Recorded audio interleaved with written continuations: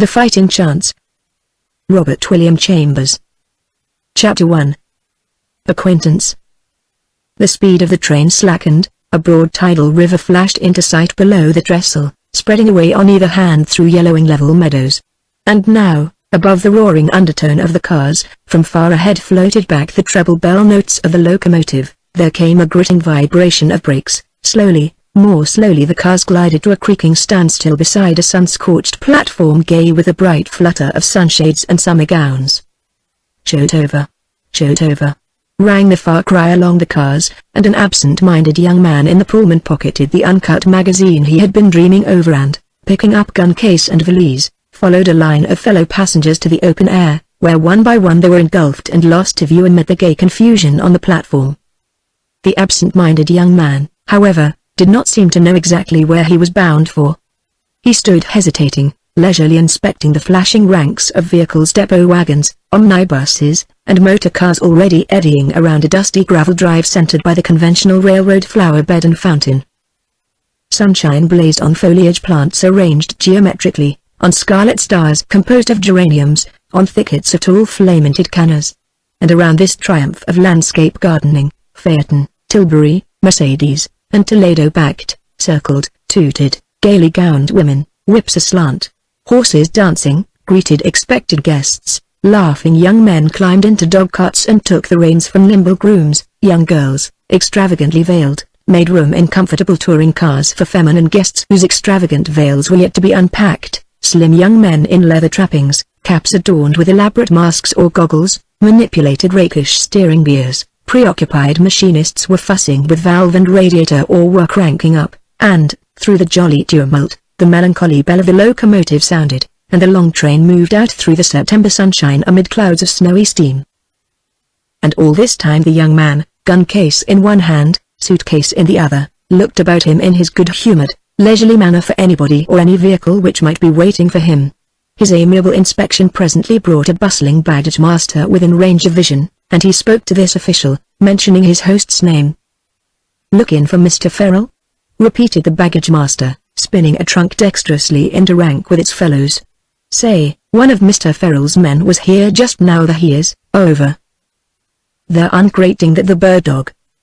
The young man's eyes followed the direction indicated by the grimy thumb. A red-faced groom in familiar livery was kneeling beside a dog's traveling crate, attempting to unlock it, while behind the bars an excited white setter whined and thrust forth first one silky paw then the other. The young man watched the scene for a moment, then, "Are you one of Mr. Ferrell's men?" he asked in his agreeable voice. The groom looked up, then stood up. "Yes, sir. Take these, I'm Mr. Seward for Shotover House. I dare say you have room for me and the dog, too." The groom opened his mouth to speak, but Seward took the crate key from his fingers, knelt, and tried the lock. It resisted. From the depths of the crate a beseeching paw fell upon his cuff. "Certainly, old fellow," he said soothingly, "I know how you feel about it. I know you're in a hurry and we'll have you out in a second. Steady, boy! Something's jammed, you see. Only one moment now. There you are." The dog attempted to bolt as the crate door opened, but a young man caught him by the leather collar and the groom snapped on a leash. "Beg pardon, sir," began the groom, carried almost off his feet by the frantic circling of the dog. "Beg pardon, sir, but I'll be off the scene if any of Mr. Ferrell's men drove over for you." "Oh. Are you not one of Mr. Ferrell's men?" "Yes, sir, but I hadn't any orders to meet anyone." "Haven't you anything here to drive me in?" "Yes, sir, I'll look to see." The raw groom, much embarrassed, and keeping his feet with difficulty against the plunging dog, turned toward the gravel drive where now only a steam motor and a depot wagon remained. As they looked the motor steamed out, honking hoarsely. The depot wagon followed, leaving the circle at the end of the station empty of vehicles. "Didn't Mr. Ferrell expect me?" asked Seward. "Yes, sir, but the gentleman for Shotover House does generally always come by Black Fells, sir." "Oh, Lord," said the young man, "I remember now. I should have gone on to Black Fells Crossing. Mr. Ferrell wrote me." Then, amused, "I suppose you have only a baggage wagon here?" "No, sorry, Phaeton." He hesitated. "Well? Isn't a Phaeton all right?" "Yes, sir, if the lady says so. Beg pardon, sir, miss." Landis is driving. Oh, I see. Is Miss Landis a guest at Shotover House? Yes, sir. And if you would just ask her the phaeton do be coming now, sir. The phaeton was coming. The horse, a showy animal, executed sidesteps, blue ribbons fluttered from the glittering headstool, a young girl in white was driving. Seward advanced to the platform's edge as the phaeton drew up. The young lady looked inquiringly at the groom, at the dog, and leisurely at him. So he took off his hat, naming himself in that well-bred and agreeable manner characteristic of men of his sort, and even his smile appeared to be part and parcel of a conventional ensemble so harmonious as to remain inconspicuous. You should have gone on to Blackfell's Crossing, observed Miss Landis, coolly controlling the nervous horse. Didn't you know it? He said he remembered now that such were the directions given him. The girl glanced at him incuriously, and with more curiosity at the dog. Is that the Sycamore pup, Flynn? She asked. It is, miss. Can't you take him on the rumble with you? And, to see. Ward, there is room for your gun and suitcase. And for me? He asked, smiling. I think so.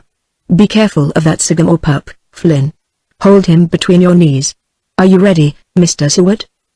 So he climbed in. The groom hoisted the dog to the rumble and sprang up behind. The horse danced and misbehaved, making a spectacle of himself and an agreeable picture of his driver. Then the pretty little phaeton swung northward out of the gravel drive and went whirling along a road all misty with puffs of yellow dust which the afternoon sun turned to floating golden powder. Did you send my telegram, Flynn? She asked without turning her head. I did, miss.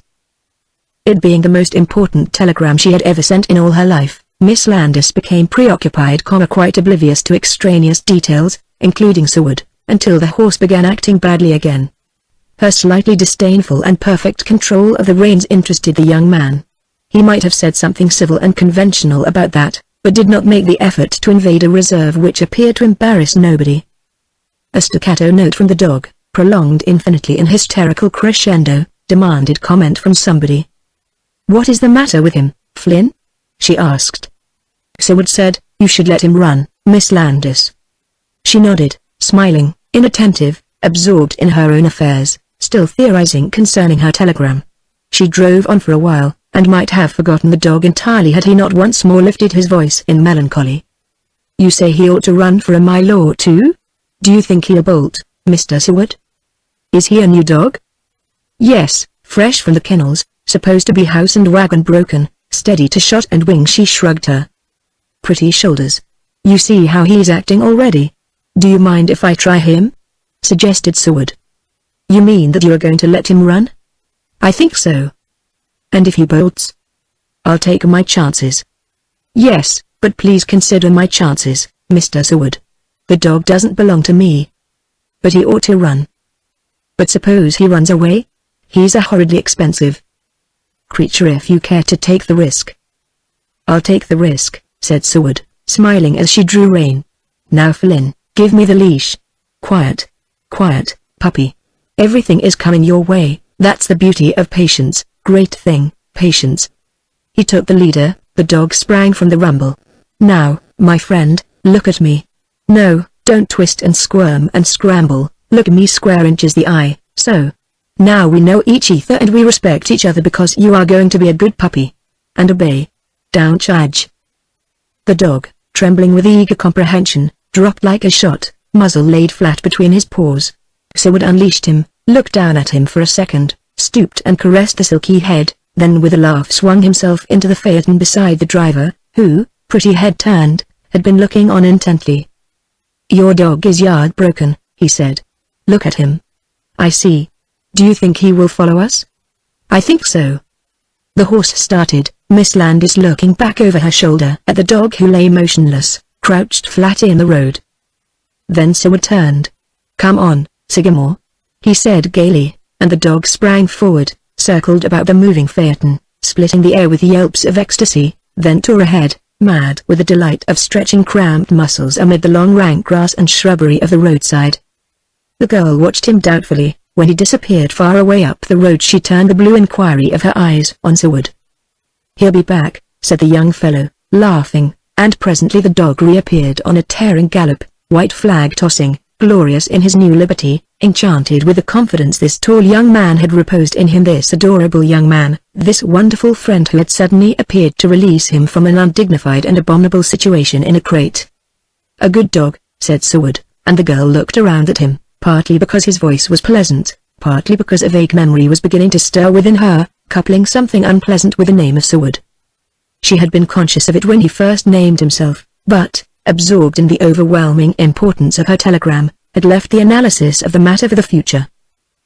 She thought again of her telegram, theorized a little, came to no conclusion except to let the matter rest for the present, and mentally turned to the next and far less important problem, the question of this rather attractive young man at her side, and why the name of Seward should be linked in her mind with anything disagreeable.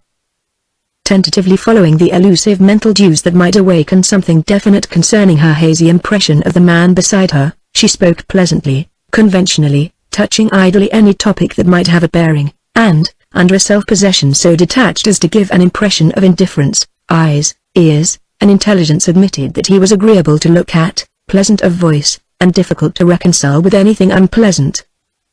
Which gradually aroused her interest in incongruous, usually interesting girls of her age, for he had wit enough to amuse her, sufficient in consequence to please her, and something listless, at times almost absent-minded, almost inattentive, that might have piqued her had it not inoculated her, as it always does any woman, with a nascent germ of curiosity. Besides, there was, in the hint of his momentary preoccupation, a certain charm. They discussed shooting and the opening of the season, dogs and the training of dogs, and why some go gun-shy and why some ace blinkers. From sport and its justification, they became inconsequential, and she was beginning to enjoy the freshness of their chance acquaintance, his nice attitude toward things, his irrelevancy, his gaiety. Laughter thawed her, for notwithstanding the fearless confidence she had been taught from men of her own kind, self-possession and reserve, if not inherent, had also been drilled into her, and she required a great deal in a man before she paid him the tribute of one of her pretty laughs. Apparently they were advancing rather rapidly. "Don't you think we ought to call the dog in, Mr. Seward?" "Yes, he's had enough." She drew rein, he sprang out and whistled, and the Sycamore pup, dusty and happy, came romping back. Seward motioned him to the rumble, but the dog leapt to the front. "I don't mind," said the girl. "Let him sit here between us. And you might occupy yourself by pulling some of those burrs from his ears if you will." "Of course I will. Look up here, puppy. No. Don't try to lick my face, for that is bad manners. Demonstrations are odious, as the poet says." "It's always bad manners, isn't it?" asked Miss Landis. "What? Being affectionate?" "Yes, and admitting it." "I believe it is. Do you hear that, Sycamore? But never mind, I'll break the rules some day when we're alone." The dog laid one paw on Seward's knee, looking him wistfully in the eyes. "More demonstrations," observed the girl. "Mr. Seward. You are hugging him. This amounts to a dual conspiracy in bad manners." "Awfully glad to admit you to the conspiracy," he said. "There's one vacancy if you are eligible." "I am. I was discovered recently kissing my saddle mare." "That settles it. Sycamore, give the young lady the grip." Sylvia Landis glanced at the dog, then impulsively shifting the whip to her left hand, held out the right. And very gravely the Sycamore pup laid one paw in her dainty white gloved palm. "You darling," murmured the girl, resuming her whip. "I notice," observed Seward, "that you are perfectly qualified for membership in our Association for the Promotion of Bad Manners. In fact, I should suggest you for the presidency. I suppose you think all sorts of things because I gushed over the dog." "Of course I do." "Well, you need not," she rejoined, delicate nose up-tilted. "I never kissed a baby in all my life and never mean to. Which is probably more than you can say." "Yes, it's more than I can say." "That admission elects you president," she concluded. But after a moment's silent driving she turned partly toward him with mock seriousness. "Is it not horridly unnatural in me to feel that way about babies? And about people, too? I simply cannot endure demonstrations. As for dogs and horses, well, I've admitted how I behave, and, being so shamelessly affectionate by disposition, why can't I be nice to babies? I've a hazy but dreadful notion that there's something wrong about me, Mr. Seward." He scrutinized the pretty features, anxiously. "I can't see it," he said. "But I mean it almost seriously. I don't want to be so aloof, but I don't like to touch other people. It is rather horrid of me, I suppose, to be like those silky, plumy, luxurious Angora cats who never are civil to you and who always jump out of your arms at the first opportunity." He laughed and there was malice in his eyes, but he did not know her well enough to pursue the subject through so easy an opening. It had occurred to her, too, that her simile might invite elaboration, and she sensed a laugh in his silence, and liked him for remaining silent where he might easily have been wittily otherwise. This set her so much at ease, left her so confident, that they were on terms of gayest understanding presently, she gossiping about the guests at Shotover House, outlining the diversions planned for the 2 weeks before them. "But we shall see little of one another, you will be shooting most of the time," she said with a very faintest hint of challenge, too delicate, too impersonal to savor of coquetry. But the germ of it was there. "Do you shoot?" "Yes, why?" "I'm reconciled to the shooting, then." "Oh, that is awfully civil of you. Sometimes I'd rather play bridge." "So should I sometimes." "I'll remember that, Mr. Seward, and when all the men are waiting for you to start out after grouse perhaps I may take that moment to whisper, 'May I play?'" He laughed. "You mean that you really would stay and play double dummy when every other living man will be off to the covers?" "Double dummy to improve my game?" "Certainly.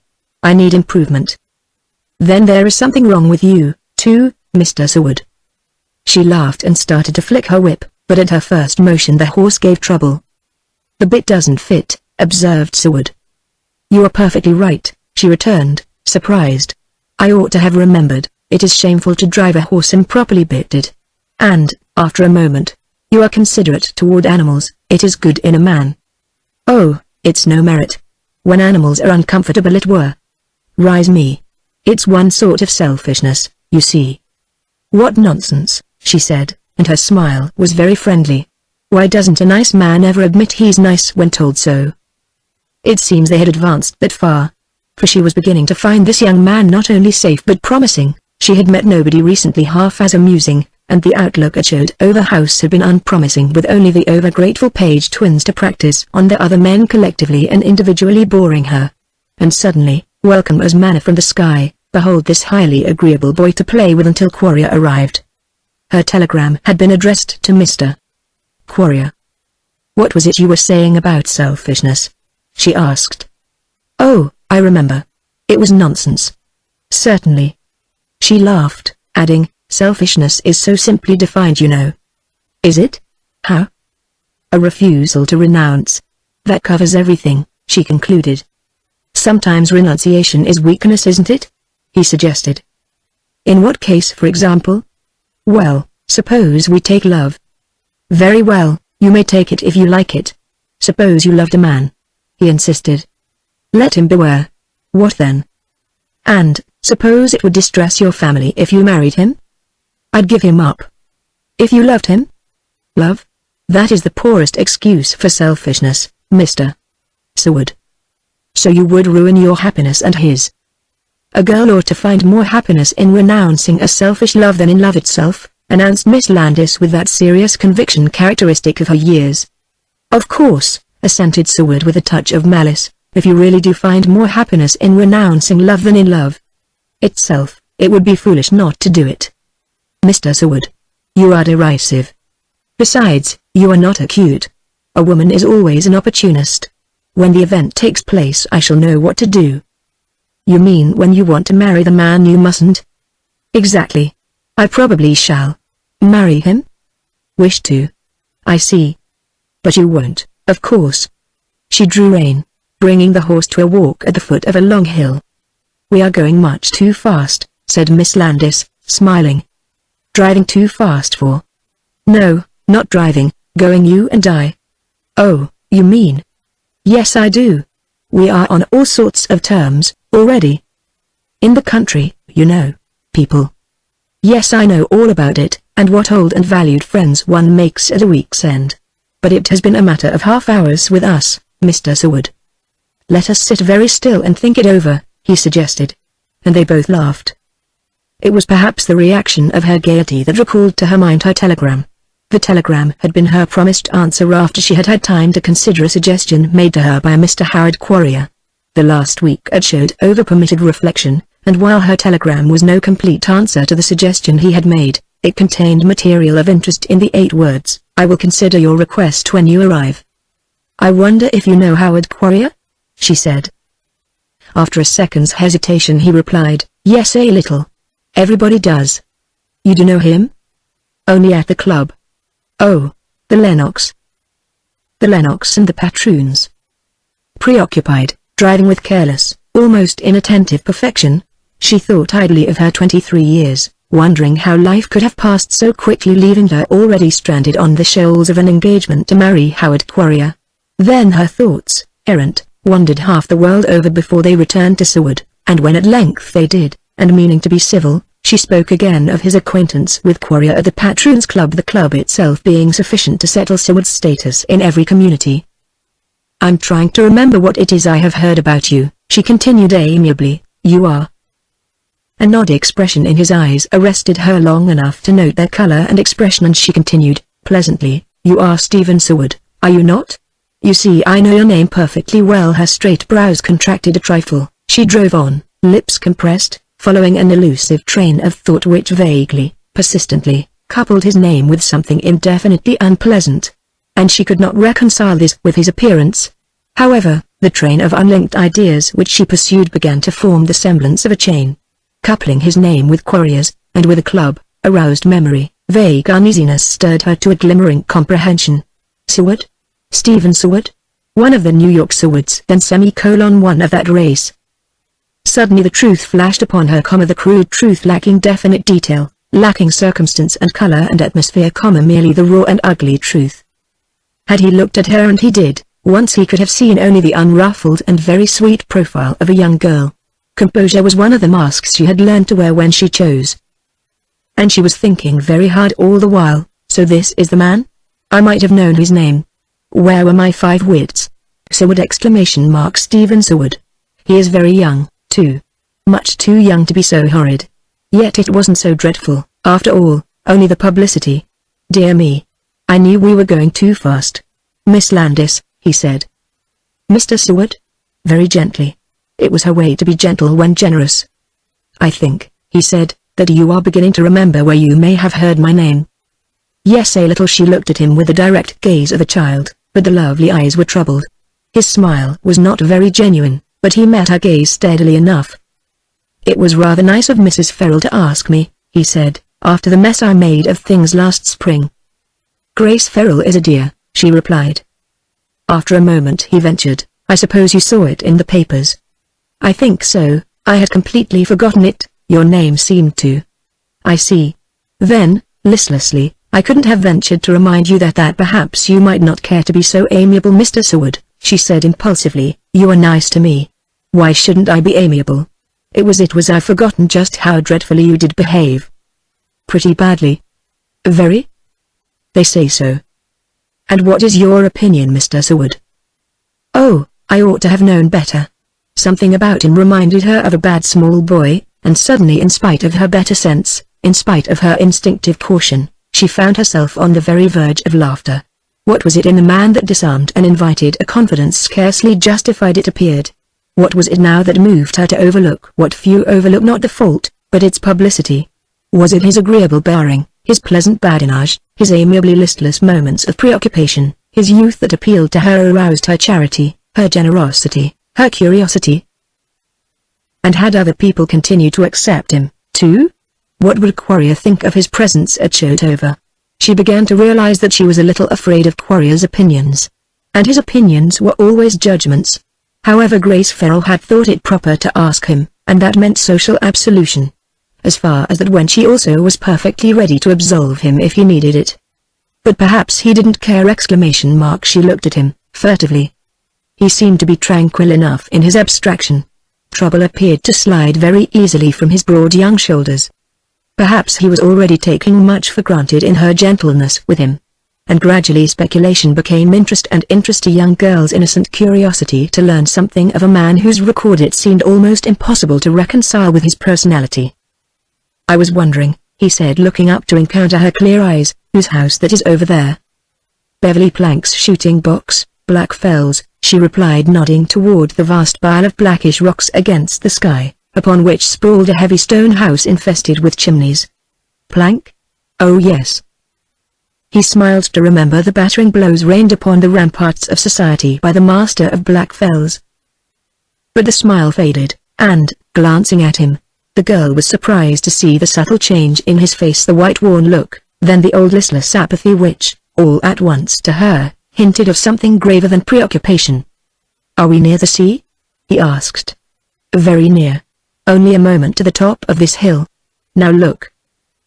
There lay the sea, the same grey-blue crawling void that had ever fascinated and repelled him, always wrinkled, always in flat monotonous motion, spreading away to the sad world's ends. "Full of menace always," he said, unconscious that he had spoken aloud. "The sea." He spoke without turning. "The sea is a relentless thing for a man to fight. There are other tides more persistent than their sea, but like it in its menace." His face seemed thinner, older. She noticed his cheekbones for the first time. Then, meeting her eyes, youth returned with a laugh and a touch of color, and, without understanding exactly how, she was aware, presently, that they had insensibly slipped back to their light badinage and gay inconsequences, back to a footing which, strangely, seemed to be already an old footing, familiar, pleasant, and natural to return to. "Is that Shotover House?" he asked as they came to the crest of the last hillock between them and the sea. "At last, Mr. Seward," she said mockingly, "and now your troubles are nearly ended."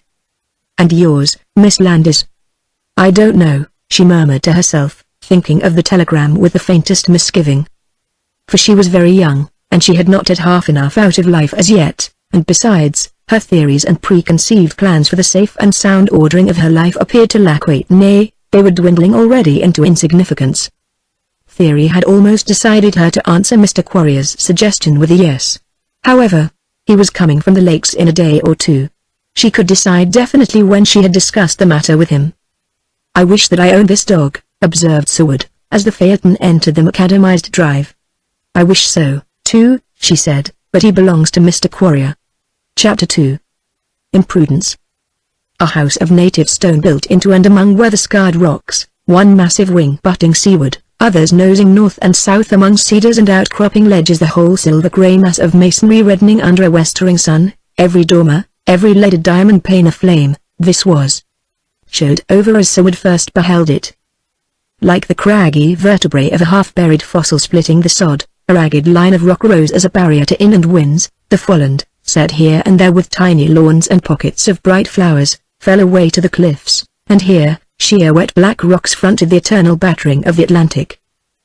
As the phaeton drew up under a pillared portico, one or two servants appeared. A rather imposing specimen bowed them through the doors into the hall where, in a wide chimney place, the embers of a driftwood fire glimmered like a heap of dusty jewels. Bars of sunlight slanted on wall and rug, on stone floor and carved staircase, on the bronze foliations of the railed gallery above, where, in the golden gloom through a high window, sun-tipped treetops against a sky of azure stirred like burnished foliage in a tapestry. "There is nobody here, of course," observed Miss Landis to Seward as they halted in front of the fireplace. "The season opens today in this county, you see." She shrugged her pretty shoulders, "and the women who don't shoot make the first field luncheon a function." She turned, nodded her reducts, then, over her shoulder, casually, "If you haven't an appointment with the Sandman before dinner you may find me in the gun room." "I'll be there in about 3 minutes," he said. "And what about this dog?" Looking down at the sycamore pup who stood before him, wagging, attentive, always the gentleman to the tips of his toes. Miss Landis laughed. "Take him to your room if you like. Dogs have the run of the house." So he followed a servant to the floor above where a smiling and very ornamental maid preceded him through a corridor and into that heavy wing of the house which fronted the sea. "Tea is served in the gun room, sir," said the pretty maid, and disappeared to give place to a melancholy and silent young man who turned on the bath, laid out fresh raiment, and whispering, "Scotch or Irish, sir?" presently effaced himself.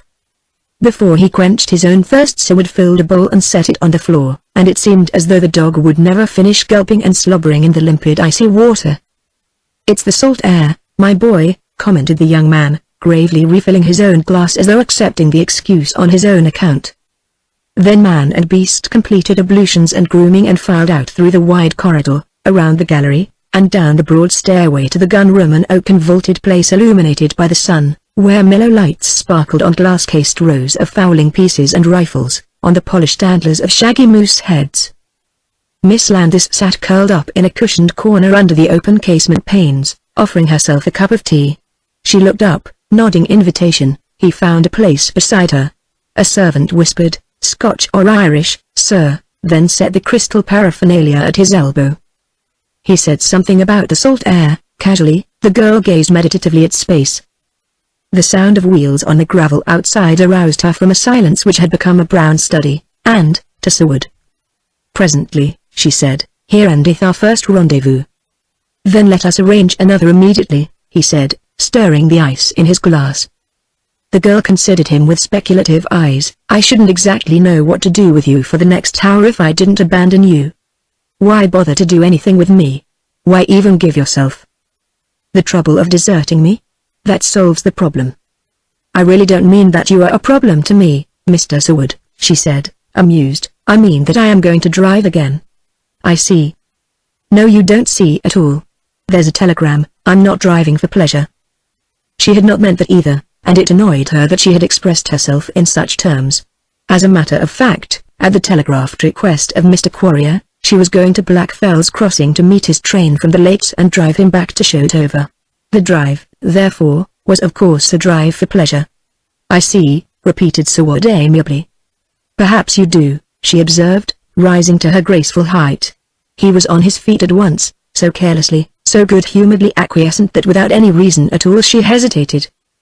"I had meant to show you about the cliffs, the kennels and stables. I'm sorry," she concluded, lingering. "I'm awfully sorry," he rejoined without meaning anything in particular. That was the trouble, whatever he said, apparently meant so much.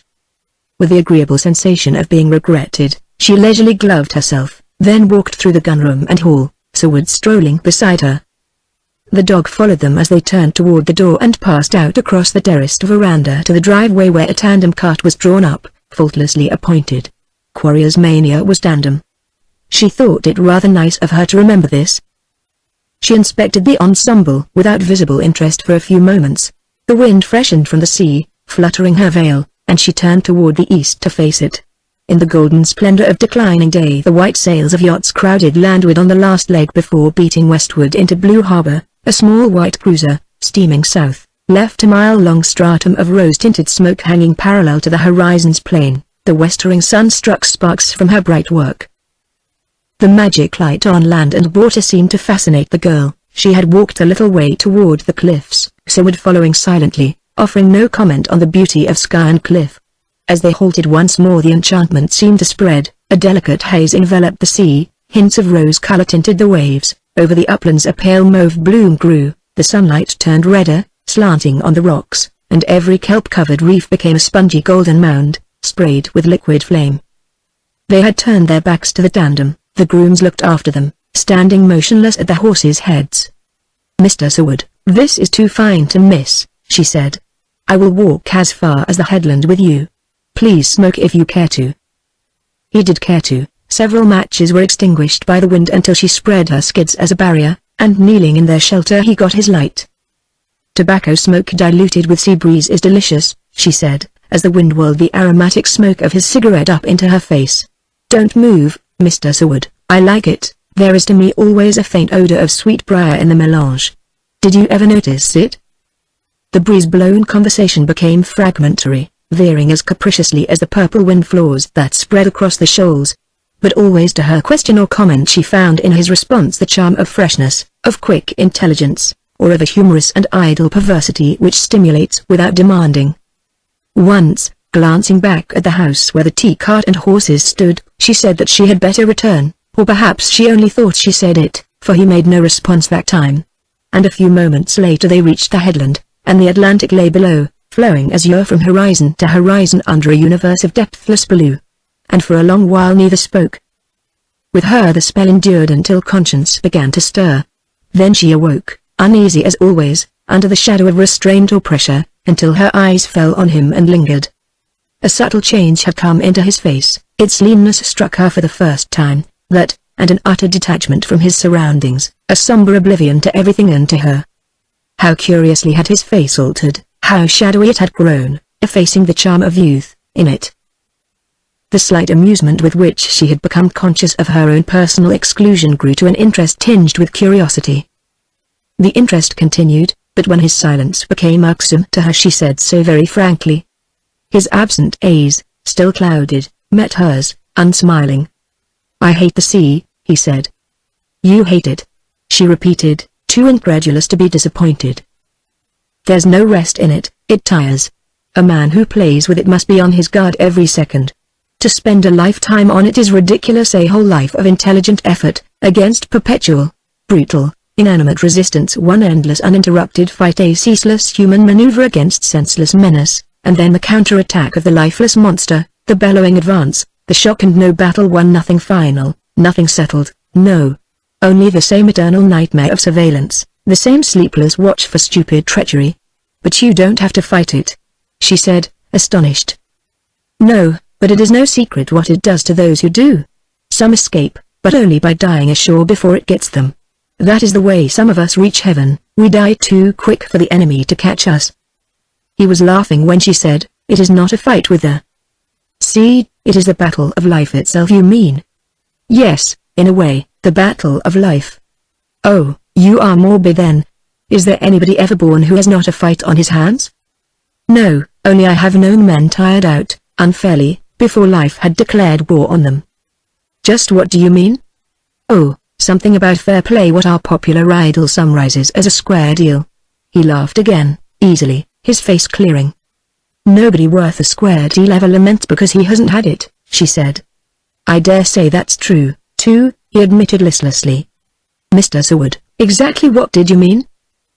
"I was thinking of men I knew, for example a man who through generations has inherited every impulse and desire that he should not harbor, a man with intellect enough to be aware of it, with decency enough to desire decency. What chance has he with the storms which have been brewing for him even before he opened his eyes on earth? Is that a square deal?" The troubled concentration of her face was reflected now in his own. The wind came whipping and flicking at them from league-wide tossing wastes, the steady thunder of the sea accented the silence. She said, "I suppose everybody has infinite capacity for decency or mischief. I know that I have. And I fancy that this capacity always remains, no matter how moral one's life may be. Watch and pray was not addressed to the guilty alone, Mr. Seward." "Oh, yes, of course. As for the balanced capacity for good and evil, how about the inherited desire for the latter? Who is free from that, too? Do you suppose anybody really desires to be good?" "You mean most people are so afraid not to be, that virtue becomes a habit?" "Perhaps. It's a plain business proposition anyway. It pays. Celestial insurance?" he asked, laughing. "I don't know, Mr. Seward, do you?" But he, turning to the sea, has become engrossed in his own thoughts again, and again she was first curious, then impatient at the ease with which he excluded her. She remembered, too, that the cart was waiting, that she had scarcely time now to make the train. She stood irresolute, inert, disinclined to bestir herself. An inborn aptitude for drifting, which threatened to become a talent for indecision, had always alternated in her with sudden impulsive conclusions, and when her pride was involved, in decisions which sometimes scarcely withstood the analysis of reason. Physically healthy, mentally unawakened, sentimentally incredulous, totally ignorant of any master passion, and conventionally drilled, her beauty and sweet temper had carried her easily on the frothy crest of her first season, over the eligible and ineligible alike, leaving her at Lenox, a rather tired and breathless girl, in love with pleasure and the world which treated her so well. The death of her mother abroad had made little impression upon her. Her uncle, Major Bellwether, having cared for her since her father's death when she was 10 years old. So, although the scandal of her mother's self-exile had been in a measure condoned by a tardy marriage to the man for whom she had left everything, her daughter had grown up ignorant of any particular feeling for a mother she could scarcely remember. However, she wore black and went nowhere for the second winter, during which time she learned a great deal concerning the unconventional proclivities of the women of her race and family, enough to impress her so seriously that on an exaggerated impulse she had come to one of her characteristic decisions. The decision was to break the unsavory record at the first justifiable opportunity. And the opportunity came in the shape of Quarrier. As though wedlock were actually the sanctuary which an alarmed nation pretends it to be. Now, approaching the threshold of the third and last season, and having put away her almost meaningless morning, there had stolen into her sense of security something irksome in the promise she had made to give Quarrier a definite answer before winter. Perhaps it had been the lack of interest in the people at Chotova. Perhaps a mental review of her ancestors' capricious records, perhaps a characteristic impulse that had directed a telegram to Quarrier after a midnight confab with Grace Ferrell. However it may have been, she had summoned him. And now he was on his way to get his answer, the best whip, the most eagerly discussed, and one of the wealthiest unmarried men in America. Lingering irresolutely, considering with idle eyes the shadows lengthening across the sun-shot moorland, the sound of Sir Wood's even voice aroused her from a meditation bordering on lassitude. She answered vaguely. He spoke again, all the agreeable, gentle, humorous charm dominant, once more releasing her from the growing tension of her own thoughts, absolving her from the duty of immediate decision. "I feel curiously lazy," she said, "perhaps from our long drive." She seated herself on the turf. "Talk to me, Mr. Sir Wood, in that lazy way of yours." What he had to say proved inconsequent enough, an irrelevant suggestion concerning the training of field dogs for close-covered work and the reasons for not breaking such dogs on quail. Then the question of cross-breeding came up, and he gave his opinion on the qualities of troppers. To which she replied, sleepily, and the conversation veered again toward the mystery of heredity, and the hopelessness of escape from its laws as illustrated now by the sycamore pup, galloping nose in the wind, having scented afar the traces of the forbidden rabbit. His ancestors turned round and round to flatten the long reeds and grasses in their lairs before lying down, observed Sir Wood. He does it, too, where there is nothing to flatten out. Did you ever notice how many times a dog turns around before lying down? And there goes the carefully schooled sycamore, chasing rabbits. Why? Because his wild ancestors chased rabbits. Heredity. It's a steady, unseen, pulling, dragging force. Like lightning, too, it shatters, sometimes, where there is resistance. Do you mean, Mr. Sir Wood, that heredity is an excuse for moral weakness? I don't know. Those inheriting nothing of evil say it is no excuse. It is no excuse. You speak with authority, he said. With more than you are aware of, she murmured, not meaning to say it. She stood up impulsively, her fresh face turned to the distant house, her rounded young figure poised in relief against the sky. Inherited or not, idleness, procrastination, are my besetting sins. Can't you suggest the remedy, Mr. Sir Wood? But they are only the thieves of time, and we killed a poor old gentleman. Leagued assassins, she repeated pensively. Her gown had caught on the cliff briars, he knelt to release it, she looking down, noting an ugly tear in the fabric. Payment for my iniquities, the first installment, she said, still looking down over his shoulder and watching his efforts to release her. Thank you, Mr. Sir Wood. I think we ought to start, don't you? He straightened up, smiling, awaiting her further pleasure. Her pleasure being capricious, she seated herself again, saying, what I meant to say was this, evils that spring from heredity are no excuse for misconduct in people of our sort. Environment, not heredity, counts. And it's our business, who have every chance in the world, to make good. He looked down, amused at the piquant incongruity of voice and vernacular. What time is it? She asked irrelevantly. He glanced at his watch. She turned her eyes toward the level sun, conscious, and a little conscience-stricken that it was too late for her to drive to Blackfell's Crossing unless she started at once. The sun hung low over the pines, all the scrubby foreland ran molten gold in every tufted furrow, flock after flock of twittering little birds whirled into the briars and out again, scattering inland into undulating flight. The zenith turned shell pink, through clotted shoals of clouds spread spaces of palest green like calm lakes in the sky. It grew stiller, the wind went down with the sun. Doubtless he had forgotten to tell her the time, she had almost forgotten that she had asked him. With the silence of sunset a languor, the indolence of content, crept over her. She saw him close his watch with the absent-minded air which she already associated with him, and she let the question go from sheer disinclination for the effort of repetition, let the projected drive go acquiescent, content that matters shape themselves without any interference from her. The sense of ease, of physical well-being invaded her with an agreeable relaxation as though tension somewhere had slackened. They chatted on, casually, impersonally, in rather subdued tones. The dog returned now and then to see that all was well. All was well enough, it appeared, for she sat beside Sir Wood, quite content, knees clasped in her hands, exchanging impressions of life with a man who so far had been sympathetically considerate in demanding from her no intellectual effort. The conversation drifted illogically. Sometimes he stirred her to amusement, even a hushed laughter. Sometimes she smilingly agreed with his views, sometimes she let them go, uncriticized, or, intent on her own ideas, shook her small head in amused disapproval. The stillness overall, the deepening mellow light, the blessed indolence of the young world and their few years in its youth. That was perhaps the key to it all, after all. Tomorrow, she mused aloud, knees cradled in her clasped fingers. Tomorrow they'll shoot with great circumstance and fuss. A few native woodcock. There's no flight yet from the north! A few grouse, fewer snipe, a stray duck or two. Others will drive motor cars over bad roads, others will ride, sail, golf, anything to kill the eternal enemy. And you? Je n'en sais rien, monsieur. Mais je voudrais savoir. Pourquoi? To lay a true course by the stars. He looked at her blue eyes and she laughed easily under the laughing flattery. You must seek another compass tomorrow, she said. Then it occurred to her that nobody could guess her decision in regard to Quarrier, and she partly raised her eyes, looking at him, indolent speculation under the white lids. She liked him already, in fact she had liked few men as well on such brief acquaintance. You know the majority of the people here, or coming, don't you? She inquired. Who are they? She began. The Leroy Mortimers? Oh, yes.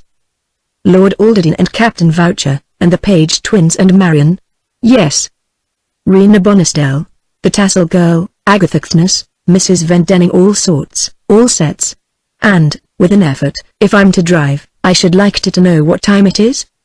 He informed her, and she, too indolent to pretend surprise, and finding reproach easier, told him that he had no business to permit her to forget. His smiling serenity under the rebuke aroused in her a slight resentment, as though he had taken something for granted. Besides, she had grown uneasy. She had wired Quarrier, saying she would meet him and drive him over. He had replied at once, naming his train.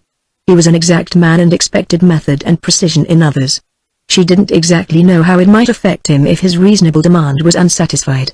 She did not know him very well yet, only well enough to be aware that he was a gentleman so precisely, so judiciously constructed, that, contemplating his equitable perfections, her awe and admiration grew as one on whom dawns the exquisite adjustments of an almost human machine. And, thinking of him now, she again made up her mind to give him the answer which he now had every reason to expect from her. This decision appeared to lubricate her conscience. It ran more smoothly now, emitting fewer creaks. You say that you know Mr. Quarrier? She began thoughtfully. Not well. I hope you will like him, Mr. Seward. I do not think he likes me, Miss Landis. He has reasons not to. She looked up, suddenly remembering. Oh, since that scrape. What has Mr. Quarrier to do? She did not finish the sentence. A troubled silence followed. She was trying to remember the details, something she had paid small attention to at the time, something so foreign to her, so distant from her comprehension that it had not touched her closely enough for her to remember exactly what this young man might have done to forfeit the goodwill of Howard Quarrier. She looked at Seward. It was impossible that anything very bad could come from such a man. And, pursuing her reasoning aloud, it couldn't have been very awful, she argued, something foolish about an actress, was it not? And that could not concern Mr. Quarrier. I thought you did know. I thought you remembered while you were driving me over from the station that I was dropped from my club. She flushed up. Oh, exclamation mark. But what had Mr. Quarrier to do with that? He is a governor of that club. You mean that Mr. Quarrier had you dropped? What else could he do? A man who is idiot enough to risk making his own club notorious, must take the consequences. And they say I took that risk. Therefore Mr. Quarrier, Major Bell, with all the governors did their duty. I naturally conclude that no governor of the Patroons Club feels very kindly toward me. Miss Landis sat very still, her small head bent, a flush still brightening her fair face. She recalled a few of the details now, the scandal, something of the story. Which particular actress it was she could not remember, but some men who had dined too freely had made the wager, and this boy sitting beside her had accepted it and won it, by bringing into the sacred precincts of the Patroons Club a foolish, shameless girl disguised in a man's evening dress. That was bad enough. That somebody promptly discovered it was worse, but worst of all was the publicity, the club's name smirched, the young man expelled from one of the two best clubs in the metropolis. To read of such things in the columns of a daily paper had meant little to her except to repel her. To hear it mentioned among people of her own sort had left her incurious and indifferent. But now she saw it in a new light, with the man who had figured in it seated beside her. Did such men as he, such attractive, well-bred, amusing men as he, do that sort of thing? There he sat, hat off, the sun touching his short, thick hair which waved a little at the temples, a boyish mold to head and shoulders, a cleanly outlined cheek and chin, a thoroughbred ear set close, a good face. What sort of a man, then, was a woman to feel at ease with? What eye, what mouth, what manner, what bearing was a woman to trust? "Is that the kind of man you are, Mr. Seward?" she said impulsively. "It appears that I was. I don't know what I am or may be." "The pity of it," she said, still swayed by impulse. "Why didn't you realize what you were doing, bringing discredit on your own club?" "I was in no condition to know, Miss Landis." The crude brutality of the expression might merely have hurt or disgusted her had she been less intelligent. Nor, as it was, did she fully understand why he chose to use it unless that he meant it in self-punishment. "It's rather shameful," she said hotly. "Yes," he assented, "it's a bad beginning." "A beginning? Do you mean to go on?" He did not reply, his head was partly turned from her. She sat silent for a while. The dog had returned to lie at Seward's feet, its brown eyes tirelessly watching the man it had chosen for its friend, and the man, without turning his eyes, dropped one hand on the dog's head, caressing the silky ears. Some sentimentalist had once said that no man who cared for animals could be wholly bad. Inexperience inclined her to believe it. Then too, she had that inclination for overlooking offenses committed against precept, which appears to be one of those edifying human traits peculiar to neither sex and common to both. Besides, her knowledge of such matters was as vague as her mind was healthy and body wholesome.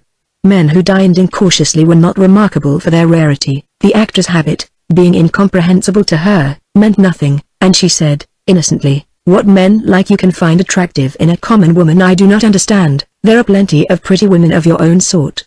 The actress cult is beyond my comprehension. I only know it is generally condoned.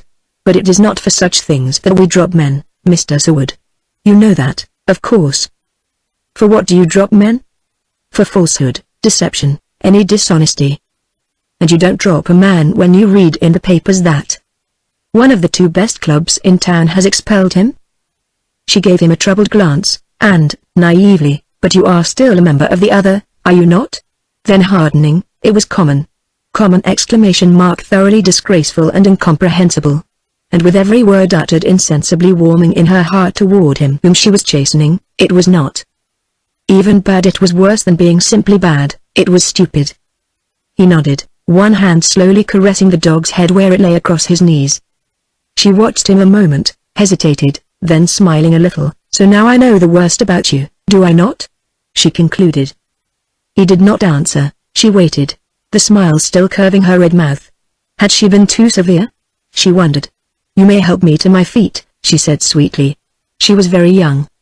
He rose at once, holding out his hands to aid her in that pleasantly impersonal manner so suited to him, and now they stood together in the purple dusk of the uplands, two people young enough to take one another seriously. "Let me tell you something," she said, facing him, white hands loosely linked behind her. "I don't exactly understand how it has happened, but you know as well as I do that we have formed an acquaintance the sort that under normal conditions requires a long time and several conventional and preliminary chapters. I should like to know what you think of our performance." "I think," he said laughing, "that it is charming." "Oh, yes, men usually find the unconventional agreeable." "What I want to know is why I find it so, too? Do you?" A dull color stained his cheekbones. "Certainly I do. Is it because I've had a delightful chance to admonish a sinner and be just a little sorry that he had made such a silly spectacle of himself?" He laughed, wincing a trifle. "Hence this agreeably righteous glow suffusing me," she concluded. "So now that I have answered my own question, I think that we had better go. Don't you?"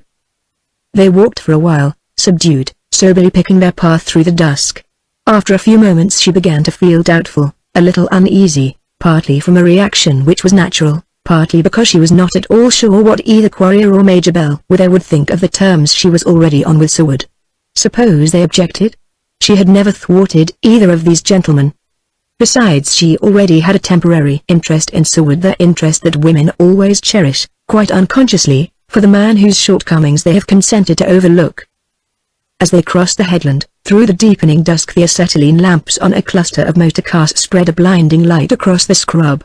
The windows of Shotover House were brilliantly illuminated. "Our shooting party has returned," she said. They crossed the drive through the white glare of the motor lamps. People were passing, grooms with dogs and guns and fluffy bunches of game birds, several women in motor costumes, veils afloat, a man or two in shooting tweeds or khaki. As they entered the halt together, she turned to him, an indefinable smile curving her lips. Then, with a little nod, friendly and sweet, she left him standing at the open door of the gun room. Chapter 3. Shotover. The first person he encountered in the gun room was Quarrier, who favored him with an expressionless stare, then with a bow, quite perfunctory and non-committal. It was plain enough that he had not expected to meet Seward at Shotover House.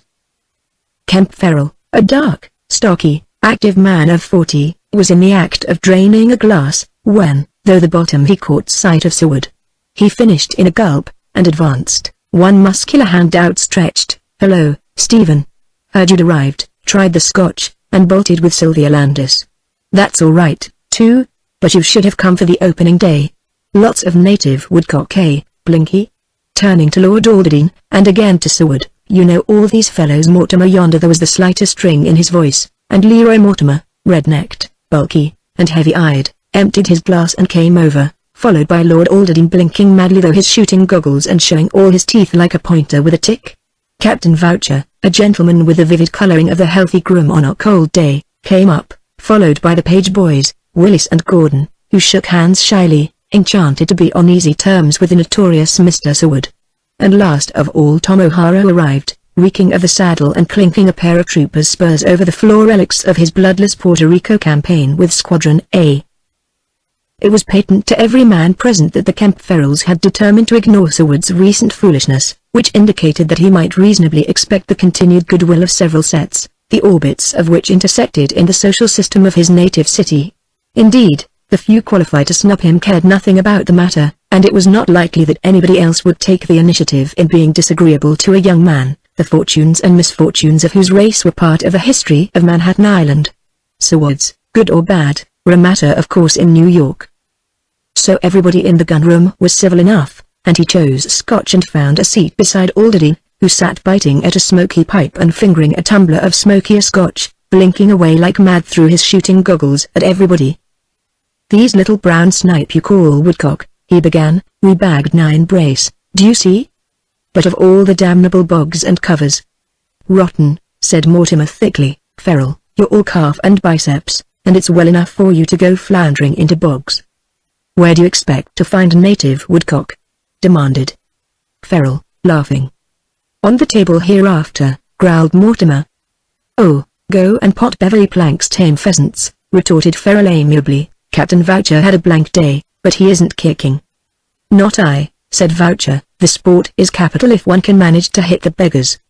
"Oh, everybody misses in snap shooting," observed Farrell. "That is, everybody except Stephen Seward with his unholy left barrel." Crack. And, turning to Alderdean, "It's like taking money from you, Blinky, which reminds me that we've time for a little preference before dressing." His squinting lordship declined and took an easier position in his chair, extending a pair of little bandy legs draped in baggy tweed knickerbockers and heather spats. Mortimer, industriously distending his skin with whiskey, reached for the decanter. The aromatic perfume of the spirits aroused Seward, and he instinctively nodded his desire to a servant. "This salt air keeps one thirsty," he observed to Farrell, then something in his host's expression arrested the glass at his lips. He had already been using the decanter a good deal, except Mortimer. Nobody was doing that sort of thing as freely as he. He set his glass on the table thoughtfully. A tinge of color had crept into his lean cheeks. Farrell, too, suddenly uncomfortable, stood up saying something about dressing. Several men arose a trifle stiffly, feeling in every joint the result of the first day's shooting after all those idle months. Mortimer's got up with an unfeigned groan. Seward followed, leaving his glass untouched. 1 or 2 other men came in from the billiard room.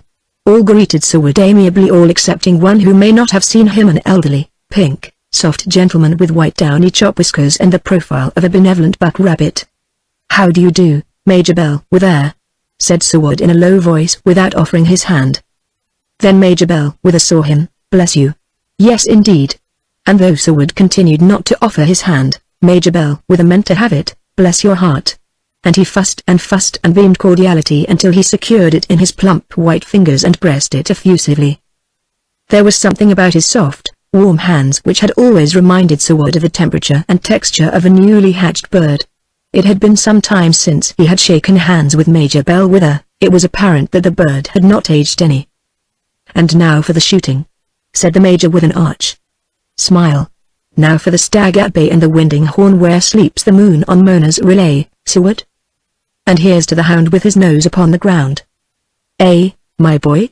That reminds me of a story." He chuckled and chuckled, his lambent eyes suffused with mirth, and slipping his arm through the pivot sleeve of Lord Alderden's shooting jacket, hooking the other in Seward's reluctant elbow, and driving Mortimer ahead of him, he went garrulously away up the stairs, his lordship's bandy little legs trotting beside him, the soaking gaiters and shoes slopping at every step.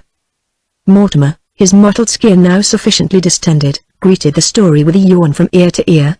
His lordship, blinking madly, burst into that remarkable laugh which seemed to reveal the absence of certain vocal cords requisite to perfect harmony, and Seward smiled in his listless, pleasant way, and turned off down his corridor, unaware that the sycamore pup was following close at his heels until he heard Quarrier's even, colorless voice. "Ferrol, would you be good enough to send Sycamore to your kennels?" "Oh, he's your dog." "I forgot," said Seward turning around. Quarrier looked at him, pausing a moment. "Yes," he said coldly, "he's my dog." For a fraction of a second the two men's eyes encountered, then Seward glanced at the dog, and turned on his heel with the slightest shrug. And that is all there was to the incident. An anxious, perplexed puppy lugged off by a servant, turning, jerking, twisting, resisting, looking piteously back as his unwilling feet slid over the polished floor. So Seward walked on alone through the long eastern wing to his room overlooking the sea. He sat down on the edge of his bed, glancing at the clothing laid out for him. He felt tired and disinclined for the exertion of undressing. The shades were up, night quicksilvered the window panes so that they were like a dark mirror reflecting his face. He inspected his darkened features curiously, the blurred and somber-tinted visage returned the stare. "Not a man at all, the shadow of a man," he said aloud, "with no will, no courage, always putting off the battle, always avoiding conclusions, always skulking. What chance is there for a man like that?" As one who raises a glass to drink wine and unexpectedly finds water, he shrugged his shoulders disgustedly and got up. A bath followed. He dressed leisurely, and was pacing the room, fussing with his collar, when Ferrol knocked and entered, finding a seat on the bed. "Stephen," he said bluntly, "I haven't seen you since that break of yours at the club." "Rotten, wasn't it?" commented Seward, tying his tie. "Perfectly. Of course it doesn't make any difference to Grace or to me, but I fancy you've already heard from it." "Oh, yes. All I care about is how my mother took it." "Of course, she was cut up, I suppose?"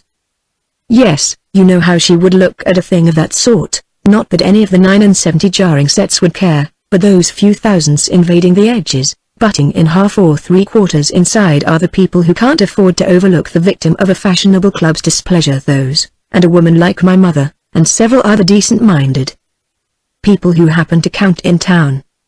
Ferrol, his legs swinging busily, thought again. Then, who was the girl, Stephen?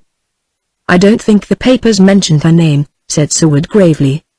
"Oh, I beg your pardon, I thought she was some notorious actress. Everybody said so. Who are those callow fools who put you up to it?" "Never mind if you don't care to tell. But it strikes me they are candidates for club discipline as well as you. It was up to them to face the governors, I think." "No, I think not." Ferrol, legs swinging busily, considered him.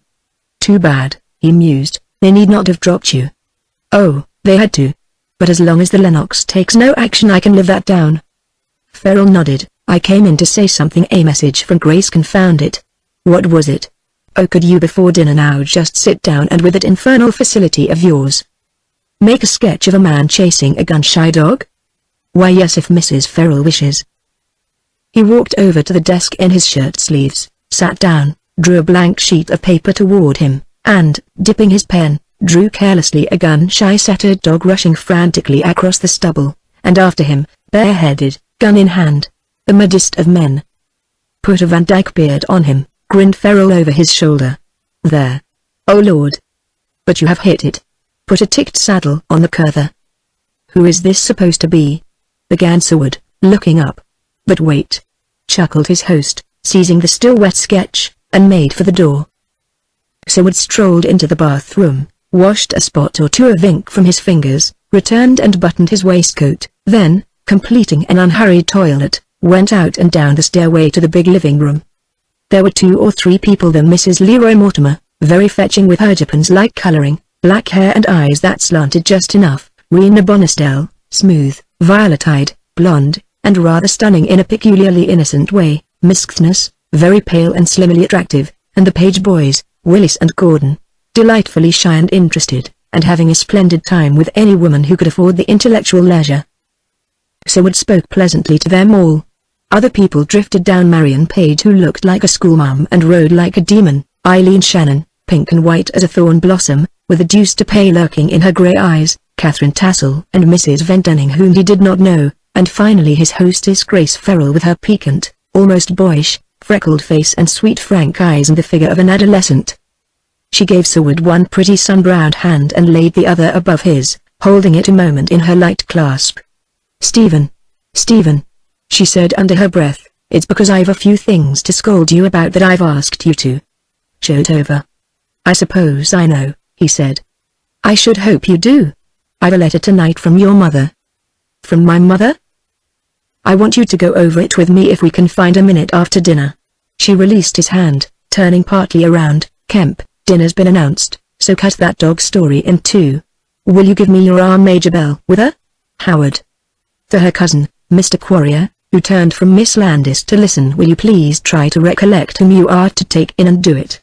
And, as she passed Seward, in a low voice, mischievous and slangy, Sylvia Landis for yours, as she says she didn't have enough of you on the cliffs. The others appeared to know how to pair according to some previous notice. Seward turned to Sylvia Landis with the pleasure of his good fortune so plainly visible in his face, that her own brightened in response. You see, she said gaily, you cannot escape me. There is no use in looking wildly at Agatha Kthnes. He wasn't, or pretending you're pleased, slipping the rounded, bare arm through the arm he offered. You can't guess what I've done tonight. Nobody can guess except Grace Ferrell and one other person. And if you try to look happy beside me, I may tell you somewhere between sherry and cognac. Oh, yes, I've done 2 things. I have your dog for you. Not Sagamore? He said incredulously as he was seating her. Certainly Sagamore. I said to Mr. Quarrier, I want Sagamore, and when he tried to give him to me, I made him take my check. Now you may draw another for me at your leisure, Mr. Seward. Tell me, are you pleased? For she was looking for the troubled hesitation in his face, and she saw it dawning. Mr. Quarrier doesn't like me, you know. But I do, she said coolly. I told him how much pleasure it would give me. That is sufficient, is it not? For everybody concerned. He knew that you meant to. No, that concerns only you and me. Are you trying to spoil my pleasure in what I have done? I can't take the dog, Miss Landis. Oh, she said, vexed, I had no idea you were vindictive. There was a silence. He bent forward a trifle, gravely scrutinizing a hand-painted name card, though it might not have astonished him to learn that somebody's foot had held the brush. Somewhere in the vicinity Grace Ferrell had discovered a woman who supported dozens of relatives by painting that sort of thing for the some residents at Vermilion Point down the coast. So being charitable she left an order, and being thrifty, insisted on using the cards, spite of her husband's jibes. People were now inspecting them with more or less curiosity. Seward found his hand painting so unattractive that he had just tipped it over to avoid seeing it, when a burst of laughter from Lord Alderdy made everybody turn. Mrs. Vendenning was laughing, so was Rena Bonestell, looking over Quarrier's shoulder at a card he was holding, not one of the hand-decorated, but a sheet of notepaper containing a drawing of a man rushing after a gun-shy dog. The extraordinary cackling laughter of his lordship obliterated other sounds for a while. Rena Bonestell possessed herself of the drawing and held it up amid a shout of laughter. And, to his excessive annoyance, Seward saw that, unconsciously, he had caricatured Quarrier Ferrell's malicious request for a Van Dyke beard, making the caricature dreadfully apparent. Quarrier had at first flushed up, then he forced a smile, but his symmetrical features were never cordial when he smiled. Who on earth did that? Whispered Sylvia Landis apprehensively. Mr. Quarrier dislikes that sort of thing, but of course he'll take it well. Did he ever chase his own dog? Asked Seward, biting his lip. Yes, so Blinky says in the Carolinas last season. It's Blinky ! That's his notion of humor. Did you ever hear such a laugh? No wonder Mr. Quarrier is annoyed. The gay uproar had partly subsided, renewed here and there as the sketch was passed along, and finally, making the circle, returned like a bad penny to Quarrier. He smiled again, symmetrically, as he received it, nodding his compliments to Alderdine. Oh, no, cackled his lordship, I didn't draw it, old chap. Nor I. I only wish I could, added Captain Voucher. Nor I. Who did it? Ran the chorus along the table. I didn't do it, said Sylvia gravely, looking across at Quarrier. And suddenly Quarrier's large, handsome eyes met Seward's for the briefest fraction of a second, then were averted. But into his face there crept an expressionless pallor that did not escape Seward nor Sylvia Landis. Presently, under cover of a rapid fire of chatter, she said, Did you draw that? Yes, I had no idea it was meant for him. You may imagine how likely I'd be to take any liberty with a man who already dislikes me. But it resembles him in a very dreadful way. I know it. You must take my word for what I have told you. She looked up at him. I do. Then, it's a pity, Mr. Quarrier does not consider such things humorous. He is very sensitive. Oh, I wish that fool Englishman had been in Ballyhoo. But he didn't do it. No, but he put you up to it, or Grace Farrell did. I wish Grace would let Mr. Quarrier alone. She has always been perfectly possessed to plague him. She seems unable to take him seriously and he simply hates it. I don't think he'd tolerate her if she were not his cousin. I'm awfully sorry, was all Seward said, and for a while he gloomily busied himself with whatever was brought to him. Don't look that way, came a low voice beside him. Do I show everything as plainly as that? He asked, curiously. I seem to read you sometimes. It's very nice of you, he said. Nice? To look at me now and then. Oh, she cried resentfully, don't be grateful. I really am not, you know, he said laughing. That, she rejoined slowly, is the truth. You say conventional things in an agreeably personal manner that interests women. But you are not grateful to anybody for anything, you are indifferent, and you can't help being nice to people, so someday some girl will think you are grateful. And will have a miserable time of it. Miserable time? Waiting for you to say what never will enter your head to say. You mean I flirt? No, I mean that you don't flirt, that you are always dreamily occupied with your own affairs, from which listlessly congenial occupation, when drawn, you are so unexpectedly nice that a girl immediately desires to see how nice you can be. What a charming indictment you draw, he said, amused. It's a grave one, I assure you. I've been talking about you to Grace Farrell. I asked to be placed beside you at dinner. I told her I hadn't had half enough of you on the cliff. Now what do you think of yourself for being too nice to a susceptible girl? I think it's immoral. They both were laughing now. Several people glanced at them, smiling in sympathy. Alderdine took that opportunity to revert to the sketch, furnishing a specimen of his own inimitable laughter as a running accompaniment to the story of Quarrier and his dog in North Carolina, until he had everybody, as usual, laughing, not at the story but at him. All of which demonstration was bitterly offensive to Quarrier. He turned his eyes once on Miss Landis and on Seward, then dropped them. The hostess arose, a rustle and flurry of silk and lace and the scraping of chairs, a lingering word or laugh, and the color vanished from the room, leaving a circle of men in black standing around the table. Here and there a man, lighting a cigarette, bolted his coffee and cognac and strolled out to the gun room. Farrell, gesticulating vigorously, resumed his pre-prandial dog story to Captain Voucher. Bellwether-buttonholed Alderdine and bored him with an interminably facetious tale until that nobleman, threatened with maxillary dislocation, fairly wrenched himself loose and came over to Seward, squinting furiously. Old ass, he muttered, his chop whiskers look like the chops of a Southdown ram and he's got the wits of one. Look here, Stephen, I hear you fell into no end of a scrape in town. To quote Blinky?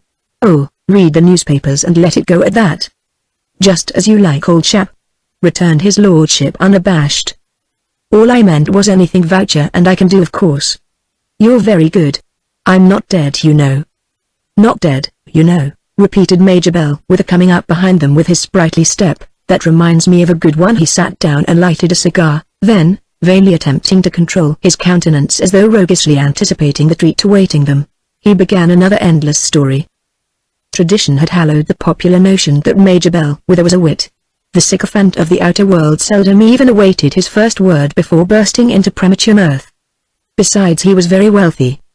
Seward watched him with mixed emotions. The lambent-eyed, sheepy expression had given place to the buck rabbit. His smooth baby pink skin and downy white side whiskers quivered in premature sympathy with his listener's overwhelming hilarity.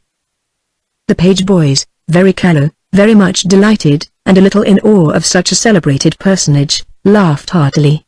And altogether there was sufficient attention and sufficient laughter to make a very respectable noise. This, being the Major's cue for an exit, he rose, one sleek hand raised in sprightly protest as though to shield the invisible ladies, to whose bournes he was bound, from an uproar too masculine and mighty for the ears of such a sex. "Ass!" muttered Alderdean, getting up and pattering about the room in his big, shiny pumps. "Give me a peg, somebody." Mortimer swallowed his brandy, lingered, lifted the decanter, mechanically considering its remaining contents and his own capacity, then, "Bridge, Captain?" "Certainly," said Captain Voucher briskly. "I'll go and shoo the Major into the gun-room," observed Ferrol, unless looking questioningly at Seward. "I've a date with your wife," observed that young man, strolling toward the hall. The page boys, Rena Bonestell, and Eileen Shannon were seated at a card table together, very much engaged with one another, the sealed pack lying neglected on the green cloth, a vast pink box of bonbons beside it, not neglected. O'Hara and Quarrier with Marion Page and Mrs. Mortimer were immersed in the game, already stony-faced and oblivious to outer sounds. About the rooms were distributed girls en tete-a-tete, girls eating bonbons and watching the cards, among them Sylvia Landis, hands loosely clasped behind her, standing at Quarrier's elbow to observe and profit by an expert performance. As Seward strolled in, she raised her dainty head for an instant, smiled in silence, and resumed a study of her fiancé's game. A moment later, when Quarrier had emerged brilliantly from the melee, she looked up again, triumphantly, supposing Seward was lingering somewhere waiting to join her. And she was just a trifle surprised and disappointed to find him nowhere in sight. She had wished him to observe the brilliancy of Mr. Quarrier's game. But Seward, outside on the veranda, was saying at that moment to his hostess, "I shall be very glad to read my mother's letter at any time you choose." "It must be later, Stephen. I'm to cut in when Kemp sends for me. He has a lot of letters to attend to. Tell me, what do you think of Sylvia Landis?" "I like her, of course," he replied pleasantly. Grace Ferrol stood thinking a moment. "That sketch you made proved a great success, didn't it?" And she laughed under her breath. "Did it? I thought Mr. Quarrier seemed annoyed." "Really? What a muff the cousin of mine is.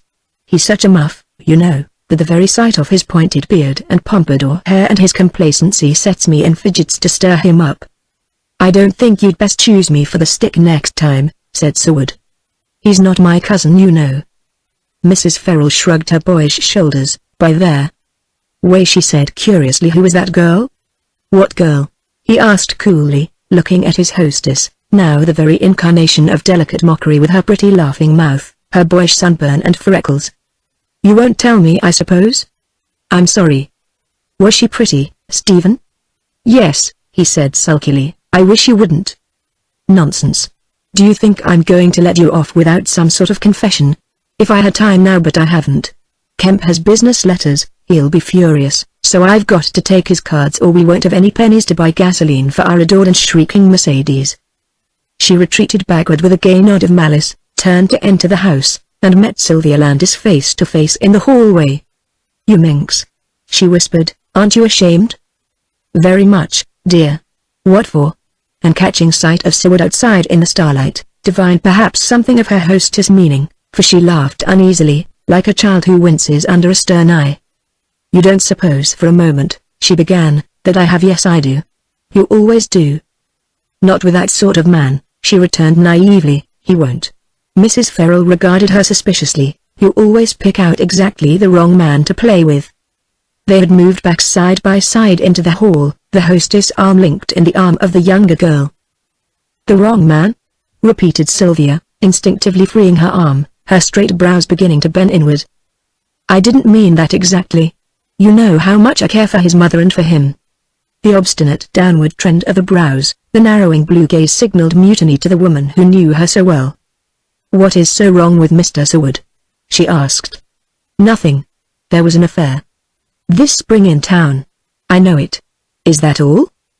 "Yes, for the present," replied Grace Ferrell uncomfortably. "Then, for goodness sake, Sylvia, don't cross-examine me that way. I care a great deal for that boy." "So do I. I've made him take my dog." There was an abrupt pause, and presently Mrs. Ferrell began to laugh. "I mean it really," said Sylvia quietly. "I like him immensely." "Dearest, you mean it generously with your usual exaggeration. You have heard that he has been foolish, and because he's so young, so likable, every instinct, every impulse in you is aroused to be nice to him. And if that were, there is no harm, dear." Mrs. Ferrell hesitated, her grey eyes softening to a grave reverie.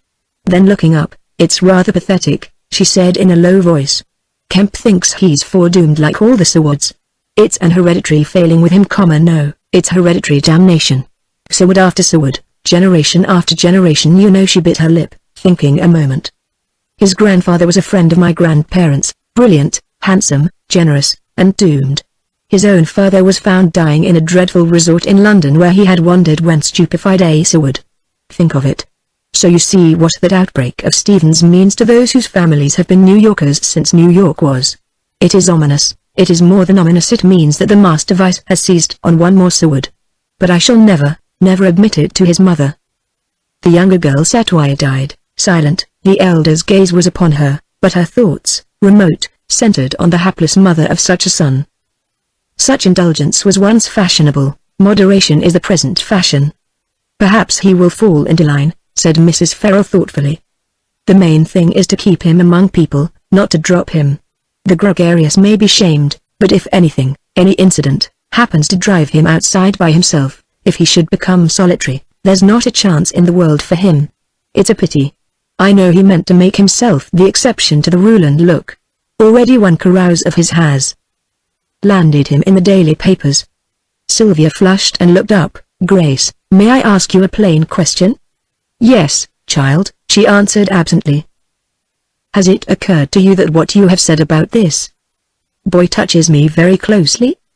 Mrs. Ferrell's wits returned nimbly from wool-gathering, and she shot a startled, inquiring glance at the girl beside her.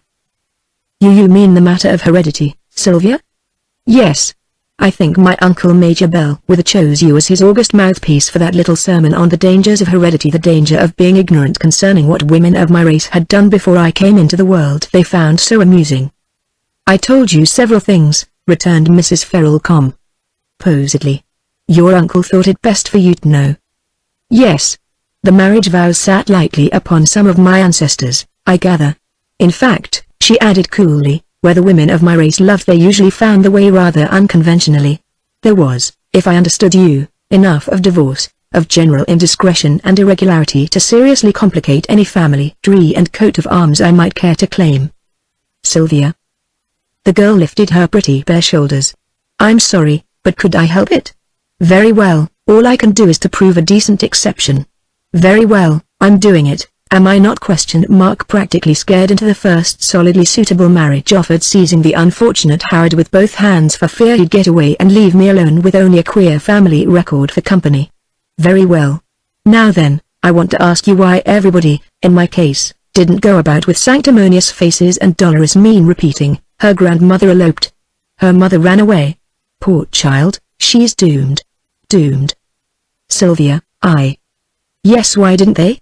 That's the way they talk about that boy out there." She swept a rounded arm toward the veranda.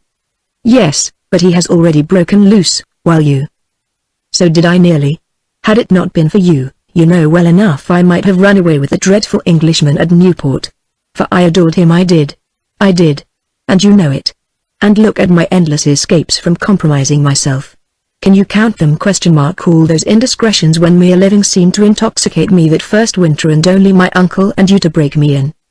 "In other words," said Mrs. Ferrell slowly, "you don't think Mr. Seward is getting what is known as a square deal?" "No, I don't. Major Bellwether has already hinted no, not even that, but has somehow managed to dampen my pleasure in Mr. Seward." Mrs. Farrell considered the girl beside her now very lovely and flushed in her suppressed excitement. "After all," she said, "you are going to marry somebody else. So I become quite so animated about a man you may never again see? I shall see him if I desire to." "Oh. I am not taking the black veil, am I?" asked the girl hotly.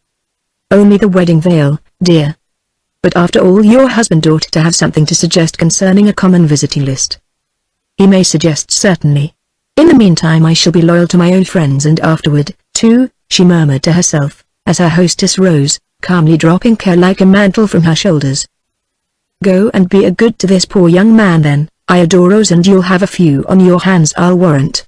Let me remind you that your uncle can make it unpleasant for you yet, and that your amiable fiancé has a will of his own under his pompadour and silky beard." "What a pity to have it clash with mine," said the girl serenely. Mrs. Farrell looked at her. "Mercy on us. Howard's pompadour would stick up straight with horror if he could hear you.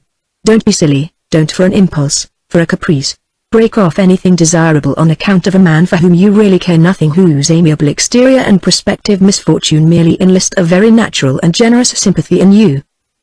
Do you suppose that I shall endure interference from anybody? From my uncle, from Howard? Dear, you are making a mountain out of a molehill. Don't be emotional. Don't let loose impulses that you and I knew about in our school years, know all about now, and which you and I have decided must be eliminated." "You mean subdued? They'll always be there." "Very well, who cares, as long as you have them in leash." Looking at one another, the excited color cooling in the younger girl's cheeks, they laughed, one with relief, the other a little ashamed. "Kemp will be furious, I simply must cut in," said Mrs. Farrell, hastily turning toward the gun room. Miss Landis looked after her, subdued, vaguely repentant, the consciousness dawning upon her that she had probably made considerable conversation about nothing. "It's been so all day," she thought impatiently. "I've exaggerated, I've worked up a scene about a man whose habits are not the slightest concern of mine. Besides that, I've neglected Howard shamefully."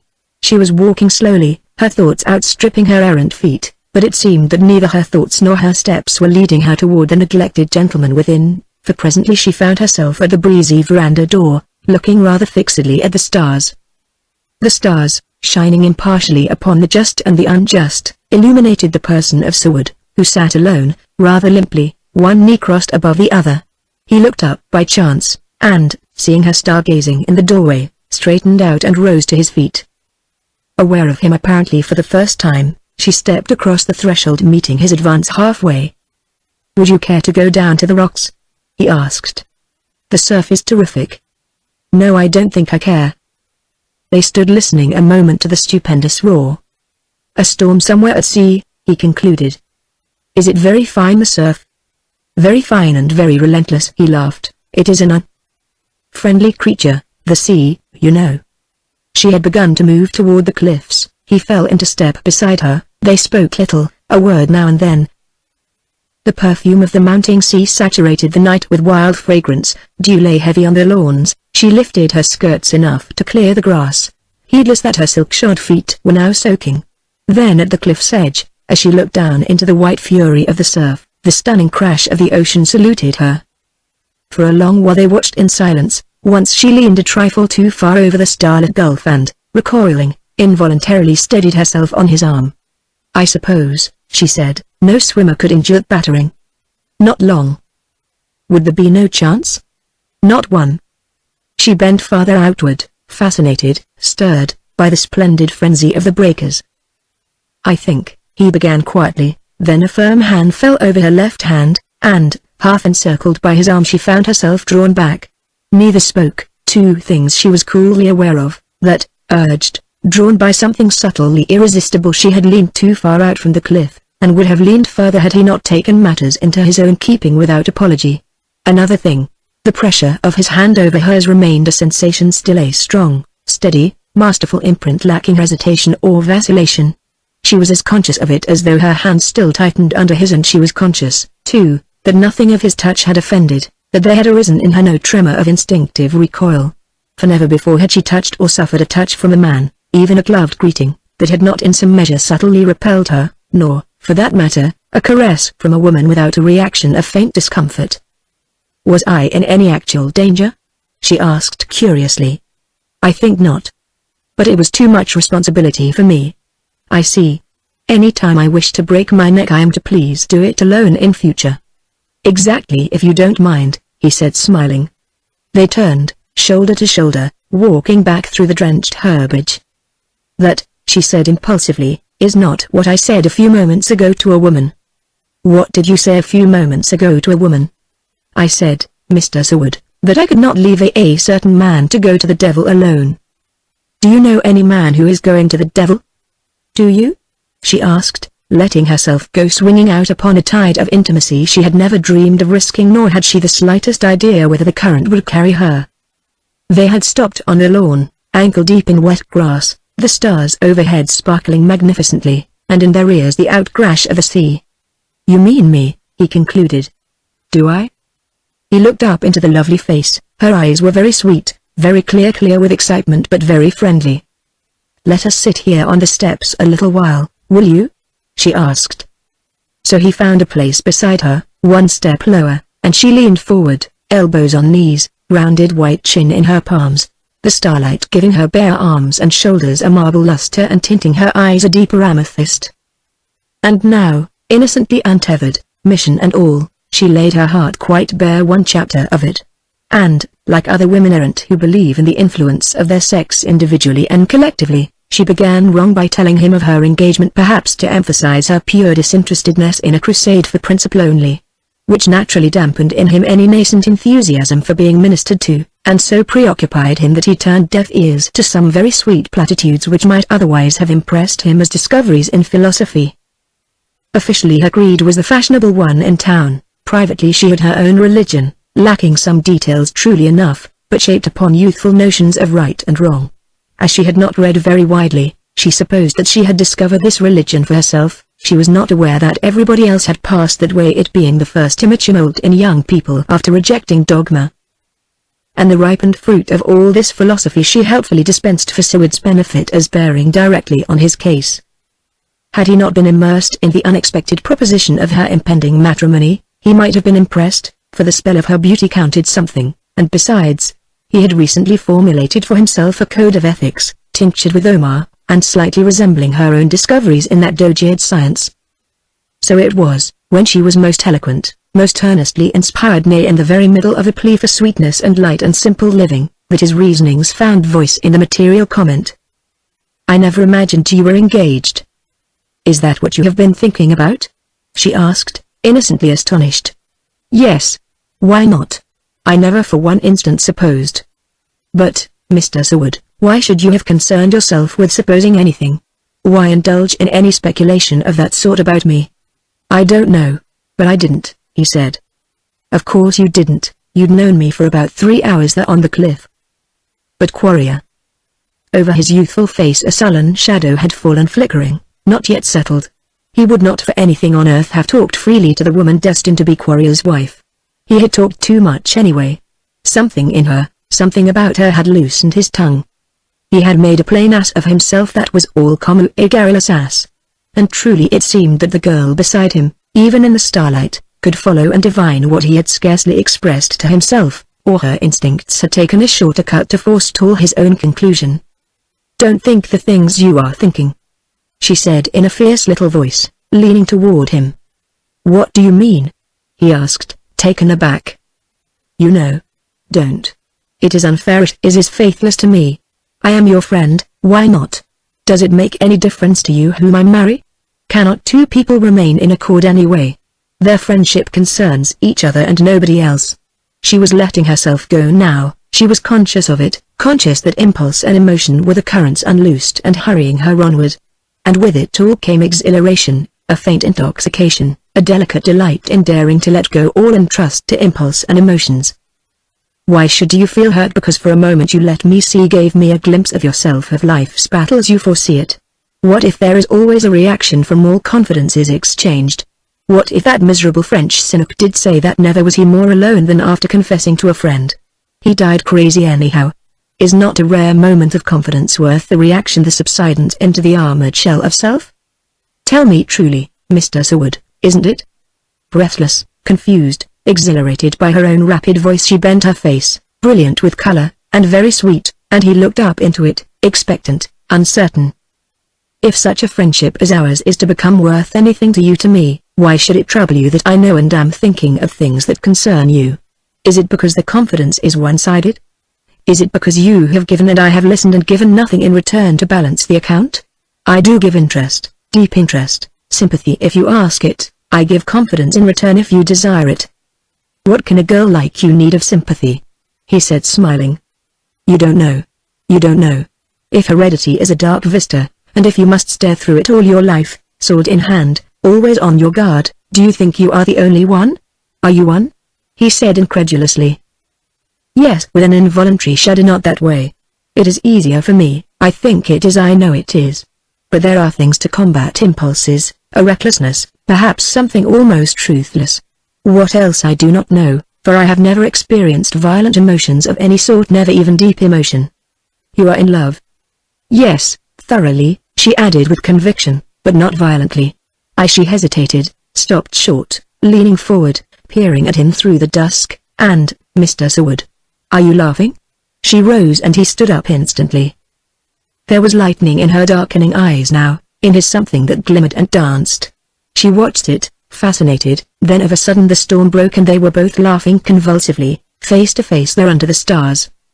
Mr. Seward, she breathed, I don't know what I am laughing at, do you? Is it at you? At myself? At my poor philosophy in shreds and tatters? Is it some infernal mirth that you seem to be able to kindle in me, for I never knew a man like you before? You don't know what you were laughing at? He repeated. It was something about love. No, I don't know why I laughed. I don't wish to, Mr. Seward. I do not desire to laugh at anything you have made me say, anything you may infer. I don't infer. You do. You made me say something about my being ignorant of deep, of violent emotion, when I had just informed you that I am thoroughly in love. Did I make you say all that, Miss Landis? You did. Then you laughed and made me laugh too. Then you... What did I do then? He asked, far too humbly. You infer that I am either not in love or incapable of it, or too ignorant of it to know what I'm talking about. That, Mr. Seward, is what you have done to me tonight. I'm sorry. Are you? I ought to be anyway, he said. It was unfortunate, and utterly inexcusable laughter seemed to bewitch them, hovering always close to his lips and hers. How can you laugh? She said. How dare you? I don't care for you nearly as violently as I did, Mr. Seward. A friendship between us would not be at all good for me. Things pass too swiftly, too intimately. There is too much mockery in you. She ceased suddenly, watching the somber alteration of his face. And, have I hurt you? She asked penitently. No. Have I, Mr. Seward? I did not mean it. The attitude, the words, slackening to a trailing sweetness, and then the moment's silence, stirred him. I'm rather ignorant myself of violent emotion, he said. I suspect normal people are. You know better than I do whether love is usually a sedative. Am I normal after what I have confessed? She asked. Can't love be well bred? Perfectly, I should say, only perhaps you are not an expert. In what? In self-analysis, for example. There was a vague meaning in the gaze they exchanged. As for our friendship, we'll do the best we can for it, no matter what occurs, he added, thinking of Quarrier. And, thinking of him, glanced up to see him within earshot and moving straight toward them from the veranda above. There was a short silence, a tentative civil word from Seward, then Miss Landis took command of something that had a grotesque resemblance to a situation. A few minutes later they returned slowly to the house, the girl walking serenely between Seward and her preoccupied affianced. If your shoes are as wet as my skirts and slippers, you had better change, Mr. Seward, she said, pausing at the foot of the staircase. So he took his kinge, leaving her standing there with Quarrier, and mounted to his room.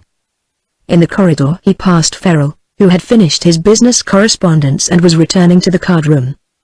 Here's a letter that Grace wants you to see, he said. Read it before you turn in, Stephen. All right, but I'll be down later, replied Seward, passing on, the letter in his hand. Entering his room he kicked off his wet pumps and found dry ones. Then moved about, whistling a gay air from some recent vaudeville, busy with rough towels and silken footgear, until, reshod and dry, he was ready to descend once more. The encounter, the sudden and informal acquaintance with this young girl had stirred him agreeably, leaving a slight exhilaration. Even her engagement to Quarrier added a tinge of malice to his interest. Besides, he was young enough to feel the flattery of her concern for him, of her rebuke, of her imprudence, her generous emotional and childish philosophy. Perhaps, as like recognizes like, he recognized in her the instincts of the born drifter, momentarily at hanker, the temporary inertia of the opportunist, the latent capacity of an unformed character for all things and anything. Add to these her few years, her beauty, and the wholesome ignorance so confidently acknowledged. What man could remain unconcerned, uninterested in the development of such possibilities? Not Sir Wood, amused by her sagacious and impulsive prudence, worldliness, and innocence in accepting Quarrier, and touched by her profitless, frank, and unworldly friendliness for himself. Not that he objected to her marrying Quarrier. He rather admired her for being able to do it, considering the general scramble for Quarrier. But let that take care of itself. Meanwhile, their sudden and capricious intimacy had aroused him from the morbid reaction consequent upon the cheap notoriety which he had brought upon himself. Let him sponge his slate clean and begin again a better record, flattered by the solicitude she had so prettily displayed. Whistling under his breath the same gay, empty melody, he opened the top drawer of his dresser, dropped in his mother's letter, and locking the drawer, pocketed the key. He would have time enough to read the letter when he went to bed. He did not just now feel exactly like skimming through the fond, foolish sermon which he knew had been preached at him through his mother's favorite missionary, Grace Farrell.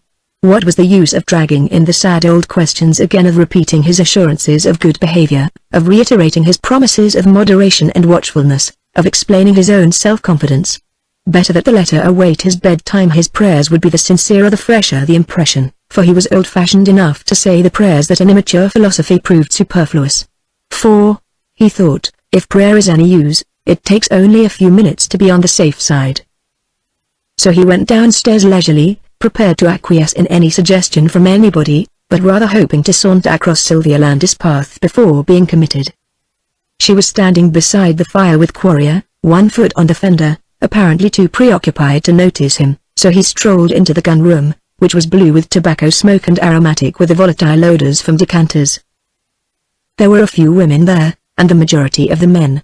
Lord Alderdean, Major Bellwether, and Mortimer were at a table by themselves. Stacks of ivory chips and 5 cards spread in the center of the green explained the nature of their game, and Mortimer, raising his heavy inflamed eyes and seeing Sir Wood unoccupied, said wheezily, "Cut out that widow, and give Sir Wood his stack.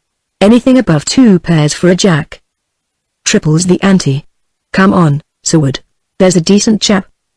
So he seated himself for a sacrifice to the blind goddess balanced upon her winged wheel, and the cards ran high, so high that stacks dwindled or toppled within the half hour, and Mortimer grew redder and redder, and Major Bell with a blander and blander, and Alderdean's face wore a continual nervous snicker, showing every white hound's tooth, and the ice in the tall glasses clinked ceaselessly. It was late when Quarrier sat in, with an expressionless acknowledgment of Sir Wood's presence, and an emotionless raid upon his neighbor's resources with the first hand dealt, in which he participated without drawing a card. And always Sir Wood, eyes on his cards, seemed to see Quarrier before him, his over-manicured fingers caressing his silky beard, the symmetrical pompadour dark and thick as the winter fur on a rat, tufting his smooth blank forehead. It was very late when Sir Wood first began to be aware of his increasing deafness, the difficulty, too, that he had in making people hear, the annoying contempt in Quarrier's woman-like eyes. He felt that he was making a fool of himself, very noiselessly somehow, but with more racket than he expected when he miscalculated the distance between his hand and a decanter. It was time for him to go unless he chose to ask Quarrier for an explanation of that sneer which he found distasteful. But there was too much noise, too much laughter. Besides, he had a matter to attend to, the careful perusal of his mother's letter to Mrs. Farrell. Very white, he rose. After an indeterminate interval he found himself entering his room. The letter was in the dresser. Several things seemed to fall and break, but he got the letter, sank down on the bed's edge and strove to read, set his teeth grimly, forcing his blurred eyes to a focus. But he could make nothing of it, nor of his toilet either, nor of Farrell, who came in on his way to bed having noticed the electricity still in full glare over the open transom, and who straightened out matters for the stunned man lying face downward across the bed, his mother's letter crushed in his nerveless hand. Chapter 4. The season opens. Breakfast had showed over, except for the luxurious sluggards to whom trays were sent, was served in the English fashion, any other method or compromise being impossible. Feral, reasonable in most things, detested customs exotic, and usually had an Englishman or two about the house to tell them so, being unable to jeer in any language except his own. Which is partly why Alderton and Voucher were there. And this British sideboard breakfast was a concession wrung from him through force of sheer necessity, although the custom had already become practically universal in American country houses where guests were entertained. But at the British breakfast he drew the line.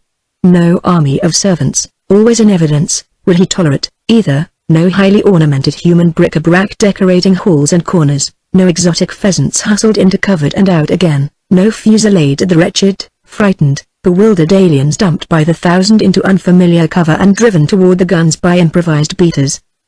We walk up our game or we follow a brace of good dogs in this white man's country, he said with unnecessary emphasis whenever his bad taste and his wife's absence gave him an opportunity to express to the casual foreigner his personal opinions on field sport.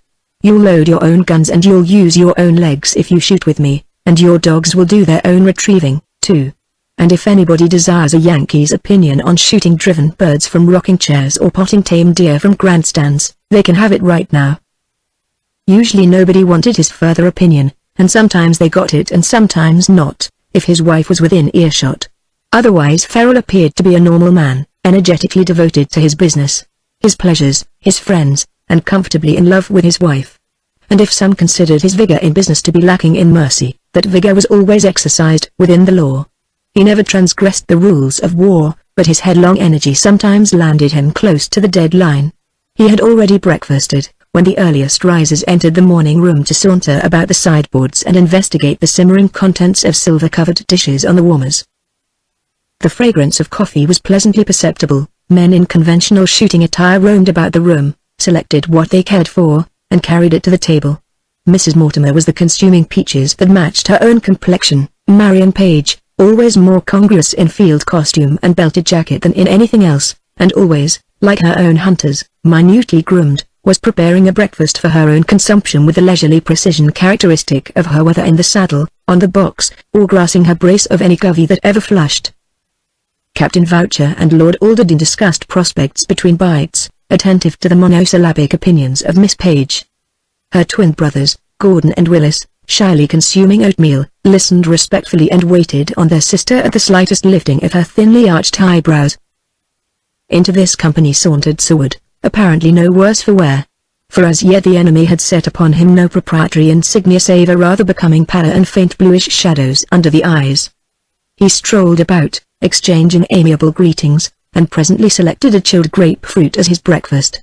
Opposite him Mortimer, breakfasting upon his own dreadful bracer of an apple soaked in port, raised his heavy inflamed eyes with a significant leer at the iced grapefruit. For he was always ready to make room upon his own level for other men, but the wordless grin and the bloodshot welcome were calmly ignored, for as yet that Freemasonry evoked no recognition from the pallid man opposite, whose hands were steady as though that morning's sun had wakened him from pleasant dreams. The most difficult shot in the world, Alderton was explaining, is an incoming pheasant, sailing on a slant before a gale. A woodcock in alders doing a jack-snipe twist is worse, grunted Mortimer, drenching another apple in port. Yes, said Miss Page tersely. Or a depraved ruffed cock grouse in the short pines, isn't that the limit? Asked Mortimer of Seward. But Seward only shrugged his comment and glanced out through the leaded casements into the brilliant September sunshine. Outside he could see Major Bell with her, pink-skinned, snowy chop whiskers brushed rabbit fashion, very voluble with Sylvia Landis, who listened absently, head partly averted. Quarrier in tweeds and gaiters, his morning cigar delicately balanced in his gloved fingers, strolled near enough to be within earshot, and when Sylvia's inattention to Major Bell with his observations became marked to the verge of rudeness, he came forward and spoke. But whatever it was that he said appeared to change her passive inattention to quiet displeasure, for, as Seward rose from the table, he saw her turn on her heel and walk slowly toward a group of dogs presided over by some kennelmen and gamekeepers. She was talking to the head gamekeeper when he emerged from the house, but she saw him on the terrace and gave him a bright nod of greeting, so close to an invitation that he descended the stone steps and crossed the dew-wet lawn. I am asking Dawson to explain just exactly what a showed overdrive resembles, she said, turning to include Seward in an animated conference with the big, scraggy, head keeper. "You know, Mr. Seward, that it is a custom peculiar to Shotover House to open the season with what is called a Shotover drive?" "I heard Alderton talking about it," he said, smilingly inspecting the girl's attire of khaki with its button pockets, gun pads, and Cossack cartridge loops, and the tan knee kilts hanging heavily pleated over gaiters and little thick-soled shoes. He had never cared very much to see women afield, for, in a rare case where there was no affectation, there was something else inborn that he found unpleasant, something lacking about a woman who could take life from frightened wild things, something shocking that a woman could look, unmoved, upon a twitching, blood-soiled heap of feathers at her feet. Meanwhile Dawson, dog whip at salute, stood knee-deep among his restless setters, explaining the ceremony with which Mr. Ferrell ushered in the opening of each shooting season. "It's our own day, Miss Landis," he said proudly, "on to season Mr. Ferrell and his guests likes it for a mixed bag. 'Tis a sort of picnic, miss, the guns is in pairs, 60 yards apart in line, and the rules is, walk straight ahead, dogs to heel until first cover is reached, fire straight or to quarter, never blanking nor wiping no eyes, and ground game counts as feathers for the Shotover Cup." "Oh, it's a skirmish line that walks straight ahead?" said Seward, nodding. "Straight ahead, sir. No stopping, no turning for hedges, fences, water or rock. There is boats fr deep water and fords marked and corduroy fr to pass the 7 dreens. Luncheon at 1, miss an hour's rest, then straight on over hill, valley, rock, and river to the rendezvous atop Osprey Ledge. You'll see the poles and the big nests, sir. It's there they score for the cup, and there when the bag is counted, the traps are ready to carry you home again. And to Seward, will you draw for your lady, sir? It is the custom." "Are you my lady?" he asked, turning to Sylvia. "Do you want me?" In the smiling luster of her eyes the tiniest spark flashed out at him, a hint of defiance for somebody, perhaps for Major Bellwether, who had taken considerable pains to enlighten her as to Seward's condition the night before, perhaps also for Quarrier, who had naturally expected to act as her gun-bearer in emergencies. But the gaily veiled malice of the one had annoyed her, and the cold assumption of the other had irritated her, and she had, scarcely knowing why, turned her shoulder to both of these gentlemen with an indefinite idea of escaping a pressure, amounting almost to critical importunity. "I'm probably a poor shot," she said, looking smilingly straight into Seward's eyes. "But if you'll take me—" "I will with pleasure," he said. "Dawson, do we draw for position?" "Very well then," and he drew a slip of paper from the box offered by the head keeper. "Number 7," said Sylvia, looking over his shoulder. "Come out to the starting line, Mr. Seward. All the positions are marked with golf discs. What sort of ground have we ahead, Dawson?" "Kind-o stiff, miss," grinned the keeper.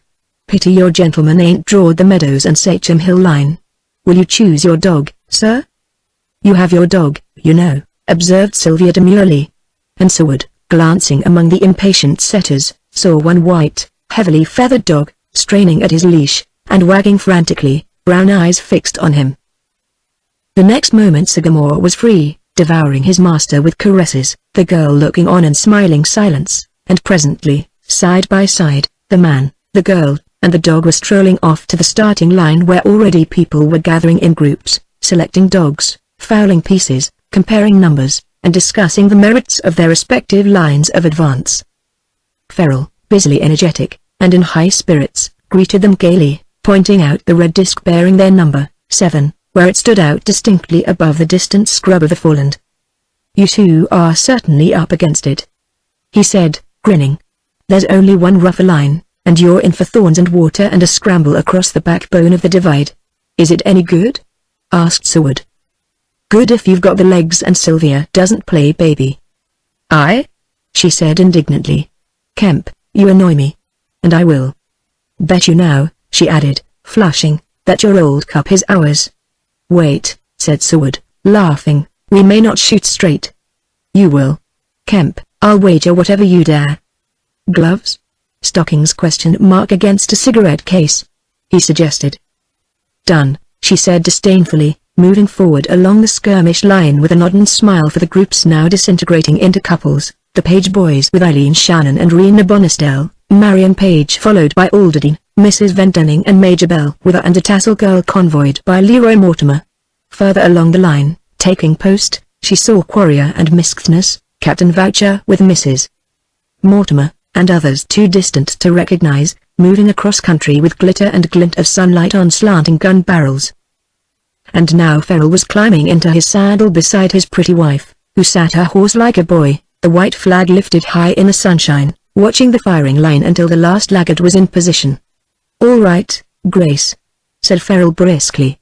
Down went the white flag, the far-range line started into motion straight across country, dogs at heel.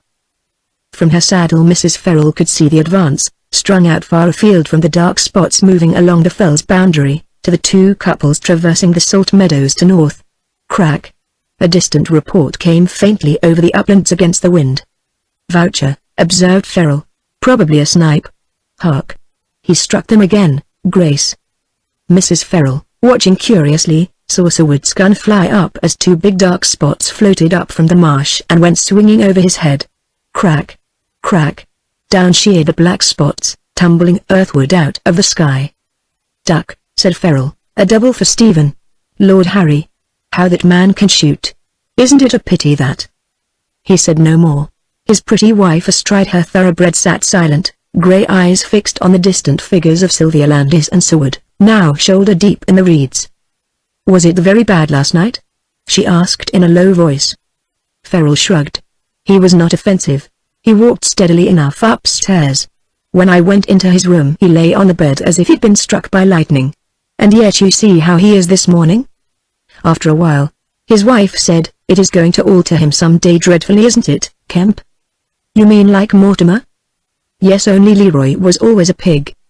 As they turned their horses toward the highroad Mrs. Ferrol said, "Do you know why Sylvia isn't shooting with Howard?" "No," replied her husband indifferently. "Do you?" "No." She looked out across the sunlit ocean, grave grey eyes brightening with suppressed mischief. "But I half suspect." "What?" "Oh, all sorts of things, Kemp." "What's one of them?" asked Ferrol, looking around at her, but his wife only laughed. "You don't mean she's throwing her flies at Seward now that you've hoaxed Quarrier for her? I thought she'd played him to the gaff."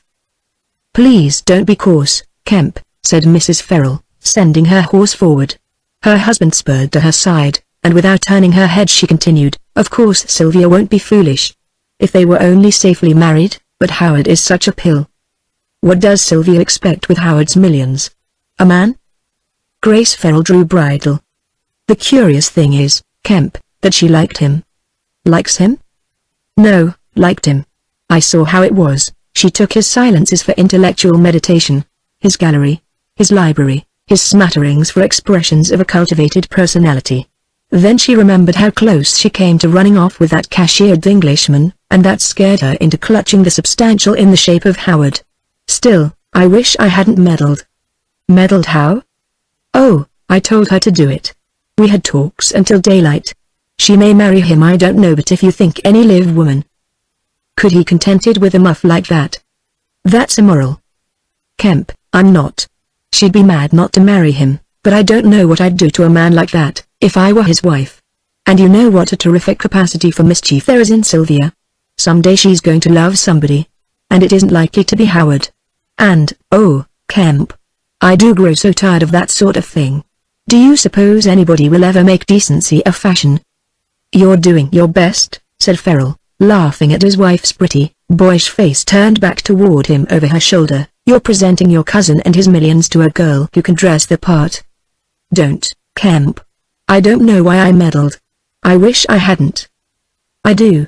You can't let Howard alone. You're perfectly possessed to plague him when he's with you, and now you've arranged for another woman to keep it up for the rest of his lifetime. What does Sylvia want with a man who possesses the instincts and intellect of a coachman? She is asked everywhere, she has her own money. Why not let her alone? Or is it too late?" "You mean let her make a fool of herself with Stephen C. Ward? That is where she is drifting." "Do you think?" "Yes, I do. She has a perfect genius for selecting the wrong man, and she's already sorry for this one. I'm sorry for Steph. Too, but it's safe for me to be. She might make something of him." "You know perfectly well no woman ever did make anything of a doomed man." He'd kill her, I mean it, Kemp. He would literally kill her with grief. She isn't like Layla Mortimer, she isn't like most girls of her sort. You men think her a rather stunning, highly tempered, unreasonable young girl, with a reserve of sufficiently trained intelligence to marry the best our market offers and to close her eyes, a thoroughbred with the caprices of one, but also with the grafted instinct for proper mating. Well, that's all right, isn't it? Asked Ferrell. That's the way I size her up. Isn't it correct? Yes, in a way. She has all the expensive training of the thoroughbred and all the ignorance, too. She is cold-blooded because wholesome, a trifle skeptical because so absolutely unawakened. She never experienced a deep emotion. Impulses have intoxicated her once or twice, as when she asked my opinion about running off with Cavendish, and that boy and girl escapade with Rivington, nothing at all except high mettle, the innocent daring lurking in all thoroughbreds, and a great deal of very red blood racing through that superb young body. But, Ferrell reined in to listen, but if ever a man awakens her, I don't care who he is, you'll see a girl you never knew, a brand new creature emerge with the last rags and laces of conventionality dropping from her, a woman, Kemp, heiress to every generous impulse, every emotion, every vice, every virtue of all that brilliant race of hers. You seem to know, he said, amused and curious. I know. Major Bellwether told me that he had thought of Howard as an anchor for her. It seemed a pity Howard with all his cold, heavy negative inertia. I said I'd do it. I did. And now I don't know, I wish, almost wish I hadn't. What has changed your ideas? I don't know. Howard is safer than Stephen Seward, already in the first clutches of his master vice. Would you mate what she inherits from her mother and her mother's mother, with? What is that poor boy's heritage from the Sewards? After all, observed Ferrell dryly, we're not in the angel breeding business. We ought to be. Every decent person ought to be. If they were, inherited vice would be as rare in this country as smallpox. People don't inherit smallpox, dear. Never mind. You know what I mean.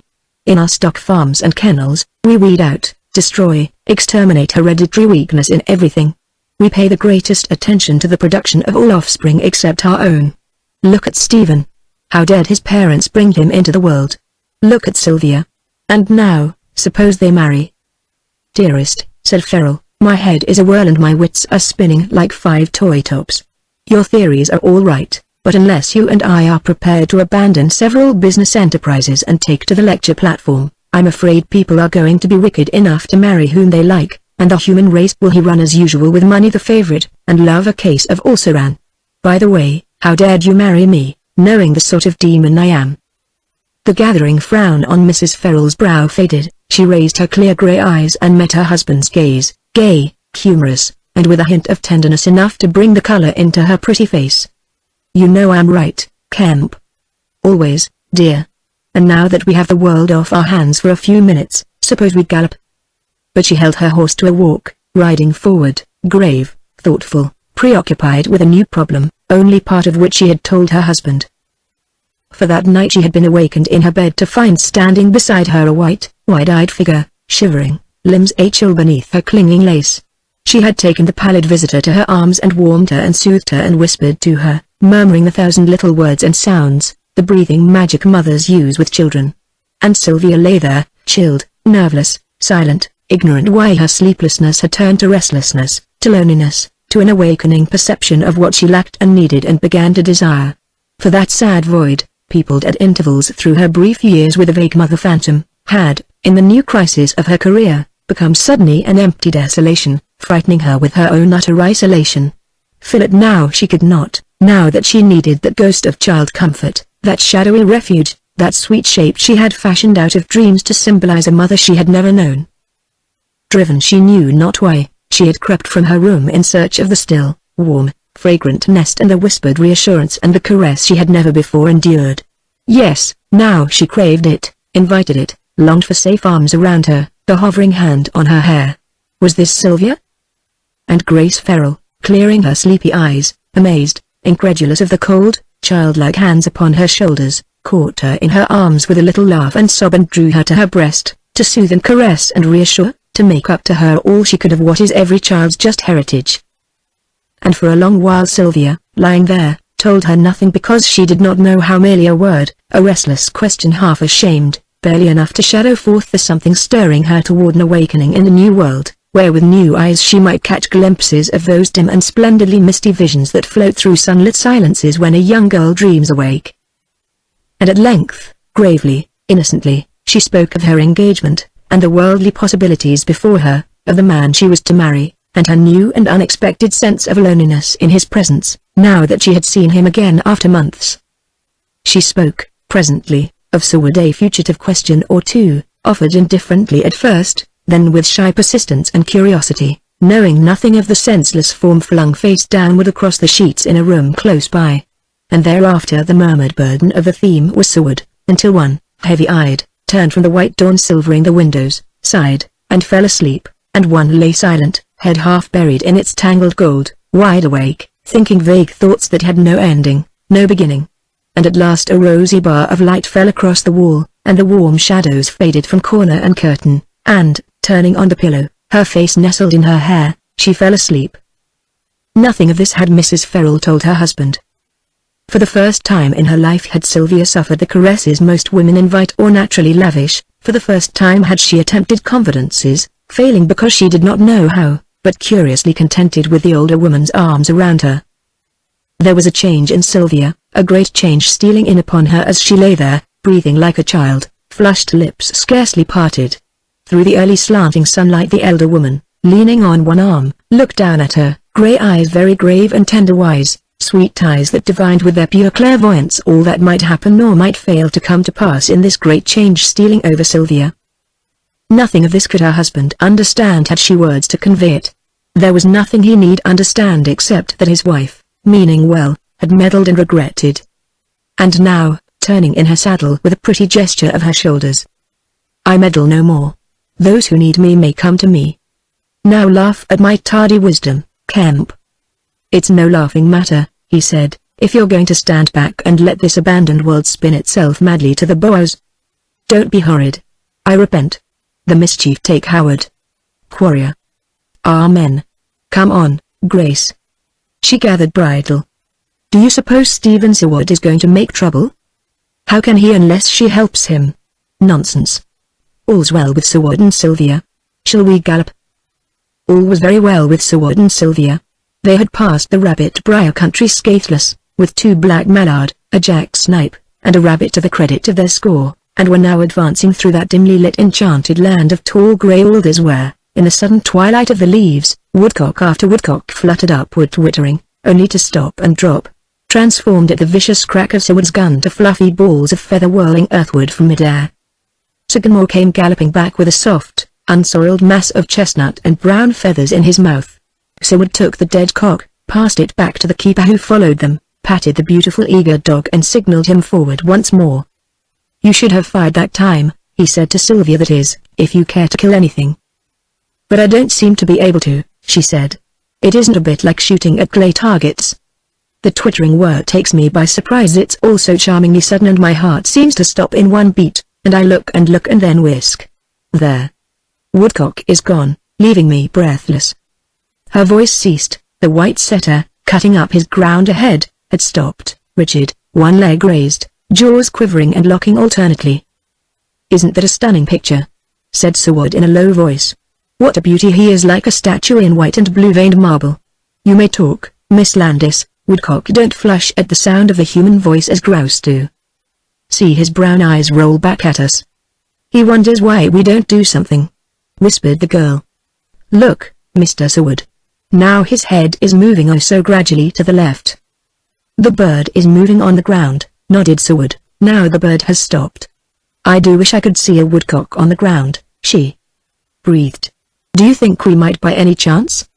Seward noiselessly sank to his knees and crouched, keen eyes minutely busy among the shadowy browns and greys of wet earth and withered leaf. And after a while, cautiously, he signaled the girl to kneel beside him, and stretched out one arm, forefinger extended. "Sight straight along my arm," he said, as though it were a rifle barrel. Her soft cheek rested against his shoulder, a stray strand of shining hair brushing his face. "Under that bunch of fern," he whispered, "just the color of the dead leaves. Do you see? Don't you see that big woodcock squatted flat, bill pointed straight out and resting on the leaves?" After a long while she saw, suddenly, and an exquisite little shock tightened her fingers on Seward's extended arm. "Oh, the feathered miracle," she whispered, the wonder of its cleverness to hide like that. You look and stare, seeing it all the while and not knowing that you see it. Then in a flash it is there, motionless, a brown-shaped shadow among shadows. The dear little thing. Mr. Seward, do you think are you going to? No, I won't shoot it. Thank you. Might I sit here a moment to watch it? She seated herself soundlessly among the dead leaves. He sank into place beside her, laying his gun aside. Rather rough on the dog, he said with a grimace. I know. It is very good of you, Mr. Seward, to do this for my pleasure. O.H. Do you see? Oh, the little beauty. The woodcock had risen, plumage puffed out, strutting with wings bowed and tail spread, facing the dog. The sudden pygmy defiance thrilled her. Brave. Brave. She exclaimed, enraptured, but at the sound of her voice the bird crouched like a flash, large dark liquid eyes shining, long bill pointed straight toward them. He'll fly the way his bill points, said Seward. Watch. He rose, she sprang lightly to her feet, there came a whirring flutter, a twittering shower of sweet notes, soft wings beating almost in their very faces, a distant shadow against the sky, and the woodcock was gone. Quieting the astounded dog, gun cradled in the hollow of his left arm, he turned to the girl beside him. That sort of thing wins no cups, he said. It wins something else, Mr. Seward, my very warm regard for you. There is no choice between that and the showed-over cup, he admitted, considering her. Do you mean it? Of course I do, vigorously. Then you are much nicer than I thought you. And after all, if the price of a cup is the life of that brave little bird, I had rather shoot clay pigeons. Now you will scorn me, I suppose. Begin. My ideal woman has never been a life-taker, he said coolly. Once, when I was a boy, there was a girl very lovely, my first sweetheart. I saw her at the traps once, just after she had killed her 7th pigeon straight, pulling it down from overhead. You know, very clever. The little thing was breathing on the grass, and it made sounds. He shrugged and walked on. She killed her 21st bird straight. It was a handsome cup, too. And after a silence, so you didn't love her anymore, Mr. Seward? Mockingly sweet. They laughed, and at the sound of laughter the tall stemmed alders echoed with the rushing roar of a cockgrouse thundering skyward. Crack. Crack. Whirling over and over through a cloud of floating feathers, a heavy weight struck the springy earth. There lay the big mottled bird, splendid silky ruffs spread, dead eyes closing, a single tiny crimson bead twinkling like a ruby on the gaping beak. Dead, said Seward to the dog who had dropped a shot. Fetch. And, signaling the boy behind, he relieved the dog of his burden and tossed the dead weight of ruffled plumage toward him. Then he broke his gun, and, as the empty shells flew rattling backward, slipped in fresh cartridges, locked the barrels, and walked forward, the flush of excitement still staining his sunburnt face. You deal death mercifully, said the girl in a low voice. I wonder what your sedevant sweetheart would think of you. A bungler had better stick to the traps, he assented, ignoring the badinage. I am wondering, she said thoughtfully, what I think of men who kill. He turned sharply, hesitated, shrugged. Wild things' lives are brief at best. Fox or flying tick, wet nests or mink, owl, hawk, weasel or man. But the death man deals is the most merciful. Besides, he added, laughing, ours is not a case of sweethearts. My argument is purely in the abstract, Mr. Seward. I am asking you whether the death man deal is more justifiable than a woman's gift of death? Oh, well, life-taking, the giving of life. There can be only one answer to the mystery, and I don't know it, he replied smiling. I do. Tell me then, he said, still amused. They had passed swale after swale of silver birches waist-deep in perfumed fern and brake. The big timber lay before them. She moved forward, light gun swung easily across her leather-padded shoulder, and on the wood's sunny edge she seated herself, straight young back against a giant pine, gun balanced across her flattened knees. You are feeling the pace a little, he said, coming up and standing in front of her. The pace? No, Mr. Seward. Are you a trifle bored? She considered him in silence, then leaned back luxuriously, rounded arms raised, wrists crossed to pillow her head. This is charmingly new to me, she said simply. What? Not the open? No, I have camped and done the usual roughing it with only 3 guides apiece and the champagne inadequately chilled. I have endured that sort of hardship several times, Mr. Seward. What is that furry hunch up there in that tall thin tree? A raccoon, he said presently. Can you see the foxy head peeping so slyly down at us? Look at Sagamore nosing the air in that troll-blind mole-like way. He knows there's something furry up aloft somewhere, and he knows it's none of his business. They watched the motionless ball of fur in the crotch of a slim forest elm.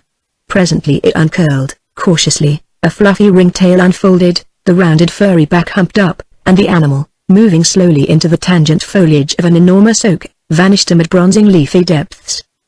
In the silence the birds began to reappear. A jay screamed somewhere deep in the yellowing woods, black-capped chickadees dropped from twig to twig, cheeping inquiringly.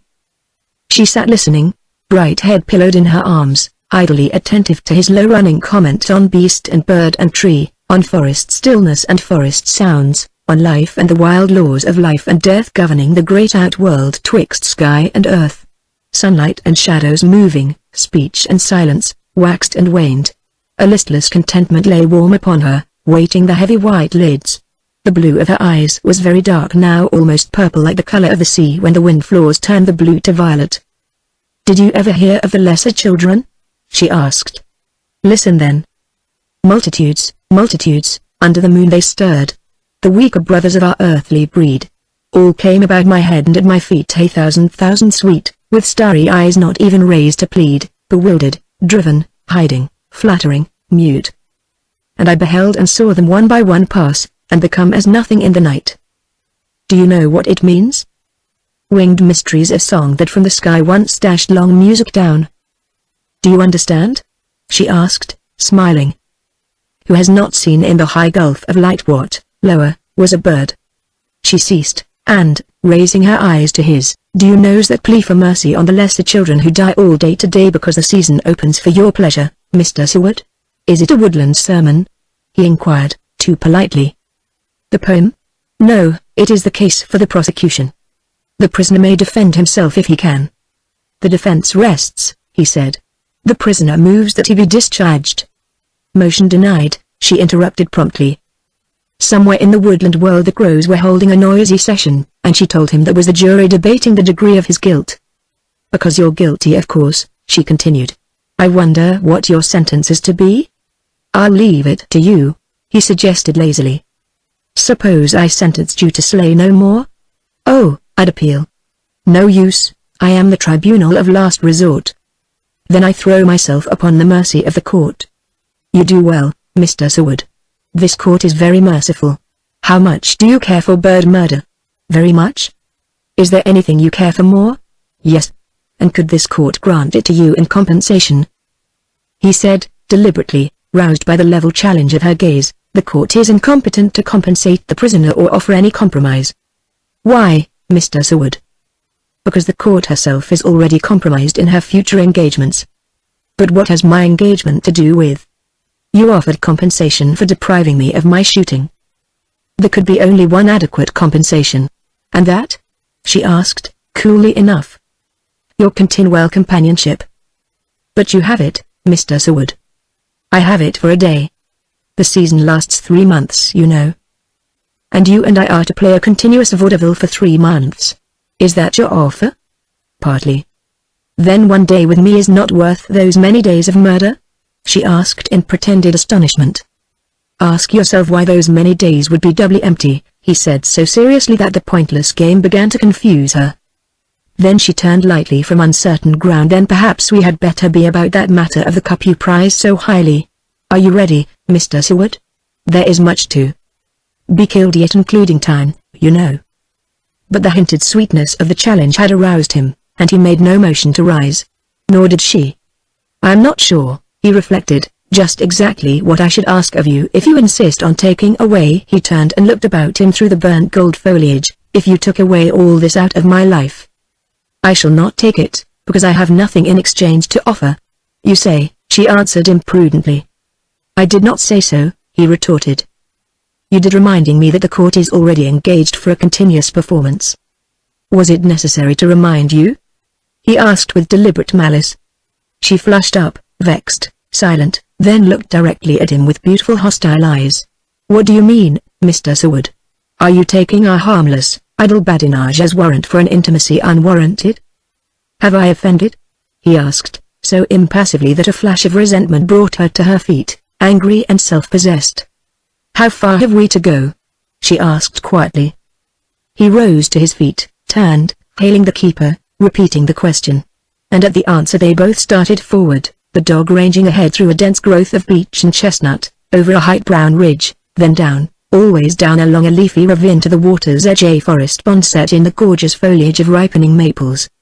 I don't see, said Sylvia impatiently, how we are going to obey instructions and go straight ahead. There must be a stupid boat somewhere. But the game-laden keeper shook his head, pulled up his hip boots, and pointed out a line of alder poles set in the water to mark a crossing. Am I expected to wade? Asked the girl anxiously. This here, observed the keeper, is one of the most sporting courses on the estate. Last season I seen Miss Page go through it like a scared deer. The young lady, sir, that took last season's cup. An explanation to Seward, who stood doubtfully at the water's edge, looking back at Sylvia. Raising her dismayed eyes she encountered his, there was a little laugh between them. She stepped daintily across the stones to the water's edge, instinctively gathering her kilts in one hand. Miles and I could share you over, suggested Seward. Is that fair under the rules? Oh, yes, miss, as long as you go straight, said the keeper. So they laid aside the guns and the guide's game sack, and formed a chair with their hands, and, bearing the girl between them, they waded out along the driven alder stakes, knee-deep in brown water. Before them herons rose into heavy flapping flight, broad wings glittering in the sun. A diver, distantly afloat among the lily pads, settled under the water to his eyes as a submarine settles till the conning tower is awash. Her arm, lightly resting around his neck, tightened a trifle as the water rose to his thighs, then the faint pressure relaxed as they thrashed shoreward through the shallows, ankle-deep once more, and landed among the dry reeds on the farther bank. Miles, the keeper, went back for the guns. Seward stamped about in the sun, shaking the drops from waterproof breeches and gaiters, only to be half-drenched again when Sagamore shook himself vigorously. I suppose, said Sylvia, looking sideways at Seward, your contempt for my sporting accomplishments has not decreased. I'm sorry, I don't like to walk in wet shoes. Even to gain your approval. And, as the keeper came splashing across the shallows. Miles, you may carry my gun. I shall not need it any longer. The upward roar of a bevy of grouse drowned her voice. Poor Sagamore, pointing madly in the blackberry thicket all unperceived, cast a dismayed glance aloft where the sunlit air quivered under the winnowing rush of heavy wings. Seward flung up his gun, heading a big quartering bird. Steadily the glittering barrels swept in the arc of fire, hesitated, wavered, then the possibility passed. The young fellow lowered the gun, slowly, gravely, stood a moment motionless with bent head until the rising color in his face had faded. And that was all, for a while. The astonished and disgusted keeper stared into the thicket, the dog lay quivering, impatient for signal. Sylvia's heart, which had seemed to stop with her voice, silenced in the gusty thunder of heavy wings, began beating too fast. For the ringing crack of a gunshot could have spoken no louder to her than the glittering silence of the suspended barrels, nor any promise of his voice sound as the startled stillness sounded now about her. For he had made something a trifle more than mere amends for his rudeness. He was overdoing everything a little. He stood on the thicket's edge, absently unloading the weapon, scarcely understanding what he had done and what he had not done. A moment later a far hail sounded across the uplands, and against the sky figures moved distantly. Alderton and Marion Page, said Seward. I believe we lunch yonder, do we not, Miles? They climbed the hill in silence, arriving after a few minutes to find others already at luncheon. The Page boys, eager, enthusiastic, recounting adventure by flood and field, Rena Bonisdale tired and frankly bored and decorated with more than her share of mud, Eileen Shannon, very pretty, very effective, having done more execution with her eyes than with the dainty fowling piece beside her. Marion Page nodded to Sylvia and Seward with a crisp, businesslike question or two, then went over to inspect their bag, nodding approbation as Miles laid the game on the grass. 8 full brace, she commented. We have 5, and an odd cock pheasant from Black Fells, I suppose. The people to our left have been blazing away like Coney Island, but Rena's guide says the ferns are full of rabbits that way, and Major Bell with a can't hit fair afoot. You, she added frankly to Seward, ought to take the cup. The birches ahead of you are full of woodcock. If you don't, Howard Quarrier will. He's into a flight of jack-snipe I hear." Seward's eyes had suddenly narrowed, then he laughed, patting Sycamore's cheeks. "I don't believe I shall shoot very steadily this afternoon," he said, turning toward the group at luncheon under the trees. "I wish Quarrier well with the cup." "Nonsense," said Marion Page curtly, "you are the cleanest shot I ever knew." And she raised her glass to him, frankly, and emptied it with the precision characteristic of her. "Your cup." "With all my heart." "I also drink to your success, Mr. Seward," said Sylvia in a low voice, lifting her champagne glass in the sunlight. "To the showed-over cup if you wish it." And as other glasses sparkled aloft to mitigate tumult of voices wishing him success, Sylvia dropped her voice, attuning it to his ear alone. "Success for the cup, if you wish it, or whatever you wish success." And she meant it very kindly. His hand resting on his glass, he sat, smiling silent acknowledgement to the noisy generous toasts. He turned and looked at Sylvia when her low voice caught his ear, looked at her very steadily, unsmiling. Then to the others, brightening again, he said a word or two, wittily, with a gay compliment well placed and a phrase to end it in good taste. And, in the little gust of hand-clapping and laughter, he turned again to Sylvia, smilingly, saying under his breath, as though winning the cup could compensate me now for losing it. She leaned involuntarily nearer. "You mean that you will not try for it?" "Yes." "That is not fair to me." "Why not?" Because I do not ask it of you." "You need not, now that I know your wish." "Mr. Seward, my wish." But she had no chance to finish. Already Rena Bonestell was looking at them, and there was a hint of amused surprise in Eileen Shannon's mischievous eyes, averted instantly, with malicious ostentation. Then Marion Page took possession of him so exclusively, so calmly, that something in her cool certainty vaguely irritated Sylvia, who had never liked her. Besides, the girl showed too plainly her indifference to other people, which other people seldom find amusing. "Stephen," called out Talderdine, anxiously counting the web loops in his khaki vest, "what do you call fair shooting at these damnable ruffed grouse? You needn't be civil about it, you know." "5 shells to a bird is good shooting," answered Seward. "Don't you think so, Miss Page?" "You have a better score, Mr. Seward," said Marion Page with a hostile glance at Talderdine, who had not made good. "That was chance in this year's birds. I've taken 10 shells to an old drummer in hardwood or short pines." He smiled to himself, adding, "A drove of 6 in the open got off scot-free a little while ago." Miss Landis saw it. That he was inclined to turn it all to banter relieved her at once. It was pitiable. She nodded gravely to Marion. His nerve left him when they made such a din in the briars. Miss Page glanced at her indifferently. "What I need is practice like the chasseurs of Tarascon," admitted Seward. "I willingly offer my hat, monsieur," said Sylvia. Marion Page, impatient to start, had turned her tailor-made back to the company, and was instructing his crestfallen lordship very plainly, "You fire too quickly, Blinky. 2 seconds is what you must count when a grouse flashes. You must say, mark right, or mark left. Bang." "I might as well say bang.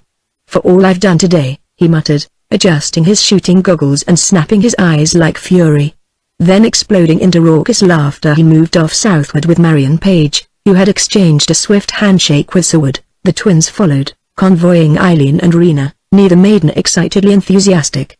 And so the luncheon party, lord and lady, twins and maidens, guides and dogs, trailed away across the ridge, distant silhouettes presently against the sky, then gone. And after a little while the far, dry, accentless report of smokeless powder announced that the opening of the season had been resumed and the lesser children were dying fast in the glory of a perfect day. "Are you ready, Mr. Seward?"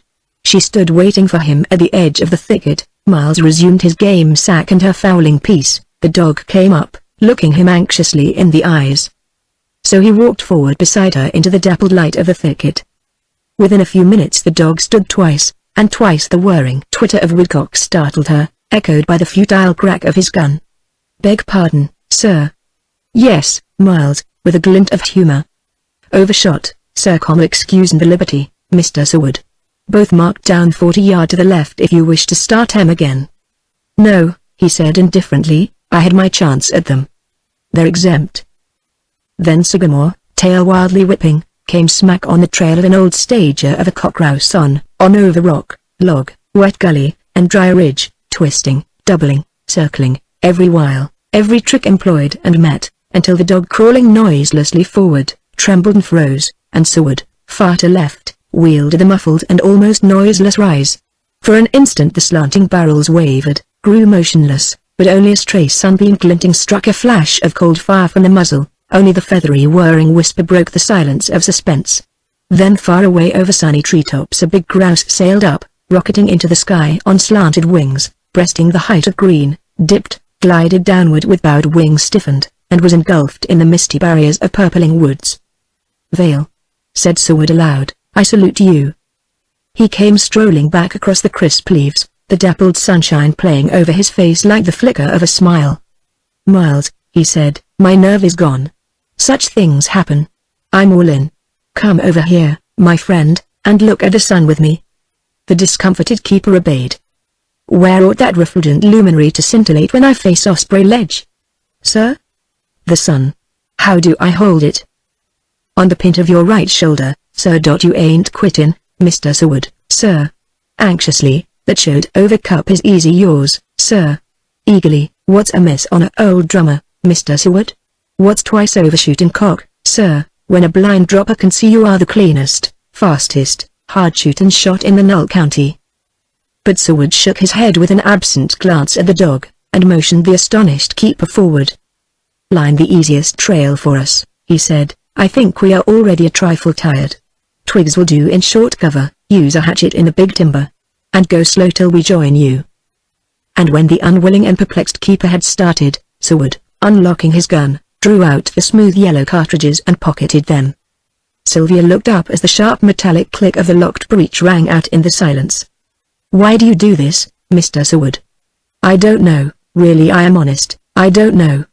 "It could not be because I—" "No, of course not," he said, too seriously to reassure her.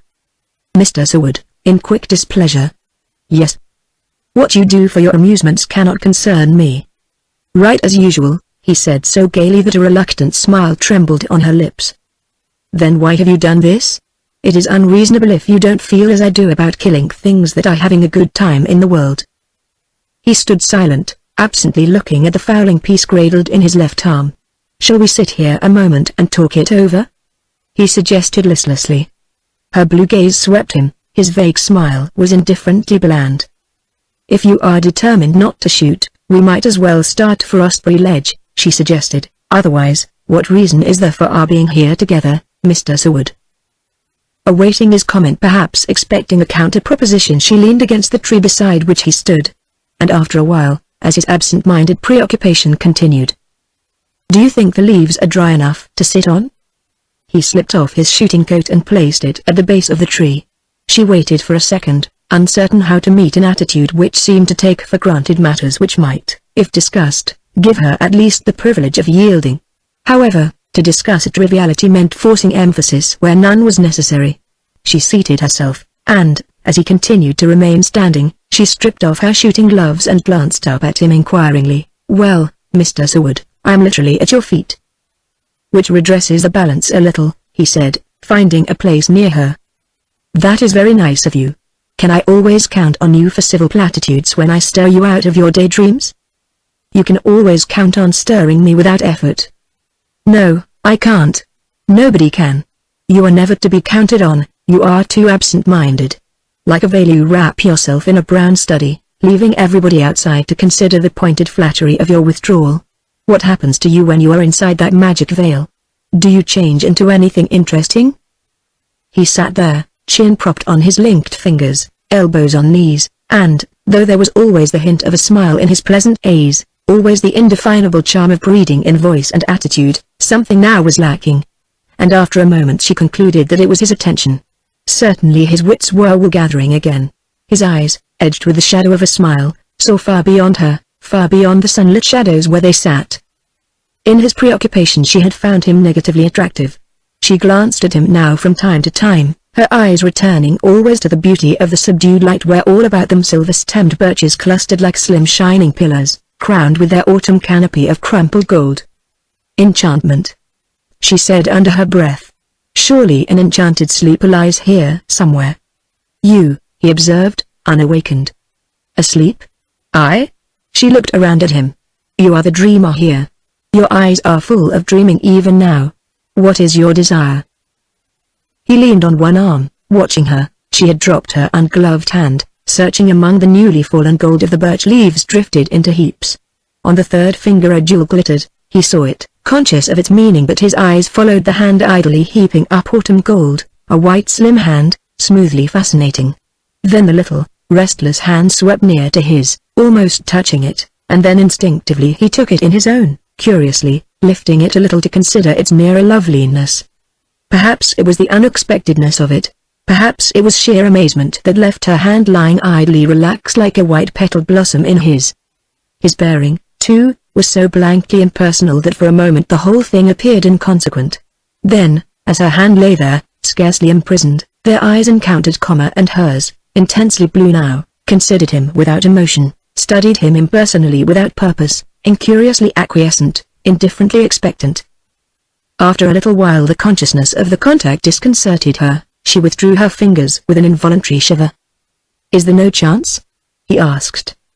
Perplexed with her own emotion, the meaning of his low-voiced question at first escaped her, then, like its own echo, came ringing back in her ears, re-echoed again as he repeated it. "Is there no chance for me, Miss Landis?" The very revulsion of self-possession returning chilled her, then anger came, quick and hot, then pride. She deliberated, choosing her words coolly enough. "What chance do you mean, Mr. Seward?" "A fighting chance. Can you give it to me?" "A fighting chance? For what?" "Very low, very dangerous. For you." Then, in spite of her, her senses became unsteady. A sudden ringing confusion seemed to deafen her, through which his voice, as if very far away, sounded again. "Men who are worth the fighting chance ask for it sometimes, but take it always. I take it." Her pallor faded under the flood of bright color, the blue of her eyes darkened ominously to velvet. "Mr. Seward," she said, very distinctly and slowly, "I am not even sorry for you." "Then my chance is desperate indeed," he retorted coolly. "Chance? Do you imagine?" Her anger choked her. "Are you not a little hard?" he said, paling under his tan. "I supposed women dismissed men more gently, even such a man as I am." For a full minute she strove to comprehend. "Such a man as you?" she repeated vaguely. "You mean?" A crimson wave dyed her skin to the temples and she leaned toward him in horror-stricken contrition. "I didn't mean that, Mr. Seward. I never thought of that. It had no weight, it was not in my thoughts. I meant only that you had assumed what is unwarranted, that your question humiliated me, knowing that I am engaged, knowing me so little so." "Yes, I knew everything. Ask yourself why I risk everything to say this to you? There can be only one answer." Then after a long silence, "Have I ever?" she began tremblingly, "ever by word or look? No. Have I even? No. I've simply discovered how I feel. That's what I was dreaming about when you asked me. I was afraid I might do this too soon, but I meant to do it anyway before it became too late. It was too late from the very moment we met, Mr. Seward." And, as he reddened painfully again, she added quickly, "I mean that I had already decided. Why will you take what I say so dreadfully different from the way I intend it? Listen to me. I believe I am not very experienced yet." I was astonished, quite stunned for a moment. Then it hurt me, and I said that I was not sorry for you. I am sorry, now. And, as he said nothing, "You were a little rough, a little sudden with me, Mr. Seward. Men have asked me that question several times, but never so soon, so unreasonably soon, never without some preliminary of some sort, so that I could foresee, be more or less prepared. But you gave me no warning. If you had, I would have known how to be gentle. I wish to be now. I like you enough to say this to you, enough to be seriously sorry, if I could bring myself to really believe this feeling." Still he said nothing. He sat listlessly studying the sunspots glowing, waxing, waning on the carpet of dead leaves at his feet. "As for what you have said," she added, a little smile curving the sensitive mouth, "it is impulsive, unconsidered, a trifle boyish, Mr. Seward. I pay myself the compliment of your sincerity. It is rather nice to be a girl who can awaken the romance in a man within a day or two's acquaintance. And that is all it is, a romantic impulse with a pretty girl. You see, I am frank. I am really glad that you find me attractive. Tell me so, if you wish. We shall not misunderstand each other again." Shall we? He raised his head, considering her, forcing the smile to meet her own. We shall be better friends than ever, she asserted confidently. Yes, better than ever. Because what you have done means the nicest sort of friendship, you see. You can't escape its duties and responsibilities now, Mr. Seward. I shall expect you to spend the greater part of your life in devotedly doing things for me. Besides, I am now privileged to worry you with advice. Oh, you have invested me with all sorts of powers now. He nodded. She sprang to her feet, flushed, smiling, a trifle excited. Is it all over, and are we the very ideals of friends? She asked. The very ideals. You are nice, she said impulsively, holding out both gloveless hands. He held them, she looking at him very sweetly, very confidently. Alan's. Without malice? She asked. Without malice. Without afterthoughts. Without afterthoughts. And you are content? Persuasively. Of course not, he said. Oh, but you must be. I must be, he repeated obediently.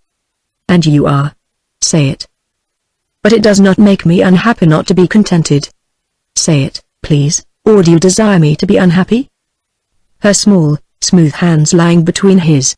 They stood confronting one another in the golden light. She might easily have brought the matter to an end, and why she did not, she knew no more than a kitten waking to consciousness under its first caress. Say it, she repeated, laughing uncertainly back into his smiling eyes of a boy. Say what? That you are contented. I can't. Mr. Seward, it is unkind, it is shameless. I know it, I am that sort. Then I am sorry for you. Look at that. Turning her left hand in his so that the jewel on the third finger caught the light. I see it. And yet. That, she observed with composure, is sheer obstinacy. Isn't it? It is what I said it was, a hopeful discontent. How can it be? Impatiently now, for the long, unaccustomed contact was unnerving her, yet she made no motion to withdraw her hands. How can you really care for me? Do you actually believe that devotion comes like that? Exactly like that. So suddenly? It is impossible. With a twist of her pretty shoulders. How did it come to you? He asked between his teeth. Then her face grew scarlet and her eyes grew dark, and her hands contracted in his tightened, twisted fingers entangled, until, with a little sob, she swayed toward him and he caught her. An instant, a minute more, perhaps, she did not know she half lay in his arms, her untaught lips cold against his. Lassitude, faint consciousness, then tiny shock on shock came the burning revulsion, and her voice came back, too, sounding strangely to her, a colorless, monotonous voice. He had freed her, she remembered that somebody had asked him to, perhaps herself. That was well, she needed to breathe, to summon strength and common sense, find out what had been done, what reasonless madness she had committed in the half-light of the silver-stemmed trees clustering in shameful witness on every hand. Suddenly the hot humiliation of it overwhelmed her, and she covered her face with her hands, standing, almost swaying, as wave on wave of incredulous shame seemed to sweep her from knee to brow. That phase passed after a while, out of it she emerged, flushed, outwardly composed, into another phase, in full self-possession once more, able to understand what had happened without the disproportion of emotional exaggeration. After all, she had only been kissed. Besides, she was a novice, which probably accounted, in a measure, for the unreasonable emotion coincident with a caress to which she was unaccustomed. Without looking up at him she found herself saying coolly enough to surprise herself, I never supposed I was capable of that. It appears that I am. I haven't anything to say for myself. Except that I feel fearfully humiliated. Don't say anything now. I do not blame you, truly I do not. It was contemptible of me to do it. Wearing this she stretched out her slender left hand, not looking at him, it was contemptible. She slowly raised her eyes, summoning all her courage to face him. But he only saw in the pink confusion of her lovely face the dawning challenge of a coquette saluting her adversary in gay acknowledgement of his fleeting moment of success. And as his face fell, then hardened into brightness, instantly she divined how he rated her, and in a flash realized her weapons and her security, and that the control of the situation was hers, not in the control of this irresolute young man who stood so silently considering her.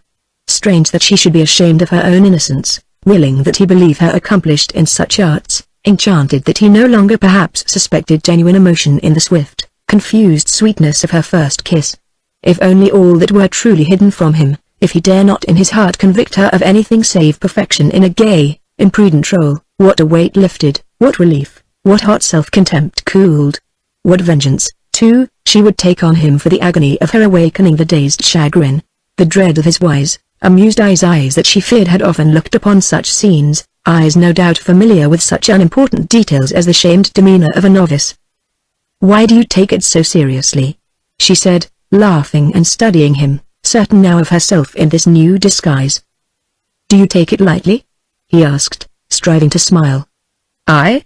Ah, I must, you know. You don't expect to marry me. Do you, Mr. Seward?" He choked up at that, grimly for a while. Walking slowly forward together, she fell into step frankly beside him, near him, too near. "Try to be sensible," she was saying gaily. "I like you so much and it would be horrid to have you mope, you know. And besides, even if I cared for you, there are reasons, you know, reasons for any girl to marry the man I am going to marry. Does my cynicism shock you? What am I to do?" With a shrug. "Such marriages are reasonable, and far likelier to be agreeable than one fancy is the sole motive, certainly far more agreeable than an ill-considered yielding to abstract emotion with nothing concrete in view. So, you see, I could not marry you even if her voice was inclined to tremble, but she controlled it. Would she never learn the role? Even if I loved you?" Then her tongue stumbled and was silent, and they walked on, side by side, through the fading splendor of the year, exchanging no further speech. Toward sunset their guide hailed them, standing high among the rocks, a silhouette against the sky. And beyond him they saw the poles crowned with the huge nests of the fish-hawks, marking the last rendezvous at Osprey Ledge. She turned to him as they started up the last incline, thanking him in a sweet, natural voice for his care of her quite innocently until in the questioning, unconvinced gaze that met hers she found her own eyes softening and growing dim, and she looked away suddenly, lest he read her ere she had dared turn the first page in the book of self ere she had studied, pride, probed among the pages of a new chapter whose familiar title, so long meaningless to her, had taken on a sudden troubling significance. And for the first time in her life she glanced uneasily at the new page in the book of self, numbered according to her years with the figures 23, and headed with the unconvincing chapter title, Love. Chapter 5. A Winning Loser. The week passed swiftly, day after day echoing with the steady fusillade from marsh to covert, from valley to ridge. Guns flashed at dawn and dusk along the flat tidal reaches haunted of black mallard and teal. The smokeless powder cracked through alder swamp and tangled windfall where the brown grouse burst away into noisy blundering flight, where the woodcock, wilder now, shrilled skyward like feathered rockets, and the big northern hares, not yet flecked with snowy patches of fur, loped off into swamps to the sad undoing of several of the younger setters. There was a pheasant drive at Black Fells to which the Ferrells' guests were bidden by Beverly Plank, a curious scene, where ladies and gentlemen stood on a lawn, backed by an army of loaders and gun-bearers, while another improvised army of beaters drove some thousands of frightened, bewildered, homeless foreign pheasants at the guns. And the miserable aliens that escaped the guns were left to perish in the desolation of a coming winter which they were unfitted to withstand. So the first week of the season sped gaily, ending on Saturday with a heavy flight of northern woodcock and an uproarious fusillade among the silver birches. Once Ferrell loaded 2 motor cars with pioneers for a day beyond his own boundaries, and one day was spent ingloriously with the beagles, but otherwise the showed over estate proved more than sufficient for good bags or target practice, as the skill of the sportsman developed. Lord Alderdine, good enough on snipe and cock, was driven almost frantic by the ruffed grouse. Voucher did better for a day or two, and then lost the knack. Marion Page attended to business in her cool and thorough style, and her average on the gun-room books was excellent, and was also adorned with clever pen and ink sketches by Seward. Leroy Mortimer had given up shooting and established himself as a haunter of cushions in sunny corners. Tom O'Hara had gone back to Lennox, Mrs. Vendenning to Hot Springs. Beverly Plank, master of Black Fells, began to pervade the house after a tentative appearance, and he and Major Bell were potted about the covers, usually after luncheon, the latter doing little damage with his fowling piece, and nobody knew how much with his gossiping tongue. Quarrier appeared in the field methodically, shot with judgment, taking no chances for a brilliant performance which might endanger his respectable average. As for the Page boys, they kept the river ducks stirring whenever Eileen Shannon and Rena Bonestell could be persuaded to share the canoes with them. Otherwise they haunted the vicinity of those bored maidens, suffering snubs sorrowfully, but persistently faithful. They were a great nuisance in the evening, especially as their sister did not permit them to lose more than $10 a day at cards. Cards, that is bridge and preference, ruled as usual, and the latter game being faster suited Mortimer and Ferrell, but did not aid Seward toward recouping his bridge losses. Noticing this, late in the week, Major Bell with a kindly suggested Klondike for Seward's benefit, which proved more quickly disastrous to him than anything yet proposed, and he went back to bridge, preferring rather to carry agathickness at intervals than crumble into bankruptcy under the sheer deadly hazard of Klondike. Two matters occupied him. Since Cup Day he had never had another opportunity to see Sylvia Landis alone. That was the first matter. He had touched neither wine nor spirits nor malt since the night Ferrell had found him prone, sprawling in a stupor on his disordered bed. That was the second matter, and it occupied him, at times required all his attention, particularly when the physical desire for it set in, steadily, mercilessly, mounting inexorably like a tide. But, like the tide, it ebbed at last, particularly when a sleepless night had exhausted him. He had gone back to his shooting again after a cool review of the ethics involved. It even amused him to think that the whimsical sermon delivered him by a girl who had cleverness enough to marry many millions, with Quarrier thrown in, could have so moved him to sentimentality. He had ceded the big cup of antique silver to Quarrier, to a matter which troubled him little, however, as in the irritation of the reaction he had been shooting with the brilliancy of a demon, and the gun-room books were open to any doubting guest's inspection. Time, therefore, was never heavy on his hands, save when the tide threatened, when at night he stirred and awoke, conscious of its crawling advance, aware of its steady mounting menace. Moments at table, when the aroma of wine made him catch his breath, moments in the gun-room redolent of spicy spirits, a maddening volatile fragrance clinging to the card-room, too.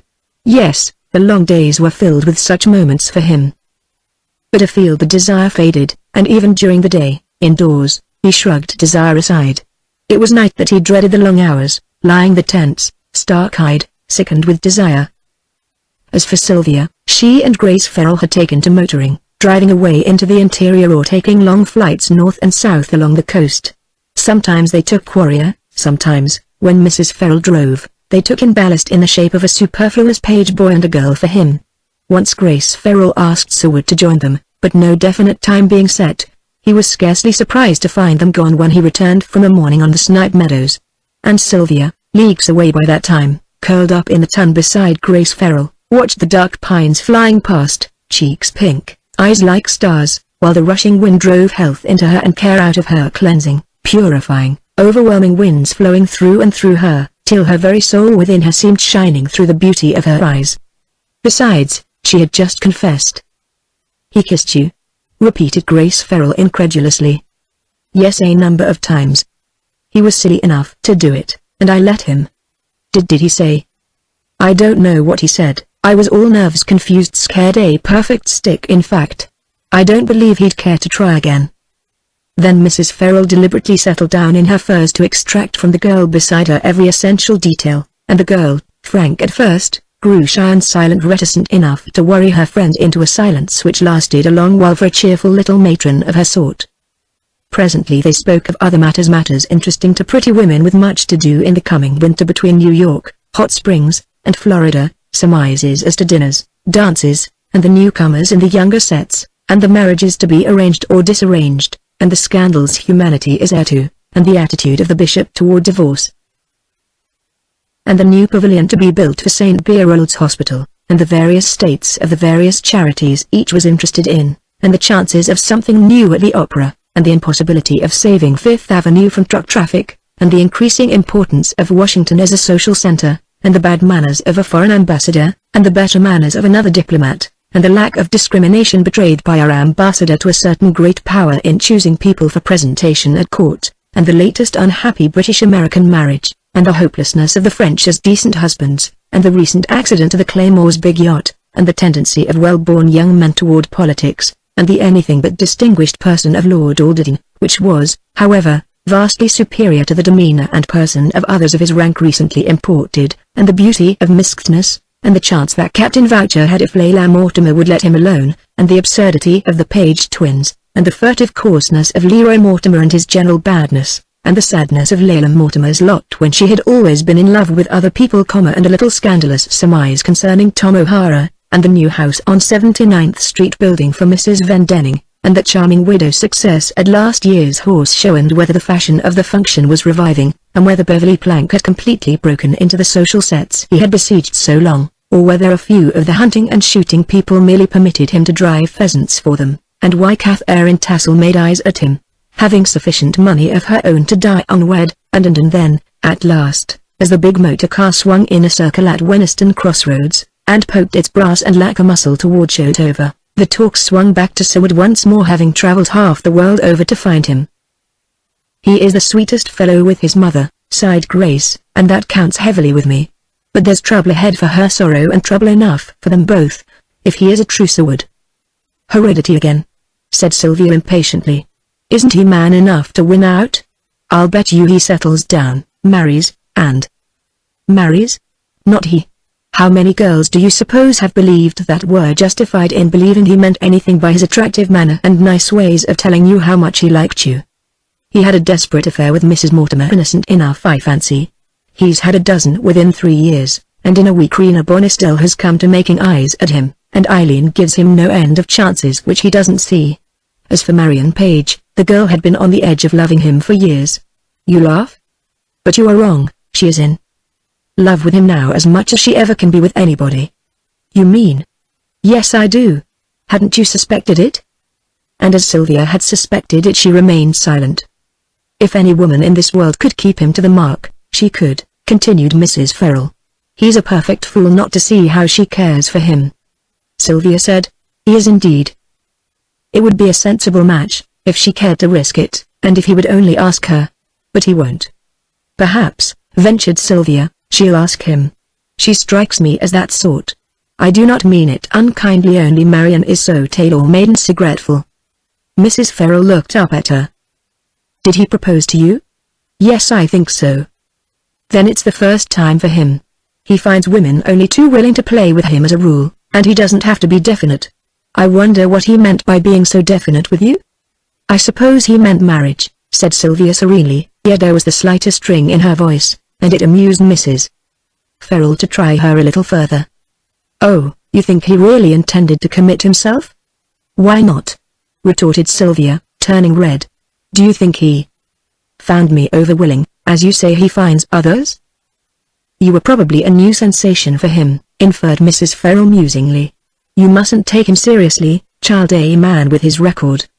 Besides, he has the same facility with a girl that he has with everything else he tries. His pen, you know how infernally clever he is, and he can make good verse, and write witty jingles, and he can carry home with him any opera and play it decently, too, with the proper harmonies. Anything he finds amusing. He is clever with dogs, horses, pen, brush, music, women." That was too malicious, for Sylvia had flushed up painfully, and Grace Ferrell dropped her gloved hand on the hand of the girl beside her. Child, she said. "He is not that sort. No decent man ever is unless the girl is too." Sylvia, sitting up very straight in her furs, said, "He found me anything but difficult, if that's what you mean." "I don't." "Please don't be vexed, dear. I plague everybody when I see an opening. There's really only one thing that worries me about it all." "What is that?" asked Sylvia without interest. "It's that you might be tempted to care a little for him. Which, being useless, might be unwise." "I am tempted." "Not seriously?" "I don't know." She turned in a sudden nervous impatience foreign to her. "Howard Quarrier is too perfectly imperfect for me. I'm glad I've said it. The things he knows about and doesn't know have been a revelation in this last week with him. There is too much surface, too much exterior admirably fashioned. And inside is all clockwork. I've said it, I'm glad I have. He seemed different at Newport, he seemed nice at Lenox. The truth is, he's a horrid disappointment, and I'm bored to death at my brilliant prospects." The low whizzing hum of the motor filled a silence that produced considerable effect upon Grace Ferrell. And, after mastering her wits, she said in a subdued voice, "Of course it's my meddling."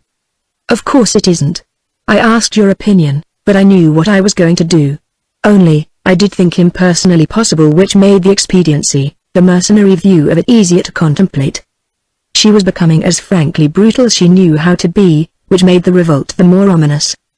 "You don't think you could endure him for an hour or two a day, Sylvia?"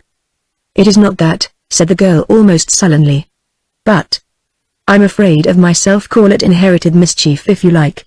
If I let a man do to me what Mr. Seward did when I was only engaged to Howard, what might I do? You are not that sort, said Mrs. Farrell bluntly. Don't be exotic, Sylvia. How do you know if I don't know?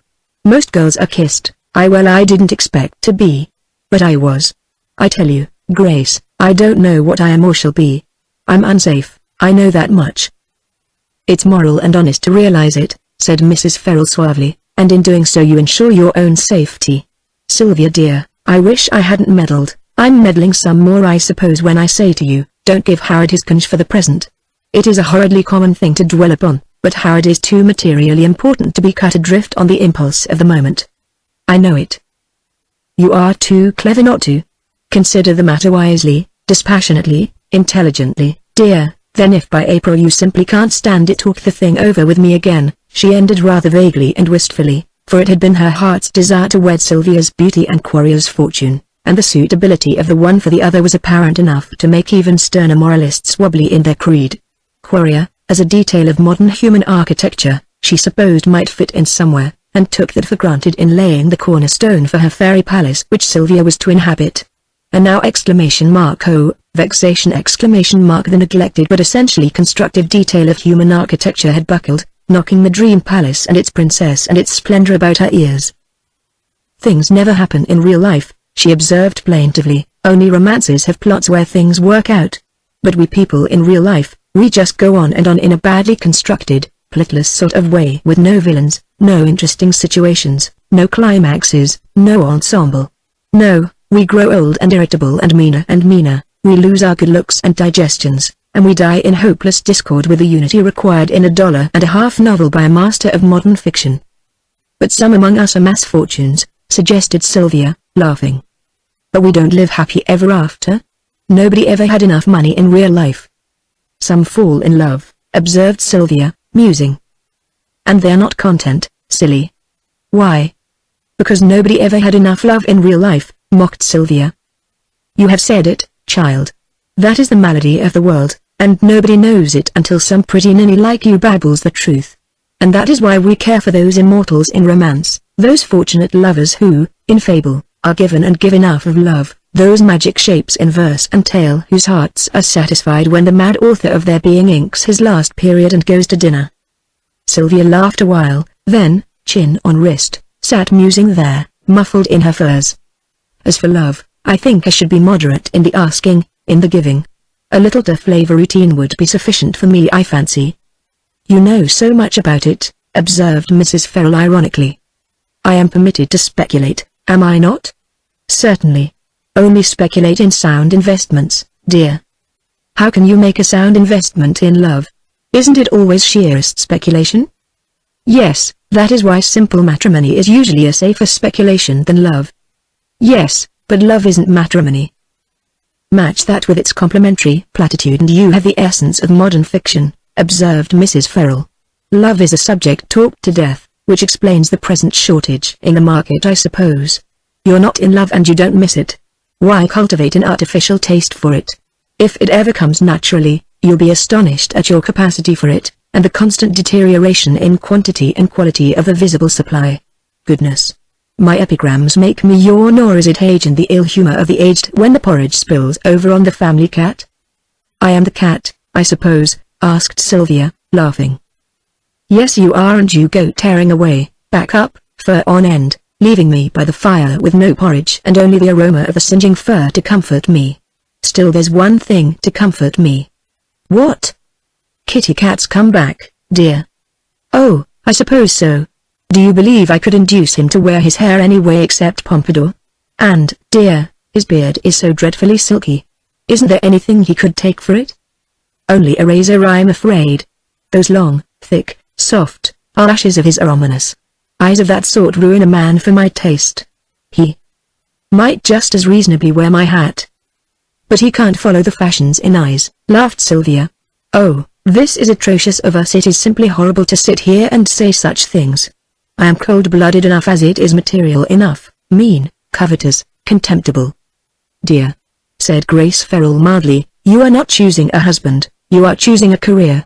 To criticize his investments might be bad taste. To be able to extract what amusement you can out of Howard is a direct mercy from heaven. Otherwise you'd go mad, you know. Grace. Do you wish me to marry him? What is the alternative, dear?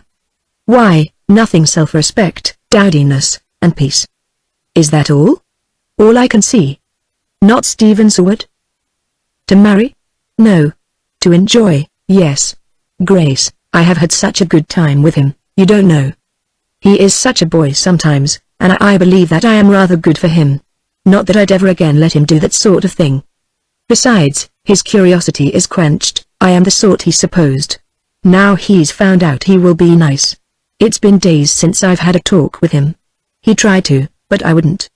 Besides, the Major has said nasty things about him when Howard was present. Nothing definite, only hints, smiling silences, innuendos on the verge of matters rather unfit, and I had nothing definite to refute.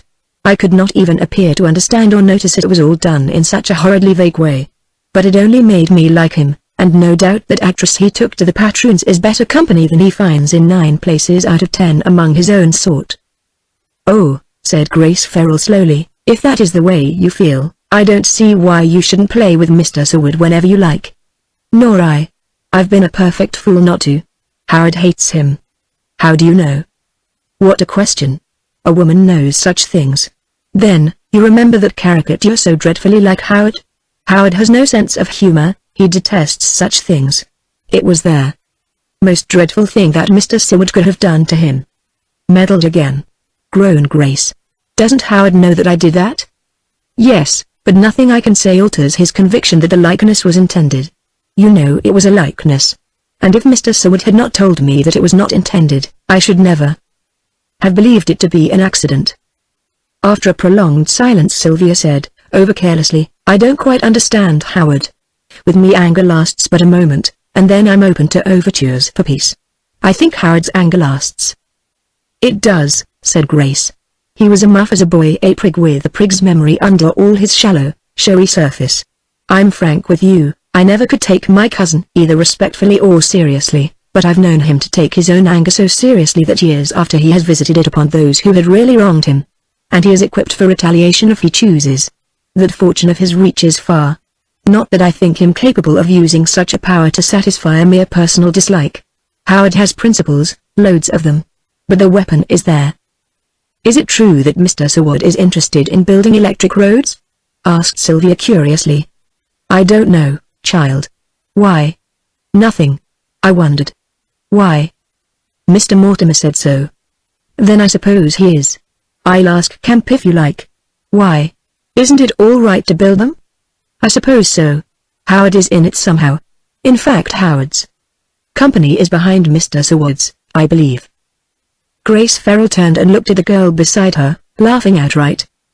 Oh, Howard doesn't do mysterious financial things to nice young men because they draw impudent pictures of him running after his dog or for any other reason. That, dear, is one of those skillfully developed portions of an artistic plot, and plots exist only in romance. So do villains, and besides, my cousin isn't one. Besides that, if Howard is in that thing, no doubt Kemp and I are too.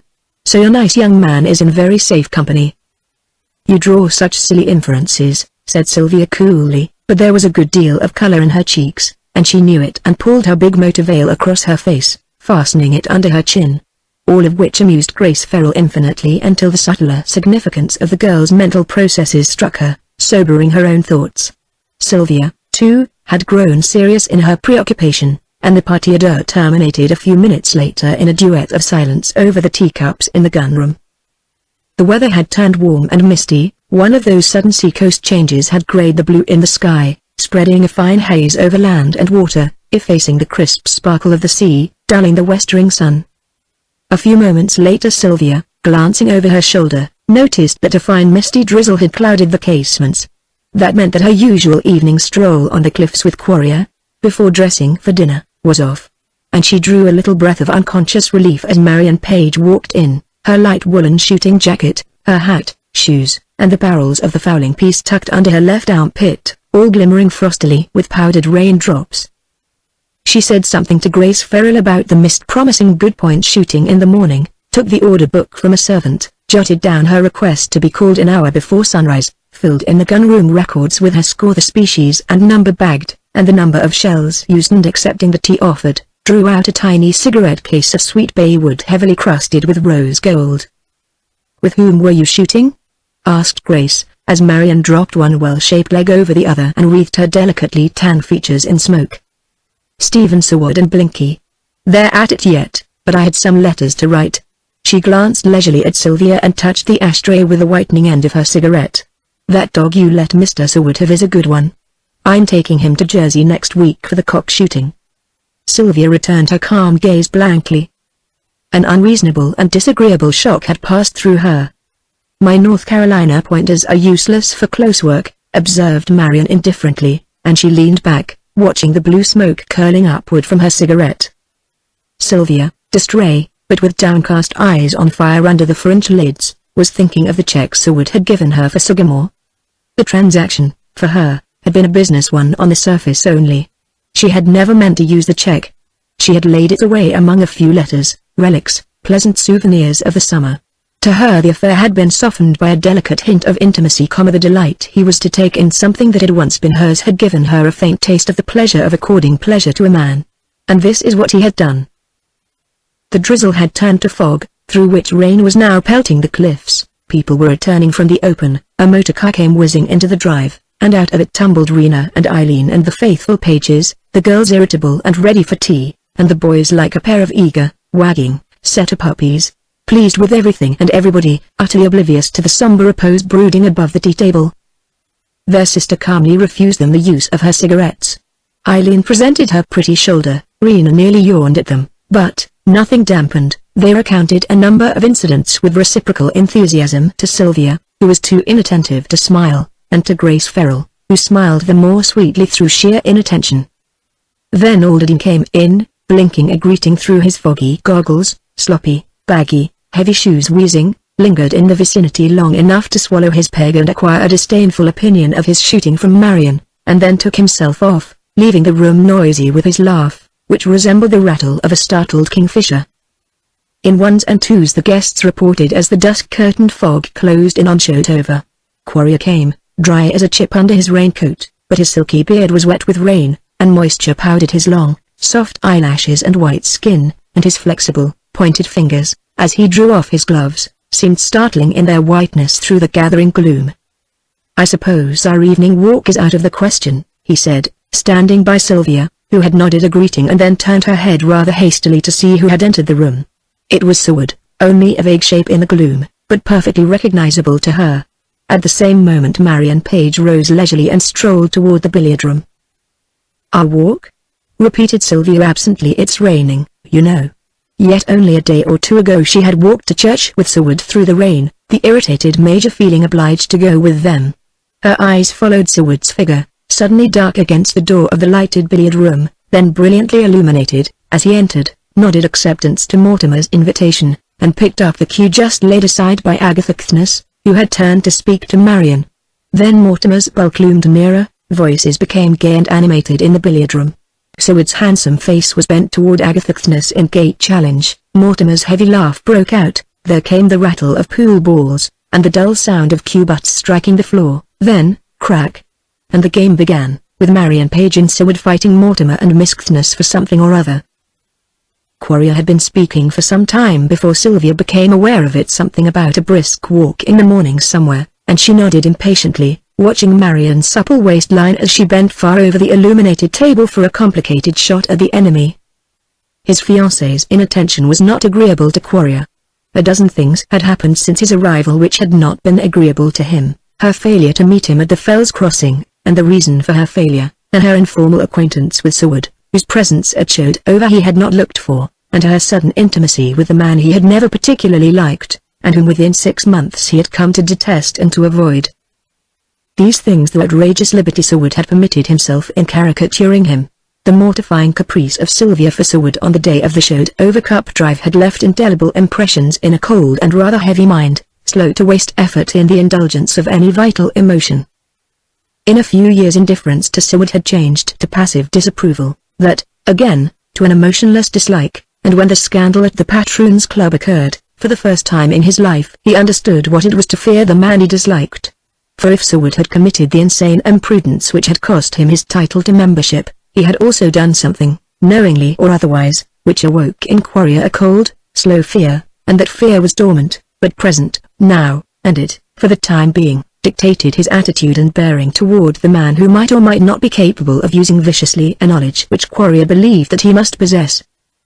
For that reason, when it was not possible to avoid Seward, his bearing toward him was carefully civil. For that reason he dampened Major Bell with his eagerness to tell everybody all he knew about the shamelessly imprudent girl who had figured with Seward in the scandal, but whose identity the press had not discovered. Silence was always desirable to Quarrier. Silence concerning all matters was a trait inborn and congenially cultivated to a habit by him in every affair of life, in business, in leisure, in the methodical pursuits of such pleasures as a limited intellect permitted him, in personal and family matters, in public questions and financial problems. He listened always, but never invited confidences. He had no opinion to express when invited. And he became very, very rich. And over it all spread a thin membrane of vanity, nervous, not intellectual, sensitiveness, for all sense of humor was absent in this man, whose smile, when not a physical effort, was automatically and methodically responsive to certain fixed cues. He smiled when he said good morning, when declining or accepting invitations, when taking his leave, when meeting anybody of any financial importance, and when everybody except himself had begun to laugh in a theater or a drawing room. This limit to any personal manifestation he considered a generous one. And perhaps it was. A sudden rain squall, noisy against the casements, had darkened the room. Then the electric lights broke out with a mild candle-like luster, and Quarrier, standing beside Sylvia's chair, discovered it to be empty. It was not until he had dressed for dinner that he saw her again, seated on the stairs with Marion Page, a new appearance of intimacy for both women, who heretofore had found nothing except a passing civility in common. Marion was discussing dog breeding with that cool, crude, direct insouciance so unpleasant to some men. Sylvia was attentive, curious, and instinctively shrinking by turns, secretly dismayed at the overplainness of terms employed in kennel law by the girl at her side. The conversation veered toward the Sycamore pup. Marion explained that Seward was too busy to do any southern shooting, which was why he was glad to have her polish Sycamore on Jersey woodcock. "I thought it was not good for a dog to be used by anybody except his master," said Sylvia carelessly. "Only second-raters suffer. Besides, I have shot enough, now, with Mr. Seward to use his dog as he does." "He is an agreeable shooting companion," smiled Sylvia. "He is perfect," answered Marion coolly. "The only test for a thoroughbred is the field. He rings true." They exchanged carefully impersonal views on Seward's good qualities for a moment or two, then Marion said bluntly, "Do you know anything in particular about that Patroons Club affair?" "No," said Sylvia, "nothing in particular." "Neither do I, and I don't care to. I mean, that I don't care what he did, and I wish that gossiping old Major would stop trying to hint it to me." "My uncle." "Oh, I forgot. Beg your pardon, you know, but—" "I'm not offended," observed Sylvia, with a shrug of her pretty, bare shoulders. Marion laughed. "Such a good about. Besides, I'm no prude, but he and Leroy Mortimer have no business to talk to unmarried women the way they do. No matter how worldly wise we are, men have no right to suppose we are." "Pooh," shrugged Sylvia. "I have no patience to study out double entendre, so it never shocks me. Besides—" She was going to add that she was not at all versed in doubtful worldly wisdom, but decided not to, as it might seem to imply disapproval of Marion's learning. So she went on, "Besides, what have innuendos to do with Mr. Seward? I don't know whether I care to understand them." The Major hinted that the woman, the one who figured in it, is rather exclusively Mr. Seward's property. "Exclusively?" repeated Sylvia curiously. "She's a public actress, isn't she?" "If you call the maneuvers of a newly fledged chorus girl acting, yes, she is. But I don't believe Mr. Seward figures in that unfashionable role. Why, there are too many women of his own sort ready for mischief." Marion turned to Sylvia, her eyes hard with a cynicism quite lost on the other. "That sort of thing might suit Leroy Mortimer, but it doesn't fit Mr. Seward," she concluded, rising as their hostess appeared from above and the butler from below. And all through dinner an indefinitely unpleasant remembrance of the conversation lingered with Sylvia, and she sat silent for minutes at a time, returning to actualities with a long, curious side glance across at Seward, and an uncomprehending smile of assent for whatever Quarrier or Major Bellwether had been saying to her. Cards she managed to avoid after dinner, and stood by Quarrier's chair for half an hour, absently watching the relentless method and steady adherence to rule which characterized his bridge playing, the eager, unslaked brutality of Mortimer, the set, selfish face of his pretty wife, the chilled intensity of Miskness. And Grace Ferrell's phrase recurred to her, "Nobody ever has enough money. Not even these people, whose only worry was to find investment for the surplus they were unable to spend." Something of the meanness of it all penetrated her. Were these the real visages of these people, whose faces otherwise seemed so smooth and human? Was Leila Mortimer aware of the shrillness of her voice? Did Agatha Kthnes realize how pinched her mouth and nose had grown? Did even Leroy Mortimer dream how swollen the pouches under his eyes were, how red and puffy his hands, shuffling a new pack, how pendulous and dreadful his red underlip when absorbedly making up his cards? Instinctively she moved a step forward for a glimpse of Quarrier's face. The face appeared to be a study in blankness. His natural visage was emotionless and inexpressive enough, but this face, from which every vestige of color had fled, fascinated her with its dead whiteness, and the hair brushed high, the long, black lashes, the silky beard, struck her as absolutely ghastly, as though they had been glued to a face of wax. She turned on her heel, restless, depressed, inclined for companionship. The page boys had tempted Rena and Eileen to the billiard room. Voucher, Alderdine, and Major Bellwether were huddled over a table, immersed in preference. Catherine Tassel and Grace Ferrell sat together looking over the announcements of Sylvia's engagement in a batch of New York papers just arrived. Ferrell was writing at a desk, and Seward and Marion were occupied in the former's sketch for an ideal shooting vehicle, to be built on the buckboard principle, with a clever arrangement for dogs, guns, ammunition, and provisions. Seward's profile, as it bent in the lamplight over the paper, was very engaging. The boyish note predominated as he talked while he drew, his eyes now smiling, now seriously intent on the sketch which was developing so swiftly under his facile pencil. Marion's clean-cut blonde head was close to his, her supple body twisted in her seat, one bare arm hanging over the back of the chair. Something in her attitude seemed to exclude intrusion. Her voice, too, was hushed in comment, though his was pitched in his naturally agreeable key. Sylvia had taken a hesitating step toward them, but halted, turning irresolutely, and suddenly over her crept a sensation of isolation, something of that feeling which had roused her at midnight from her bed and driven her to Grace Ferrell for a refuge from she knew not what. The rustle of her silken dinner gown was scarcely perceptible as she turned.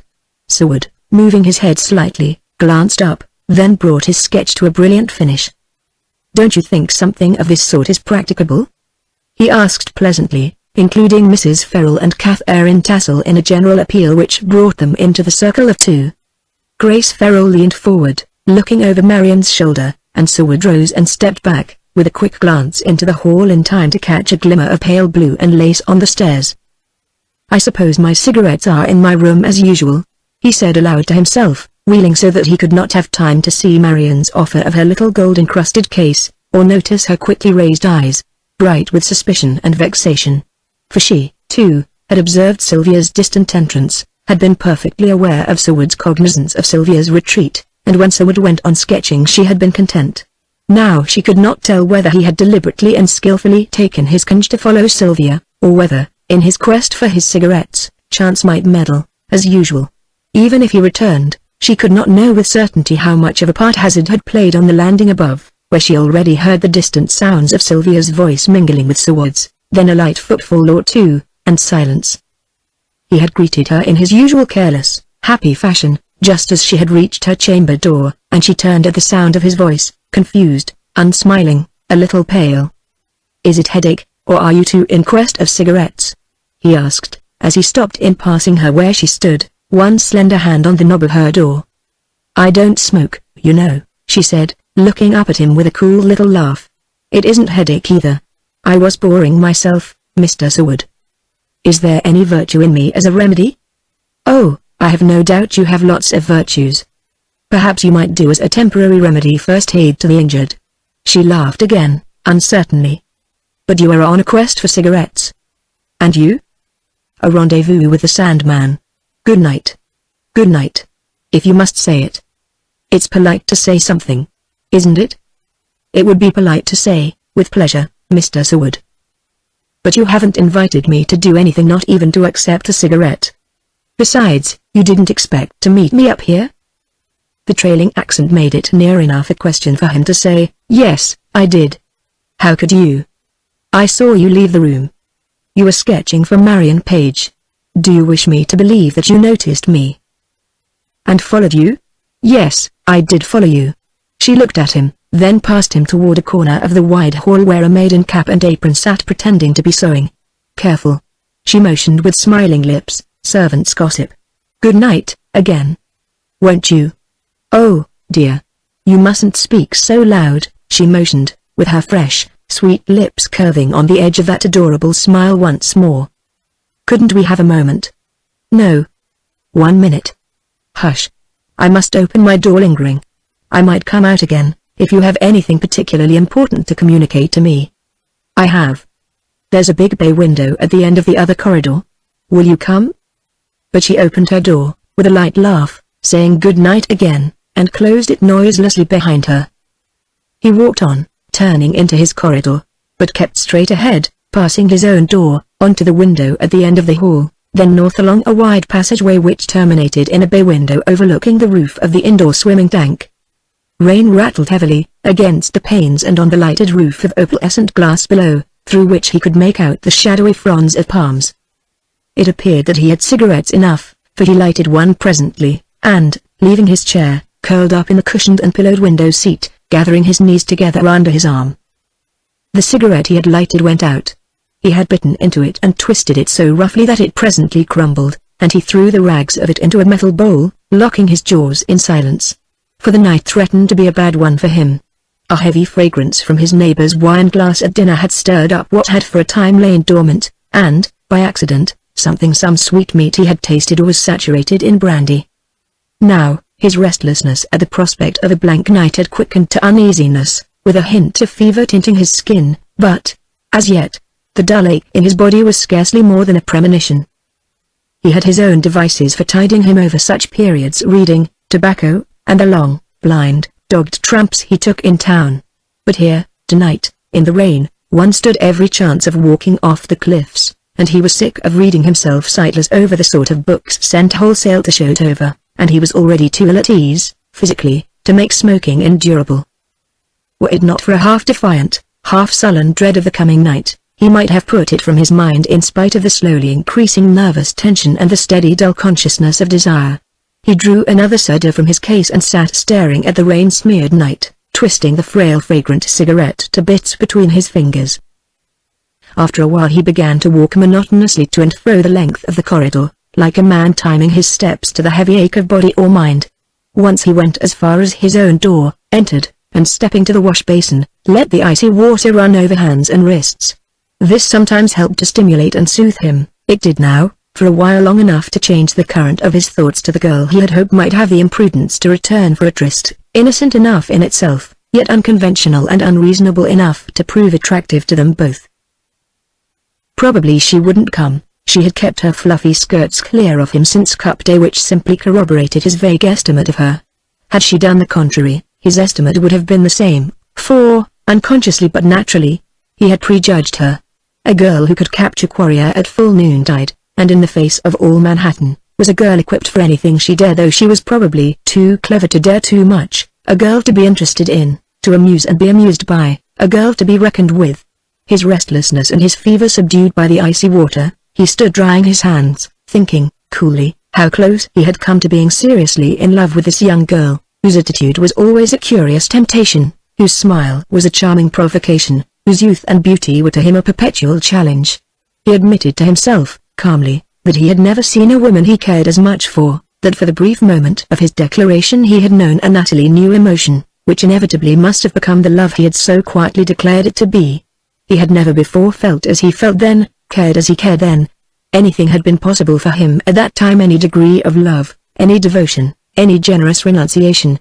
Clear-sighted, master of himself, he saw love before him, and knew it when he saw it, recognized it, was ready for it, offered it, emboldened by her soft hands so eloquent in his. And in his arms he held it for an instant. He thought, spite of the sudden inertia, spite of the according of cold lips and hands still colder, relaxed, inert, held it until he doubted. That was all. He had been wise to doubt such sudden miracles as that. She, consummate and charming, had soon set him right. And, after all, she liked him, and she had been sure enough of herself to permit the impulse of a moment to carry her with him a little way, a very little way merely to the formal symbol of a passion the germ of which she recognized in him. Then she had become intelligent again, with a little laughter, a little malice, a becoming tint of hesitation and confusion, all the sense, all the arts, all the friendly sweetness of a woman thorough in training, schooled in self-possession, clear enough to be audacious and perverse without danger to herself, to the man, or to the main chance. Standing there alone in his lighted room, he wondered whether, had her trained and inbred policy been less precise, less worldly, she might have responded to such a man as he. Perfectly conscious that he had been capable of loving her, aware, too, that his experience had left him on that borderland only through his cool refusal to cross it and face a hopeless battle already lost, he leisurely and mentally took the measure of his own state of mind, and found all well, all intact, found himself still master of his affections, and probably clear-minded enough to remain so under the circumstances. To such a man as he, impulse to love, capacity to love, did not mean instant capsizing with a flop into sentimental tempests, where swamped, ardent and callow youth raises a hysterically selfish clamor for reciprocity or death. His nature partly his character, accounted for this balance, and, in part, a rather wide experience with women of various degrees counted more. So, by instinct and experience, normally temperate, only what was abnormal and inherited might work a mischief in this man. His listlessness, his easy acquiescence, were but consequent upon the self-knowledge of self-control. But mastery of the master vice required something different. He was sick of a sickness, and because, in this sickness, will, mind, and body are tainted too, reason and logic lack clarity, and, to the signals of danger his reply had always been either overconfident or weakened. It had been always the same reply, not yet. There is time. And now, this last week, it had come upon him that the time was now, the skirmish was already on, and it had alarmed him suddenly to find that the skirmish was already a battle, and a rough one. As he stood there he heard voices on the stairs. People had already begun to retire, because late cards and point shooting at dawn do not agree. And a point shooting picnic in snugly elaborate blinds was popular with women, or was supposed to be. He could distinguish by their voices, by their laughter and step, the people who were mounting the stairway and lingering for gossip or passing through the various corridors to court the sleep denied him. He heard Mortimer's heavy tread in the soft shuffling step of Major Bell with her as they left the elevator, and the patter of his hostess's satin slippers, and her gay good night on the stairs. Little by little the tumult died away. Quarrier's measured step came, past, Marion Page's cool, crisp voice and walk, and the giggle and amble of the twins, and Rena and Eileen, the last laggards, with Ferrell's brisk, decisive tones and stride to close the procession. He turned and looked grimly at his bed, then, shutting off the lights, he opened his door and went out into the deserted corridor, where the elevator shaft was dark and only the dim nightlights burned at angles in the passageways. He had his raincoat and cap with him, not being certain of what he might be driven to, but for the present he found the bay window overlooking the swimming tank sufficient to begin the vigil. Secure from intrusion, as there were no bedrooms on that corridor, he tossed coat and cap into the window seat, walked to and fro for a while listening to the rain, then sat down, his well-shaped head between his hands. And in silence he faced the enemy. How long he had sat there he did not know. When he raised his face, all grey and drawn with the tension of conflict, his eyes were not very clear, nor did the figure standing there in the dim light from the hall mean anything for a moment. "Mr. Seward?" in an uncertain voice, almost a whisper. He stood up mechanically, and she saw his face. "Are you ill? What is it?" "Ill? No." He passed his hand over his eyes. "I fancy I was close to the edge of sleep." Some color came back into his face. He stood smiling now, the significance of her presence dawning on him. "Did you really come?" he asked. "This isn't a very lovely but impalpable astral vision, is it?" "It's horridly imprudent, isn't it?" she murmured, still considering the rather drawn and pallid face of the man before her. "I came out of pure curiosity, Mr. Seward." She glanced about her. He moved a big bunch of hothouse roses so she could pass, and she settled down lightly on the edge of the window seat. When he had piled some big downy cushions behind her back, she made a quick gesture of invitation. "I have only a moment," she said, as he seated himself beside her. Part of my curiosity is satisfied in finding you here. I didn't suppose you so faithful. I can be fairly faithful. What else are you curious about? You said you had something important to tell you? So I did. That was bribery, perjury, false pretenses, robbery under arms, anything you will. I only wanted you to come.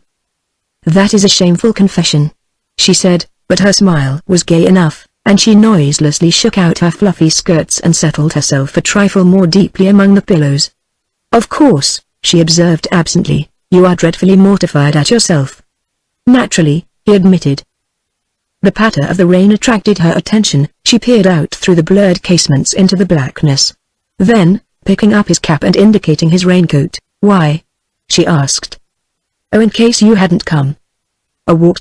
By yourself? A night like this on the cliffs? You are not perfectly mad, are you?" "Not perfectly." Her face grew serious and beautiful. "What is the matter, Mr. Seward?" "Things. Do you care to be more explicit?" "Well," he said, with a humorous glance at her, "I haven't seen you for ages. That's not wholesome for me, you know. But you see me now, and it does not seem to benefit you." "I feel much better," he insisted, laughing, and her blue eyes grew very lovely as the smile broke from them in uncertain response. "So you had nothing really important to tell me, Mr. Seward?" "Only that I wanted you." "Oh," I said, important. But he did not argue the question, and she leaned forward, broke a rose from its stem, then sank back a little way among the cushions, looking at him, idly inhaling the hothouse perfume. "Why have you so ostentatiously avoided me, Mr. Seward?" she asked languidly. "Well, upon my word," he said, with a touch of irritation. "Oh, you are so dreadfully literal." She shrugged, brushing her straight, sensitive nose with the pink blossom. "I only said it to give you a chance. If you are going to be stupid, good night." But she made no movement to go. "Yes, then, I have avoided you. And it doesn't become you to ask why." "Because I kissed you?" "You hint at the true reason so chivalrously, so delicately," she said, "that I scarcely recognize it." The cool mockery of her voice and the warm, quick color-tinting neck and face were incongruous. He thought with slow surprise that she was not yet letter perfect in her role of the material triumphant over the spiritual. A trifle ashamed, too, he sat silent, watching the silken petals fall one by one as she slowly detached them with delicate, restless lips. "I am sorry I came," she said reflectively. "You don't know why I came, do you?" "Sheer loneliness, Mr. Seward. There is something of the child in me still, you see. I am not yet sufficiently resourceful to take it out in a quietly tearful obligato. I never learned how to produce tears. So I came to you." She had stripped the petals from the rose, and now, tossing the crushed branch from her, she leaned forward and broke from its stem a heavy, perfumed bud, half unfolded. "It seems my fate to pass my life in bidding you good night," she said, straightening up and turning to him with a careless laughter touching mouth and eyes again. Then, resting her weight on one hand, her smooth, white shoulder rounded beside her cheek, she looked at him out of humorous eyes. "What is it that women find so attractive in you?" The man's experienced insouciance? The boy's unconscious cynicism? The mystery of your self-sufficiency? The faulty humanity in you? The youth in you already showing traces of wear that hint of future scars? What will you be at 35? At 40? She added softly, what are you now? For I don't know, and you cannot tell me if you would. Out of these little windows called eyes we look at one another, and study surfaces, and try to peep into neighbors' windows. But all is dark behind the windows, always dark, in the where they tell us souls hide. She laid the shell-pink bud against her cheek that matched it, smiling with wise sweetness to herself. "What counts with you?" he asked after a moment. "Counts? How?" "In your affections. What prepossesses you?" She laughed audaciously. "Your traits, some of them, all of them that you reveal. You must be aware of that much already, considering everything." "Then, what is it I lack? Where do I fail?" "But you don't lack, you don't fail. I ask nothing more of you, Mr. Seward. A man from whom a woman desires nothing is already convicted of insufficiency. You would recognize this very quickly if I made love to you. Is that the only way I am to discover your insufficiency, Mr. Seward? Or my sufficiency? Have you enough curiosity to try?" "Oh, I thought you were to try." Then, quickly, but I think you have already experimented, and I did not notice your shortcomings. So there is no use in pursuing that line of investigation any further, is there? And always with her the mischief lay in the trailing upward inflection, in the confused sweetness of her eyes, and their lovely uncertainty. One slim white hand held the rose against her cheek, the other lay idly on her knee, fresh and delicate as a fallen petal, and he laid both hands over it and lifted it between them. Mr. Seward, I am afraid this is becoming a habit with you. The gay mockery was not quite genuine, the curve of lips too sensitive for a voice so lightly cynical. He smiled, bending there, considering her hand between his, and after a moment her muscles relaxed, and bare round arm and hand lay abandoned to him. Quite flawless, perfect, he said aloud to himself. Do you read hands? Vaguely. He touched a smooth palm, long life, clear mind, and he laughed heart supreme over reason. There is written a white lie but a pretty one. It is no lie. He laughed again, unconvinced. It is the truth, she said, seriously insisting and bending sideways above her own hand where it lay in his. It is a miserable confession to admit it, but I'm afraid intelligence would fight a losing battle with heart if the conflict ever came. You see, I know, having nobody to study except myself all these years. There is the proof of it, that selfish, smooth contour, where there should be generosity. Then, look at the tendency of imagination toward mischief. She laid her right forefinger on the palm of the left hand which he held, and traced the developments arising in the Mount of Hermes. Is it not a horrid hand, Mr. Seward? I don't know how much you know about palms, but she suddenly flushed, and attempted to close her hand, doubling the thumb over. There was a little half-hearted struggle, freeing one of his arms, which fell, settling about her slender waist, a silence, a breathless moment, and he had kissed her. Her lips were warm, this time. She recovered herself, avoiding his eyes, and moved backward, shielding her face with pretty up-flung elbows outturned. I told you it was becoming a habit with you. The loud beating of her pulses marred her voice. Must I establish a deadline every time I commit the folly of being alone with you? I'll draw that line, he said, taking her in his arms. I beg you will draw it quickly, Mr. Seward. I do, it passes through your heart and mine. Do you mean a declaration again? You are compromising yourself, you know. I warn you that you are committing yourself. So are you. Look at me. In his arms, her own arms pressed against his breast, resisting, she raised her splendid youthful eyes, and through her shot pulse on pulse, until every nerve seemed a-quiver. While I'm still sane, he said with a dry catch in his throat. Before I tell you that I love you, look at me. I will, if you wish, she said with a trembling smile, but it is useless. That is what I shall find out in time. You must meet my eyes. That is well, that is frank and sweet. And useless truly it is. Please don't tell me anything. You will not listen? There is no chance for you if you mean love. I tell you in time, you see. I am utterly frivolous, quite selfish and mercenary. I take my chance. No, I give you none. Why do you interfere? A girl's policy costs her something if it be worth anything. Whatever it costs it is worth it to me. And I do not love you. In so short a time how could I? Then in his arms she fell trembling. Something blinded her eyes, and she turned her head sharply, only to encounter his lips on hers in a deep, clinging embrace that left her dazed, still resisting with the fragments of breath and voice. Not again, I beg you. Let me go now. It is not best. Oh. Truly, truly it is all wrong with us now. She bent her head, blinded with tears, swaying, stunned, then, with a breathless sound, turned in his arms to meet his lips, her hands contracting in his, and, confronting, they paused, suspending the crisis, young faces close, and hearts afire. Sylvia, I love you. For an instant their lips clung, she had rendered him his kiss. Then, tremblingly, it is useless. Even though I loved you. Say it. I do. Say it. I cannot. And it is no use, no use. I do not know myself this way. My eyes are wet. It is not like me, there is nothing of me in this girl you hold so closely, so confidently. I do care for you, how can I help it? How could any woman help it? Is not that enough? Until you are a bride, yes. A bride? Stephen! I cannot. You cannot help it, Sylvia. I must. I have my way to go.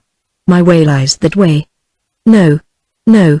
I cannot do it. It is not best for me, not best for you. I do care for you, you have taught me how to say it. But you know what I have done and mean to do, and must carry through. Then, how can you love a girl like that? Dear, I know the woman I love. Silly, she is what her life has made her, material, passionately selfish, unable to renounce the root of all evil. Even if this happiness were ours always, I mean, if this madness could last our wedded life, I am not good enough, not noble enough, to forget what I might have had, and put away. Is it not dreadful to admit it? Do you not know that self-contempt is part of the price? I have no money. I know what you have. I asked. And it is enough for a man who remains unmarried. For I cannot make things do, I cannot contrive, I will not cling to the fringe of things, or play that heartbreaking role of the shabby expatriated on the continent. No person in this world ever had enough. I tell you, I could find use for every flake of metal, ever mind. You see, you do not know me. From my pretty face and figure you misjudge me. I am intelligent, not intellectual, though I might have been, might even be yet. I am cultivated, not learned, though I care for learning, or might, if I had time. My role in life is to man to a security too high for any question as to my dominance. Can you take me there? There are other heights, Sylvia. Higher? Yes, dear. The spiritual, I know. I could not breathe there, if I cared to climb. And I have told you what I am, all silk and lace and smooth skin selfishness. She looked at him wistfully. If you can change me, take me. And she rose, facing him. I do not give you up, he said, with a savage note hardening his voice, and it thrilled her to hear it, and every drop of blood in her body leapt as she yielded to his arms again, heavy-lidded, trembling, confused, under the piercing sweetness of contact. The perfume of her mouth, her hair, the consenting fingers locked in his, palm against palm, the lips, acquiescent, then afire at last, responsive to his own, and her eyes opening from the dream under the white lids. These were what he had of her till every vein in him pulsed flame. Then her voice, broken, breathless. Good night. Love me while you can and forgive me. Good night. Where are we? All this must have stunned me, blinded me. Is this my door, or yours? Hush. I am half dead with fear to be here under the light again. If you take me again, my knees will give way. And I must find my door. Oh, the ghastly imprudence of it. Good night. Good night. I love you. Chapter 6. Modus vivendi. After the first few days of his arrival at Shotover, time had threatened to hang heavily on Mortimer's mottled hands. After the second day afield, he recognized that his shooting career was practically over.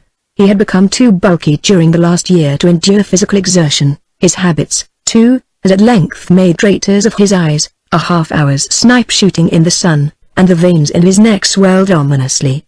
Panting, eyes inflamed, fat arms wobbly, he had scored miss after miss, and labored onward, sullenly persistent to the end. But it was the end. That cup day finished him. He recognized that he was done for. And, following the law of pleasure, which finishes us before we are finished with it, he did not experience any particular sense of deprivation in the prospect. Only the wholesome dread caging. But Mortimer, not yet done with self-indulgence in more convenient forms, cast about him within his new limits for occupation between those hours consecrated to the rites of the table and the card-room. He drove for, but found that it numbed his arms, and that the sea air made him sleepy. Motorcars agreed with him only when driving with a pretty woman. Forced through ennui to fish off the rocks, he soon tired of the sea perch and rock cod and the malodors of periwinkle and clam. Then he frankly took to Major Bell with a sunny side of the gun-room, with illustrated papers and apples and decanter. But Major Bell, with a, always as careful of his digestion as of his financial secrets, blandly dodged the pressing invitations to rum and confidence, until Mortimer sulkily took up his headquarters in the reading-room, on the chance of his wife's moving elsewhere. Which she did, unobtrusively carrying Captain Voucher with her in a sudden zeal for billiard practice on rainy mornings now too frequent along the coast. Mortimer possessed that mysterious talent, so common among the financially insolvent, for living lavishly on an invisible income. But, plan as he would, he had never been able to increase that income through confidential gossip with men like Quarrier or Bell Wither, or even Ferrell. What information his pretty wife might have extracted he did not know. Her income had never visibly increased above the vanishing point, although, like himself, she denied herself nothing. One short, lively interview with her had been enough to drive all partnership ideas out of his head. If he wanted to learn anything financially advantageous to himself he must do it without her aid, and as he was perpetually in hopes of the friendly hint that never came, he still moused about when opportunity offered, and this also helped to kill time. Besides, he was always studying women. Years before, Grace Farrell had snapped her slim fingers in his face, and here, at Shotover, the field was limited. Mrs. Vendenning had left, Agatha Kthnes was still a pale and reticent puzzle, Rena, Kath Erin, and Eileen tormented him, Marion Page, coolly au fait, yawned in his face. There remained Sylvia, who, knowing nothing about his species, met him halfway with a sweet and sensitive deference due a somewhat battered and infirm gentleman of 48 until a sleeker side from Major Bell with a spoiled everything, as usual, for her, leaving her painfully conscious and perplexed between doubt and disgust. Meanwhile, the wealthy master of Black Fells, Beverly Plank, had found encouragement enough at Shotover to venture on tentative informality. There was no doubt that ultimately he must be counted on in New York, but nobody except him was impatiently cordial for the event, and so, at the little house party, he slipped and slid from every attempt at closer quarters, until, rolling smoothly enough, he landed without much discomfort somewhere between Mr. and Mrs. Leroy Mortimer. And it was not a question as to which would be a good to him, observed Major Bell with air, with his misleading and benevolent mirth, it was, which would be a goodest quickest. And Mrs. Mortimer, abandoning Captain Voucher by the same token, displayed certain warning notices perfectly comprehensive to her husband. And at first he was inclined to recognize defeat. But the general insuccess which had so faithfully attended him recently had aroused the long-dormant desire for a general review of the situation with his wife, perhaps even the furtive hope of some conjugal arrangement tending toward an exchange of views concerning possible alliance. The evening previous, to his intense disgust, host, hostess, and guests had retired early, in view of the point shooting at dawn. For not only was there to be no point shooting for him, but he had risen from the card table heavily hit, and besides, for the first time his apples and port had disagreed with him. As he had not risen until midday he was not sleepy. Books were an aversion equalled only by distaste for his own company. Irritated, bored, he had perforce sulkily entered the elevator and passed to his room, where there was nothing on earth for him to do except to thumb over last week's sporting periodicals and smoke himself stupid. But it required more than that to ensnare the goddess of slumber. He walked about the room, haunted of slow thoughts. He stood at the rain-smeared pane, fat fingers resting on the glass. The richly flavored cigar grew distasteful, and if he could not smoke, what, in pity's name, was he to do? Involuntarily his distended eyes wandered to his wife's locked and bolted door, then he thought of Beverly Plank, and his own failure to fasten himself upon that anxiously over-cordial individual with his houses and his villas and his yachts and his investments. He stepped to the switch and extinguished the lights in his room. Under the door, along the sill, a glimmer came from his wife's bedchamber.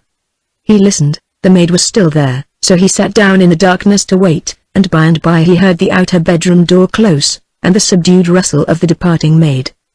Then, turning on his lights, he moved ponderously and jauntily to his wife's door and knocked discreetly. Layla Mortimer came to the door and opened it. Her hair was coiled for the night, her pretty figure outlined under a cascade of clinging lace. "What is the matter?" she asked quietly. "Are you point shooting tomorrow? I wanted to chat with you." "I'm sorry. I'm driving to Wenniston, after breakfast, with Beverly Plank, and I need sleep."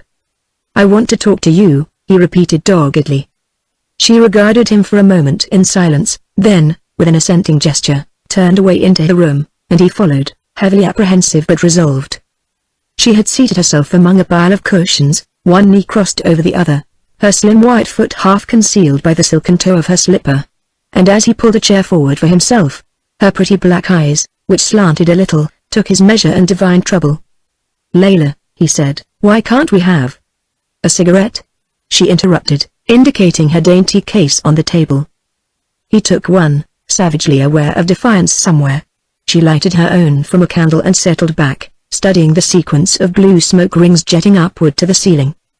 "About this man Plank," he began, louder than he had intended through sheer self-mistrust, and his wife made a quick, disdainful sign of caution, which subdued his voice instantly.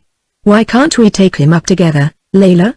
he ended lamely, furious at his own uneasiness in a matter which might concern him vitally. "I see no necessity of your taking him up," observed his wife serenely. I can do what may be useful to him in town. So can I. There are clubs where he ought to be seen. I can manage such matters much better. You can't manage everything, he insisted sullenly. There are chances of various sorts. Investments? Asked Mrs. Mortimer, with bright malice. See here, Layla, you have your own way too much. I say little, I make damn few observations, but I could, if I cared to. It becomes you to be civil at least. I want to talk over this plank matter with you. I want you to listen, too. A shade of faint disgust passed over her face. I am listening, she said. Well, then, I can see several ways in which the man can be of use to me. I discovered him before you did, anyway. And what I want to do is to have a frank, honorable. A what? An honorable understanding with you, I said, he repeated, reddening. Oh. She snapped her cigarette into the grate. Oh. I see. And what then? What then? Yes, what then? Why, you and I can arrange to stand behind him this winter in town, can't we? And then? Then damn it! The beggar can show his gratitude, can't he? How? She asked listlessly. By making good. How else? He retorted savagely. He can't welch because there's little to climb for beyond us, and even if he climbs, he can't ignore us. I can do as many things for him in my way as you can in yours. What is the use of being a pig, Layla? Anything he does for me isn't going to cancel his obligations to you. I know him better than you do, she observed, bending her head and pleating the lace on her knee. There is Dutch blood in him. Not good Hollander, but common Dutch, sneered Mortimer. And you mean he'll squeeze $1 till the eagle screams, don't you? She sat silent, pleating her lace with steady fingers.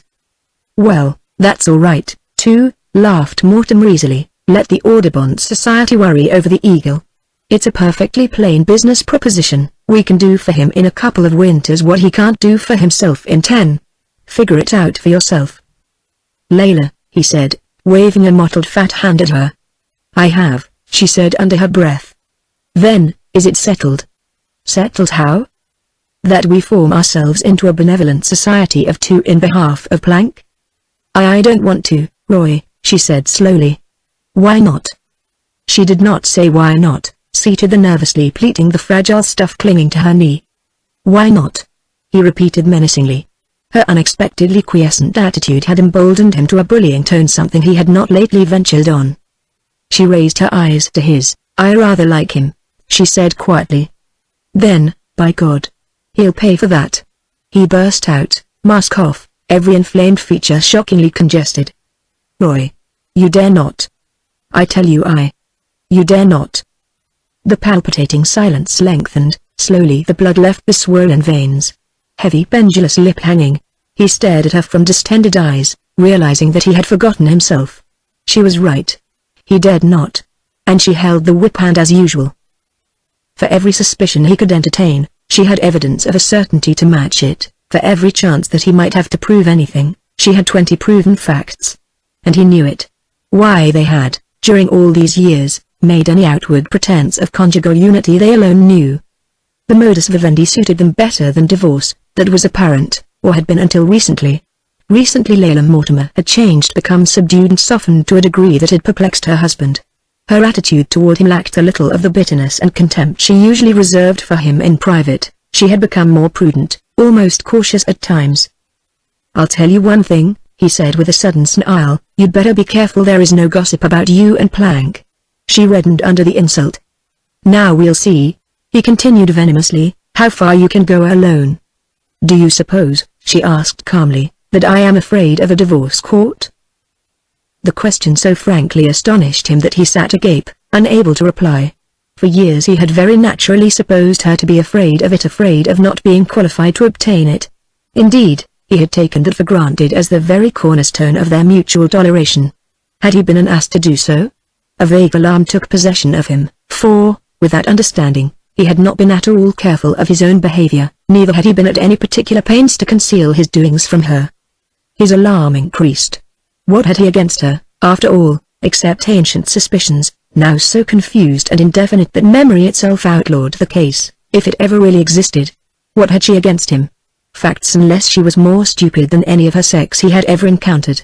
And now, This defiance, this increasing prudence, this subtle change in her, began to make him anxious for the permanency of the small income she had allowed him during all these years doled out to him, as he believed, though her dormant fear of him.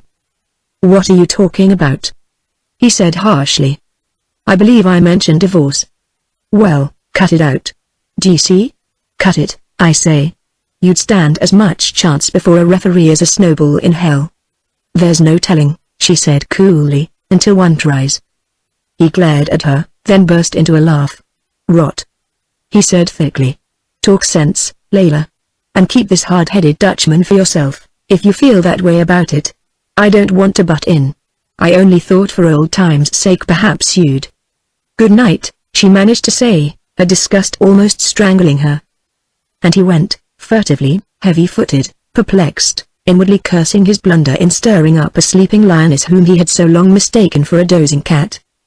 For hours he sat in his room, or paced the four walls, doubtful, chagrined, furious by turns. Once he drew out a memorandum book and stood under a lighted sconce, studying the figures. His losses at chode overstaggered him, but he had looked to his wife heretofore in such emergencies. Certainly the time had come for him to do something. But what question mark if his wife was going to strike such attitudes in the very face of decency? Certainly a husband in these days was without honor in his own household.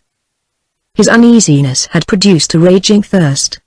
He punched an electric button with his fleshy thumb, and prowled round, waiting. Nobody came. He punched again, and looked at his watch. It astonished him to find the hour was 3 o'clock in the morning. That discovery, however, only appeared to increase his thirst. He opened the hall door, prepared to descend into the depths of the house and raid a sideboard, and as he thrust his heavy head out into the lighted corridor his eyes fell upon two figures standing at the open door of a bedroom. One was Seward, that was plain. Who was the girl he had kissed? One of the maids? Somebody's wife? Who? Every dull pulse began to hammer in Mortimer's head. In his excitement he stepped halfway into the corridor, then skipped nimbly back, closing his door without a sound. Sylvia Landis, by all that's holy! He breathed to himself, and sat down rather suddenly on the edge of the bed. After a while he rose and crept to the door, opened it, glued his eyes to the crack, in time to catch a glimpse of Seward entering his own corridor alone. And that night, Mortimer, lying awake in bed, busy with schemes, became conscious of a definite idea. It took shape and matured so suddenly that it actually shocked his moral sense. Then it scared him. But that is blackmail," he whispered aloud. "A man can't do that sort of thing. What the devil ever put it into my head? And there are men I know, women, two scoundrelly blackguards, who'd use that information somehow, and make it pay, too. The scoundrels." He squirmed down among the bedclothes with a sudden shiver, but the night had turned warm. "Scoundrels," he said, with mild emphasis. "Blackmailers. Contemptible pups." He fell asleep an hour later, muttering something incoherent about scoundrels and blackmail. And meanwhile, in the darkened house, from all round came the noise of knocking on doors, sounds of people stirring a low voice here and there, lights breaking out from transoms, the thud of rubber-shod heels, the rattle of cartridges from the echoing gun-room. For the guests at chode over were awaking, lest the wet sky, whitening behind the east, ring with the whimpering wedges of wildfowl rushing seaward over empty blinds. The unusual stillness of the house in the late morning sunshine was pleasant to Miss Landis. She had risen very late, unconscious of the stir and movement before dawn, and it was only when a maid told her, as she came from her bath, that she remembered the projected point shooting, and concluded, with an odd, happy sense of relief, that she was almost alone in the house. A little later, glancing from her bedroom window for a fulfillment of the promise of the sun which a glimpse of blue sky heralded, she saw Layla Mortimer settling herself in the forward seat of a Mercedes, and Beverly Plank climbing in beside her, and she watched Plank steer the big machine across the wet lawn, while the machinist swung himself into the ton, and away they rolled, faster, faster, rushing out into the misty hinterland, where the long streak of distant forest already began to brighten, edged with the first rays of watery sunshine. So she had the big house to herself, every bit of it, and with it freedom from obligation, from comment, from demand or exaction, freedom from restraint, liberty to roam about, to read, to dream, to idle, to remember. Ah, that was what she needed, a quiet interval in this hurrying youth of hers to catch her breath once more, and stand still, and look back a day or two and remember. So, to breakfast all alone was delicious, to stroll, unhurried, to the sideboard and leisurely choose among the fresh cool fruits, to loiter over cream jug and cereal, to saunter out into the freshness of the world and breathe it, and feel the sun warming cheek and throat, and the little breezes from a sunlit sea stirring the bright strands of her hair. In the increasing brilliancy of the sunshine she stretched out her hands, warming them daintily as she might twist them before the fire on the hearth. And here, at the fragrant hearth of the world, she stood, sweet and fresh as the morning itself, untroubled gaze intensely blue with a tint of the purple sea, sensitive lips scarcely parting in the dreaming smile that made her eyes more wonderful. As the warmth grew on land and water, penetrating her body, a faintly delicious glow responded in her heart, nothing at first wistful in the serene sense of well-being, stretching her rounded arms skyward in the unaccustomed luxury of a liberty which had become the naively unconscious license of a child. The poise of sheer health stretched her to tiptoe, then the graceful tension relaxed, and her smooth fingers uncurled, tightened, and fell limp as her arms fell and her superb young figure straightened, confronting the sea. Out over the rain-wet, odorous grass she picked her way, skirts swung high above the delicate contour of ankle and limb, following a little descending path she knew full of rocky angles, swept by pendant sprays of blackberry, and then down under the jutting rock, south through thickets of wild cherry along the crags, until, before her the way opened downward again where a tiny crescent beach glimmered white-hot in the sun. From his bedroom window Mortimer peeped forth, following her progress with a leer. As she descended, noticing the rifts of bronzing seaweed piled along the tide mark, her foot dislodged a tiny triangle of rock, which rolled clattering and ringing below, and as she sprang lightly to the sand, a man, lying full length and motionless as the heaped seaweed, raised himself on one arm, turning his sun-dazzled eyes on her. The dull shock of surprise halted her as Seward rose to his feet, still dazed, the sand running from his brown shooting clothes over his tightly strapped puttees. "Have you the faintest idea that I supposed you were here?" she asked briefly. Then, frank in her disappointment, she looked up at the cliffs overhead, where her line of retreat lay. "Why did you not go with the others?" she added, unsmiling. "I don't know. I will, if you wish." He had colored slowly, the frank disappointment in her face penetrating his surprise, and now he turned round, instinctively, also looking for the path of retreat. "Wait," she said, aware of her own crude attitude and confused by it. "Wait a moment, Mr. Seward. I don't mean to drive you away. It's self-exile," he said quietly, "quite voluntary, I assure you. Mr. Seward." And, as he looked up coolly, "Have you nothing more friendly to say to me? Is your friendship for me so limited that my first caprice oversteps the bounds? Must I always be in dread of wounding you when I give you the privilege of knowing me better than anybody ever knew me, of seeing me as I am, with all my faults, my failings, my impulses, my real self? I don't know why the pleasure of being alone today should have meant exclusion for you, too. It was the unwelcome shock of seeing anybody a selfish enjoyment of myself that surprised me into rudeness. That is all. Can you not understand? I think so. I meant no criticism." "Wait, Mr. Seward." As he moved slowly toward the path. "You force me to say other things, which you have no right to hear. After last night," the vivid tint grew in her face, "after such a night, is it not natural for a girl to creep off somewhere by herself and try to think a little?" He had turned full on her, the answering color crept to his forehead. "Is that why?" he asked slowly. "Is it not a reason?" "It was my reason for being here." She bit her bright lip. This trend to the conversation was ominous, and she had meant to do her drifting alone in still sun dreams, fearing no witness, no testimony, no judgment save her own self in court with herself. I suppose you cannot go now," she reflected innocently. "Indeed I can, and must." "And leave me here to dig in the sand with my heels? Merci." "Do you mean?" "I certainly do, Mr. Seward. I don't want to dream, now, I don't care to reflect. I did, but here you come blundering into my private world and upset my calculations and change my intentions. It's a shame, especially as you've been lying here doing what I wish to do for goodness knows how long." "I'm going," he said, looking at her curiously. "Then you are very selfish, Mr. Seward." "We will call it that," he said with an odd laugh. "Very well." She seated herself on the sand and calmly shook out her skirts. "About what time would you like to be called?" he asked smilingly. "Thank you, I shall do no sun dreaming." "Please. It is good for you." No, it isn't good at all. And I am grateful to you for waking me, she retorted with a sudden gay malice that subdued him.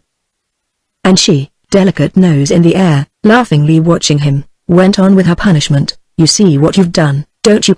Saved me from an entire morning wasted in sentimental reverie over what might have been. Now you can appreciate it, can't you? Your wisdom in appearing in the flesh to save a silly girl, the effort of evoking you in the spirit. Ah, Mr. Seward, I am vastly obliged to you.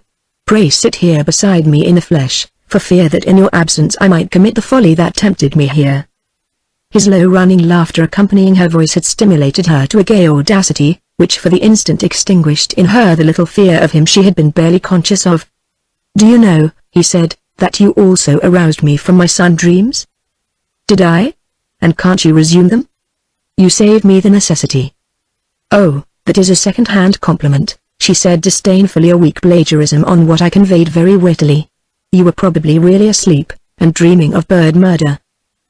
He waited for her to finish, then, amused eyes searching, he roamed about until high on a little drifted sand dune he found a place for himself, and while she watched him indignantly, he curled up in the sunshine, and, dropping his head on the hot sand, calmly closed his eyes.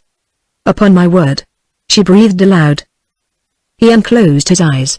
Now you may dream, you can't avoid it, he observed lazily, and closed his eyes, and neither taunts nor jeers nor questions, nor fragments of shells flung with intent to hit, stirred him from his immobility. She tired of the attempt presently, and sat silent, elbows on her thighs, hands propping her chin. Thoughts, vague as the fitful breeze, arose, lingered, and, like the breeze, faded, dissolved into calm, through which, cadenced by the far beat of the ebb tide, her heart echoed, beating the steady intervals of time.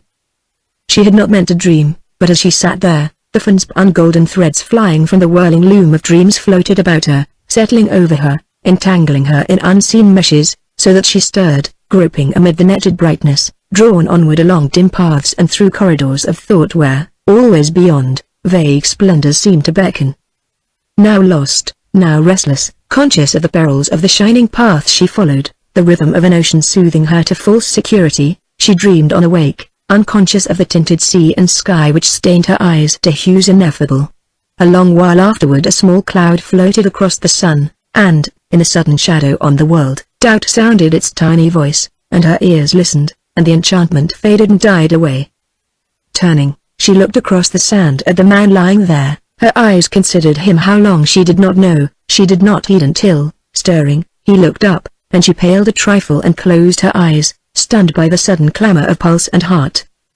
When he rose and walked over, she looked up gravely, pouring the last handful of white sand through her stretched fingers. Did you dream?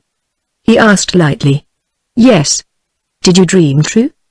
Nothing of my dream can happen, she said. You know that, don't you? I knows that we love, and that we dare not ignore it.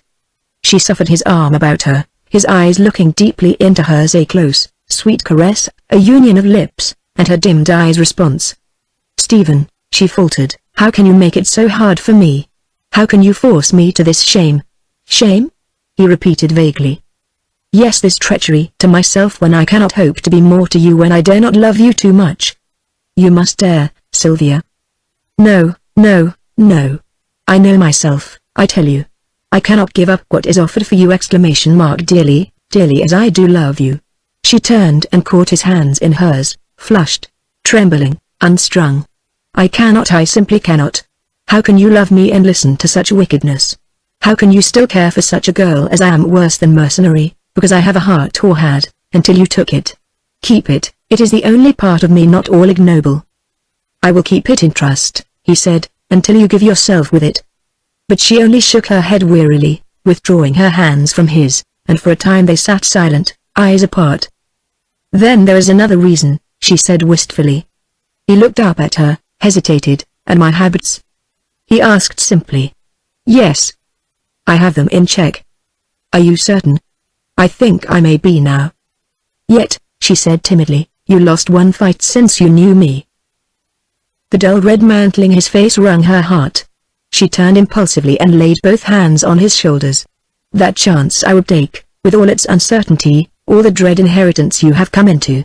I love you enough for that, And if it turned out that you could not stem the tide, even with me to face it with you, and if the pity of it, the grief of it, killed me, I would take that chance if you loved me through it all. But there is something else.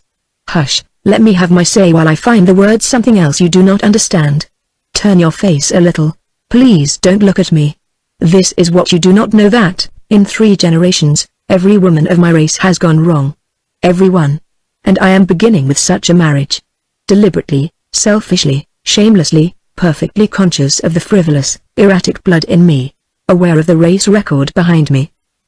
Once, when I knew nothing before I met you, I believed such a marriage would not only permit me mental tranquility, but safely anchor me in the harbor of convention, leaving me free to become what I am fashioned to become, autocrat and arbiter in my own world.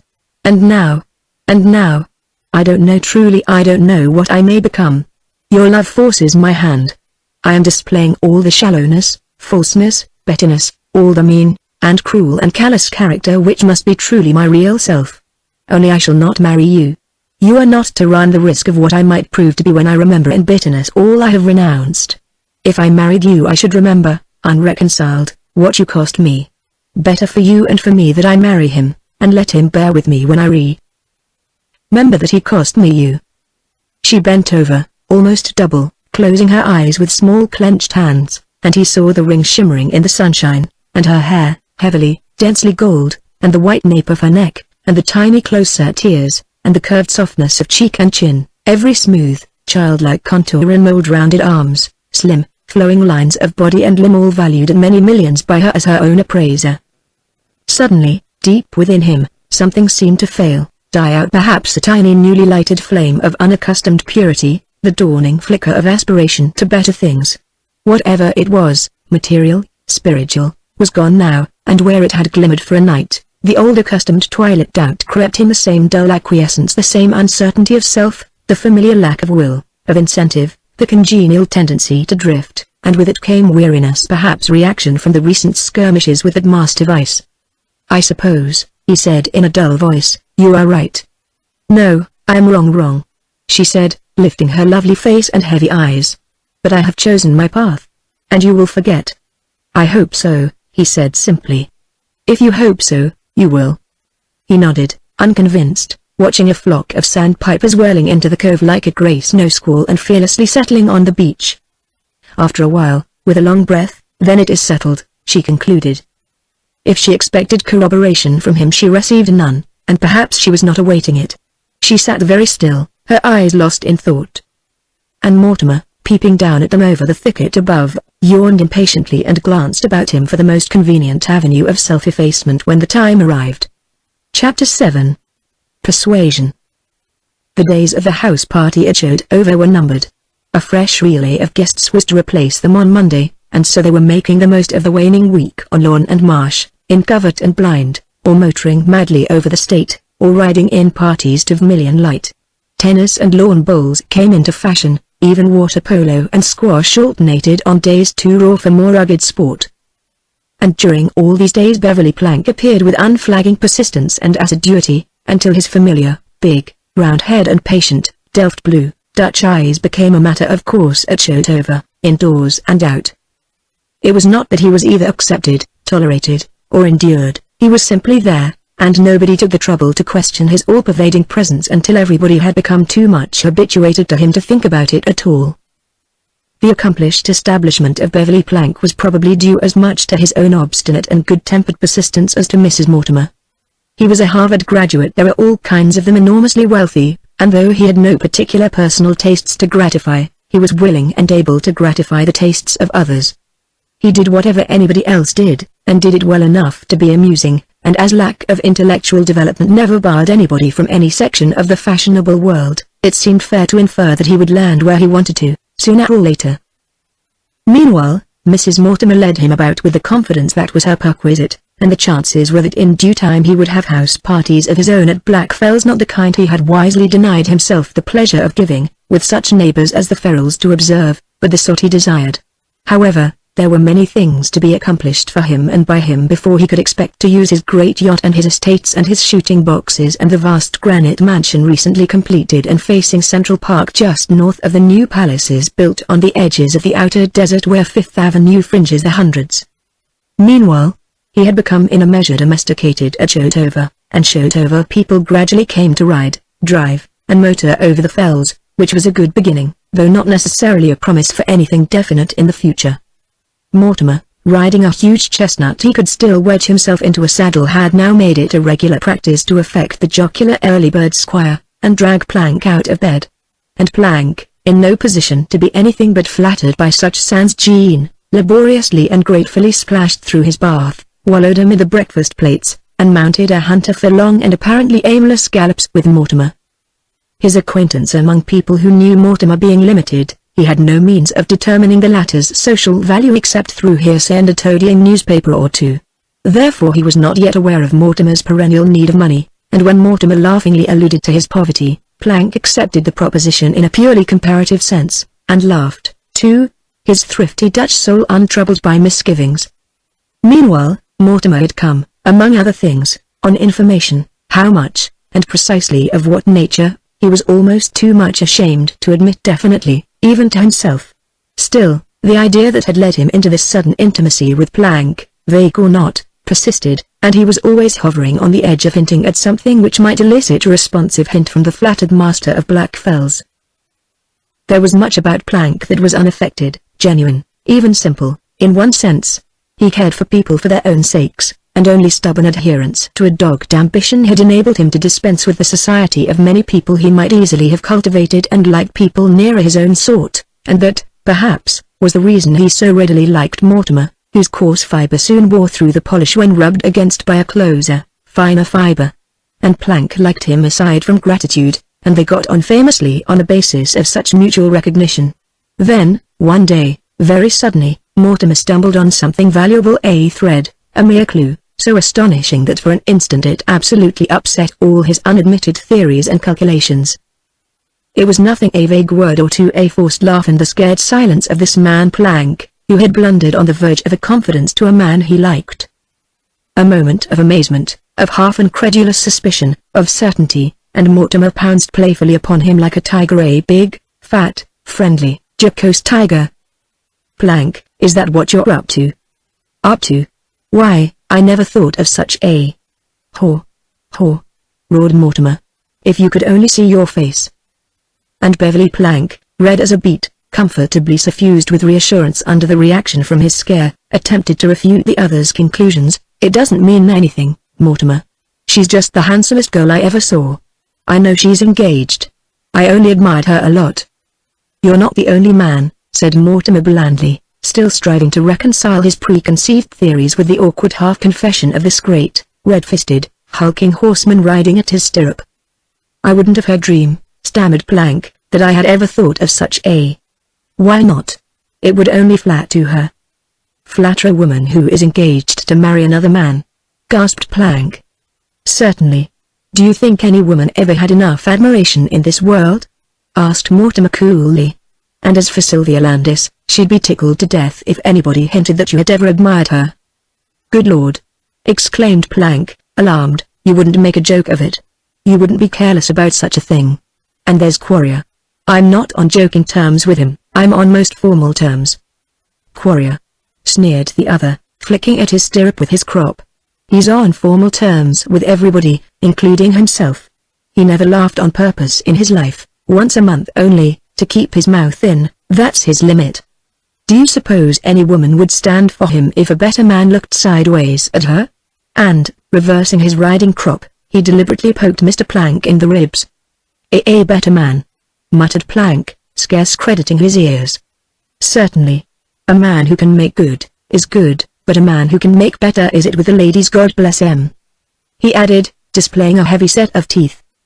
Beverly Plank knew perfectly well that, in the comparison so delicately suggested by Mortimer, his material equipment could be scarcely compared to the immense fortune controlled by Howard Quarrier, and as he thought it, his reflections were put into words by Mortimer, airily enough. "Nobody stands a chance in a showdown with Quarrier. But..." Plank gaped until the tension became unbearable. But what? He blurted out. Plank, said Mortimer solemnly, and his voice vibrated with feeling. Let me do a little thinking before I ask you a vital question. But Plank had become agitated again, and he said something so bluntly that Mortimer wheeled on him, glowering. Look here, Plank, you don't suppose I'm capable of repeating a confidence, do you? If you choose to make me understand it's a confidence. It isn't a confidence, it isn't anything, I mean it is confidential, of course. All there's in it is what I said, or rather what you took me up on so fast, ended Plank, abashed. About your being in love with Sil. Confound it! Roared Plank, crimson to his hair, and he set his heavy spurs to his mount and plunged forward in a storm of dust. Mortimer followed, silent, profoundly immersed in his own thoughts and deductions, and as he pounded along, turning over in his mind all the varied information he had so unexpectedly obtained in these last few days, a dull excitement stirred him, and he urged his huge horse forward in a thrill of rising exhilaration such as seizes on men who hunt, no matter what they hunt, the savage, swimming sense of intoxication which marks the man who chases the quarry not for its own value, but because it is his nature to chase and ride down and enjoy spoils. And all that afternoon, having taken to his room on pretense of neuralgia, he lay sprawled on his bed, thinking. Not that he meant harm to anybody, he told himself very frequently. He had, of course, information which certain degraded men might use in a contemptible way, but he, Mortimer, did not resemble such men in any particular. All he desired was to do Plank a good turn. There was nothing disreputable in doing a wealthy man a favor. And God knew a wealthy man's gratitude was necessary to him at that very moment, gratitude substantially acknowledged. He liked Plank, wished him well, that was all right, too, but a man is an ass who doesn't wish himself well also. 2 birds with 1 stone. 3. For he hated Quarrier. 4. For he had no love for his wife. Besides, it would teach Layla a wholesome lesson, teach her that he still counted, serve her right for her disgusting selfishness about Plank. No, there was to be nothing disreputable in his proceedings, that he would be very careful about. Probably Major Bellwether might express his gratitude substantially if he, Mortimer, went to him frankly and volunteered not to mention to Quarrier the scene he had witnessed between Sylvia Landis and Stephen Seward at 3 o'clock in the morning in the corridor, and if, in playful corroboration, he displayed the cap and raincoat and the big fan, all crushed, which objects of interest he had discovered later in the bay window. Yes, probably Major Bellwether would be very grateful, because he wanted Quarrier in the family, he needed Quarrier in his business. But, 4. That was close enough to blackmail to rub off. No. He wouldn't go to Bellwether and promise any such thing. On the contrary, he felt it his duty to inform Quarrier. Quarrier had a right to know what sort of a girl he was threatened with for life. A man ought not to let another man go blindly into such a marriage. Men owed each other something, even if they were not particularly close friends. And he had always had a respect for Quarrier, even a sort of liking for him, yes, a distinct liking. And, anyhow, women were devils. And it behooved men to get together and stand for one another. Quarrier would give her her walking papers damned quick. And, in her humiliation, is there anybody mad enough to fancy that she wouldn't snap up Plank in such a fix? And make it look like a jilt for Quarrier? But Plank must do his part on the minute, Plank must step up in the very nick of time. Plank, with his millions and his ambitions, was bound to be a winner anyway, and Sylvia might as well be his pilot and use his money. And Plank would be very, very grateful, very useful, a very good friend to have. And Layla would learn at last that he, Mortimer, had cut his wisdom teeth, by God. As for Seward, he amounted to nothing, probably was one of the contemptible sort of men who butted in and kissed a pretty girl when he had the chance. He, Mortimer, had only disgust for such amateurs of the social byways, for he himself kept to the highways, like any self-respecting professional, even when a tour of the highways sometimes carried him below stairs. There was no romantic shilly-shallying fodder about him. Women learned what to expect from him in short order. En garde, madame! Mademoiselle Dant Piss. He laughed to himself and rolled over, digging his head into the pillows and stretching his fat hands to ease their congestion.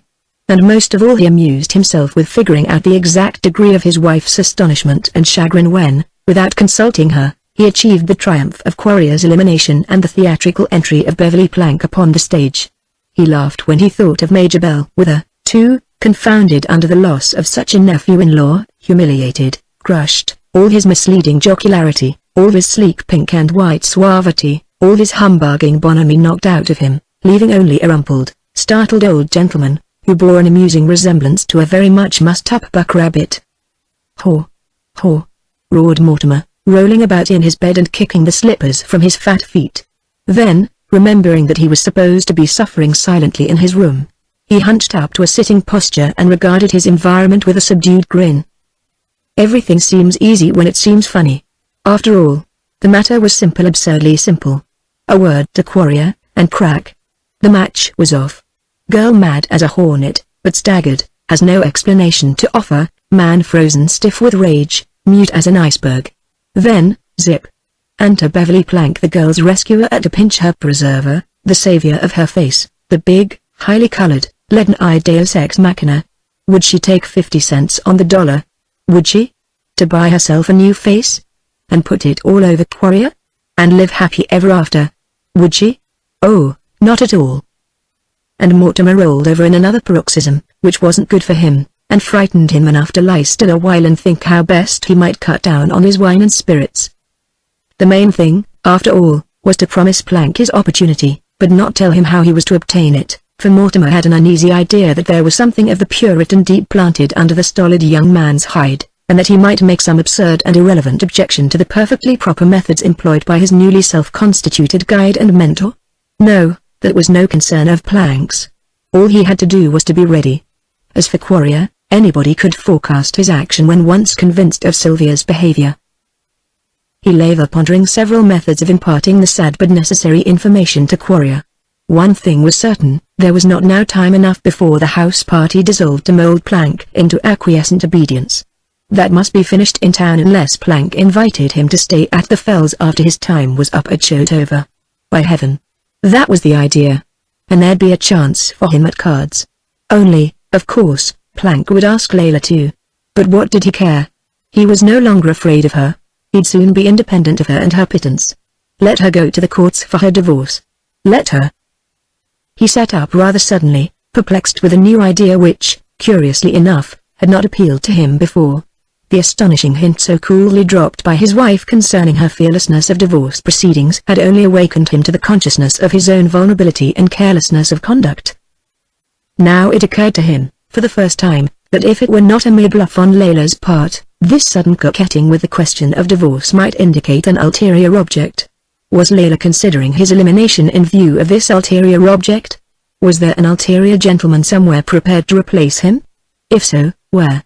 And who?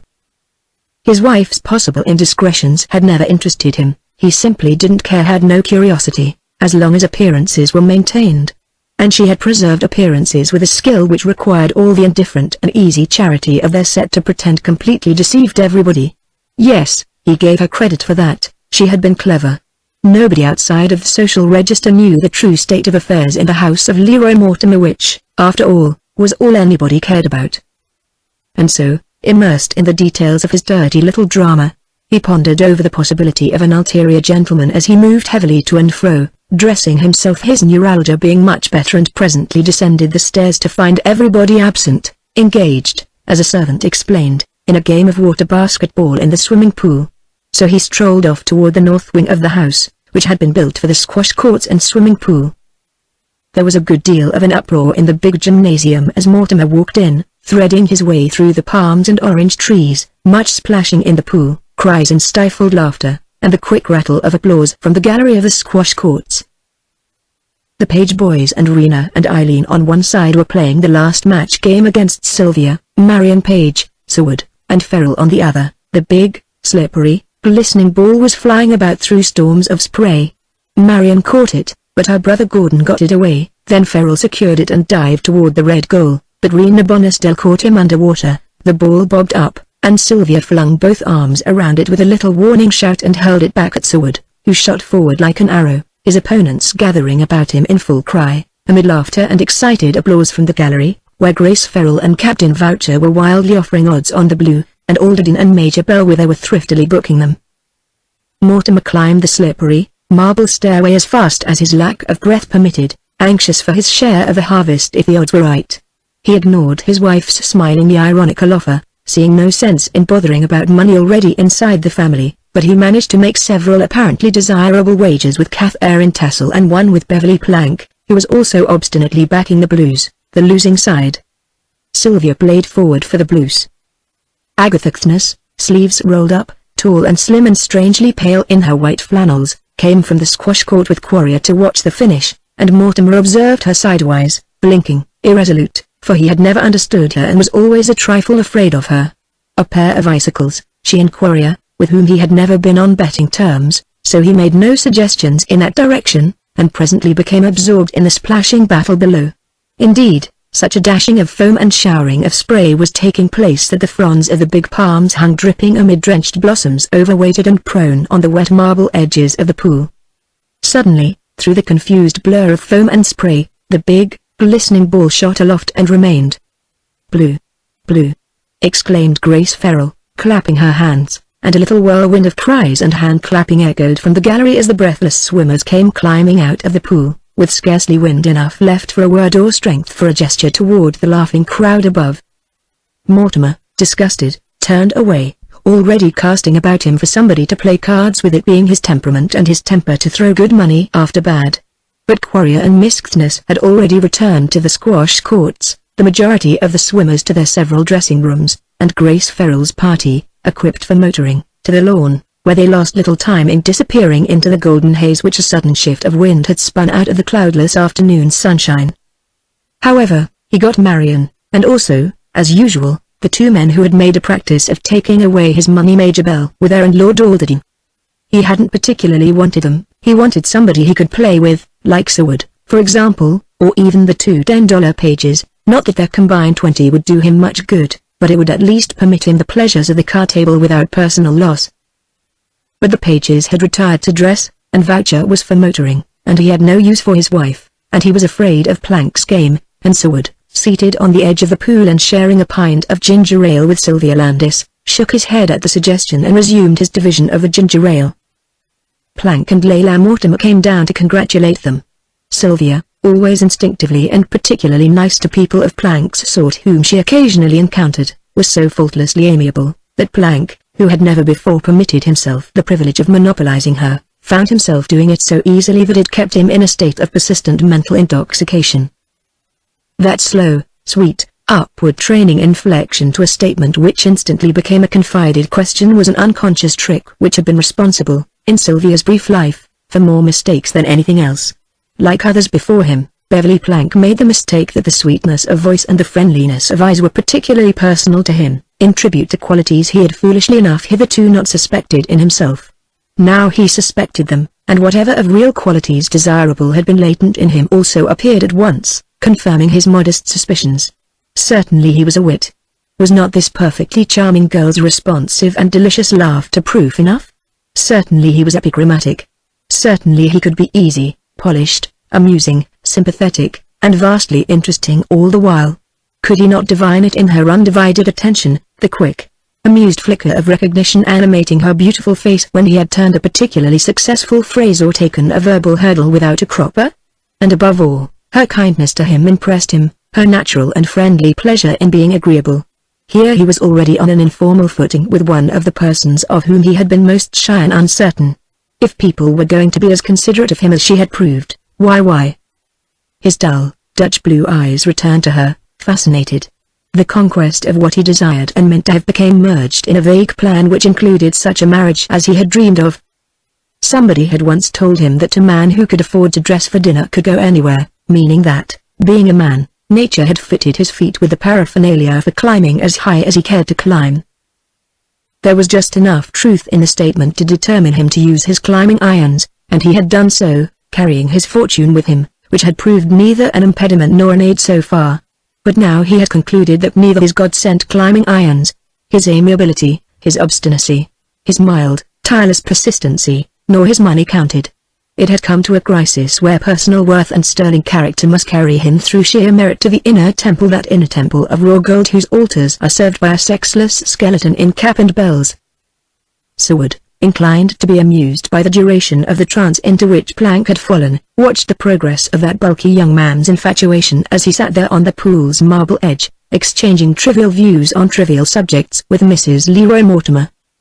But her conversation, even when inconsequential, was never wearisome except when she made it so for her husband's benefit. Features, personality, and temperament were warmly exotic, her dark eyes with their slight Japanese slant, the clear olive skin with its rose bloom, the temptation of mouth and slender neck, were always provocative of the audacity in men which she could so well meet with amusement or surprise, or at times with a fascinating audacity of her own wholly charming because of its setting. Once, in their history, during her early married life, Sir Wood had been very sentimental about her, but neither he nor she had approached the danger line closer than to make daring eyes at one another across the frontiers of good taste. And their youthful enchantment had faded so naturally, so pleasantly, that always there had remained to them both an agreeable aftertaste, a sort of gay understanding which almost invariably led to mutual banter when they encountered. But now something appeared to be lacking in their rather listless badinage, something of the usual flavor which once had salted even a laughing silence with significance. Sir Wood, too, had ceased to be amused at the spectacle of Plank's calf-like infatuation, and Leila Mortimer's bored smile had lasted so long that her olive-pink cheeks were stiff, and she relaxed her fixed features with a little shrug that was also something of a shiver. Then, looking prudently around, she encountered Sir Wood's eyes, and during a moment's hesitation they considered one another with an increasing curiosity that slowly became tentative intelligence. And her eyes said very plainly and wickedly to Sir Wood's, "Oh, my friend. So it bores you to see Mr. Plank monopolizing an engaged girl who belongs to Howard Quarrier." And his eyes, wincing, denying, pretending ignorance too late, suddenly narrowed in vexed retaliation. "Speak for yourself, my lady. You're no more pleased than I am." The next moment they both regretted the pale flash of telepathy. There had been something wounded in his eyes, and she had not meant that. No, a new charity for the hapless had softened her wonderfully within a fortnight's time, and a self-pity, not entirely ignoble, had subdued the brilliancy of her dark eyes, and made her tongue more gentle in dealing with all failings. Besides, she was not yet perfectly certain what ailed her, never having really cared for any one man before. No, she was not at all certain. But in the meanwhile she was very sorry for herself, and for all those who drained the bitter cup that might yet pass from her shrinking lips. "Who knows? Stephen," she said under her breath, "I didn't mean to hurt you. Don't scowl. Listen. I have already entirely forgotten the nature of my offense. Pax, if you please." He refused to understand, and she understood that, too, and she gazed critically upon Sylvia Landis as a very young mother might inspect a rival infant with whom her matchless offspring was coquetting. Then, without appearing to, she took Plank away from temptation, so skillfully that nobody except Sir Wood understood that the young man had been incontinently removed. He, Plank, never doubting that he was a perfectly free agent, decided that the time had arrived for triumphant retirement. It had, but Leila Mortimer, not he, had rendered the decision, and so cleverly that it appeared even to Plank himself that he had dragged her off with him rather masterfully. Clearly he was becoming a devil of a fellow. Sylvia turned to Sir Wood, glanced up at him, hesitated, and began to laugh consciously. "What do you think of my latest sentimental acquisition?" "He'd be an ornament to a stock farm," replied Sir Wood, out of humor. "How brutal you can be," she mused, smiling. "Nonsense. He's a plain bounder, isn't he?" "I don't know. Is he?" He struck me a trifle appealingly, even pathetically. They usually do, that sort. As though the trouble they took could ever be worth the time they lose. There are dozens of men I know who are far less presentable than this highly colored and robust young human being, and yet they are part of the accomplished scheme of things like degenerate horses, you know, always pathetic to me, but they're still horses, for all that. Quadrides. Species of the same genus can cross, of course, but I had rather be a donkey than a mule. And if I were a donkey I'd sing and cavort with my own kind, and let horses flourish their own heels inside the accomplished scheme of things. Now I have been brutal. But I'm easily colored by my environment."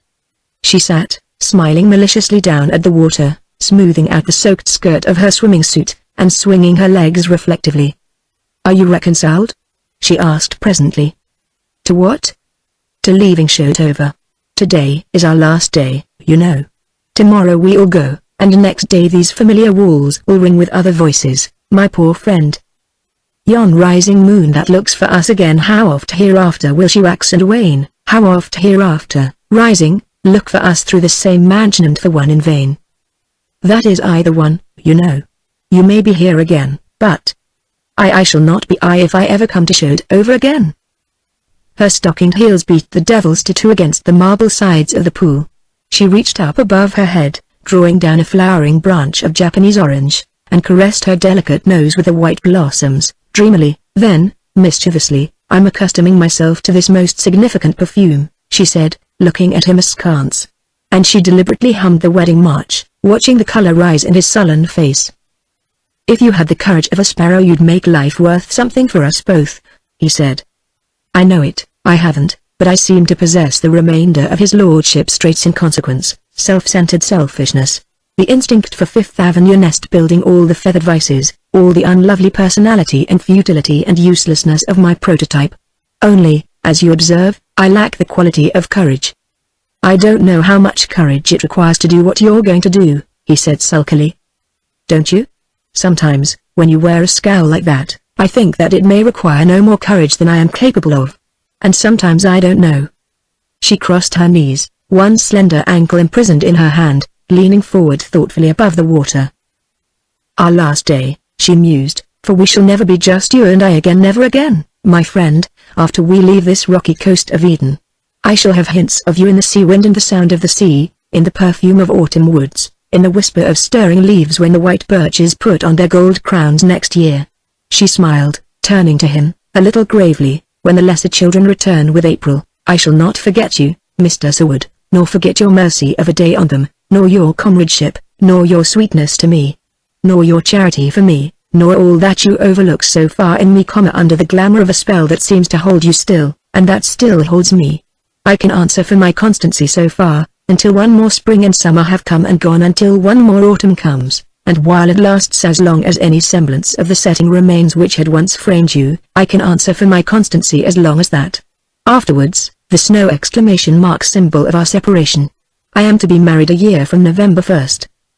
He looked up at her in dark surprise, for he had heard that their wedding date had been set for the coming winter. A year's engagement? He repeated, unconvinced. It was my wish. I think that is sufficient for everybody concerned. Then, averting her face, which had suddenly lost a little of its color, a year is little enough, she said impatiently. What has happened to us requires an interval, a decent interval for its burial. Death is respectable in any form. What dies between you and me can have no resurrection under the snow. So I bring to the burial my tribute, a year of life, a year of constancy, my friend, symbol of an eternity I could have given you had I been worth it. She looked up, flushed, the forced smile stamped on lips still trembling. Sentiment in such a woman as I. A spectacle for gods and men, you are saying, are you not? And perhaps sentiment with me is only an ancient instinct, a latent ancestral quality for which I, ages later, have no use. She was laughing easily. No use for sentiment, as our bodies have no use for that fashionable little cul-de-sac, you know, though wise men say it once served its purpose, too. Stephen Seward, what do you think of me now? I am learning, he replied simply. What, if you please? Learning a little about what I am losing. You mean me? Yes. She bent forward impulsively, balancing her body on the pool's rim with both arms, dropping her knee until her ankles swung interlocked above the water. Listen, she said in a low, distinct voice, what you lose is no other man's gain. If I warm and expand in your presence, if I say clever things sometimes, if I am intelligent, sympathetic, and amusing, it is because of you. You inspire it in me. Normally I am the sort of girl you first met at the station. I tell you that I don't know myself now, that I have not known myself since I knew you. Qualities of understanding, ability to appreciate, to express myself without employing the commonplaces, subtleties of intercourse, all, maybe, were latent in me, but sterile, until you came into my life. And when you go, then, lacking impulse and incentive, the new facility, the new sensitive alertness, the unconscious self-confidence, all will smolder and die out in me. I know it. I realize that it was due to you, part of me that I should never have known, of which I should have remained totally ignorant, had it not blossomed suddenly, stimulated by you alone. Slowly the clouded seriousness of her blue eyes cleared, and the smile began to glimmer again. That is your revenge, you recommit me to my commonplace self, you restore me to my tinsel career, practically adult. Shame on you, Stephen Seward, to treat a poor girl so. But it's just as well. Blunted perceptions, according to our needs, you know, and so life is tempered for us all, else we might not endure it long. A pleasantly morbid suggestion for a day like this, is it not? Shall we take a farewell plunge, and dress? You know we say goodbye tomorrow. Where do you go from here? To Lennox. The Claymores have asked us for a week, after that, Hot Springs for another 2 weeks or so, after that, to Oyster Bay. Mr. Quarrier opens his house on Sedge Point, she added demurely, but I don't think he expects to invite you to the Sedges. How long do you stay there? Asked Seward irritably. Until we go to town in December. What will you find to do all that time in Oyster Bay? He asked more irritably. What a premature question. The yacht is there. Besides, there's the usual neighborhood hunting, with the usual packs and inevitable set, the usual steeplechasing, the usual exchange of social amenities, the usual driving and riding, the usual, my poor friend, the usual, in all its uncompromising certainty. And what are you to do? When? After you leave here? I don't know. You don't know where you are going? I'm going to town. And then? I don't know. Oh, but haven't you been asked somewhere? You have, of course. Yes, and I have declined. Matters of business, she inferred. Too bad. Oh, no. Then, she concluded, laughing, you don't care to tell me where you are going? No, he said thoughtfully, I don't care to tell you. She laughed again carelessly, and, placing one hand on the tiled pavement, sprang lightly to her feet. A last plunge? She asked, as he rose at her side. Yes, one last plunge together. Deep. Are you ready? She raised her white arms above her head, fingertips joined, poised an instant on the brink, swaying forward, then, at his brief word, they flashed downward together, cutting the crystalline seawater, shooting like great fish over the glass-tiled bed, shoulder to shoulder under the water, and opening their eyes, they turned toward one another with a swift outstretch of hands, an uncontrollable touch of lips, the very shadow of contact, then cleaving upward, rising to the surface to lie breathlessly floating, arms extended, and the sun filtering down through the ground glass roof above. We are perfectly crazy, she breathed. I'm quite mad, I see that. On land it's bad enough for us to misbehave, but submarine sentiment will be growing scales and tails presently. Did you ever hear of a southern bird, a sort of hawk, I think that almost never alights, that lives and eats and sleeps its whole life away on the wing? And even its courtship, and its honeymoon. Grace Farrell pointed one out to me last winter, near Palm Beach, a slender bird, part black, part snowy white, with long, pointed, delicate wings like an enormous swallow, and all day, all night, it floats and soars and drifts in the upper air, never resting, never alighting except during its brief nesting season. Think of the exquisite bliss of drifting one's life through in mid-air to sleep, balanced on light wings, upborne by invisible currents flowing under the stars to sail dreamily through the long sunshine, to float under the moon. And at last, I suppose, when its time has come, down it whirls out of the sky, stone dead. There is something thrilling in such a death, something magnificent. And in the exquisitely spiritual honeymoon, vague as the shadow of a rainbow, is the very essence and aroma of that impalpable paradise we women prophesy in dreams. More sentiment. Hi-ho. My brother is the weeping crocodile, and the 5 winds are my wits. Shall we dress? Even with a maid and the electric air-blasted will take time to dry my hair and dress it. When he came out of his dressing room she was apparently still in the hands of the maid.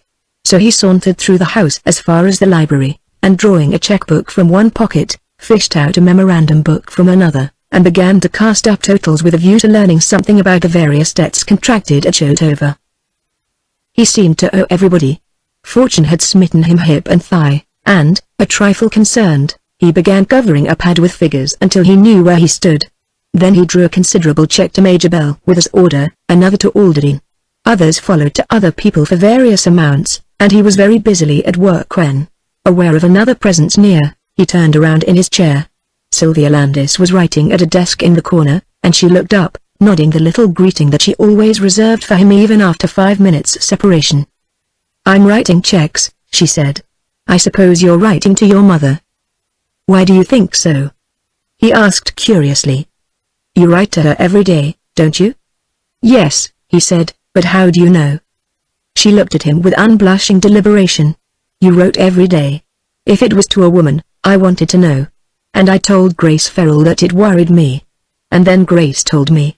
Is there any other confession of my own pettiness that I can make to you? Did you really care to whom I was writing? He asked slowly. Care? It worried me. Was it not a pitifully common impulse? Sisters under our skin, you know, I and the maid who dresses me. She would have snooped, I didn't, that's the only generic difference. I wanted to know just the same. But that was before. Before what? Before please don't ask me to say it. I did, once, when you asked me. Before you cared for me. Is that what you mean? Yes. You are so cruelly literal when you wish to punish me. You are interrupting me, too. I owe that wretched Kemp Ferrell a lot of money, and I'm trying to find out how much 7 and 9 are, to close accounts with Marion Page. Seward turned and continued his writing. And when the little sheaf of checks was ready he counted them, laid them aside, and, drawing a flat packet of fresh bank notes from his portfolio, counted out the tips expected of him below stairs. These arranged for, he straightened up and glanced over his shoulder at Sylvia, but she was apparently absorbed in counting something on the ends of her fingers, so he turned smilingly to his desk and wrote a long letter to his mother, the same tender, affectionately boyish letter he had always written her, full of confidences, full of humor, gaily anticipating his own return to her on the heels of a letter. In his first letter to her from Shodover he had spoken casually of a Miss Landis. It seemed the name was familiar enough to his mother, who asked about her, and he had replied in another letter or two, a trifle emphatic in his praise of her, because from his mother's letters it was quite evident that she knew a good deal concerning the very unconventional affairs of Sylvia's family. Of his swift and somewhat equivocal courtship he had had nothing to say in his letters. In fact, recently he had nothing to say about Sylvia at all, reserving that vital confidence for the clear sympathy and understanding which he looked forward to when he should see her, and which, through dark days and bitter aftermaths, through struggle and defeat by his master vice, had never failed him yet, never faltered for an instant. So he brought his letter to a close with a tender and uneasy inquiry concerning her health, which, she had intimated, was not exactly satisfactory, and for that reason she had opened the house in town in order to be near Dr. Grisby, their family doctor. Sealing and directing the letter, he looked up to see Sylvia standing at his elbow. She dropped a light hand on his shoulder for a second, barely touching him, a fugitive caress, delicate as the smile hovering on her lips, as the shy tenderness in her eyes. "More letters to your sweetheart?" she asked, abandoning her hand to him. "One more, the last before I see her. I wish you could see her, Sylvia." "I wish so, too," she answered simply, seating herself on the arm of his chair as though it were a side saddle. They sat there very silent for a few moments, curiously oblivious to the chance curiosity of anyone who might enter or pass. "Would she care for me, do you think?" asked the girl in a low voice. "I think so, for your real self. I know. She could only feel contempt for me as I am. She is old-fashioned," he said reverently. "That means all that is best in a woman. The old fashion of truth and faith, the old fashion of honor, and faith in honor, the old fashion of love. All that is best, Stephen, all that is worth the love of a man. Some day somebody will revive those fashions." "Will you?" "Dear, they would not become me," she said, the tenderness in her eyes deepening a little, and she touched his head lightly in humorous caress. "What shall we do with the waning daylight?" she asked. "It is my last day with you. I told Howard it was my last day with you, and I did not care to be disturbed." "You probably didn't say it that way," he commented, amused. "I did." "How much of that sort of thing is he prepared to stand?" asked Seward curiously. "How much? I don't know. I don't believe he cares. It is my uncle, Major Bellwether, who is making things unpleasant for me. I had to tell Howard, you know." "What?" exclaimed Seward incredulously. "Certainly. Do you think my conduct has passed without protest?" "You told Quarrier," he repeated. "Did you imagine I could do otherwise?" she asked coolly. "I have that much decency left." "Certainly," I told him. "Do you suppose that, after what we did, what I admitted to you, that I could meet him as usual? Do you think I am afraid of him?" "I thought you were afraid of losing him," muttered Seward. "I was, dreadfully. And the morning after you and I had been imprudent enough to sit up until nearly daylight and do what we did, I made him take a long walk with me, and I told him plainly that I cared for you, that I was too selfish and cowardly to marry you, and that if he couldn't endure the news he was at liberty to terminate the engagement without notice. What did he say? Stammered Seward. A number of practical things. You mean to say he stands it? It appears so. What else is there for him to do, unless he breaks the engagement? And he hasn't? No. I was informed that he held me strictly and precisely to my promise, that he would never release me voluntarily, though I was, of course, at liberty to do what I chose. My poor friend, he cares no more for love than do I. I happen to be the one woman in New York whom he considers absolutely suitable for him, by race, by breeding, by virtue of appearance and presence, eminently fitted to complete the material portion of his fortune and estate. Her voice had hardened as she spoke. Now it rang a little at the end, and she laughed unpleasantly. It appears that I was a little truer to myself than you gave me credit for, a little truer to you, a little less treacherous, less shameless, than you must have thought me. But I have gone to my limit of decency. And, were I 10 times more in love with you than I am, I could not put away the position and power offered me. But I will not lie for it, nor betray for it. Do you remember, once you asked me for what reasons I dropped men from my list? And I told you, because of any falsehood or treachery, any betrayal of trust, and for no other reason. You remember? And did you suppose that elemental standard of decency did not include women, even such a woman as I? She dropped one arm on the back of his chair and rested her chin on it, staring at space across his shoulders. That's how it had to be, you see, when I found that I cared for you. There was nothing to do but to tell him. I was quite certain that it was all off, but I found that I didn't know the man. I knew he was sensitive, but I didn't know he was sensitive to personal ridicule only, and to nothing else in all the world that I can discover. I suppose, from my frankness to him, he has concluded that no ridicule could ever touch him through me. I mean, he trusts me enough to marry me. He will be safe enough, as far as my personal conduct is concerned, she added naively. It seems that I am capable of love, but I am incapable of its degradation.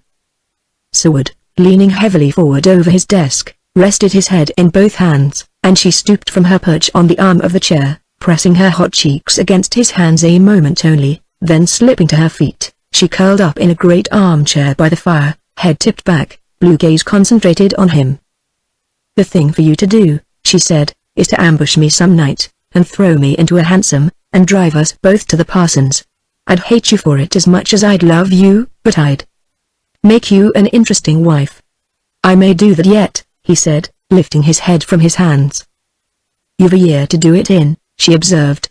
By the way, you're to take me in to dinner, as you did the first night. Do you remember? I asked Grace Ferrell then. I asked her again today. Hi-ho. It was years ago, wasn't it, that I drove up to the station and saw a very attractive and perplexed young man looking anxiously about for somebody to take him to Shotover. Ahem. The notorious Mr. Seward. Dear. I didn't mean to hurt you. You know it, silly. Mayn't I have my little joke about your badness, your redoubtable badness of reputation? There. You had just better smile. How dare you frighten me by making me think I had hurt you? Besides, you are probably unrepentant. She watched him closely for a moment or two, then, are you unrepentant? About what? About your general wickedness? About she Hesset. Ain't it about that girl, for example? What girl? He asked coldly. That reminds me that you have told me absolutely nothing about her. There is nothing to tell, he said, in a tone so utterly new to her in its finality that she sat up as though listening to an unknown voice. Tone and words so completely excluded her from the new intimacy into which she had imperceptibly drifted that both suddenly developed a significance from sheer contrast. Who was this girl, then, of whom he had absolutely nothing to say? What was she to him? What could she be to him? An actress, a woman of common antecedents. She had sometimes idly speculated in an indefinitely innocent way as to just what a well-born man could find to interest him in such women, what he could have to talk about to persons of that sort, where community of tastes and traditions must be so absolutely lacking. Gossip, scandal of that nature, hints, silences, innuendos, the wise shrugs of young girls over-sophisticated, the cool, hard smiles of matrons, all had left her indifferent or bored, partly from distaste, partly from sheer incredulity, a refusal to understand, an innate delicacy that not only refrains from comprehension, but also denies itself even the curiosity to inquire or the temptation of vaguest surmise on a subject that could not exist for her. But now, something of the uncomfortable uneasiness had come over her which she had been conscious of when made aware of Marion Page's worldly wisdom, and which had imperceptibly chilled her when Grace Farrell spoke of Sir Wood's escapade, coupling this woman and him in the same scandal. She took it for granted that there must be, for men, an attraction toward women who figured publicly behind the footlights, though it appeared very silly to her. In fact, it all was silly and undignified, part and parcel, no doubt, of that undergraduate foolishness which seemed to cling to some men who had otherwise attained discretion. But it appeared to her that Sir Wood had taken the matter with a seriousness entirely out of proportion in his curt closure of the subject, and she felt a little irritated, a little humiliated, a little hurt, and took refuge in a silence that he did not offer to break. Early twilight had fallen in the room, the firelight grew redder. "Sylvia," he said abruptly, reverting to the old, light tone hinting of the laughter in his eyes which she could no longer see, "suppose, as you suggested, I did ambush you, say after the opera, seize you under the very nose of your escort and make madly for a hansom?" "I know of no other way," she said demurely. "Would you resist, physically?" "I would, if nobody were looking." "Desperately?" "How do I know? Besides, it couldn't last long," she said, thinking of his slimly powerful build as she had noticed it in his swimming costume. Smiling, amused, she wondered how long she could resist him with her own wholesome supple activity strengthened to the perfection of health in saddle and afoot. "I should advise you to chloroform me," she said defiantly. "You don't realize my accomplishments with the punching bag." "So you mean to resist?" "Yes, I do. If I were going to surrender at once, I might as well go off to church with you now." "Wenniston Church," he said promptly. "I'll order the Mercedes." She laughed, lazily settling herself more snugly by the fire. "Suppose it were our fire?" She smiled. "There would be a dog lying across that rug, and a comfortable Angora tabby dozing by the fender, and you, cross-legged, at my feet, with that fascinating head of yours tipped back against my knees." The laughter in her voice died out, and he had risen, saying unsteadily, "Don't. I can't stand that sort of thing, you know." She had made a mistake, too. She also had suddenly become aware of her own limits in the same direction. "Forgive me, dear. I meant no mockery. I know. After a while a man finds laughter difficult. I was not laughing at anything. I was only pretending to be happy." "Your happiness is before you," he said sullenly. "My future, you mean? You know I am exchanging one for the other. And someday you will awake to the infamy of it, you will comprehend the depravity of the monstrous trade I made. And then, she passed one slim hand over her face, then you will shake yourself free from this dream of me, then, awake, my punishment at your hands will begin. Dear, no man in his right senses can continue to love a girl such as I am. All that is true and ardent and generous in you has invested my physical attractiveness and my small intellect with a magic that cannot last, because it is magic, and you are the magician, enmeshed for the moment in the mists of your own enchantment. When this fades, when you unclose your eyes in clear daylight, dear, I dread to think what I shall appear to you. What a dreadful, shrunken, bloodless shell, hung with lace and scented, silken cerements, a jeweled mummy case, a thing that never was. Do you understand my punishment a little, now?" "If it were true," he said in a dull voice, "you will have forgotten, too." "I pray I may," she said under her breath.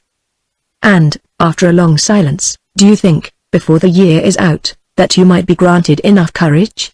he asked. "No. I shall not even pray for it. I want what is offered me. I desire it so blindly that already it has become part of me. I tell you the poison is in every vein, there is nothing else but poison in me. I am what I tell you, to the core. It is past my own strength of will to stop me, now. If I am stopped, another must do it. My weakness for you, being a treachery if not confessed, I was obliged to confess, horribly frightened as I was. He might have stopped me, he did not. And now, what is there on earth to halt me? Love cannot. Common decency and courage cannot. Fear of your unhappiness and mine cannot.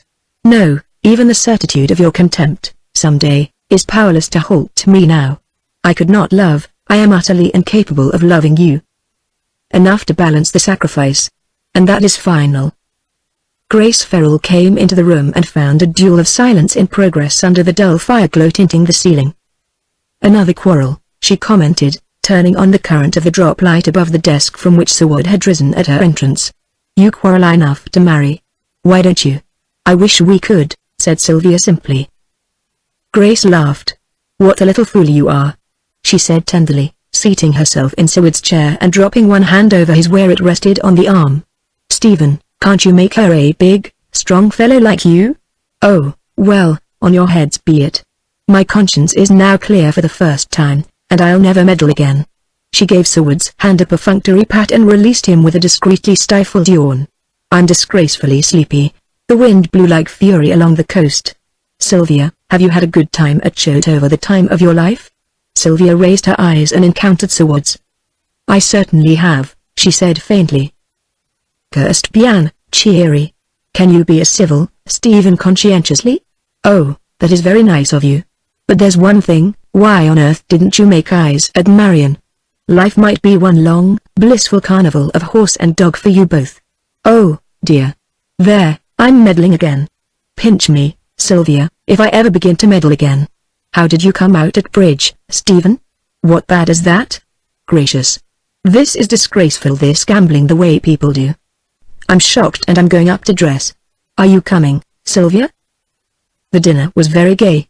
The ceremony of christening the Shotover Cup, which Quarrier had won, proceeded with presentation speech and a speech of acceptance faultlessly commonplace, during which Quarrier wore his smile, which was the only humorous thing he contributed. The cup was full. Seward eyed it, perplexed, deadly afraid, yet seeing no avenue of escape from what must appear a public exhibition of contempt for Quarrier if he refused to taste its contents. That meant a bad night for him, yet he shrank more from the certain misinterpretation of a refusal to drink from the huge loving cup with its heavy wreath of scented orchids, now already on its way toward him, than he feared the waking struggle so sure to follow. Marion received the cup, lifted it in both hands, and said distinctly, "Good hunting," as she drank to Quarrier. Her brother Gordon took it, and drank entirely too much. Then Sylvia lifted it, her white hands half buried among the orchids. "To you," she murmured for Seward's ear alone, then drank gaily, mischievously, to the best shot at Shotover. And Seward took the cup. "I salute victory," he said, smiling, "always, and everywhere. To him who takes the fighting chance and wins out. To the best man. Health." And he drank as a gentleman drinks, with a gay bow to Quarrier, and with death in his heart. Later, the irony of it struck him so grimly that he laughed, and Sylvia, beside him, looked up, dismayed to see the great change in his face. "What is it?" she faltered, catching his eye. "Why are you so white?" But he only smiled, as though he had misunderstood, saying, "The survival of the fittest, that is the only test, after all. The man who makes good doesn't whine for justice. There's enough of it in the world to go round, and he who misses it gets all. That's due him just the same." Later, at cards, the aromatic odor from Alderdine's decant aroused him to fierce desire, but he fought it down until only the deadened, tearing ache remained to shake and loosen every nerve. And when Ferrell, finishing his usual batch of business letters, arrived to cut in if needed, Seward dropped his cards with a shudder, and rose so utterly unnerved that Captain Voucher, noticing his drawn face, asked him if he were not ill. He was leaving on an earlier train than the others, having decided to pass through Boston and Deptford, at which latter place he meant to leave Sycamore for the winter in care of the manager of his mother's farm. So he took a quiet leave of those to whom the civility might not prove an interruption. A word to Alderden and Voucher as he passed out, a quick clasp for Ferrell and for Grace, a carefully and cordially formal parting from the page boys, which pleased them ineffably. Eileen and Rena, who had never had half a chance at him, took it now, delighted to discipline their faithful pages, and he submitted in his own engagingly agreeable way, and so skillfully that both Eileen and Rena felt sorry that they had not earlier understood how civilly anxious he had been to devote himself to them alone. And they looked at the pages, exasperated. In the big hall he passed Marion, and stopped to take his leave. No, he would do no hunting this season, either at Carrisford or with the 2 trial packs at Eastwood. Possibly at Warrenton later, but probably not. Business threatened to detain him in town more or less. Of course he'd come to see her when she returned to town. And it had been a jolly party, and it was a shame to sound lights out so soon. Goodbye. Good night. And that was all. Unless he disturbed Sylvia, seated at cards with Quarrier and Major Bellwether and Leila Mortimer, and very intent on the dummy, very still, and a trifle pallid with the pallor of concentration. So that was all, then.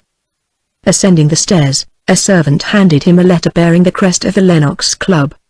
He pocketed it unopened and continued his way.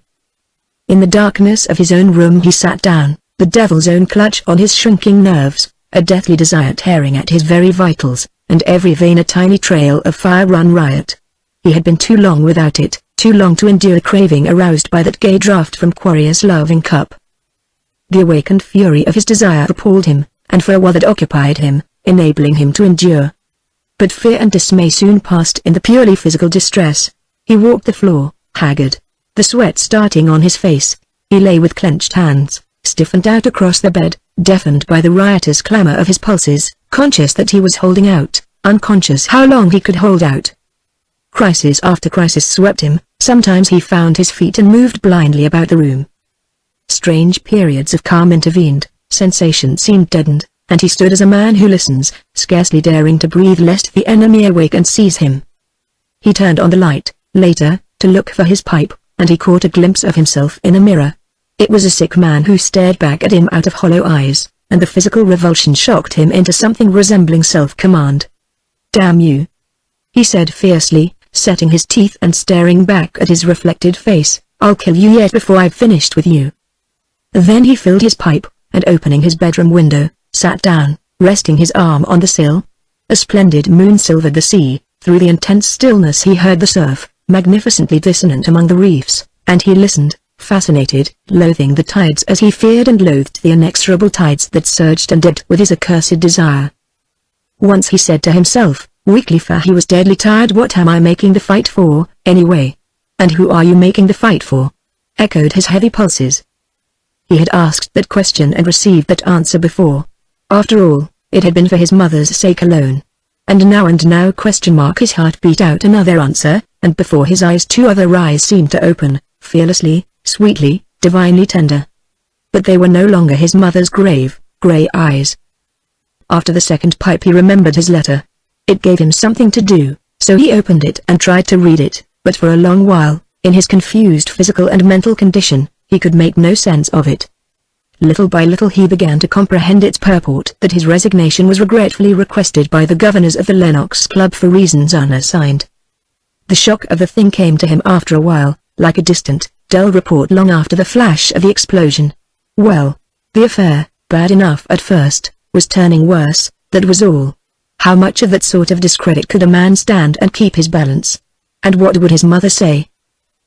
Confused from his own physical suffering, the blow had fallen with a deadened force on nerves already numbed, but his half-stupefied acquiescence had suddenly become a painful recoil when he remembered where the brunt of the disgrace would fall, where the center of suffering must always be, and the keenest grief concentrated. Roused, appalled, almost totally unnerved, he stood staring at the letter, beginning to realize what it would mean to his mother. A passion of remorse and resentment swept him. She must be spared that. There must be some way, some punishment for his offense that could not strike her through him. It was wicked, it was contemptible, insane, to strike her. What were the governors of the Lennox about? A lot of sniveling hypocrites, pandering to the horrified snobbery at the patroons. Who were they, anyway, to discipline him? Scarce 1 in 50 among the members of the two clubs was qualified to sit in judgment on a sword. But that tempest of passion and mortification passed, too, leaving him standing there, dumb, desperate, staring at the letter crushed in his shaking hand. He must see somebody, some member of the Lennox, and do something. Ferrell. Was that Ferrell's step on the landing? He sprang to the door and opened it. Quarrier, passing the corridor, turned an expressionless visage toward him, and passed on with a nod almost imperceptible. "Quarrier," he called, swept by a sudden impulse. Quarrier halted and turned. "Could you give me a moment here in my room? I won't detain you."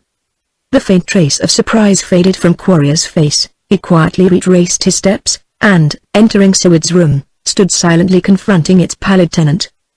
"Will you sit down a moment?" Quarrier seated himself in the armchair by the window, and Seward found a chair opposite. "Quarrier," said the younger man, turning a tensely miserable face on his visitor, "I want to ask you something. I'll not mince matters. You know that the patroons have dropped me, and you know what for." "Yes, I know. When I was called before the Board of Governors to explain the matter, if I could, you were sitting on that board." "Yes." "I denied the charge, but refused to explain. You remember? Quarrier nodded coldly. And I was dropped by the club. A slight inclination of Quarrier's symmetrical head corroborated him. Now, said Seward, slowly and very distinctly, I shall tell you unofficially what I refuse to tell the other governors officially. And, as he began speaking, Quarrier's face flushed, then the features became immobile, set, and inert, and his eyes grew duller and duller, as though, under a smooth surface the soul inside of him was shrinking back into some dark corner, silent, watchful, suspicious, and perhaps defiant. Mr. Quarrier, said Seward quietly, I did not take that girl to the Patroons Club and you know it. Quarrier was all surface now. He had drawn away internally so far that even his eyes seemed to recede until they scarcely glimmered through the slits in his colorless mask. And Seward went on. I knew perfectly well what sort of women I was to meet at that full supper Billy Fleetwood gave, and you must have, too, for the girl you took in was no stranger to you. Her name is Lydia Weiss, I believe. The slightest possible glimmer in the elder man's eyes was all the answer he granted. What happened, said Seward calmly, was this: she bet me she could so disguise herself that I could safely take her into any club in New York. I bet her she couldn't. I never dreamed of trying. Besides, she was your dinner partner, he added with a shrug. His concentrated gaze seemed at length to pierce the expressionless surface of the other man, who moved slightly in his chair and moistened his thin lips under the glossy beard. Quarrier, said Seward earnestly, what happened in the club lobby I don't exactly know, because I was not in a condition to know. I admit it, that was the trouble with me. When I left Fleetwood's rooms I left with a half-dozen men. I remember crossing Fifth Avenue with them, and the next thing I remember distinctly was loud talking in the club lobby, and a number of men there, and a slim young fellow in Inverness and top hat in the center of a crowd, whose face was the face of that girl, Lydia Weiss. And that is absolutely all. But I couldn't do more than deny that I took her there unless I told what I knew, and of course that was not possible, even in self-defense. But it was for you to admit that I was right. And you did not. You dared not. You let another man blunder into your private affairs and fall a victim to circumstantial evidence which you could have refuted, and it was up to you to say something. And you did not. And now what are you going to do? The Lennox Club has taken this thing up. A man can't stand too much of that sort of thing. What am I to do? I can't defend myself by betraying my accidental knowledge of your petty, private affairs. So I leave it to you. I ask you, what are you going to do? Do you mean? Quarrier's voice was not his own, and he brought it harshly under command. Do you mean that you think it necessary for me to say I knew her? What object would be attained by that? I did not take her to the Patroons. Nor did I ask her how she got there. Learn the truth from her, man. What proof is there that I ever met her before I took her into supper at Fleetwood's? Proof? Are you mad? All I ask of you is to say to the governors what I cannot say without using your name. You wish me, asked Quarrier icily, to deny that you made that wager? I can do that. You can't do it. I did make that bet. Oh. Then, what is it you wish me to say? Tell them the truth. Tell them you know I did not take her to the club. You need not tell them why you know it. You need not tell them how much you know about her, whose brougham she drove home in. I can't defend myself at your expense and entrench myself behind your dirty little romance. What could I say? I denied taking her to the club. Then Major Bellwether confronted me with my wager. Then I shut up. And so did you, Quarrier, so did you, seated there among the governors, between Leroy Mortimer and Bellwether. It was up to you, and you did not stir. Stir? Echoed the other man, exasperated. Of course I did not stir. What did I know about it? Do you think I care to give a man like Mortimer a hold on me by admitting I knew anything? Or Bellwether, do you think I care to have that man know anything about my private and personal business? Did you expect me to say that I was in a position to prove anything one way or another? And, he added with increasing harshness, how do you know what I might or might not prove? If she went to the Patroons Club, I did not go with her. I did not see her. I don't know whether or not you took her. I have already told you that I did not take her, said Seward, turning whiter. You told that to the governors, too. Tell them again, if you like. I decline to discuss this matter with you. I decline to countenance your unwarranted intrusion into what you pretend to believe are my private affairs. I decline to confer with Bellwether or Mortimer. It's enough that you are inclined to meddle. His cold anger was stirring. He rose to his full, muscular height, slow, menacing, his long, pale fingers twisting his silky beard. "It's enough that you meddle," he repeated. "As for the matter in question, a dozen men, including myself, heard you make a wager, and later I myself was a witness that the terms of that wager had been carried out to the letter. I know absolutely nothing except that, Mr. Seward, nor, it appears, do you, for you were drunk at the time, and you have admitted it to me." "I have asked you," said Seward, rising, and very grave, "I have asked you to do the right thing. Are you going to do it?" "Is that a threat?" inquired Quarrier, showing the edges of his well-kept teeth. "Is this intimidation, Mr. Seward? Do I understand that you are proposing to bespatter others with scandal unless I am frightened into going to the governors with the flimsy excuse you attempt to offer me? In other words, Mr. Seward, are you bent on making me pay for what you believe you know of my private life? Is it really intimidation?" And still Seward stared into his half-veiled, sneering eyes, speechless. "There is only one name used for this kind of thing," added Quarrier, taking a quick involuntary step backward to the door as the blaze of fury broke out in Seward's eyes. "Good God! Quarrier," whispered Seward with dry lips, "what a cur you are! What a cur!" And long after Quarrier had passed the door and disappeared in the corridor, Seward stood there, frozen motionless under the icy waves of rage that swept him. He had never before had an enemy worth the name, he knew he had one now. He had never before hated, he now understood something of that, too. The purely physical craving to take this man and crush him into eternal quiescence had given place to a more terrible mental desire to punish. His brain surged and surged under the first flood of a mortal hatred. That the hatred was sterile made it the more intense, and, blinded by it, he stood there or paced the room minute after minute, hearing nothing but the wild clamor in his brain, seeing nothing but the smooth, expressionless face of the man whom he could not reach. Toward midnight, seated in his chair by the window, a deathly lassitude weighing his heart, he heard the steps of people on the stairway, the click of the ascending elevator, gay voices calling good night, a ripple of laughter, the silken swish of skirts in the corridor, doors opening and closing, then silence creeping throughout the house on the receding heels of departure, a stillness that settled like a mist through hall and corridor, accented for a few moments by distant sounds, then absolute, echoless silence. And for a long while he sat there listening. The cool wind from the ocean blew his curtains far into the room, where they bellied out, fluttering, floating, subsiding, only to rise again in the freshening breeze. He sat watching their silken convolutions, stupidly, for a while, then rose and closed his window, and raised the window on the south for purposes of air. As he turned to adjust his transom, something white thrust under the door caught his eye, and he walked over and drew it across the sill. It was a sealed note. He opened it, reading it as he walked back to the drop light burning beside his bed. "Did you not mean to say goodbye? Because it is to be goodbye for a long, long time, for all our lives, as long as we live, as long as the world lasts, and longer. Goodbye unless you care to say it to me." He stood studying the note for a while. Presently, lighting a match, he set fire to it and carried it blazing to the grate and flung it in, watching the blackened ashes curl up, glow, whiten, and fall in flakes to the hearth.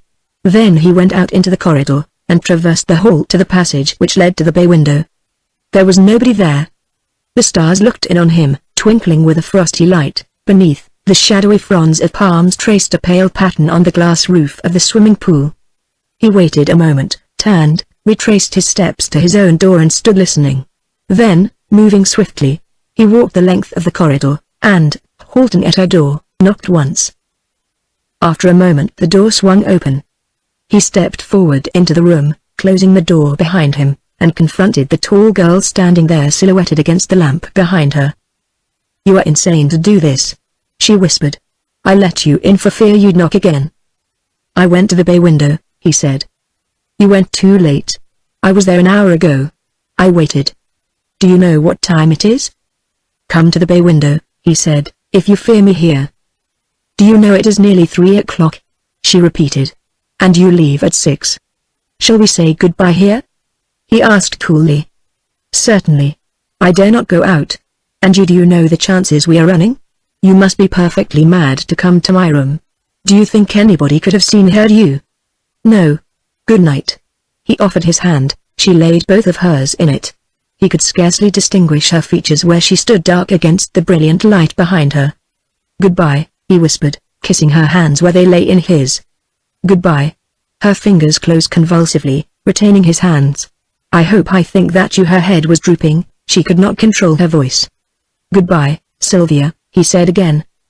It was quite useless, she could not speak, and when he took her in his arms she clung to him, quivering, and he kissed the wet lashes, and the hot, trembling lips, and the smooth little hands crushed to his breast.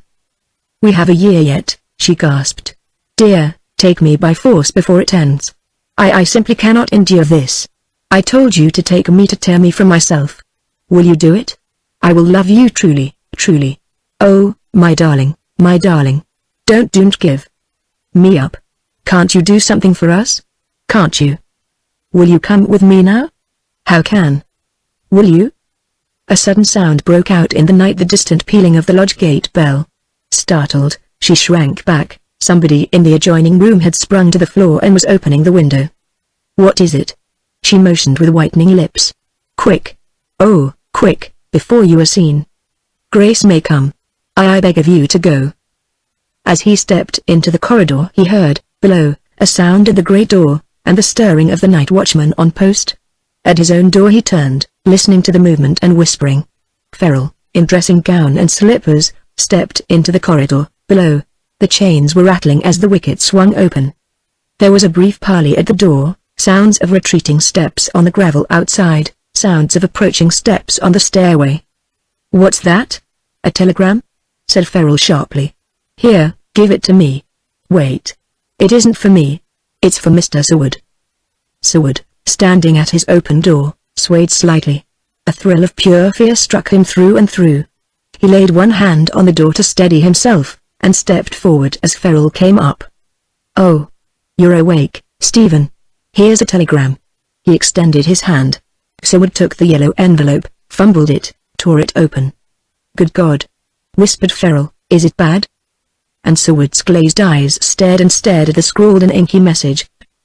"Your mother is very ill. Come at once." The signature was the name of their family physician, Grisby. Chapter 8. Confidences. By January the complex social mechanism of the metropolis was whirling smoothly again. The last ultra-fashionable December lingerer had returned from the country, those of the same caste outward bound for a southern or exotic winter had departed, and the glittering machine, every part assembled, refurbished, repolished, and connected, having been given preliminary speed tests at the horse show, and a tuning up at the opera, was now running under full velocity, and its steady, subdued whir quickened the clattering pulse of the city, keying it to a sublimely syncopated ragtime. The commercial reaction from the chaos of the holidays had become a carnival of recovery. Shop windows grew brighter and gayer than ever, bursting into gaudy winter fluorescence. The main arteries of the town roared prosperity. Cross streets were packed, Fifth Avenue, almost impassable in the morning, choked up after 3 o'clock, and all the afternoon through, and late into the night. Mounted police of the traffic squad, adrift in the tide of carriages, stemmed the flashing currents pouring north and south from the white marble arch to the gilded bronze battle horse and its rider on guard at the portals of the richest quarter of the wealthiest city in the world. So far, that winter, snow had fallen only twice, lasting but a day or two each time. Street and avenue remained bone dry where the white uniformed cleaning squads worked amid clouds of dust, and all day long the flinty asphalt echoed the rattling slap of horses' feet. All day long the big, shining motorcars sped uptown and downtown, droning their distant warnings.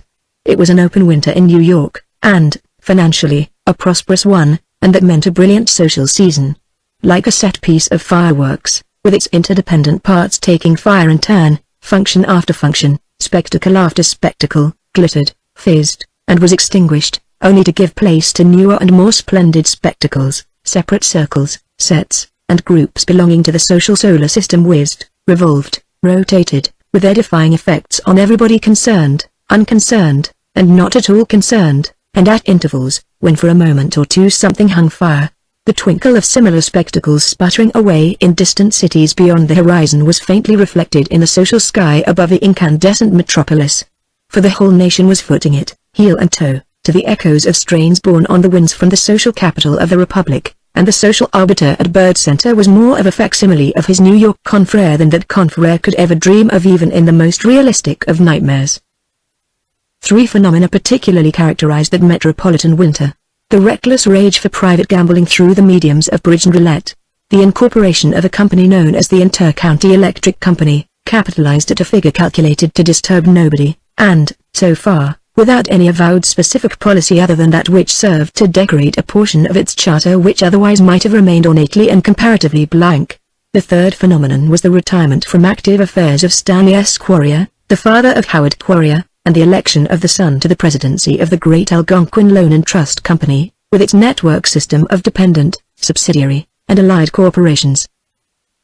The day that the newspapers gave this interesting information to the Western world, Leroy Mortimer, on being bluntly notified that he had overdrawn his account with the Algonquin Loan and Trust, began telephoning in every direction until he located Beverly Plank at the Saddle Club, an organization of wealthy men, and sufficiently exclusive not to compromise Plank's possible chances for something better. In fact, the Saddle Club, into which Leroy Mortimer had already managed to pilot him, was one riser and tread upward on the stair he was climbing, though it was more of a lobby for other clubs than a club in itself. To be seen there was, perhaps, rather to a man's advantage, if he did not loaf there in the evenings or use it too frequently. As Plank carefully avoided doing either, Mortimer was fortunate in finding him there, and he crawled out of his hansom, saying that the desk clerk would pay, and entered the reading room, where Plank sat writing a letter. Beverly Plank had grown stouter since he had returned to town from Blackfells, but the increase of weight was evenly distributed over his 6 feet odd, which made him only a trifle more ponderous and not abdominally fat. But Mortimer had become enormous. Rolls of flesh crowded his mottled earlobes outward and bulged above his collar, cushions of it padded the backs of his hands and fingers, shaving left his heavy, distended face congested and unpleasantly shiny. But he was as minutely groomed as ever, and he wore that satiated air of prosperity which had always been one of his most important assets. The social campaign inaugurated by Leila Mortimer in behalf of Beverly Plank had, so far, received no serious reverses. His box at the horse show, of course, produced merely negative results. His box at the opera might mean something someday.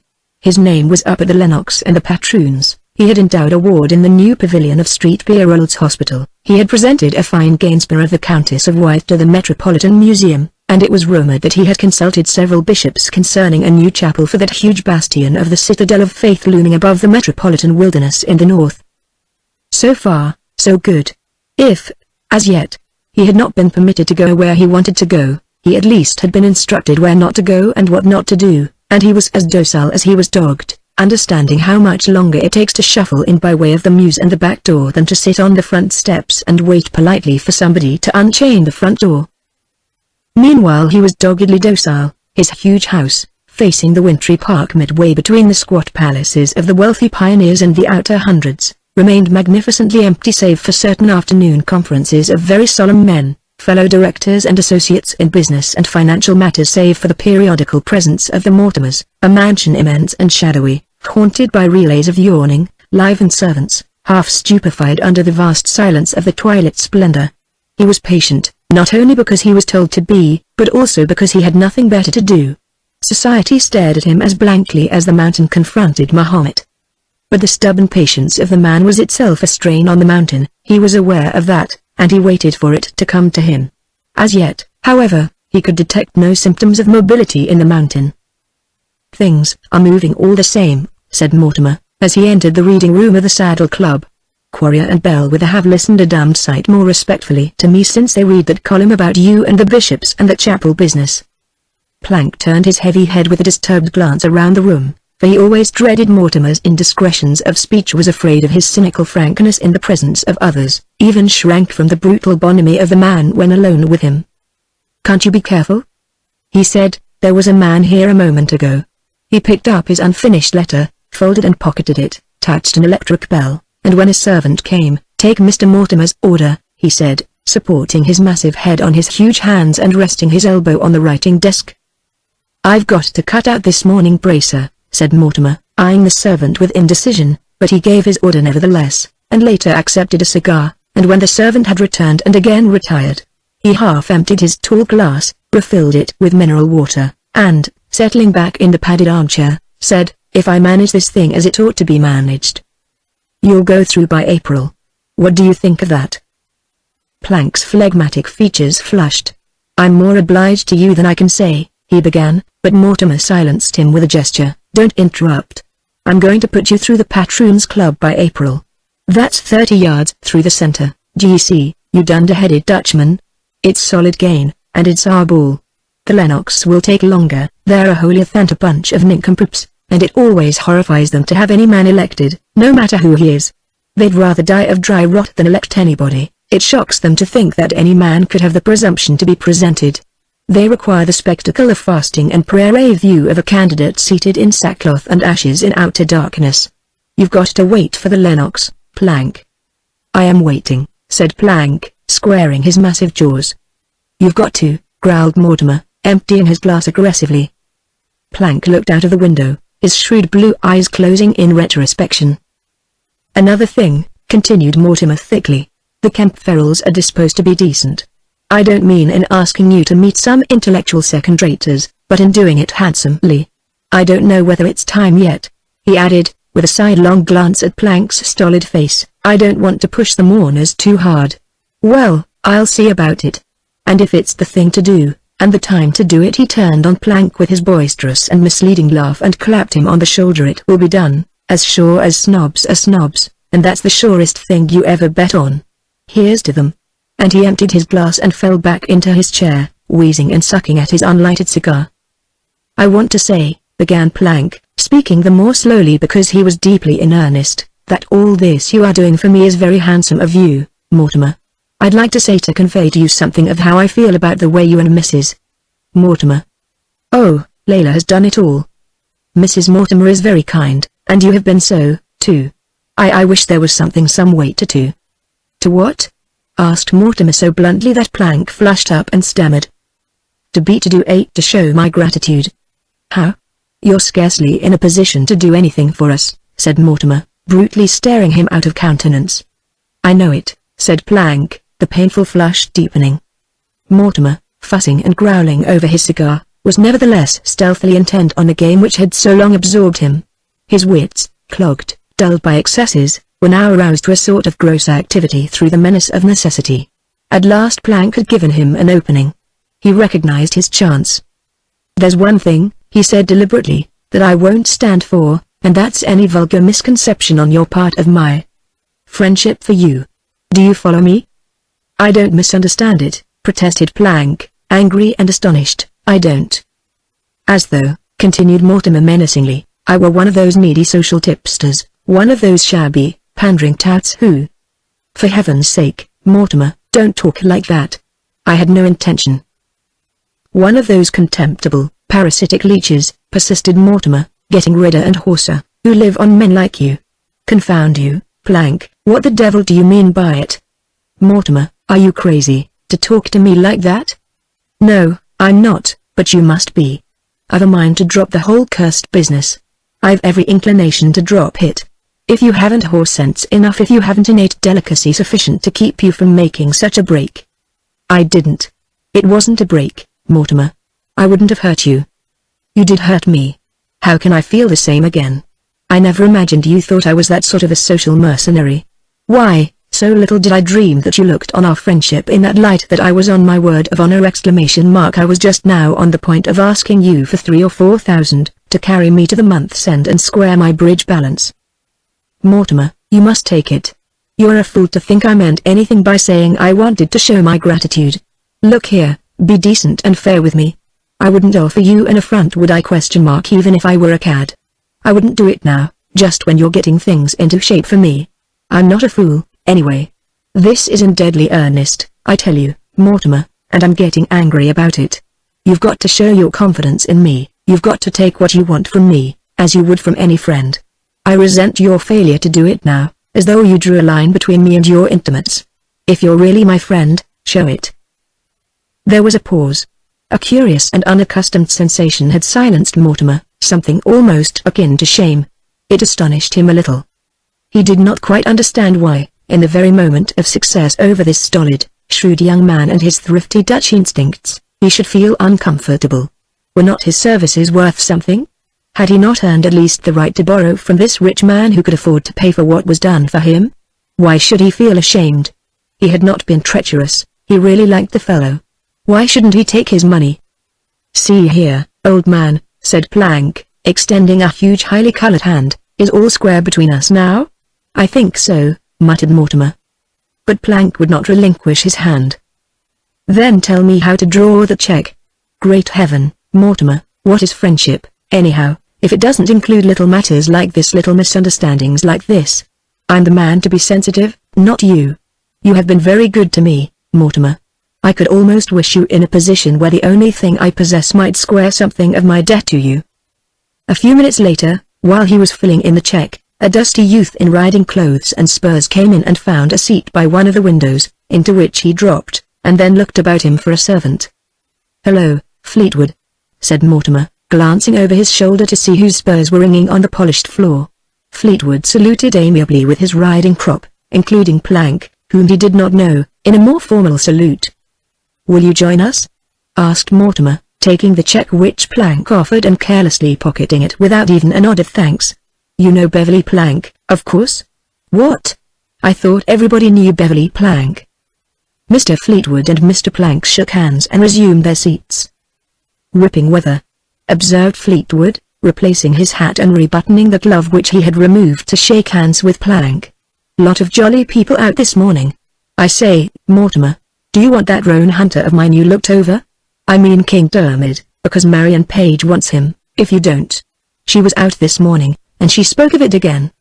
Mortimer, lifting a replenished glass, shook his head, and drank thirstily in silence. "Saw you at Westbury, I think," said Fleetwood politely to Plank, as the two lifted their glasses to one another. "I hunted there for a day or two," replied Plank, modestly. "If it's the big Irish thoroughbred you were riding that you want to sell, I'd like a look in, if Miss Page doesn't fancy him." Fleetwood laughed, and glanced amusedly at Plank over his glass. "It isn't that horse, Mr. Plank. That's Drumseat, Stephen Seward's famous horse." He interrupted himself to exchange greetings with several men who came into the room rather noisily, their spurs resounding across the oaken floor. One of them, Tom O'Hara, joined them, slamming his crop on the desk beside Plank and spreading himself over an armchair, from the seat of which he forcibly removed Mortimer's feet without excuse. "Drink? Of course I want a drink," he replied irritably to Fleetwood. 1, 3, 10, several. "Billy, whose weasel-bellied pinto was that you were kicking your heels into in the park?" "Some of the squadron men asked me, the major." "Oh, beg pardon. Didn't know you were trying to stick Mortimer with him. He might do for the troop ambulance, inside." "What? Oh, yes, met Mr. Blank, I mean Mr. Plank at Shotover, I think. How do you do? Had the pleasure of potting your tame pheasants. Rotten sport, you know. What do you do it for, Mr. Blank?" "What did you come for, if it's rotten sport?" asked Plank so simply that it took O'Hara a moment to realize he had been snubbed. "I didn't mean to be offensive," he drawled. "I suppose you can't help it," said Plank very gently. "Some people can't, you know." And there was another silence, broken by Mortimer, whose entire hulk was tingling with a mixture of surprise and amusement over his protégé's developing ability to take care of himself. "Did you say that Stephen Seward is in Westbury, Billy?" "No, he's in town," replied Fleetwood. "I took his horses up to hunt with. He isn't hunting, you know." "I didn't know. Nobody ever sees him anywhere," said Mortimer. "I guess his mother's death cut him up." Fleetwood lifted his empty glass and gently shook the ice in it. "That, and the other business is enough to cut any man up, isn't it?" "You mean the action of the Lennox Club?" asked Plank seriously. "Yes. He's resigned from this club, too, I hear. Somebody told me that he has made a clean sweep of all his clubs. That's foolish. A man may be an ass to join too many clubs, but he's always a fool to resign from any of them. You ask the weatherwise what resigning from a club forecasts. It's the first ominous sign in a young man's career." "What's the second sign?" asked O'Hara, with a yawn. "Squadron talk, and you're full of it," retorted Fleetwood. "I said to the major, and the captain told the chief trumpeter all that sort of thing, and those Puerto Rico spurs of yours, and the ewe-necked Glyptosaurus you block the bridle path with every morning. You're an awful nuisance, Tom, if anybody should ask me." Under cover of a rapid-fire exchange of pleasantries between Fleetwood and O'Hara, Plank turned to Mortimer, hesitating. "I rather liked Seward when I met him at Shotover," he ventured. I'm very sorry he's down and out. He drinks, shrugged Mortimer, diluting his mineral water with Irish whiskey. He can't let it alone, he's like all the Sawads. I could have told you that the first time I ever saw him. We all told him to cut it out, because he was sure to do some damn fool thing if he didn't. He's done it, and his clubs have cut him out. It's his own funeral. Well, here's to you. Cut who out? Asked Fleetwood, ignoring O'Hara's parting shot concerning the decadence of the Fleetwood stables and their owner. Stephen Seward. I always said that he was sure, sooner or later, to land in the family ditch. He has a right to, of course, the gutter is public property. It's a damned sad thing, said Fleetwood slowly. After a pause Plank said, I think so, too. I don't know him very well. You may know him better now, said O'Hara insolently. Plank reddened, and, after a moment, I should be glad to, if he cares to know me. Mortimer doesn't care for him, but he's an awfully good fellow, all the same, said Fleetwood, turning to Plank. He's been an ass, but who hasn't? I like him tremendously, and I feel very bad over the mess he made of it after that crazy dinner I gave in my rooms. What? You hadn't heard of it? Why man, it's the talk of the clubs. I suppose that is why I haven't heard, said Plank simply. My club life is still in the future. Oh, said Fleetwood with an involuntary stare, surprised, a trifle uncomfortable, yet somehow liking Plank, and not understanding why. I'm not in anything, you see, I'm only up for the Patroons and the Lennox, added Plank gravely. I see. Certainly. I hope you'll make hope to see you the soon. I see by the papers you've been jollying the clergy, Mr. Plank. Awfully handsome of you, all that chapel business. I say, I've a cousin a young architect, beaux arts, and all that just over. I'd awfully like to have him given a chance at that competition, invited to try, you see. I don't suppose it could be managed, now. Would you like to have me ask the bishops? Inquired Plank, naively shrewd. And the conversation became very cordial between the two, which Mortimer observed, keeping one ironical eye on Plank, while he continued a desultory discussion with O'Hara concerning a very private dinner which somebody told somebody that somebody had given to Quarrier and the inter-county electric people, which, if true, plainly indicated who was financing the inter-county scheme, and why Amalgamated stock had tumbled again yesterday, and what might be looked for from the Algonquin Trust Company's president. Amalgamated Electric doesn't seem to like it a little bit, said O'Hara.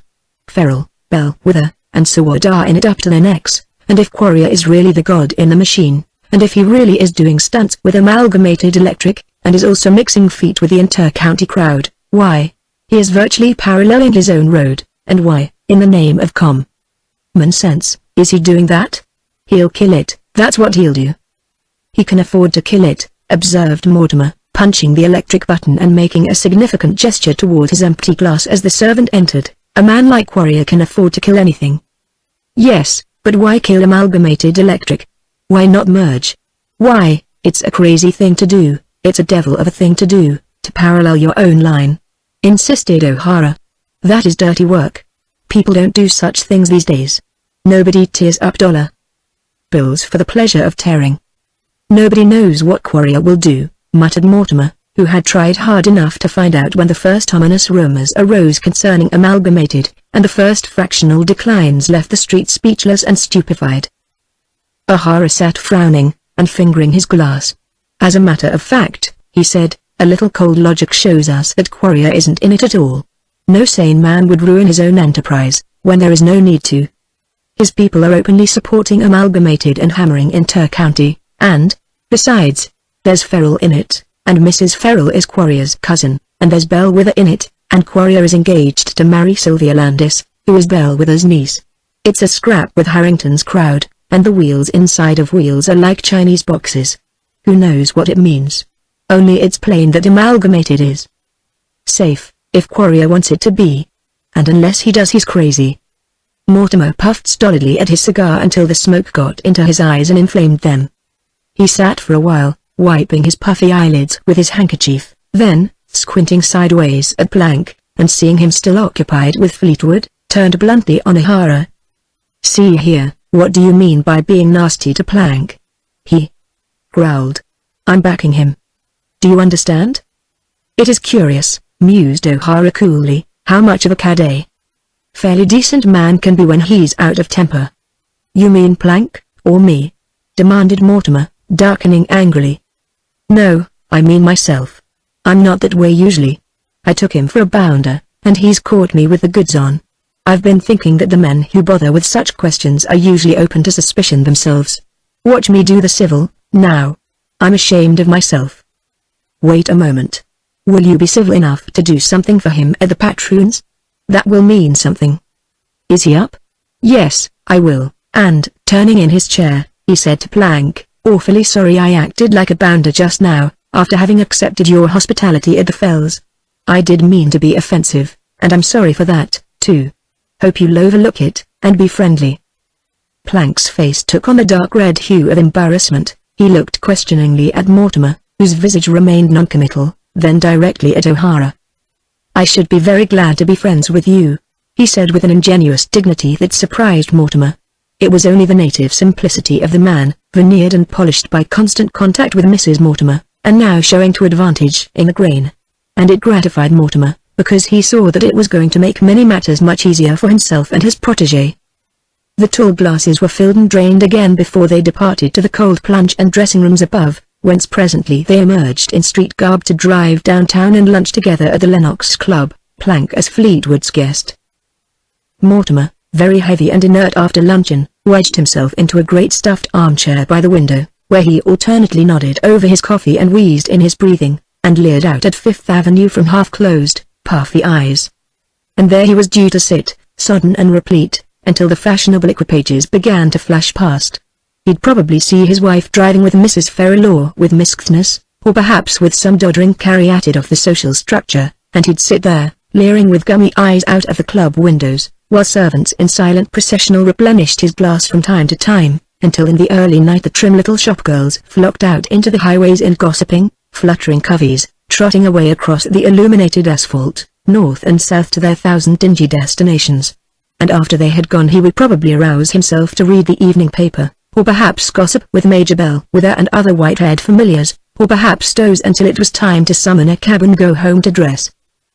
That afternoon, however, having O'Hara and Fleetwood to give him countenance, he managed to arouse himself long enough to make Plank known personally to several of the governors of the club and to a dozen members, then left him to his fate. Whence, presently, Fleetwood and O'Hara extracted him, fate at that moment being personified by a garrulous old gentleman, one Peter Kthnes, who divided with Major Bellwether the distinction of being the club bore, and together they piloted him to the billiard room, where he beat them handily for $1 a point at everything they suggested. You play almost as pretty a game as Stephen Seward used to play, said O'Hara cordially. You've something of his cue movement, something of his infernal facility and touch. Hasn't he, Fleetwood? I wish Seward were back here, said Fleetwood thoughtfully, returning his cue to his own rack. I wonder what he does with himself, where he keeps himself all the while. What the devil is there for a man to do, if he doesn't do anything? He's not going out anywhere since his mother's death, he has no clubs to go to, I understand. What does he do? Go to his office and come back, and sit in that shabby old brick house all day and blink at the bum portraits of his bum and distinguished ancestors. Do you know what he does with himself? To O'Hara. I don't even know where he lives, observed O'Hara, resuming his coat. He's given up his rooms, I understand. What? Don't know the old Seward house? Oh. Does he live there now? Of course, I forgot about his mother. He had apartments last year, you remember. He gave dinners, corkers they were. I went to one like that last one you gave. I wish I'd never given it, said Fleetwood gloomily. If I hadn't, he'd be a member here still. What do you suppose induced him to take that little gin-drinking cat to the patroons? Why, man, it wasn't even an undergraduate's trick. It was the act of a lunatic. For a while they talked of Seward, and of his unfortunate story and the pity of it, and when the two men ceased. Do you know, said Plank mildly, I don't believe he ever did it. O'Hara looked up surprised, then shrugged. Unfortunately he doesn't deny it, you see. I heard, said Fleetwood, lighting a cigarette, that he did deny it, that he said, no matter what his condition was, he couldn't have done it. If he had been sober, the governors would have been bound to take his word of honor. But he couldn't give that, you see. And after they pointed out to him that he had been in no condition to know exactly what he did, he shut up. And they dropped him, and he's falling yet. I don't believe that sort of a man ever would do that sort of thing, repeated Plank obstinately, his delft blue eyes partly closing, so that all the Dutch shrewdness and stubbornness in his face disturbed its highly colored placidity. And he walked away toward the washroom to cleanse his ponderous pink hands of chalk dust. That's what's the matter with Plank, observed O'Hara to Fleetwood as Plank disappeared. It isn't that he's a bounder, but he doesn't know things. He doesn't know enough, for instance, to wait until he's a member of a club before he criticizes the judgment of its governors. Yet you can't help tolerating the fellow. I think I'll write a letter for him, or put down my name. What do you think? It would be all right, said Fleetwood. He'll need all the support he can get, with Leroy Mortimer as his sponsor. Wasn't Mortimer rather nasty about Sherwood though, in his role of the alcoholic prophet? Phew. Sherwood never had any use for Mortimer, observed O'Hara. I'll bet you never heard him say so, returned Fleetwood. You know Stephen Sherwood's way, he never said anything unpleasant about any man. I wish I didn't either, but I do. So do you. So do most men. Lord. I wish Sherwood were back here. He was a good deal of a man, after all, Tom. They were unconsciously using the past tense in discussing Sherwood, as though he were dead, either physically or socially. In one way he was always a singularly decent man, mused O'Hara, walking toward the great marble vestibule and buttoning his overcoat. How exactly do you mean? Oh, about women. I believe it, too. If he did take that vice girl into the patroons, it was his limit with her and, I believe his limit with any woman. He was absurdly decent that way. He was indeed. And now look at the reputation he has. Isn't it funny? Isn't it, now? What sort of an effect do you suppose all this business is going to have on Sherwood? It's had one effect already, replied Fleetwood, as Plank came up, ready for the street. Farrell says he looks sick, and Bellwether says he's going to the devil, but that's the sort of thing the Major is likely to say. By the way, wasn't there something between that pretty Landis girl and Sherwood? Some damn gossiping somebody talked about it somewhere, recently. I don't believe that, either, said Plank, in his heavy, measured, passionless voice, as they descended the steps of the white portico and looked around for a cab. As for me, I've got to hustle, observed O'Hara, glancing at his watch. I'm due to shine at a function about 5. Are you coming uptown either of you fellows? I'll give you a lift as far as 72nd Street, Plank. Tell you what we'll do, said Fleetwood, impulsively, turning to Plank. We'll drive downtown, you and I, and we'll look up poor old Sherwood. Shall we? He's probably all alone in that god-forsaken red brick family tomb. Shall we?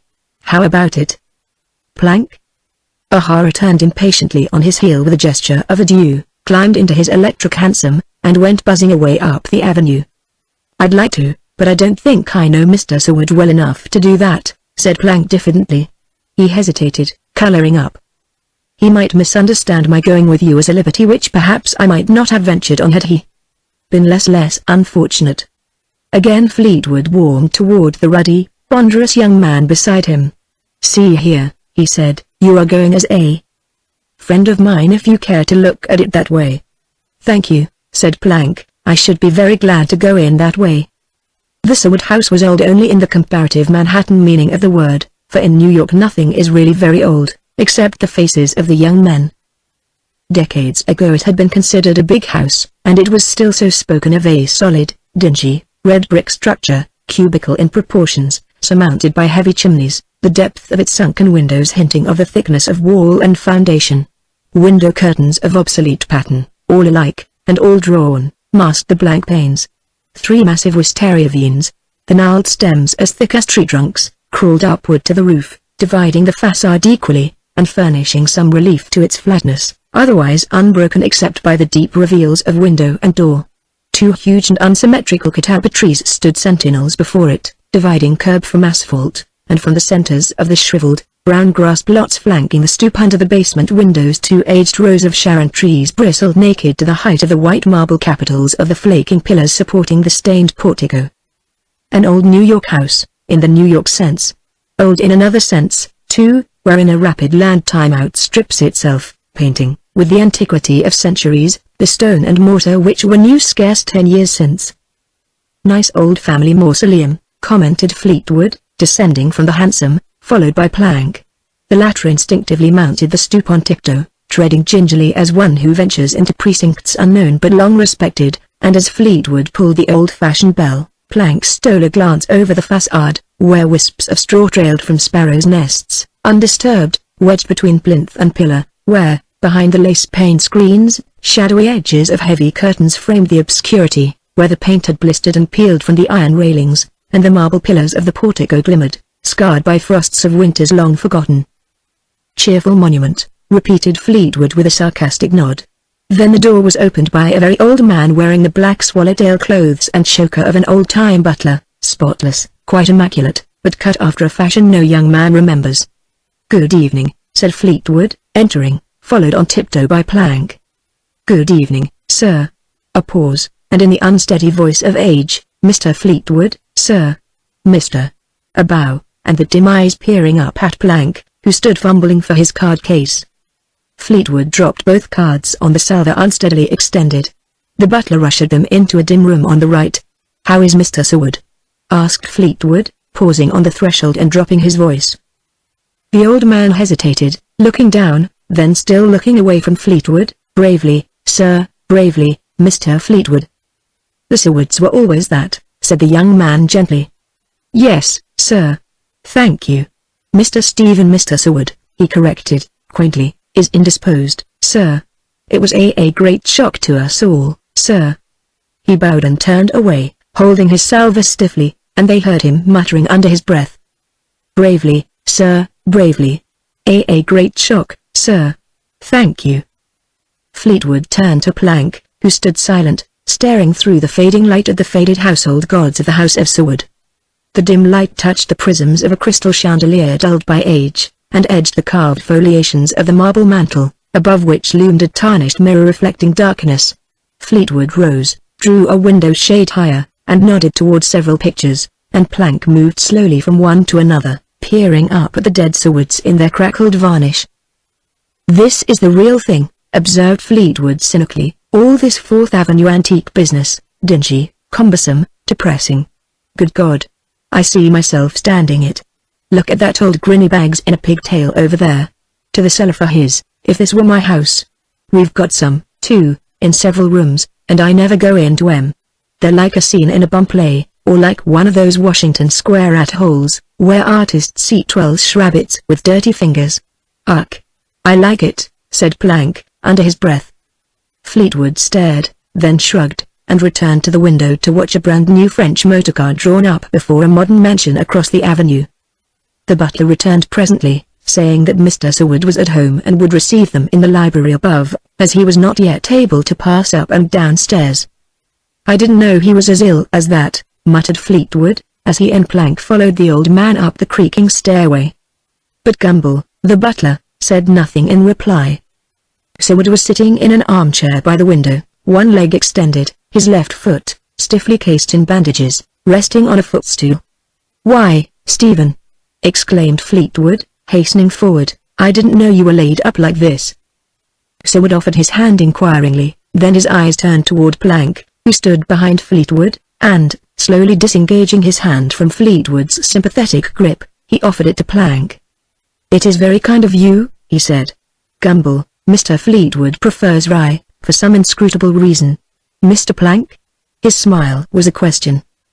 "If you don't mind," said Plank, "I should like to have some tea, that is, if—" "Tea, Gumble, for two. We'll tipple in company, Mr. Plank," he added. "And the cigars are at your elbow, Billy," with another smile at Fleetwood.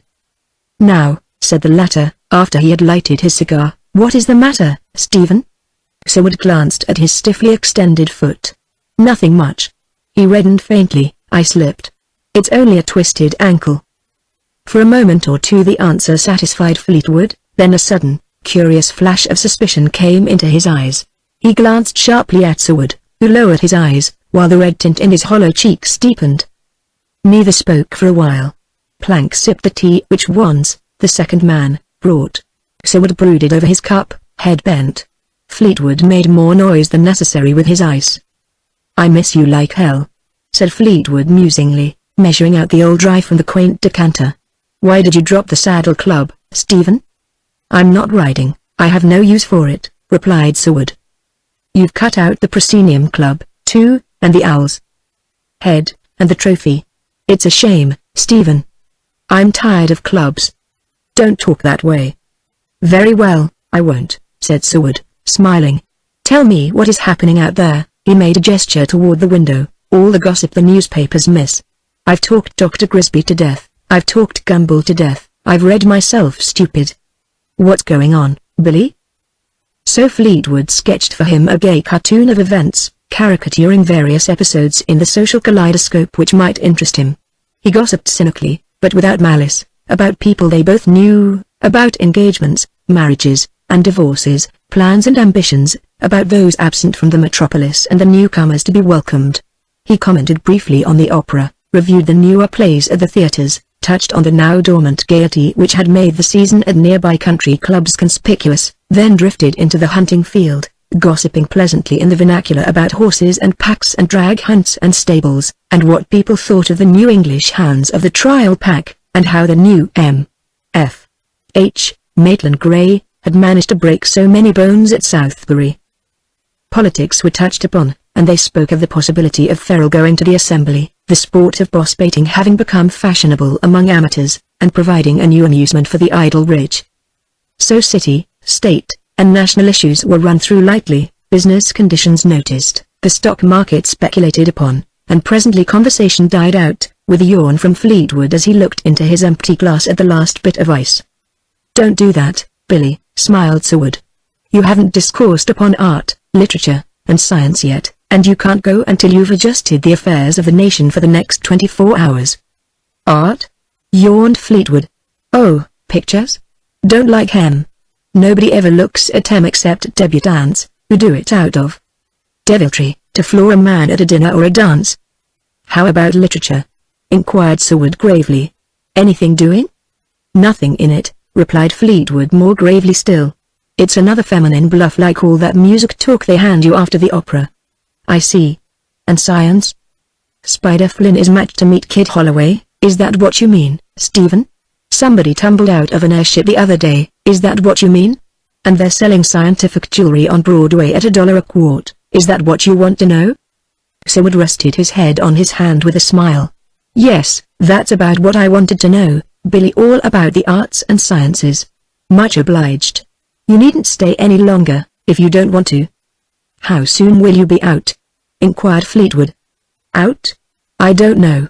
I shall try to drive to the office tomorrow. Why the devil did you resign from all your clubs? How can I see you if I don't come here? Began Fleetwood impatiently. I know, of course, that you're not going anywhere, but a man always goes to his club. You don't look well, Stephen. You are too much alone. Seward did not answer. His face and body had certainly grown thinner since Fleetwood had last seen him. Plank, too, had been shocked at the change in him. The dark, hard lines under the eyes, the pallor, the curious immobility of the man, save for his fingers, which were always restless, now moving in search of some small object to worry and turn over and over, now nervously settling into a grasp on the arm of his chair. How is Amalgamated Electric? Asked Fleetwood, abruptly. I think it's all right. Want to buy some? Replied Seward, smiling. Plank stirred in his chair ponderously. Somebody is kicking it to pieces, he said. Somebody is trying to, smiled Seward. Harrington, nodded Fleetwood. Seward nodded back. Plank was silent. Of course, continued Fleetwood, tentatively, you people need not worry, with Howard Quarry back of you. Nobody said anything for a while.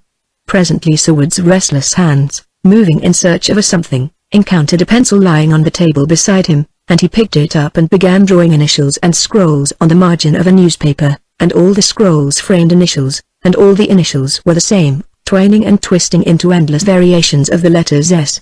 L. Yes, I must go to the office tomorrow, he repeated absently. I'm better, in fact I am quite well, except for this sprain. He looked down at his bandaged foot, then his pencil moved listlessly again, continuing the endless variations on the two letters. It was plain that he was tired. Fleetwood rose and made his adducts almost affectionately. Plank moved forward on tiptoe, bulky and noiseless, and Seward held out his hand, saying something amiably formal. Would you like to have me come again?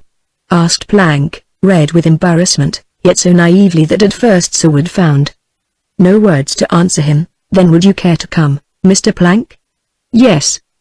Seward looked at him curiously, almost cautiously. His first impressions of the man had been summed up in one contemptuous word.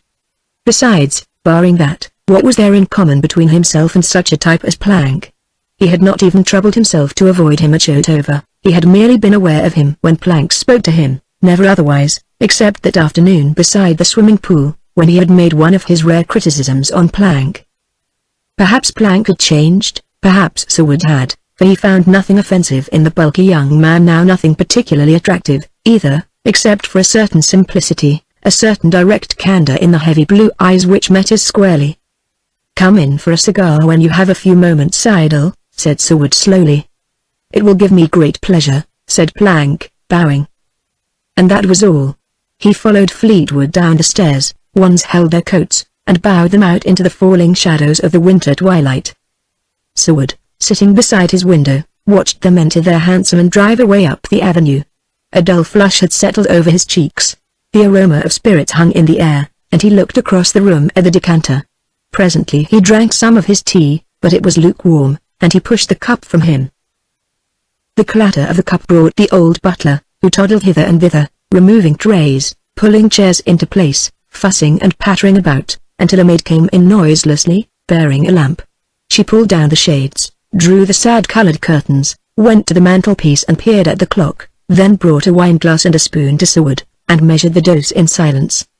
He swallowed it, shrugged, permitted her to change the position of his chair and footstool, and nodded thanks and dismissal. "Gumble, are you there?" he asked carelessly. The butler entered from the hallway. "Yes, sir." "You may leave that decanter." But the old servant may have misunderstood, for he only bowed and ambled off downstairs with the decanter, either heedless or deaf to his master's sharp order to return. For a while Seward sat there, eyes fixed, scowling into vacancy. Then the old, listless, careworn expression returned. He rested one elbow on the windowsill, his worn cheek on his hand, and with the other hand fell to weaving initials with his pencil on the margin of the newspaper lying on the table beside him. Lamplight brought out sharply the physical change in him: the angular shadows flat under the cheekbones, the hard, slightly swollen flesh in the bluish shadows around the eyes. The mark of the master vice was there, its stamp in the swollen, worn-out hollows, its imprint in the fine lines at the corners of his mouth, its sign manual in the faintest relaxation of the underlip, which had not yet become a looseness. For the last of the Sewards had at last stepped into the highway which his doomed forebears had travelled before him. "Gumble," he called irritably. A quavering voice, an unsteady step, and the old man entered again. "Mr. Stephen, sir? Bring that decanter back." "Didn't you hear me tell you just now, sir? Didn't you hear me?" "Yes, Mr. Stephen, sir." There was a silence. "Gumble, sir? Are you going to bring that decanter?" The old butler bowed, and ambled from the room, and for a long while Seward sat sullenly listening and scoring the edges of the paper with his trembling pencil. Then the lead broke short, and he flung it from him and pulled the bell. Once came this time, a lank, sandy, silent man, grown grey as a rat in the service of the Sewards. He received his master's orders, and withdrew, and again Seward waited, biting his underlip and tearing bits from the edges of the newspaper with fingers never still, but nobody came with a decanter, and after a while his tense muscles relaxed, something in his very soul seemed to snap, and he sank back in his chair, the hot tears blinding him. He had got as far as that. Moments of self-pity were becoming almost as frequent as scorching intervals of self-contempt. So they all knew what was the matter with him. They all knew: the doctor, the servants, his friends. Had he not surprised the quick suspicion in Fleetwood's glance, when he told him he had slipped, and sprained his ankle? What if he had been drunk when he fell on his own doorsteps, carried into the old Seward house by old Seward's servants, drunk as his forefathers? It was none of Fleetwood's business. It was none of the servants' business. It was nobody's business except his own. Who the devil were all these people, to pry into his affairs and doctor him and dose him and form secret leagues to disobey him, and hide decanters from him? Why should anybody have the impertinence to meddle with him? Of what concern to them were his vices or his virtues? The tears dried in his hot eyes. He jerked the old-fashioned bell savagely, and after a long while he heard servants whispering together in the passageway outside his door. He lay very still in his chair. His hearing had become abnormally acute, but he could not make out what they were saying, and as the dull, intestinal aching grew sharper, parching, searing every strained muscle in throat and chest, he struck the table beside him, and clenched his teeth in the fierce rush of agony that swept him from head to foot, crying out an inarticulate menace on his household. And Dr. Grisby came into the room from the outer shadows of the hall. He was very small, very meagre, very bald, and clean-shaven, with a face like a nutcracker, and the brown wig he wore was atrocious, and curled forward over his colorless ears. He wore steel-rimmed spectacles, each glass divided into 2 lenses, and he stood on tiptoe to look out through the upper lenses on the world, and always bent almost double to use the lower or reading lenses. Besides that, he affected frilled shirts, and string ties, which nobody had ever seen snugly tied.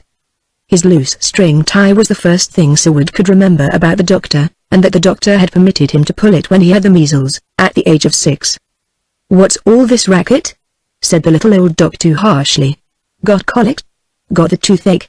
I'm ashamed of you, Stephen," cutting capers and pounding the furniture. "Look up. Look at me. Out with your tongue. Well, now, what the devil's the trouble?" "You know," muttered Seward, abandoning his wrist to the little man, who seated himself beside him. Dr. Grisby scarcely noted the pulse, the delicate pressure had become a strong caress. "Know what?" he grunted. "How do I know what's the matter with you? Hey? Now, don't try to explain, Steve, don't fly off the handle. All right, grant that I do know what's bothering you, I want to see that ankle first. Here, somebody. Light that gas. Why the mischief don't you have the house wired for electricity, Stephen? It's wholesome. Gas isn't. Lamps are worse, sir. Do as I tell you." And he went on loquaciously, grumbling and muttering, and never ceasing his talk, while Seward, wincing as the dressing was removed, lay back and closed his eyes. Half an hour later Gumble appeared, to announce dinner. "I don't want any," said Seward. "Eat," said Dr. Grisby harshly. "I don't care to. Eat, I tell you. Do you think I don't mean what I say?" So he ate his broth and toast, the doctor curtly declining to join him. He ate hurriedly, closing his eyes in aversion. Even the iced tea was flat and distasteful to him. And at last he lay back, white and unstrung, the momentarily deadened desperation glimmering under his half-closed eyes. And for a long while Dr. Grisby sat, doubled almost in 2, cuddling his bony little knees and studying the patterns in the faded carpet.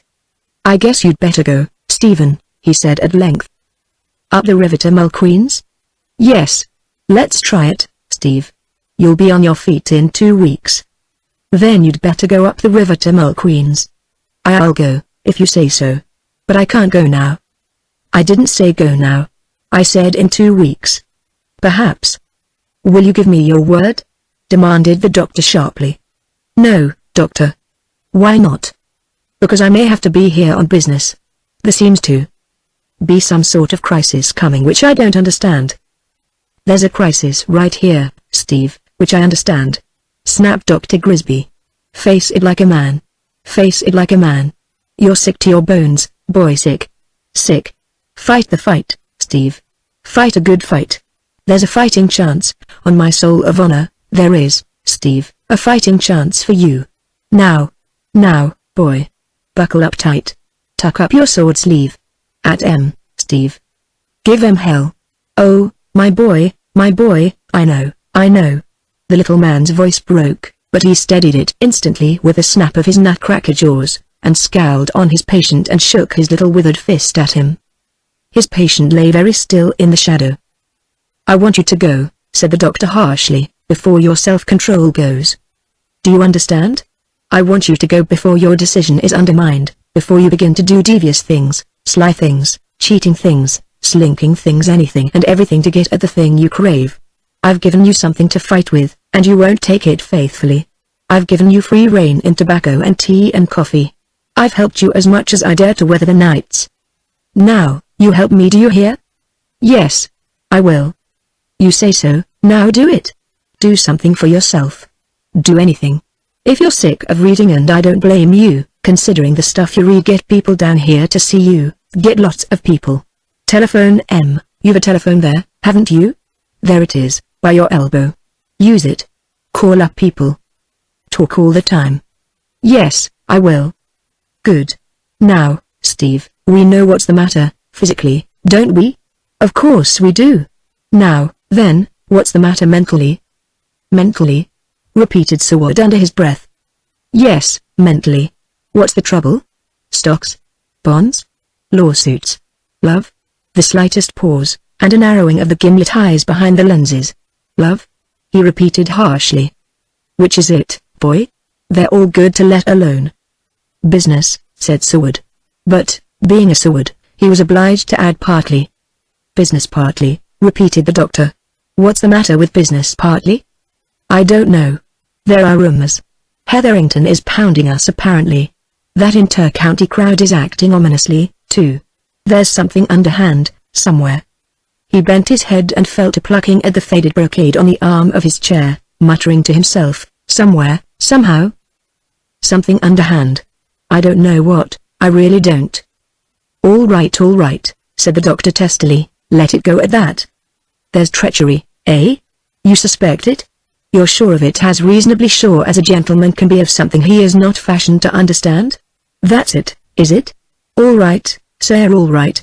Very well, why well. Now, sir, look at me. Business symptoms admitted. What about the partly, Stephen? What about it, eh? What about it? But Seward fell silent again. Eh? Did you say something? No? Oh, very well, why well, sir. Perfectly correct, Stephen. You have not earned the right to admit further symptoms. No, sir, you have not earned the right to admit them to anybody, not even to yourself. Nor to her. Doctor. Sir? I have admitted them. To yourself, Steve? I'm sorry. You have no right to yet. I'm sorry. I have admitted them to her. That settles it, said the doctor grimly, that clinches it. That locks you to the wheel. That pledges you. The squabble is on, now. It's your honor that's engaged now, not your nerves, not your intestines. It's a good fight, a very good fight, with no chance of losing anything but life. You go up the river to Mulqueen's. That's the strategy in this campaign, that's excellent maneuvering, that's good generalship. Eh? Mask your purpose, Steve, make a feint of camping out here under my guns, then suddenly fling your entire force up the Hudson and fortify yourself at Mulqueen's. Ho, that'll fix 'em. That's going to astonish the enemy. His harsh, dry, crackling laughter broke out like the distant rattle of musketry. The ghost of a smile glimmered in Seward's haunted eyes, then faded as he leaned forward. She has refused me, he said simply. The little doctor, after an incredulous stare, began chattering with wrath. Refused you? Pa. Pooh. That's nothing. That signifies absolutely nothing. It's meaningless. It's a detail. You get well, do you hear? You go and get well, then try it again. Then you'll see. And if she is an idiot in the event of her irrational persistence in an incredible and utterly indefensible attitude, he choked up, then fairly barked at Seward. Take her anyway, sir. Run off with her. Dominate circumstances, sir. Take charge of events. But you can't do it till you've clapped yourself into prison for life. And God help you if you let yourself escape. And after a long while Seward said, if I should ever marry and had children, eh? Is that it? Oh, it is, eh? Well, I say, marry. I say, have children. If you're a man, you breed men. The chances are they may not inherit what you have. It skips some generations some, now and then. But if they do, good God.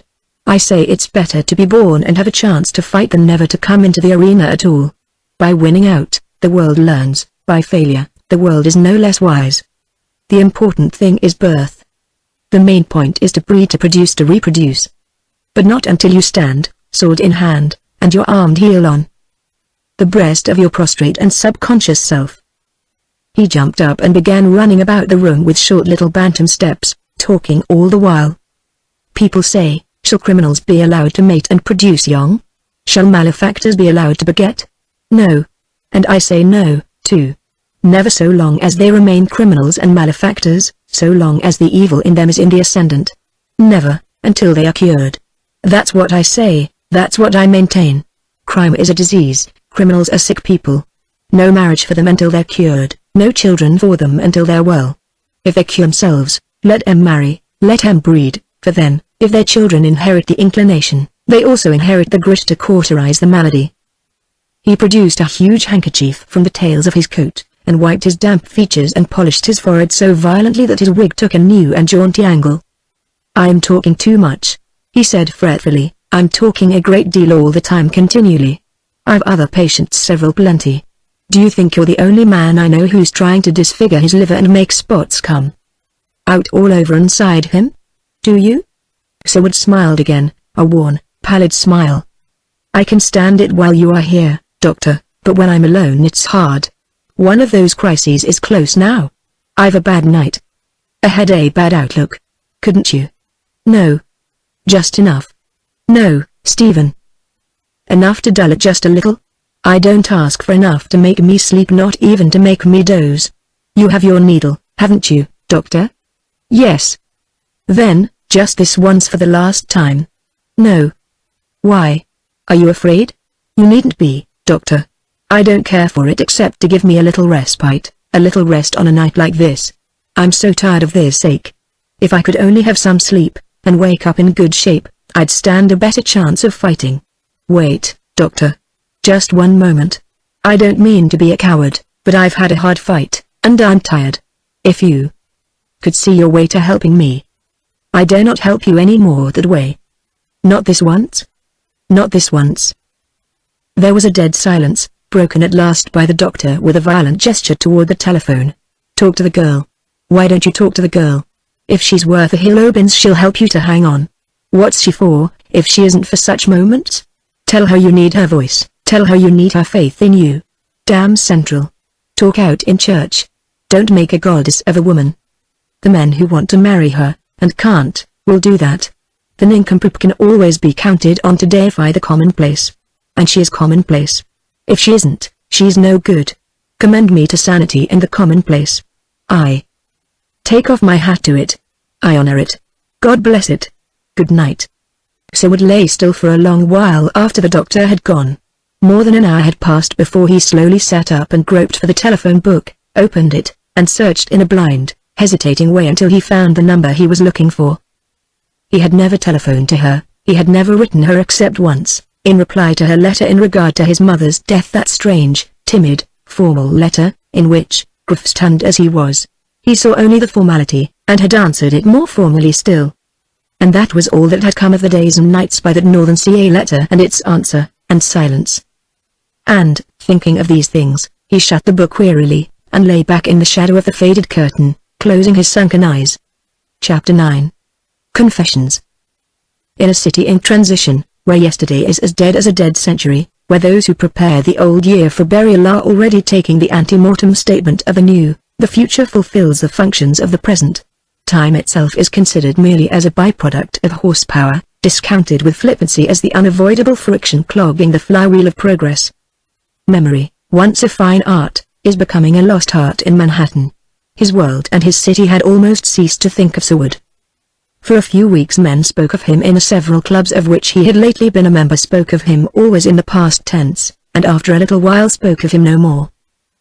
In that section of the social system which he had inhabited, his absence on account of his mother's death being taken for granted, people laid him away in their minds almost as ceremoniously as they had laid away the memory of his mother. Nothing halted because he was not present, nothing was delayed, rearranged, or abandoned because his familiar presence chanced to be missing. There remained only one more place to fill at a cotillion, dinner, or bridge party, only another man for opera box or week's end, one man the more to be counted on, one more man to be counted out, transferred to the credit of profit and loss, and the ledger closed for the season.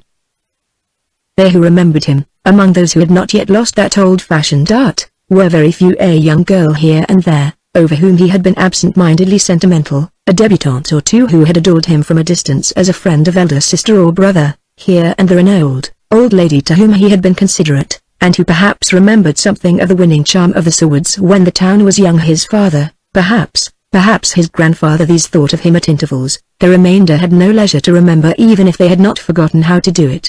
Several cabmen missed him for a while. Now and then a privileged cafe waiter inquired about him from gay, noisy parties entering some old haunt of his. Mr. Desmond, of art gallery and roulette notoriety, whose business is not to forget, was politely regretful at his absence from certain occult ceremonies which he had at irregular intervals graced with votive offerings. And the list tended the raw almost, not quite, for there were two people who had not forgotten Seward, Howard Quarrier and Beverly Plank, and one other, a third, who could not yet forget him if she would, but, as yet, she had not tried very desperately. The day that Seward left New York to visit everybody's friend, Mr. Mulqueen, in the country, Plank called on him for the second time in his life, and was presently received in the south drawing room, the library being limited to an informality and intimacy not for Mr. Plank. Seward, still lame, and using unskillfully two shiny new crutches, came down the stairs and stumped into the drawing room, which, in spite of the somber, clustering curtains, was brightly illuminated by the winter sunshine reflected from the snow in the street. Plank was shocked at the change in him, at the ghost of a voice, listlessly formal, at the thin, nerveless hand offered, startled, so that he forgot his shyness, and retained the bony hand tightly in his, and instinctively laid his other great cushion-like paw over it, holding it imprisoned, unable to speak, unconscious, in the impulse of the moment, of the liberty he permitted himself, and which he had never dreamed of taking with such a man as Seward. The effect on Seward was composite. His tired voice ceased, surprise, inability to understand tinged with instinctive displeasure, was succeeded by humorous curiosity, and, very slowly it became plain to him that this beefy young man liked him, was naively concerned about him, felt friendly toward him, and was showing it as spontaneously as a child. Because he now understood something of how it is with a man who is in the process of being forgotten, his perceptions were perhaps the finer in these days, and the direct unconsciousness of Plank touched him more heavily than the pair of heavy hands enclosing his. "I thought I'd come," began Plank, growing redder and redder as he began to realize the enormity of familiarity committed only on the warrant of impulse. "You don't look well." "It was good of you to think of me," said Seward. "Come up to the library, if you've a few minutes to spare, an invalid. Please go first, I'm a trifle lame yet." I am sorry," muttered Plank, very, very sorry." At first, in the library, Plank was awkward and silent, finding nothing to say and nowhere to dispose of his hands, until Seward gave him a cigar to occupy his fingers. Even then he continued to sit uncomfortably, his bulk balanced on a rickety, spindle-legged chair, which he stubbornly refused to exchange for another, at Seward's suggestion, out of sheer embarrassment, and with a confused idea that his refusal would somehow ultimately put him at his ease with his surroundings. Seward, secretly amused, rang for tea, although the hour was early. After a little while, either the toast or the tea appeared to act on Plank as a lingual laxative, for he began suddenly to talk, which is characteristic of bashful men, and Seward gravely helped him on when he floundered and turned shy. After a little, matters went very well with them, and Plank, much more at ease than he had ever dared to hope he could be with Seward, talked, and Seward, his crutches across his knees, lay back in his armchair, chatting with that winning informality so becoming to men who are unconscious of their charm. Watching Plank, it occurred to him gradually that this great, cumbersome creature was not a shrewd, thrifty, self-made and self-finished adult at all, only a big, wistful, lonely boy, without comrades and with nowhere to play. On Plank's round face there remained no trace of shrewdness, of stubbornness, nothing even of the heavy, saturnine placidity of a dogged man who waits his turn. Plank spoke of himself after a while, sounding the personal note with tentative timidity. Seward gravely encouraged him, and in a little while the outlines of his crude autobiography appeared, embodying his eventless boyhood in a Pennsylvania town, his career at the high school, the dawning desire for college equipment, satisfied by his father, who owned shares in the promising Deep Vale Steel Plank Company, the unhappy years at Harvard, hard years, for he learned with difficulty, solitary years, for he was not sought by those whom he desired to know. Then he ventured to speak of his father's growing interest in steel, the merging and absorbing of independent plants, his own entry upon the scene on the death of his father, and the rest material fortune and prosperity, which, perhaps, might stand substitute as a social sponsor for him, stand, perhaps, for something of what he lacked in himself, which only long residence amid the best, long-formed habits for the best, or a long inheritance of the best could give. Did Seward think so? Was the best beyond his reach? Was it hopeless for such a man as he to try? And why?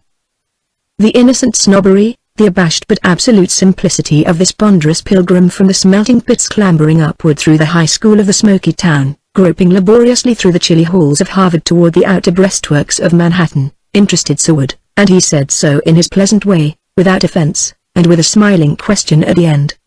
"Worthwhile?" repeated Plank, flushing heavily. "It is worthwhile to me. I have always desired to be a part of the best that there is in my own country, and the best is here, isn't it?" "Not necessarily," said Seward, still smiling. "The noisiest is here, and some of the best." "Which is the best?" inquired Plank naively. "Why, all plain people, whose education, breeding, and fortune permit them the luxury of thinking, and whose tastes, intelligence, and sanity enable them to express their thoughts. There are such people here, and some of them form a portion of the gaudier and noisier galaxy we call society." "That is what I wish to be part of," said Plank. "Could you tell me what are the requirements?" "I don't believe I could, exactly," said Seward, amused. "With us, the social system, as an established and finished system, has too recently been evolved from outer chaos to be characteristic of anything except the crudity and energy of the chaos from which it emerged. The balance between wealth, intelligence, and breeding has not yet been established, not from lack of wealth or intelligence. The formula has not been announced, that is all." "What is the formula?" insisted Plank. "The formula is the receipt for a real society," replied Seward, laughing.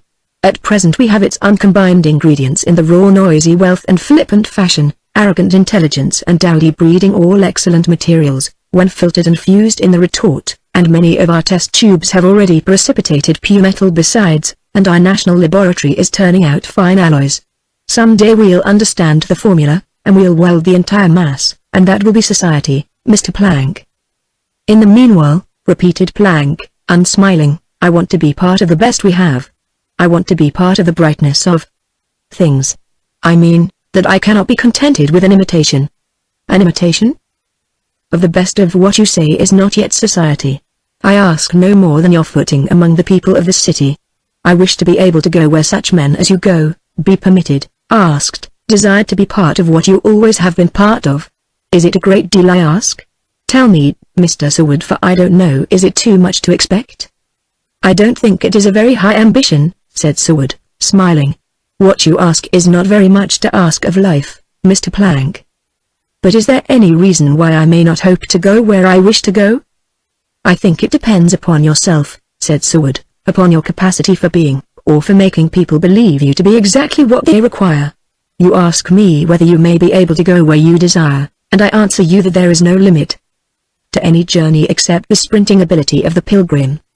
Plank laughed a little, and his square jaws relaxed. Then, after a few moments' thought, "It is curious that what you cast away from you so easily, I am waiting for with all the patience I have in me. And yet it is always yours to pick up again whenever you wish, and I may never live to possess it." He was so perfectly right that Seward said nothing. In fact, he could have no particular interest or sympathy for a man's quest of what he himself did not understand the lack of. Those born without a tag unmistakably ticketing them, and their positions in the world were perforce ticketed. Seward took it for granted that a man belonged where he was to be met, and all he cared about was to find him civil, whether he happened to be a policeman or a master of foxhounds. He was, now that he knew Plank, contented to accept him anywhere he met him, but Plank's upward evolutions upon the social ladder were of no interest to him, and his naive snobbery was becoming something of a bore. So Seward directed the conversation into other channels, and Plank, accepting another cup of tea, became very communicative about his stables and his dogs, and the preservation of game, and after a while, looking up confidently at Seward, he said, "Do you think it beastly to drive pheasants the way I did at Blackfells? I have heard that you were disgusted." "It isn't my idea of a square deal," said Seward frankly. "That settles it, then. But you should not let me interfere with. I'll take your opinion, and thank you for it. It didn't seem to me to be the thing, only it's done over here, you know. The discourses and there." "Yes, I know. Glad you feel that way about it, Plank. It's pretty rotten sportsmanship. Don't you think so?" "I do. I should like to ask you to try some square shooting at the Fells," stammered Plank, "next season, if you would care to." "You're very good. I should like to, if I were going to shoot at all, but I fancy my shooting days are over, for a while." "Over business," nodded Seward, absently grave again. "I see no prospect of my idling for the next year or two." "You are in an amalgamated electric, I think, ventured Plank. Very much in, replied the other frankly. You've read the papers and heard rumors, I suppose? Some. I don't suppose anybody quite understands the attacks on Amalgamated. I don't, not yet. Do you? Plank sat silent, then his shrewd underlip began to protrude. I'm wondering, he began cautiously, how much the Algonquin crowd understands about the matter. Seward's troubled eyes were on him as he spoke, watching closely, narrowly. I've heard that rumor before, he said. So have I, said Plank, and it seems incredible. He looked warily at Seward. Suppose it is true that the Algonquin Trust Company is godfather to Inter-County.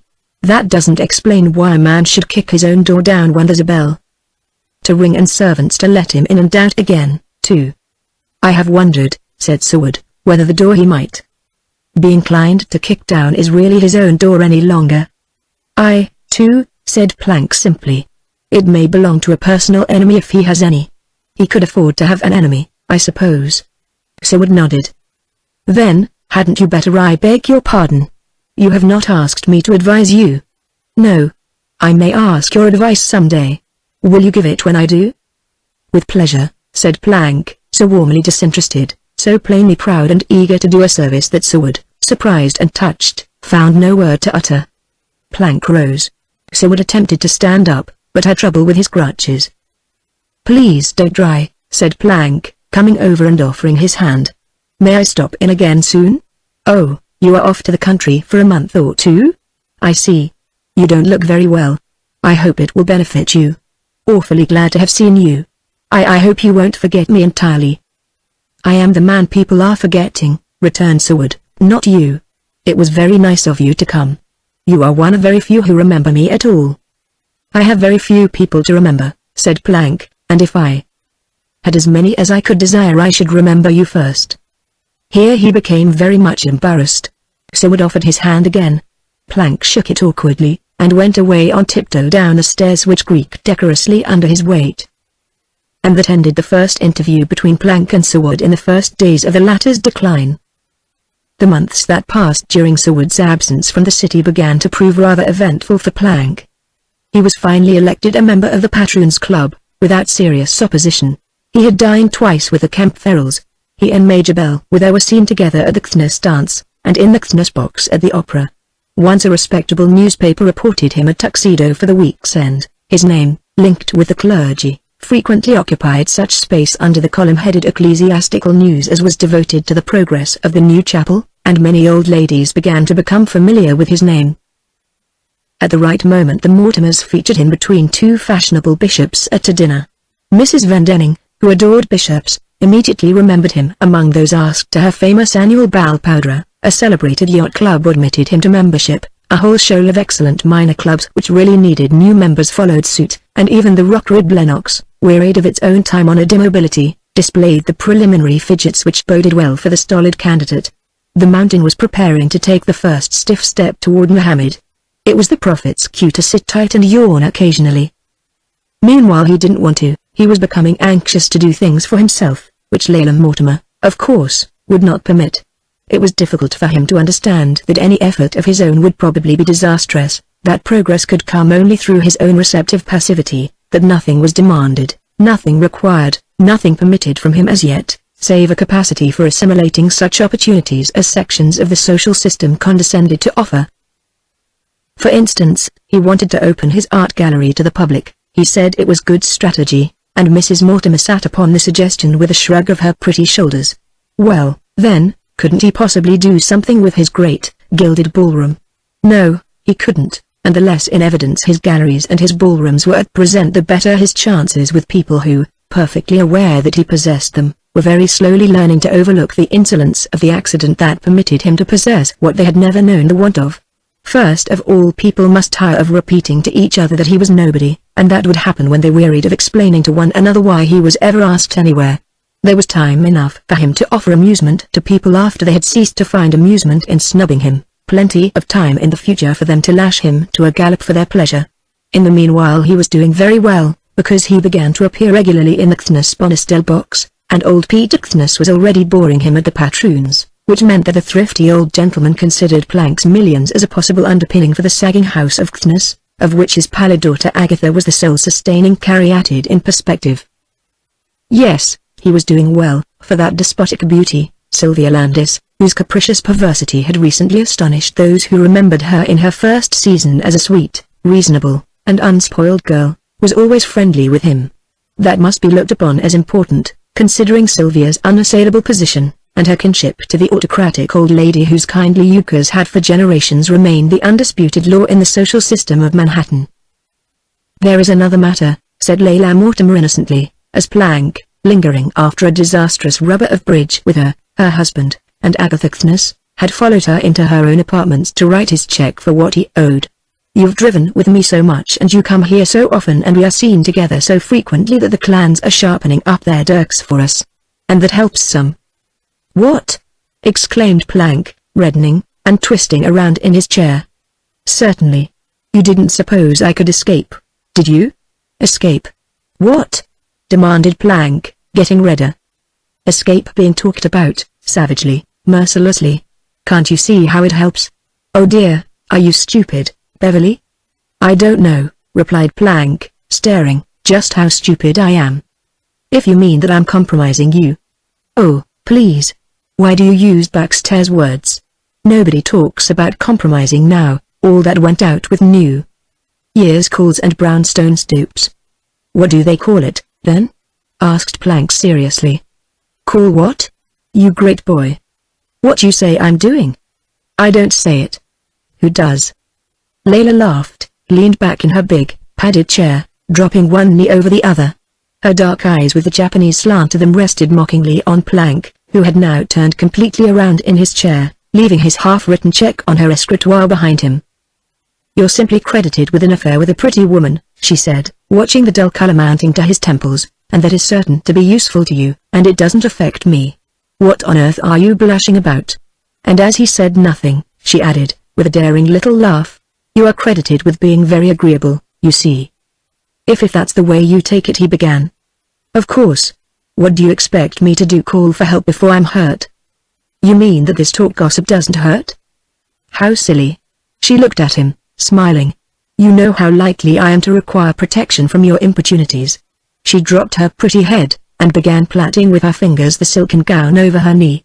"Or how likely I'd be to shriek for it even if she looked up with childlike directness, even if I needed it." "Of course you can take care of yourself," said Plank, wincing. "I could, if I wanted to.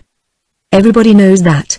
I know it, Leroy knows it, only I don't care to figure as that kind of man." Already he had lost sight of her position in the matter, and she drew a long, quiet breath, almost like a sigh.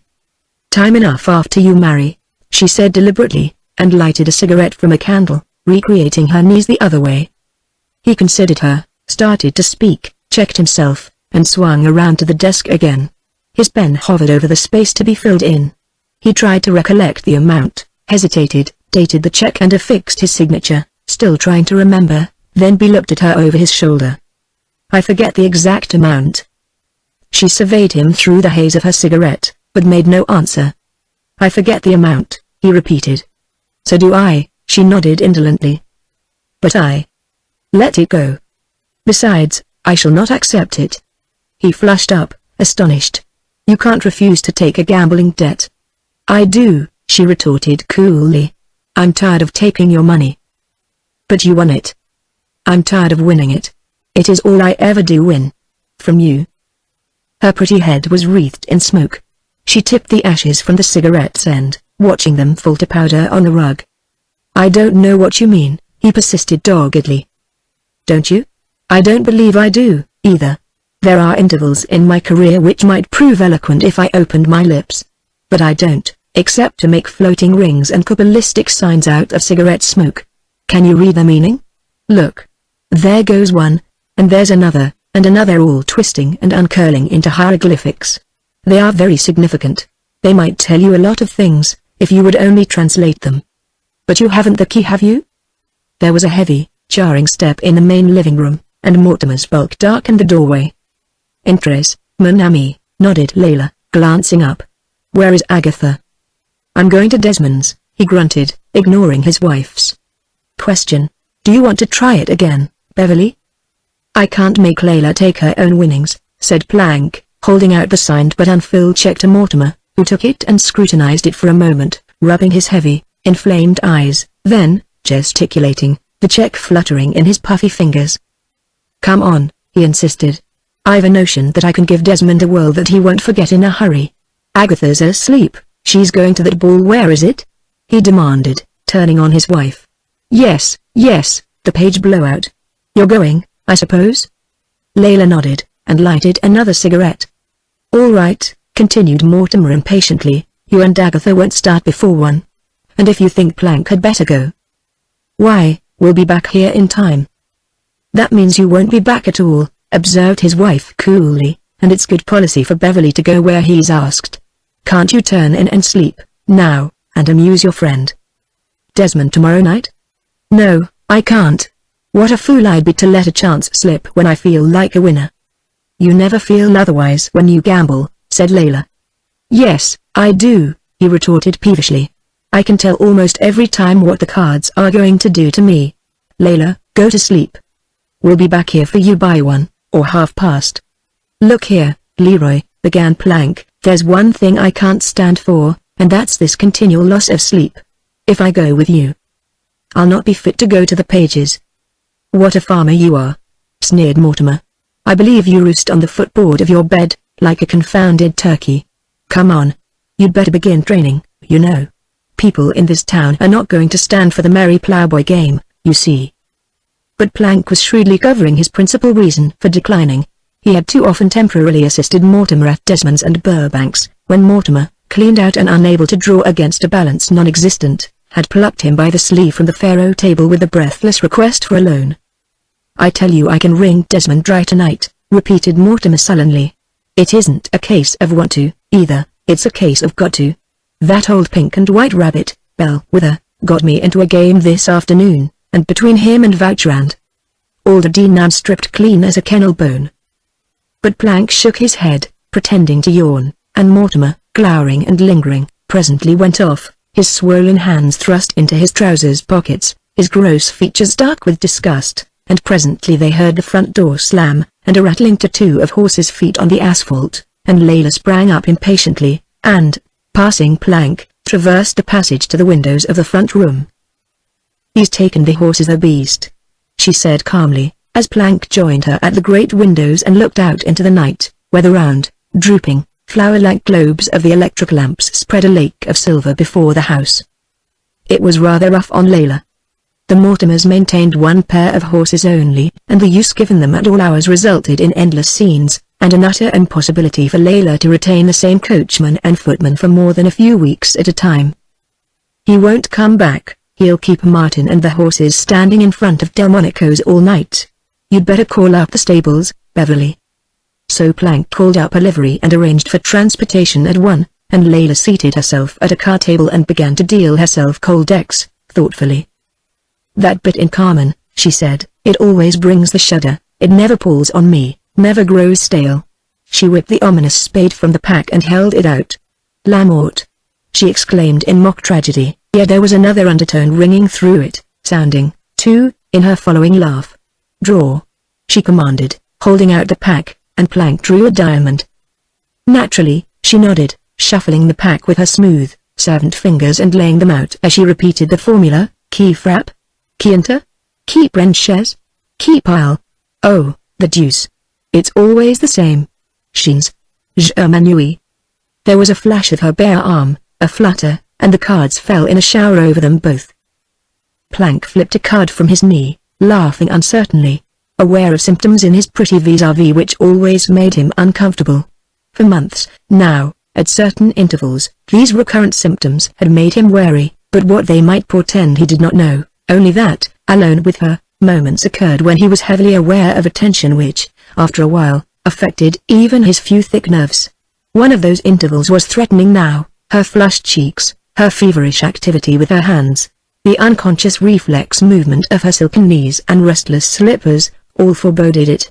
Next would come the nervous laughter, the swift epigram which bored and puzzled him, the veiled badinage he was unequal to, and then a hint of weariness, the curious pathos of long silences, the burnt-out beauty of her eyes from which the fire had gone as though quenched by invisible tears within. He desired to ascribe it to her relations with her husband. He had naturally learned and divined how matters stood with them.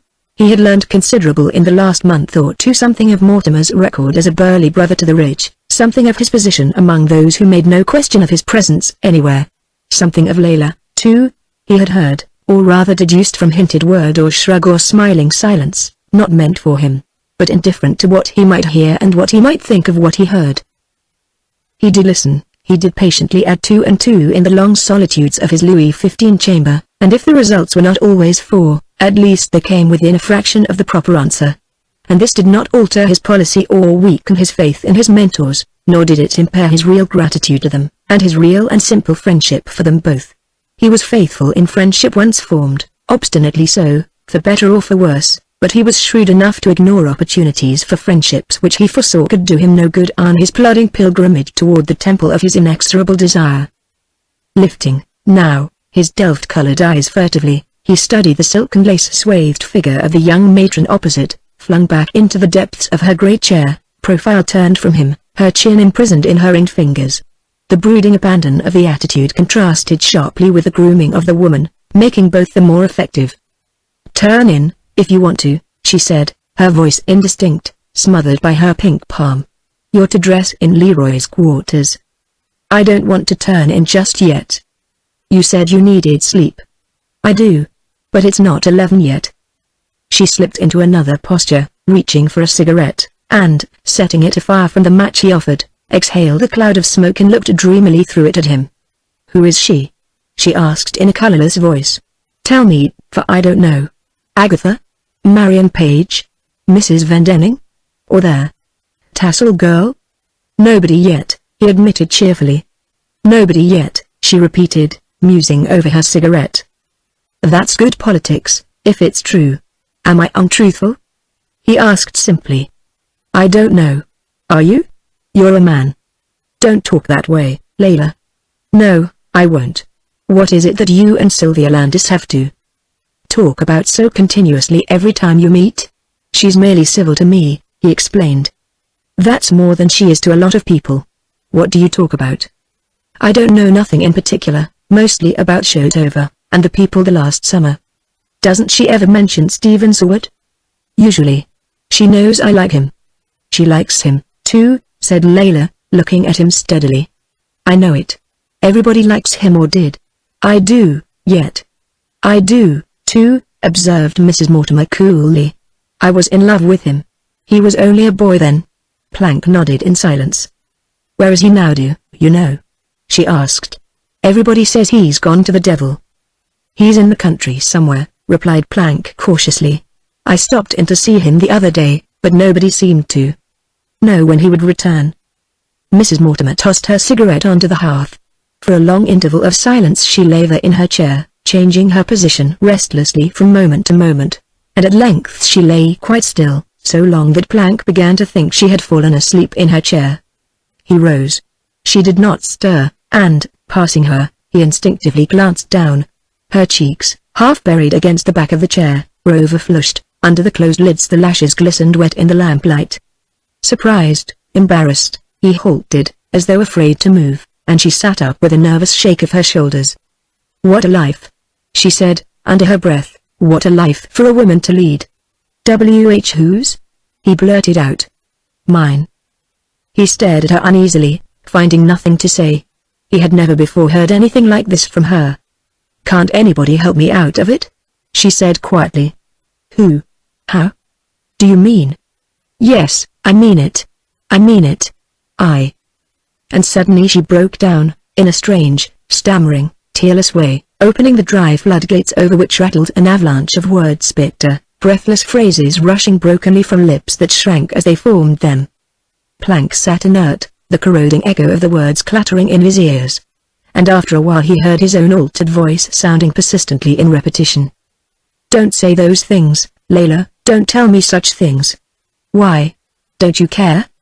Yes, I care, but I can't do anything. I have no business to see you this way." "To whom can I speak, then, if I cannot speak to you? To whom can I turn? Where am I to turn, in all the world? I don't know, he said fearfully. The only way is to go on. What else have I done? What else am I doing? She cried. Go on? Am I not trudging on and on through life, dragging the horror of it behind me through the mud, except when the horror drags me? To whom am I to turn to other beasts like him? Sitting patiently around, grinning and slavering, awaiting their turn when the horror of it crushes me to the mud? She stretched out a rounded, quivering arm, and laid the small fingers of the left hand on its flawless contour. Look, she said, exasperated, I am young yet, the horror has not yet corrupted the youth in me. I am fashioned for some reason, am I not? For some purpose, some happiness. I am not bad, I am human. What poison has soaked into me can be eliminated. I tell you, no woman is capable of being so thoroughly poisoned that the antidote proves useless. But I tell you men, also, that unless she find that antidote she will surely reinfect herself. A man cannot do what that man has done to me and expect me to recover unaided. People talk of me, and I have given them subjects enough. But look at me. Straight between the eyes. Every law have I broken except that. Do you understand? That one, which you men consider yourselves exempt from, I have not broken yet.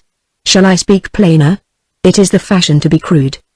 But I can't be, I am unfashionable, you see. She laughed, her haunted eyes fixed on his. Is there no chance for me? Because I drag his bedraggled name about with me, is there no decent chance, no decent hope? Is there only indecency in prospect, if a man comes to care for a married woman? Can't a decent man love her at all? I think. Her hands, outstretched, trembled, then flew to her face, and she stood there swaying, until Plank perforce stepped to her side and steadied her against him. So they remained for a while, until she looked up dazed, weary, ashamed, expecting nothing of him, and when it came, leaving her still incredulous, his arms around her, his tense, flushed face recoiling from their first kiss, she did not seem to comprehend. I can't turn on him, he stammered, we're friends, you see. How can I love you, if that is so? Could you love me? She asked calmly. I don't know. I do care for another woman. I can't marry her, though I am given to understand there is a chance. Perhaps it is partly ambition, he said honestly, for I am quite sure she has never cared for me, never thought of me. In that way. I think a man can't stand that long. No, only women can. Who is she? You won't ask me, will you? No. Are you sorry that I am in love with you? His arms unclasped her body, and he stepped back, facing her. Are you? She asked violently. No. You speak like a man, she said tremulously. Am I to be permitted to adore you in peace, then decently, and in peace? Don't speak that way, Layla. There is no woman, no friend, I care for as much as I do you. It is easy, I think, for a woman, like you, to make a man care for her. You will not do it, will you? I will, she said softly. It's no use, I can't turn on him. I can't. He is my friend, you see. Let him remain so. I shall do what I can. Let him remain a monument to his fellow beasts. What do I care? Do you think I desire to turn you into his image? Do you think I hope for your degradation and mine? Are you afraid I should not recognize love unaccompanied by the attendant beast? I don't know, you had better teach me, if I prove blind. If you can love me, do so in charity before I go blind forever. She laid one hand on his arm, looked at him, then turned and passed slowly through the doorway. If you are going to sleep before we start you had better be about it, she said, looking back at him from the stairs. But he had no further need of sleep, and for a long while he stood at the windows watching the lamps of cabs and carriages sparkling through the leafless thickets of the park like winter fireflies. At 1 o'clock, hearing Agatha speak to Layla's maid, he left the window, and sitting down at the desk, telephoned to Desmond's, and he was informed that Mortimer, hard hit, had signified his intention of recouping at Burbank's. Then he managed to get Burbank's on the wire, and finally Mortimer himself, but was only cursed for his pains and cut off in the middle of his pleading. So he wandered upstairs into Mortimer's apartments, where he tubbed and dressed, and finally descended, to find Agatha alone in the library, spinning a roulette wheel and whistling an air from La Bacchanti. That's pretty, he said, sing it. No, it's better off without the words, and so are you, added Agatha candidly, relinquishing the wheel and strolling with languid grace about the room, hands on her hips, timing her vague rant steps to the indolent, wicked air. And Je regrette de manœuvre cette conserveais ta raison. She hummed deliberately, pivoting on her heels and advancing again toward Plank, her pretty, pale face delicate as an enameled cameo under the flood of light from the crystal chandeliers. "I understand that Mr. Mortimer is not coming with us," she said carelessly. "Are you going to dance with me, if I find nobody better?" He expressed himself flattered, cautiously.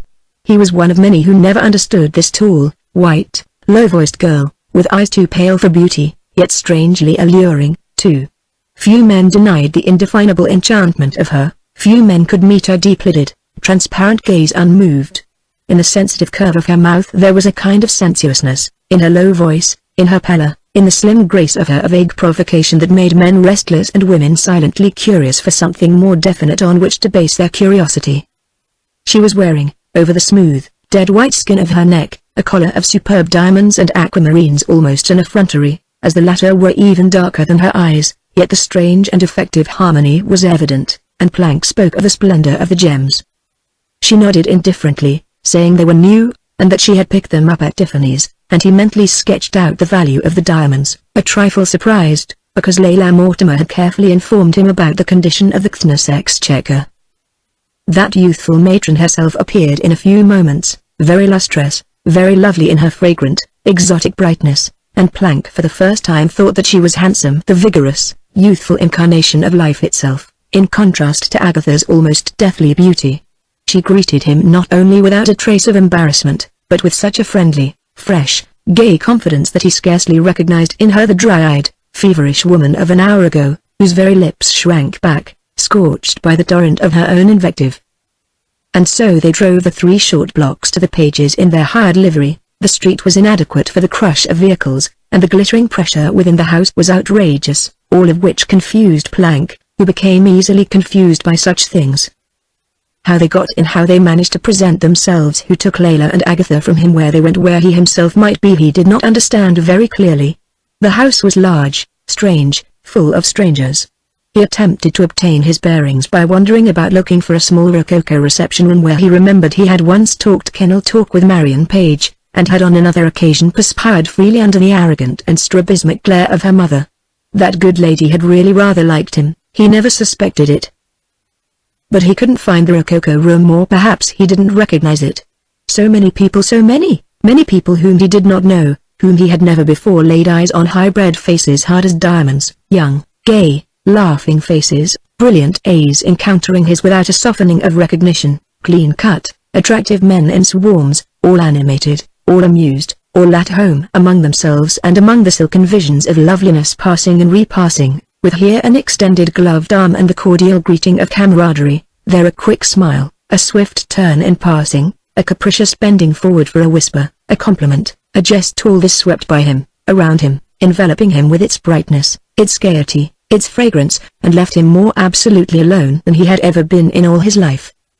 He tried to find Leila, and gave it up.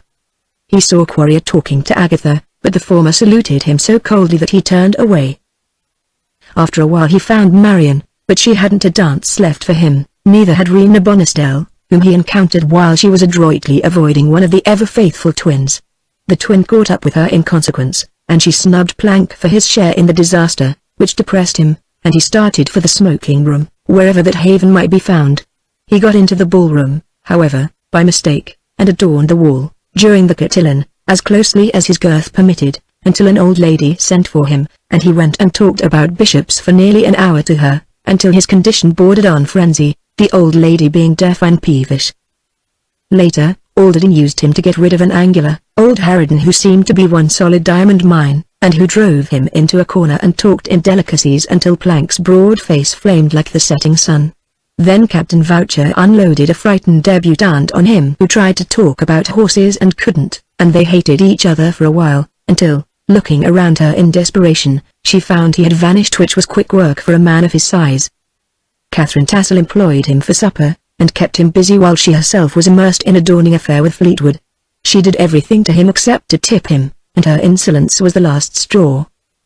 Then, unexpectedly in the throng, 2 wonderful sea-blue eyes encountered his, deepening to violet with pleasure, and the trailing sweetness of a voice he knew was repeating his name, and a slim, white-gloved hand lay in his own. Her escort, Ferrell, nodded to him pleasantly. She leaned forward from Ferrell's arm, saying, under her breath, "I have saved a dance for you. Please ask me at once. Quick. Do you want me?" I do," stammered Plank. Ferrell, suspicious, stepped forward to exchange civilities, then turning to the girl beside him, "See here, Sylvia, you've dragged me all over this house on one pretext or another. Do you want any supper, or don't you? If you don't, it's our dance." "No, I don't. No, it isn't. Kemp, you annoy me." "That's a nice thing to say. Is it your delicately inimitable way of giving me my conch?" "Yes, thank you," nodded Miss Landis coolly. "You may go now." "You're spoiled, that's what's the matter," retorted Ferrell wrathfully. "I thought I was to have this dance." "You said." "I said perhaps, because I didn't see Mr. Plank coming to claim it. Thank you, Kemp, for finding him." Her nod and smile took the edge from her malice. Ferrell, who really adored dancing, glared about for anybody, and presently cornered the frightened and neglected debutante who had hated Plank. Sylvia, standing beside Plank, looked up at him with her confident and friendly smile. "You don't care to dance, do you? Would you mind if we sat out this dance?" "If you'd rather," he said, so wistfully that she hesitated, then with a little shrug laid one hand on his arm, and they swung out across the floor together, into the scented whirl. Plank, like many heavy men, danced beautifully, and Sylvia, who still loved dancing with all the ardor of a schoolgirl, permitted a moment or two of keen delight to sweep her dreamily from her purpose. But that purpose must have been a strong one, for she returned to it in a few minutes, and, looking up at Plank, said very gently that she cared to dance no more. Her hand resting lightly on his arm, it did not seem possible that any pressure of hers was directing them to the conservatory, yet he did not know where he was going, and she was familiar with the house, and they soon entered the conservatory, where, in the shadow of various palms various youths looked up impatiently as they passed, and various maidens sat up very straight in their chairs. Threading their dim way into the farther recesses they found seats among thickets of forced lilacs overhung by early wisteria. A spring-like odor hung in the air, somewhere a tiny fountain grew musical in the semi-darkness. "Marion told me you had been asked," she said. "We have been so friendly, you've always asked me to dance whenever we have met, so I thought I'd save you one. Are you flattered, Mr. Plank?" He said he was, very pleasantly, perfectly undeceived, and convinced of her purpose, a purpose never even tacitly admitted between them, and the old loneliness came over him again, not resentment, for he was willing that she should use him. Why not? Others used him, everybody used him, and if they found no use for him they let him alone. Mortimer, Fleetwood, Bell, Witherall, all had something to exact from him. It was for that he was tolerated, he knew it.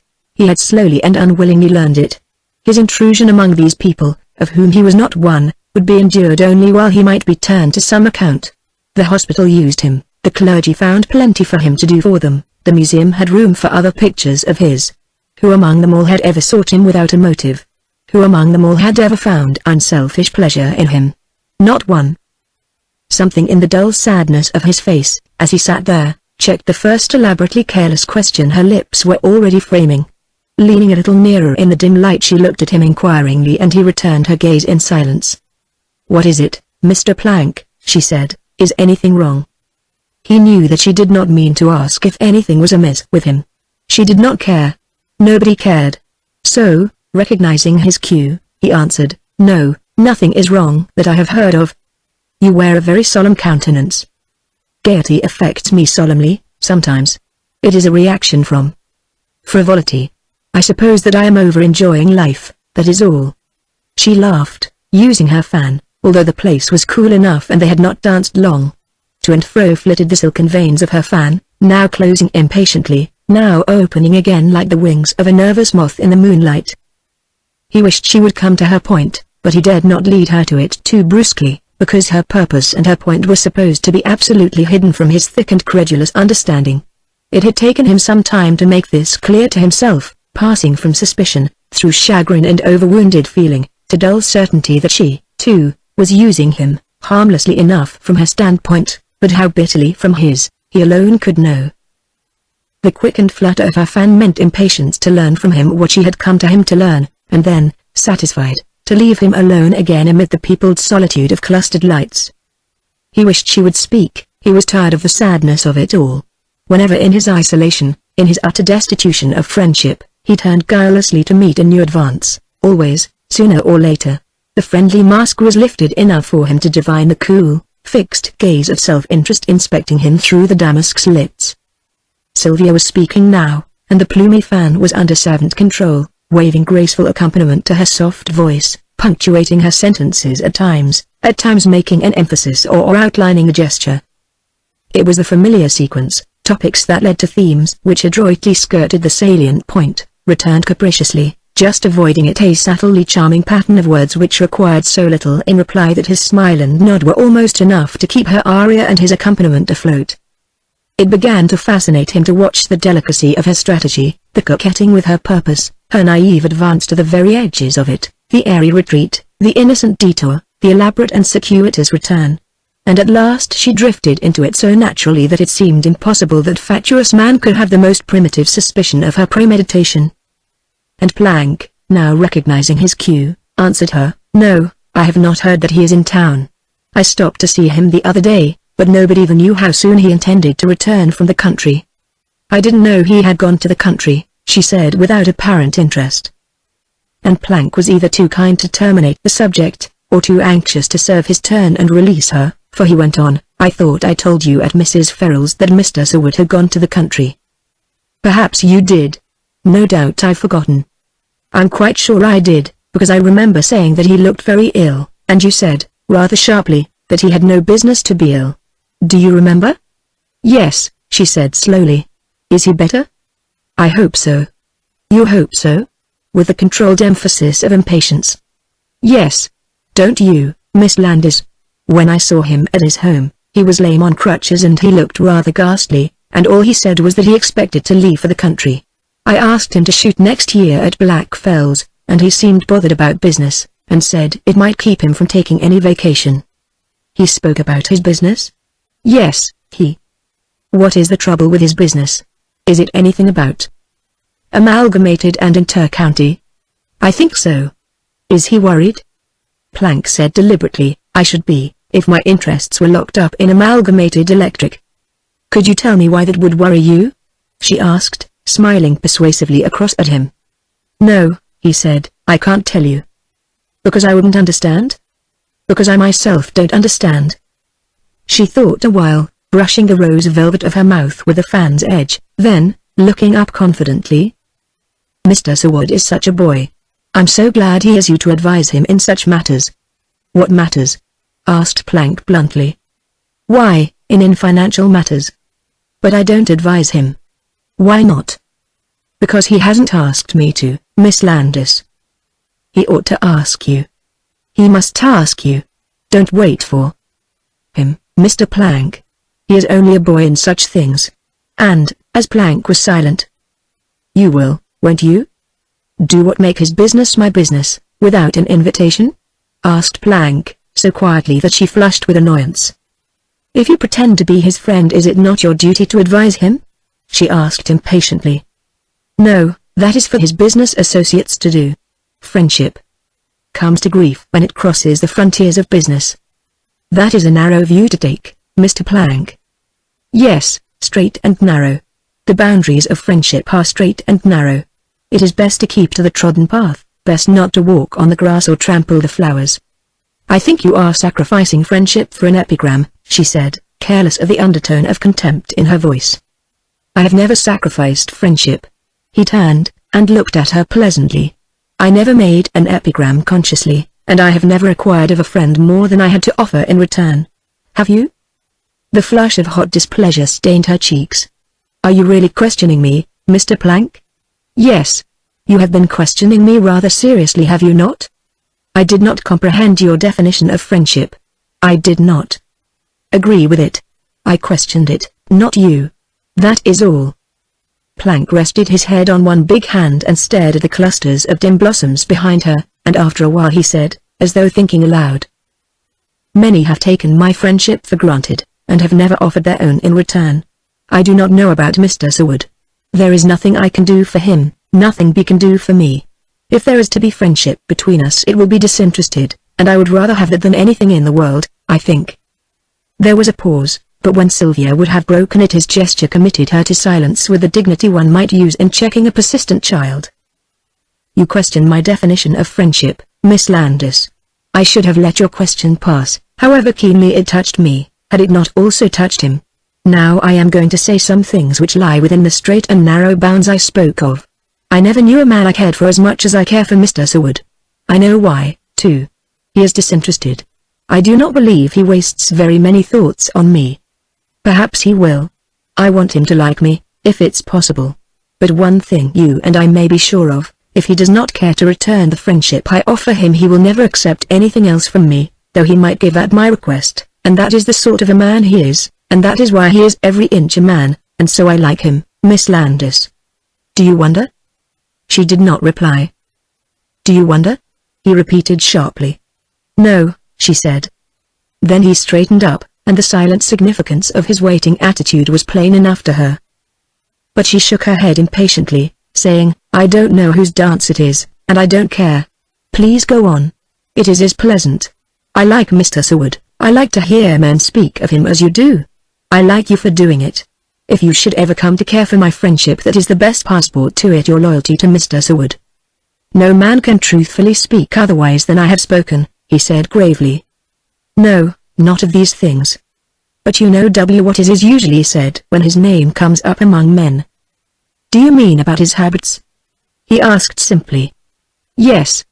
Is it not an outrage to drag in that sort of thing? It angers me intensely, Mr. Plank. Why do they do it? Is there a single one among them qualified to criticize Mr. Seward? And besides, it is not true anymore. Is it what was once said of him with some truth? Is it?" The dull red blood mantled Plank's heavy visage. The silence grew grim as he did his slow, laborious thinking, the while his eyes, expressionless and almost opaque in the dim light, never left hers, until, under the unchanging, merciless inspection, the mask dropped for an instant from her anxious face, and he saw what he saw. He was no fool. What he had come to believe she at last had only confirmed, and now the question became simple, was she worth enlightening? And by what title did she demand his confidence? "You ask me if it is true any more. You mean about his habits? If I answer you it is because I cannot be indifferent to what concerns him. But before I answer I ask you this, would your interest in his fortunes matter to him?" She waited, head bent, then, "I don't know, Mr. Plank," very low. "Did your interest in his fortunes ever concern him?" "Yes, once." He looked at her sternly, his jaw squaring until his heavy underlip projected. "Within my definition of friendship, is he your friend?" "You mean he?" "No, I mean you. I can answer for him. How is it with you?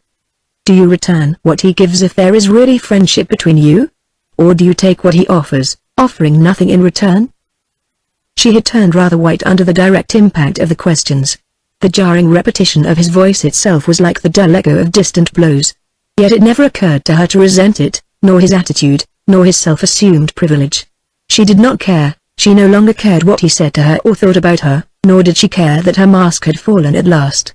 It was not what he was saying, but what her own heart repeated so heavily that drove the color from her face.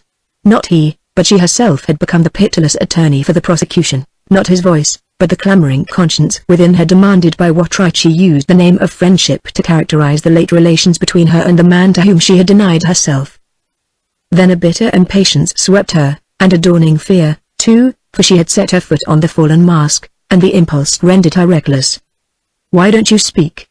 she said. "Yes, I have a right to know. I care for him as much as you do. Why don't you answer me? I tell you I care for him." "Do you?" he said in a dull voice. "Then help me out, if you can, for I don't know what to do, and if I did, I haven't the authority of friendship as my warrant. He is in New York. He did go to the country, and, at his home, the servants suppose he is still away. But he isn't. He is here, alone, and sick of his old sickness. I saw him," and Plank rested his head on his hand, dropping his eyes, "and he didn't know me. I do not think he will remember that he met me, or that I spoke. And I could do nothing, absolutely nothing. And I don't know where he is. He will go home after a while. I call every day to see what can be done. But if he were there I would not know what to do. When he does go home I won't know what to say, what to try to do. And that is an answer to your question, Miss Landis. I give it, because you say you care for him as I do. Will you advise me what to do? You, who are more entitled than I am to know the truth, because he has given you the friendship which he has as yet not accorded to me. But Sylvia, dry-eyed, dry-lipped, could find no voice to answer, and after a little while they rose and moved through the fragrant gloom toward the sparkling lights beyond. Her voice came back as they entered the brilliant rooms. I should like to find Grace Farrell, she said very distinctly. Please keep the others off, Mr. Plank. Her small hand on his arm lay with a weight out of all proportion to its size. Fair head averted, she no longer guided him with that impalpable control. It was he who had become the pilot now, and he steered his own way through the billowy ocean of silk and lace, master of the course he had set, heavily bland to the interrupter and the importunate from whom she turned a deaf ear and dumb lips, and lowered eyes that saw nothing. Fleetwood had missed his dance with her, but she scarcely heard his eager complaints. Quarrier, coldly inquiring, confronted them, was passed almost without recognition, and left behind, motionless, looking after them out of his narrowing, black-fringed eyes of a woman. Then Farrell came, and hearing his voice, she raised her colorless face. Will you take me home with you, Kemp, when you take Grace? She asked. Of course. I don't know where Grace is. Are you in a hurry to go? It's only 4 o'clock. They were at the entrance to the supper room. Plank drew up a chair for her, and she sank down, dropping her elbows on the small table, and resting her face between her fingers. Pegged out, Sylvia? Exclaimed Farrell incredulously. You? What's the younger set coming to? And he motioned a servant to fill her glass. But she pushed it aside with a shiver, and gave Plank a strange look which he scarcely understood at the moment. More caprices, all sorts of them on the program, muttered Farrell, looking down at her from where he stood beside Plank. Oh tempora. Oh Sylvia. Plank, would you mind hunting up my wife? I'll stay and see that this infant doesn't fall asleep. But Sylvia shook her head, saying, Please go, Kemp. I'm a little tired, that's all. When Grace is ready, I'll leave with her. And at her gesture Plank seated himself, while Farrell, shrugging his square shoulders, sauntered off in quest of his wife, stopping a moment at a neighboring table to speak to Agatha Thnes, who sat there with Captain Voucher, the gemmed collar on her slender throat a pale blaze of splendor. Plank was hungry, and he said so in his direct fashion. Sylvia nodded, and exchanged a smile with Agatha, who turned at the sound of Plank's voice. For a while, as he ate and drank largely, she made the effort to keep up her desultory conversation, particularly when anybody to whom she owed an explanation hove darkly in sight on the horizon. But Plank's appetite was in proportion to the generous lines on which nature had fashioned him, and she paid less and less attention to convention and a trifle more to the beauty of Agatha's jewels, until the silence at the small table in the corner remained unbroken except by the faint tinkle of silver and crystal and the bubbling hiss of a glass refilled. Major Bell, with his white, fluffy, chop whiskers brushed rabbit fashion, peeped in at the door, started to tiptoe out again, caught sight of them, and came trotting back, beaming rosy effusion. He leaned roguishly over the table, his moist eyes a twinkle with suppressed mirth, then, bestowing a sprightly glance on Plank, which said very plainly, I'm up to one of my irrepressible jokes again. He held up a smooth, white, and over-manicured forefinger. I was in Tiffany's yesterday, B said, and I saw a young man in there who didn't see me, and I peeped over his shoulder, and what do you think he was doing? She lifted her eyes a little wearily. I don't know, she said. I do, he chuckled. He was choosing a collar of blue diamonds and aquamarines !He! Probably to wear himself !He! Or perhaps he was going to be married !He! Next winter ahem! Next November ha ha. I don't know, I'm sure, what he meant to do with that collar. I only... Something in Sylvia's eyes stopped him, and, following their direction, he turned around to find Quarrier standing at his elbow, icy and expressionless. Oh, said the aged jester, a little disconcerted, I'm caught talking out in church, I see. It was only a harmless little fun, Howard. Do you mean you saw me? Asked Quarrier, pale as a sheet. You are in error. I have not been in Tiffany's in months. Bell, with crestfallen under the white menace of Quarrier's face, nodded. and essayed a chuckle without success. Sylvia, at first listless and uninterested, looked inquiringly from the Major to Quarrier, surprised at the suppressed feeling exhibited over so trivial a gaucherie. If Quarrier had chosen a collar like Agatha's for her, what of it? But as he had not, on his own statement, what did it matter? Why should he look that way at the foolish Major, to whose garrulous gossip he was accustomed, and whose inability to refrain from prying was notorious enough? Turning disdainfully, she caught a glimpse of Plank's shocked and altered face. It relapsed instantly into the usual inert expression, and a queer, uncomfortable perplexity began to invade her. What had happened to stir up these three men? Of what importance was an indiscretion of an old gentleman whose fatuous vanity and consequent blunders everybody was familiar with? And, after all, Howard had not bought anything at Tiffany's, he said so himself. But it was evident that Agatha had chanced on the collar that bell with the thought he saw somebody else examining. She turned, and looked at the dead white neck of the girl. The collar was wonderful, a miracle, a pale fire. And Sylvia, musing, let her thoughts run on, dreamy eyes brooding. She was glad that Agatha's means permitted her now to have such things. It had been understood, for some years, that the Kthner's fortune was in rather an alarming condition. Howard had been able recently to do a favor or two for old Peter Kthner. She had heard the Major bragging about it. Evidently Mr. Kthner must have improved the chance, if he was able to present such gems to his daughter. And now somebody would marry her. Perhaps Captain Voucher, perhaps even Alderdean, perhaps, as rumor had it now and then, Plank might venture into the arena. Poor Plank. More of a man than people understood. She understood. She. And her thoughts swung back like the returning tide to Seward, and her heart began heavily again, and the slightly faint sensation returned. She passed her ungloved, unsteady fingers across her eyelids and forehead, looking up and around. The Major and Howard had disappeared. Plank, beside her, sat staring stupidly into his empty wine glass. "Isn't Mrs. Ferrell coming?" she said wearily. Plank gathered his cumbersome bulk and stood up, trying to see through the entrance into the ballroom. After a moment he said, "They're in there, talking to Marion. It's a good chance to make our redux." As they passed out of the supper room, Sylvia paused behind Agatha's chair and bent over her. "The collar is beautiful," she said, "and so are you, Agatha," and with a little impulsive caress for the jewels she passed on, unconscious of the delicate flush that spread from Agatha's shoulders to her hair.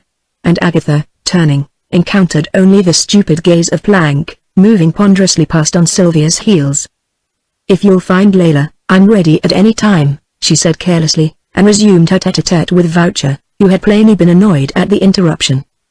Plank went on, a new trouble dawning on his thickening mental horizon. He had completely forgotten Layla. Even with all the demands made upon him, even with all the time he had given to those whose use of him he understood, how could he have forgotten Layla and the recent scene between them, and the new attitude and new relations with her that he must so carefully consider and ponder over before he presented himself at the house of Mortimer again. Ferrell and his wife and Sylvia were making their adducts to Marion and her mother when he came up, and he, too, took that opportunity. Later, on his quest for Layla, Sylvia, passing through the great hall, shrouded in silk and ermine, turned to offer him her hand, saying in a low voice, "I am at home to you. Do you understand?" "Always," she added nervously. He looked after her with an unconscious sigh, unaware that anything in himself had claimed her respect. And after a moment he swung on his broad heels to continue his search for Mrs. Mortimer.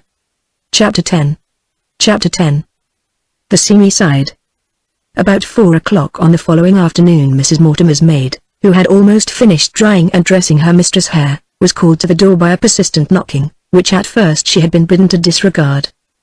It was Mortimer's man, desiring to know whether Mrs. Mortimer could receive Mr. Mortimer at once on matters of importance. "No," said Layla petulantly.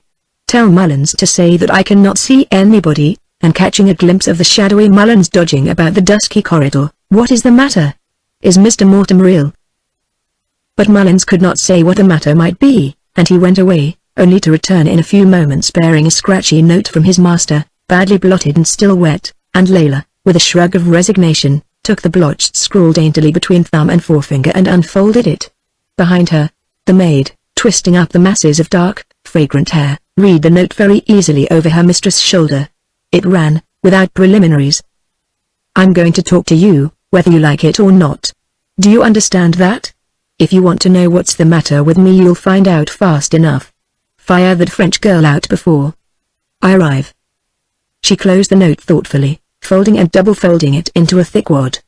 The ink had come off, discoloring her fingertips. She dropped the soiled paper on the floor, and held out her hands, plump fingers spread. And when the maid had finished removing the stains and had repolished the pretty hands, her mistress sipped her chocolate thoughtfully, nibbled a bit of dry toast, then motioned the maid to take the tray and her departure, leaving her the cup. A few minutes later Mortimer came in, stood a moment blinking around the room, then dropped into a seat, sullen, inert, the folds of his chin crowded out on his collar, his heavy abdomen cradled on his short, thick legs. He had been freshly shaved, linen and clothing were spotless, yet the man looked unclean. Save for the network of purple veins in his face, there was no color there, none in his lips, even his flabby hands were the hue of clay. "Are you ill?" asked his wife coolly. "No, not very. I've got the jumps." "What's that? Tea?" "Ugh. It's chocolate. Push it out of sight, will you? I can smell it." Layla set the delicate cup on a table behind her. "What time did you return this morning?" she asked, stifling a yawn. "I don't know, about 5 or 6. How the devil should I know what time I came in?" Sitting there before the mirror of her dresser she stole a second glance at his marred features in the glass. The loose mouth, the smeared eyes, the palsy-like tremors that twitched the hands where they tightened on the arms of his chair, became repulsive to the verge of fascination. She tried to look away, but could not. "You had better see Dr. Grisby," she managed to say. "I'd better see you, that's what I'd better do," he retorted thickly. "You'll do all the doctoring I want. And I want it, all right." "Very well. What is it?" He passed his swollen hand across his forehead. "What is it?" he repeated. "It's the limit, this time, if you want to know. I'm all in." "Roulette?" raising her eyebrows without interest. "Yes, roulette, too. Everything. They got me upstairs at Burbank's. The game's crooked. Every box, every case, every wheel, every pack is crooked. Crooked. Crooked, by God."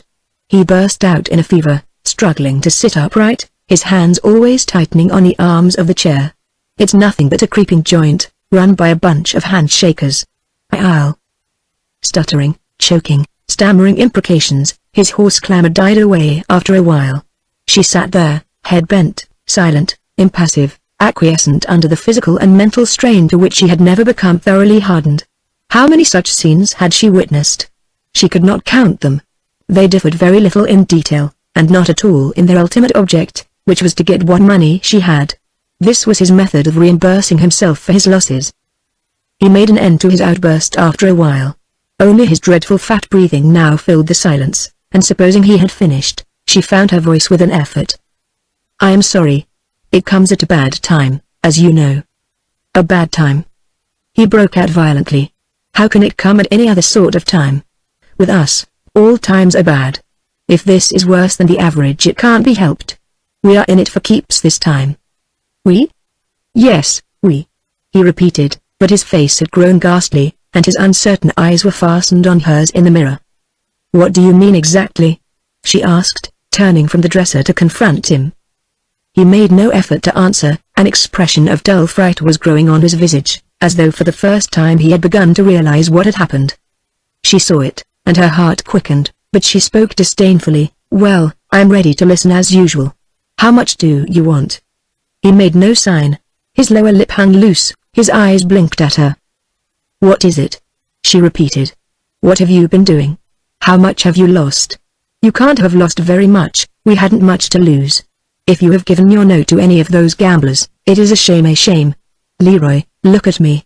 You promised me, on your honor, never to do that again. Have you lied, after all the times I have helped you out, stripped myself, denied myself, put off tradesmen, faced down creditors? After all I have done, do you dare come here and ask for more, ask for what I have not got, with not one bill settled, not one servant paid since December? Layla, I've got to tell you." "What?" she demanded, appalled by the change in his face. If he was overdoing it, he was overdoing it realistically enough. "I've used Planck's check," he mumbled, and moistened his lips with his tongue. She stared back at him, striving to comprehend. "Planck's?" she repeated slowly. "Planck's check? What check? What do you mean?" The one he gave you last night. I've used that. Now you know. The one he but you couldn't. How could you? It was not filled in. I filled it. A dawning horror was reacting on him, as it always did, like a fierce tonic, and his own courage came back in a sort of sullen desperation. You are trying to frighten me, Leroy, she stammered. You are trying to make me do something, give you what you want, force me to give you what you want. You can't frighten me. The check was made out to meet my or. How could you have used it, if I had not endorsed it? I endorsed it. Do you understand that? He said savagely. No, I don't, because, if you did, it's forgery. I don't give a damn what you think it is. He broke in fiercely. All I'm worried over is what Plank will think. I didn't mean to do it, I didn't dream of doing it, but when Burbank cleaned me up I fished about, and that cursed check came tumbling out.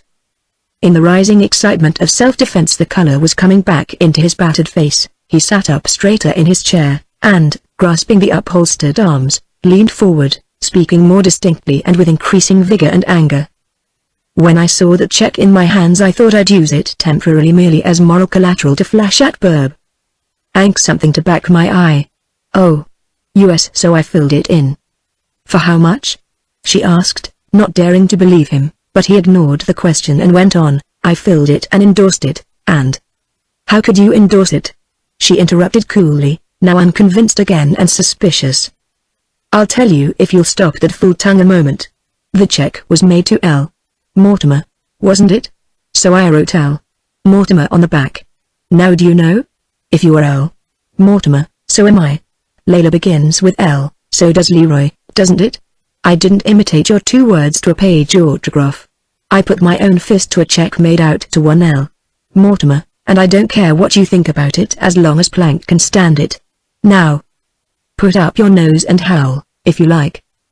But under her sudden pallor he was taking fright again, and he began to bolster up his courage with bluster and noise, as usual. Howl all you like.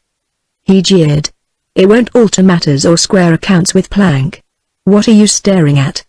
Do you suppose I'm not sorry? Do you fancy I don't know what a fool I've been? What are you turning white for? What in hell?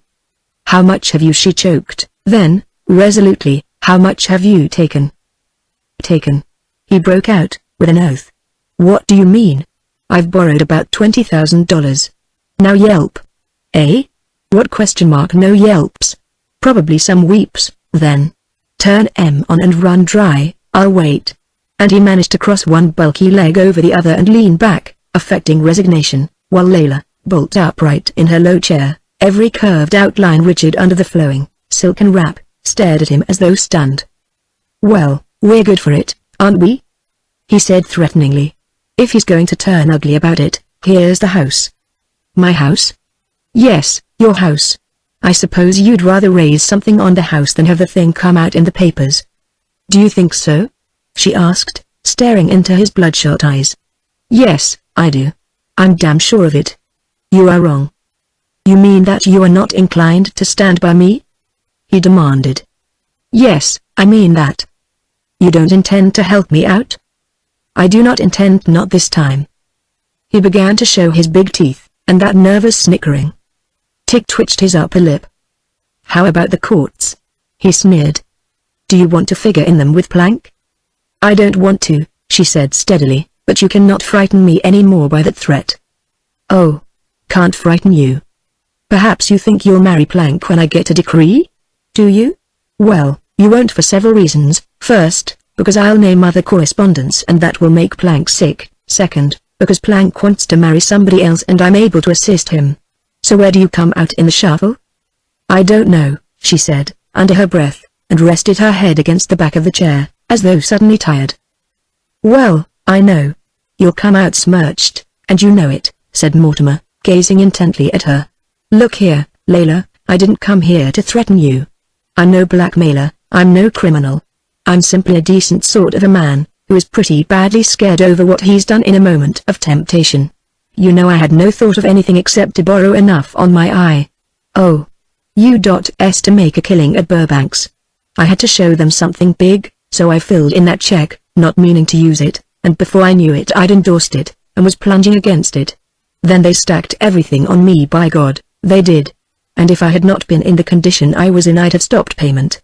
But it was too late when I realized what I was against. Layla, you know I am not a bad man at heart. Can't you help a fellow? His manner, completely changed, had become the resentful and fretful appeal of the victim of plot and circumstance. All the savage brutality had been eliminated, the sneer, the truculent attempts to browbeat, the pitiful swagger, the cynical justification, all were gone. It was really the man himself now, normally scared and repentant, the frightened, overfed pensioner on his wife's bounty, not the human beast maddened by fear and dissipation, half-stunned, half-panic-stricken, driven by sheer terror into the role which even he had shrunk from all these years. For, leech and parasite that he was, Mortimer, however much the dirty acquisition of money might tempt him in theory, had not yet brought himself to the point of attempting the practice, even when in sorest straits and bitterest need. He didn't want to do it, he wished to get along without it, partly because of native inertia and an aversion to the mental nimbleness that he would be required to show as a lawbreaker, partly because the word blackmail stood for what he did not dare suggest that he had come to, even to himself. His distaste was genuine. There were certain things which he didn't want to commit, and extortion was one of them.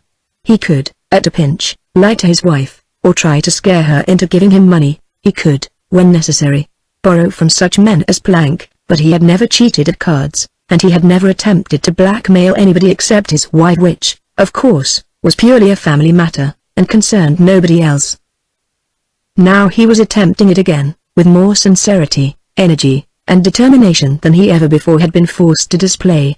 Even in his most profane violence the rage and panic were only partly real. He was, it is true, genuinely scared, and horribly shaken physically, but he had counted on violence, and he stimulated his own emotions and made them serve him, knowing all the while that in the reaction his ends would be accomplished, as usual. This policy of alternately frightening, dragooning, and supplicating Layla had carried him so far, and though it was true that this was a more serious situation than he had ever yet faced, he was convinced that his wife would pull him out somehow, and how that was to be accomplished he did not very much care, as long as he was pulled out safely. What this household requires, he said, is economy. He spread his legs, denting the Aubusson carpet with his boot heels, and glanced askance at his wife. Economy, he repeated, furtively wetting his lips with a heavily coated tongue. That's the true solution, economical administration in domestic matters. Retrenchment, Layla. Retrenchment. Fewer folder rolls. I've a notion to give up that farm, and stop trying to breed those damn fool sheep. They cost $1,000 apiece, and do you know what I got for those 6 I sent to Westbury? Just $1,200 from Fleetwood the bargaining shopkeeper. $1,200. Think of that. And along comes Granby and sells a single ram for 6,000 plunks. Layla's head was lowered. He could not see her expression, but he had always been confident of his ability to talk himself out of trouble, so he rambled on in pretense of camaraderie, currying favor, as he believed, ingratiating himself with the coarse bluntness that served him among some men, even among some women. We'll fix it somehow, he said reassuringly. Don't you worry, Layla. I've confidence in you, little girl. You've got me out of sticky messes before, eh? Well, we've weathered a few, haven't we? Even the horrible parody on wedded loyalty left her silent, unmoved, dark eyes brooding, and he began to grow a little restless and anxious as his jocularity increased without a movement in either response or aversion from his wife. You needn't be scared, if I'm not, he said reproachfully. The house is worth $250,000, and there's only 50 on it now. If that fat, Dutch skinflint, Plank, shows his tusks, we can clap on another 50. And as she made no sound or movement in reply, as far as Plank goes, haven't I done enough for him to square it? What have we ever got out of him, except $1,000 or $2 now and then when the cards went against me? If I took it, it was practically what he owes me. And if he thinks it's too much, look here, Layla. I've a trick up my sleeve. I can make good any time I wish to. I'm in a position to marry that man to the girl he's mad about, stark, raving mad. Mrs. Mortimer slowly raised her head and looked at her husband. Leroy, are you mad? Not much. He exclaimed gleefully. I can make him the husband of the most run-after girl in New York if I want to. And at the same time I can puncture the most arrogant, the most cold-blooded, selfish, purse-proud, inflated nincompoop that ever sat at the head of a director's table. Oh ho. Now you're staring, Layla. I can do it. I can make good. What are you worrying about? Why, I've got 100 ways to square that. Check, and each separate way is a winner. He rose, shook out the creases in his trousers, and adjusted the squat, gold fob which ornamented his protruding waistcoat. So you'll fix it, won't you, Layla? He said, apparently oblivious that he had expressed himself as able to adjust the matter in 100 equally edifying and satisfactory manners. She did not answer. He lingered a moment at the door, looking back with an ingratiating leer, but she paid him no attention, and he took himself off, confident that her sulkiness could not result in anything unpleasant to anybody except herself. Nor did it, as far as he could see. The days brought no noticeable change in his wife's demeanor toward him. Plank, when he met him, was civil enough, though it did occur to Mortimer that he saw very little of Plank in these days. Ungrateful beggar. He thought bitterly, he's toadying to Belle with her now. I can't do anything more for him, so I don't interest him. And for a while he wore either a truculent, aggrieved air in Plank's presence, or the meeker demeanor of a martyr, sentimentally misunderstood, but patient under the affliction. Then there came a time when he needed money. During the few days he spent circling tentatively and apprehensively around his wife he learned enough to know that there was nothing to be had from her at present. No doubt the money she raised to placate Plank if she had placated him in that fashion was a strain on her resources, whatever those resources were. One thing was certain, Plank had not remained very long in ignorance of the check drawn against his balance, if indeed, as Mortimer feared, the bank itself had not communicated with Plank as soon as the check was presented for payment. Therefore Plank must have been placated by Layla. How, Mortimer was satisfied not to know. Some of these days, he said to himself, I'll catch her tripping. And then there'll be a decent division of property, or there'll be a divorce. But, as usual, Mortimer found such practices more attractive in theory than in execution, and he was really quite contented to go on as things were going, if somebody would see that he had some money occasionally. One of these occasions when he needed it was approaching. He had made a killing at Desmond's, and had used the money to stop up the more threatening gaps in the tottering financial fabric known as his personal accounts. The fabric would hold for a while, but meantime he needed money to go on with. And Layla evidently had none. He tried everybody except Plank. He had scarcely the impudence to go to Plank just yet, but when, completing the vicious circle, he found his borrowing capacity exhausted, and himself once more face to face with the only hope, Plank, he sat down to consider seriously the possibility of the matter. Of course Plank owed him more than he could ever pay, than ungrateful parvenu! But what Plank had thought of that check transaction he had never been able to discover. Somehow or other he must put Plank under fresh obligations, and that might have been possible had not Layla invaded the ground, leaving nothing, now that Plank was secure in club life. Of course the first thing that presented itself to Mortimer's consideration was the engineering of Plank's matrimonial ambitions. Clearly the man had not changed. He was always at Sylvia's heels. He was seen with her in public. He went to the Belle with the house a great deal. No possible doubt but that he was as infatuated as ever. And Quarrier was going to marry her next November, that is, if he, Mortimer, chose to keep silent about a certain midnight episode at Shotover. It was his inclination, except in theory, to keep silent, partly because of his native inertia and unwillingness to go to the physical and intellectual exertion of being a rascal, partly because he didn't really want to be a rascal of that sort. Like a man with premonitions of toothache, who walks down to the dentist's just to see what the number of the house looks like, and then walks around the block to think it over, so Mortimer, suffering from lack of money, walked round and round the central idea, unable to bring himself to the point. Several times he called up Quarrier on the phone and made appointments to lunch with him, but these meetings never resulted in anything except luncheons which Mortimer paid for, and matters were becoming desperate. So one day, after having lunched too freely, he sat down and wrote Plank the following note. My dear Beverly, you will remember that I once promised you my aid in securing what, to you, is the dearest object of your existence. I have thought, I have pondered, I have given the matter deep and, I may add without irreverence, prayerful consideration, knowing that the life's happiness of my closest friend depended on my judgment and wisdom and intelligence to secure for him the opportunity to crown his life's work by the acquisition of the brightest jewel in the diadem of old Manhattan. By George. That's wickedly good, though, chuckled Mortimer, refreshing himself with his old standby, an apple, quartered, and soaked in very old port.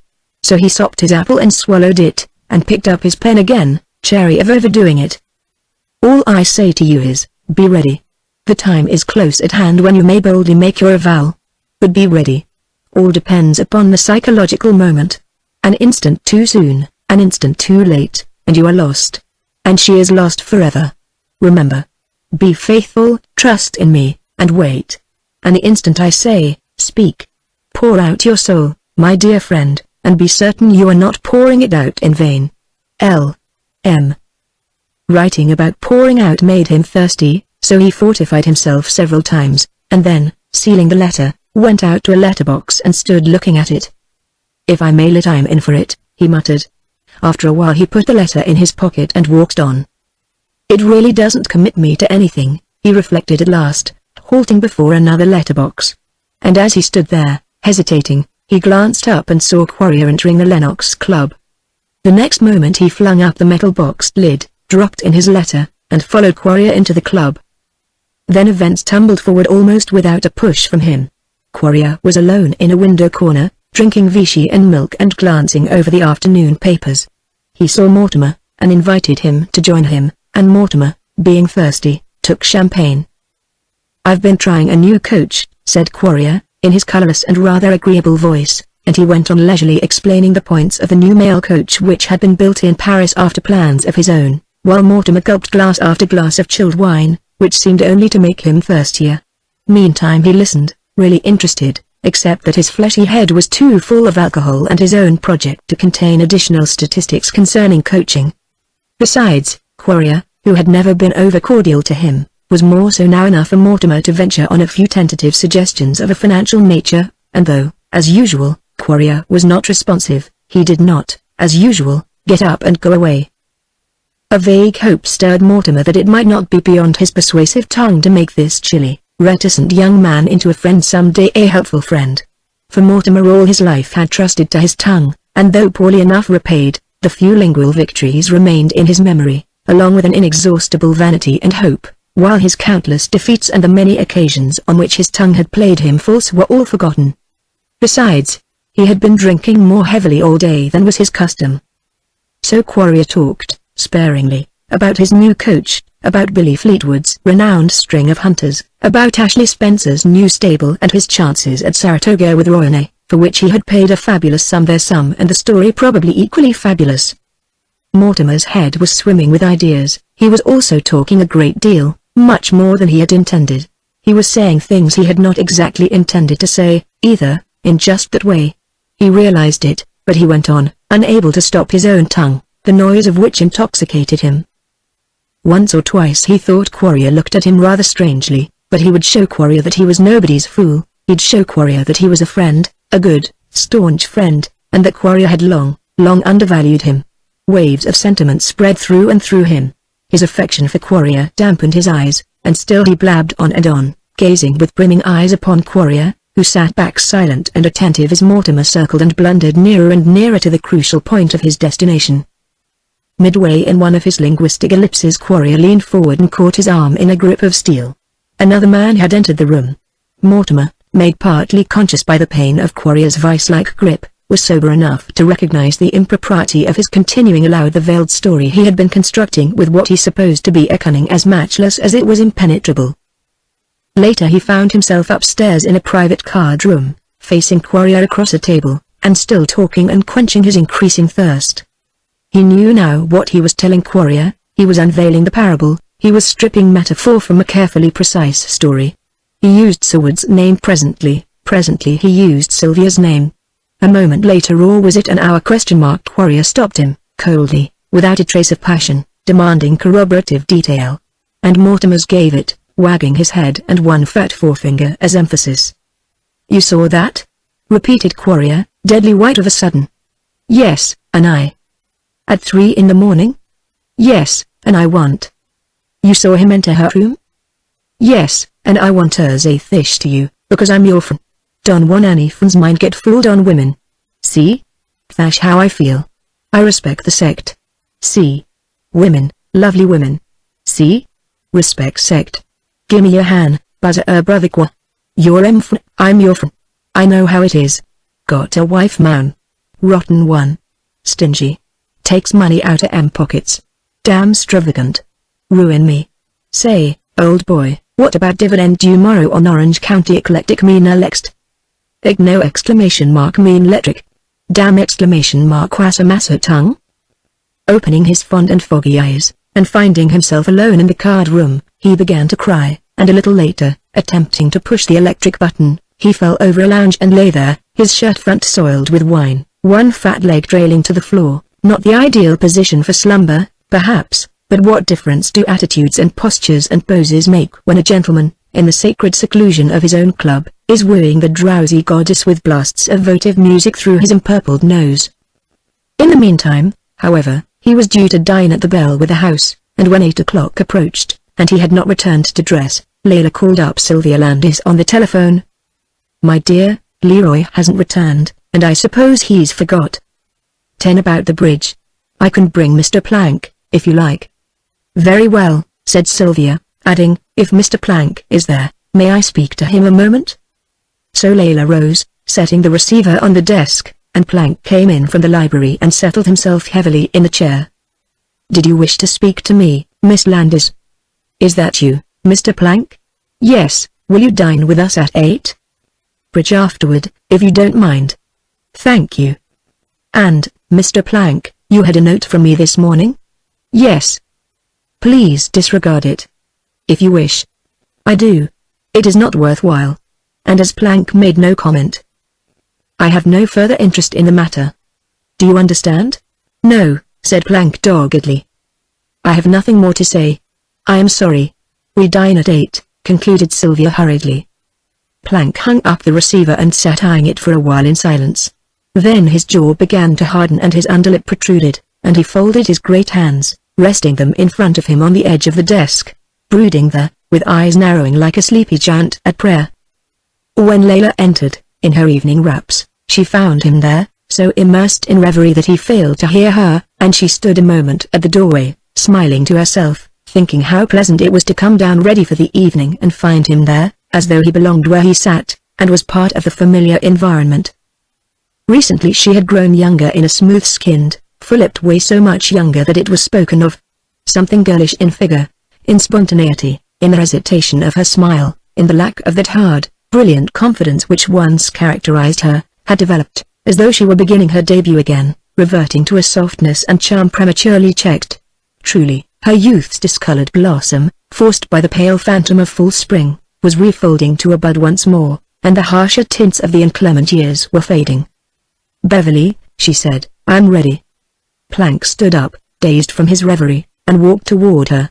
His white tie had become disarranged. She raised her hands, halting him, and pulled it into shape for him, consciously innocent of the intimacy.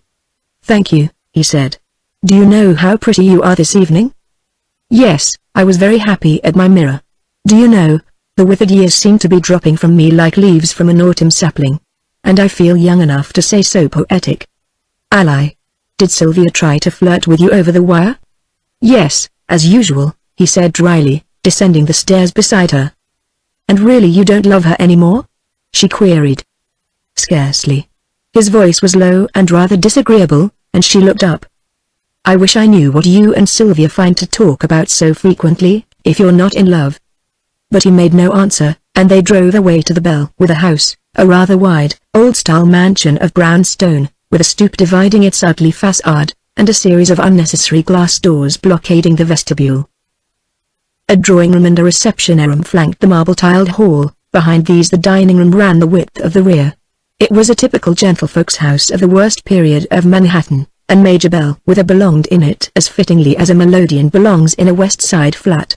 The hallway was made for such a man as he to patter through. The velvet-covered stairs were as peculiarly fitted for him as a runway is for a rabbit. The suave pink and white drawing room, the discreet, grey reception room, the soft, fat rugs, the intricacies of banisters and alcoves and curtained cubbyholes all reflected his personality, all corroborated the ensemble. It was his habitat, his distinctly, from the pronounced but meaningless intricacy of the architecture to the studied but unconvincing tints, like a man who suddenly starts to speak, but checks himself, realizing he has nothing in particular to say. There were half a dozen people there lounging informally between the living room on the second floor and Sylvia's apartments in the rear, the residue from a luncheon and bridge party given that afternoon by Sylvia to a score or so of card-made women. A few of these she had asked to remain for an informal dinner, and a desperate game later, the sort of people she knew well enough to lose to heavily or win from without remorse. Grace Ferrell, Marion Page, Agatha Kthnes. Trusting to the telephone that morning, she had secured the Mortimers and Quarrier, failing 3 men, and now the party, with Plank as Mortimer's substitute, was complete, all thorough gamesters, sex mattering nothing in the preparation for such a séance.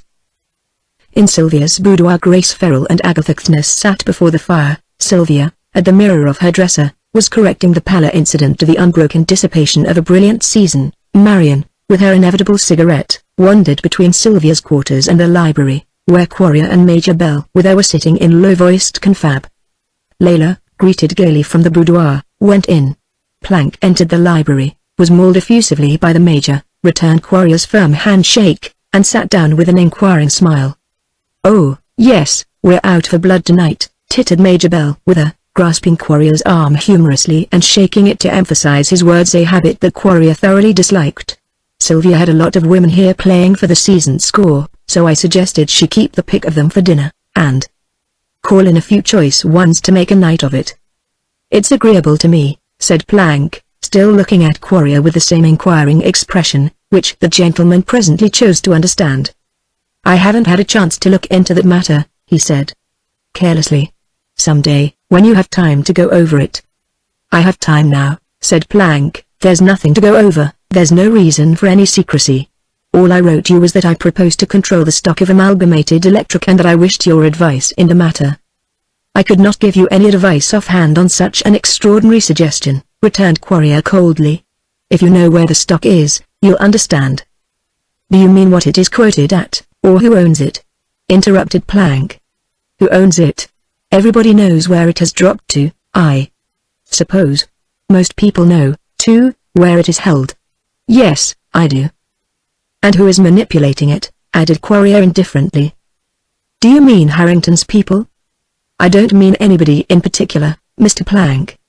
"Oh," said Plank, staring. "I was sure you couldn't have meant Harrington, because," he went on deliberately, "there are other theories floating about that mysterious pool, one of which I've proved." Quarrier looked at him out of his velvety-lidded eyes. "What have you proved?" "I'll tell you, if you'll appoint an interview." "I'll come too," began Bell with her, who had been listening, loose-mouthed and intent. "We're all in it, Howard, Kemp Ferrell, and I." "And Stephen Seward," observed Plank, so quietly that Quarrier never even raised his eyes to read the stolid face opposite.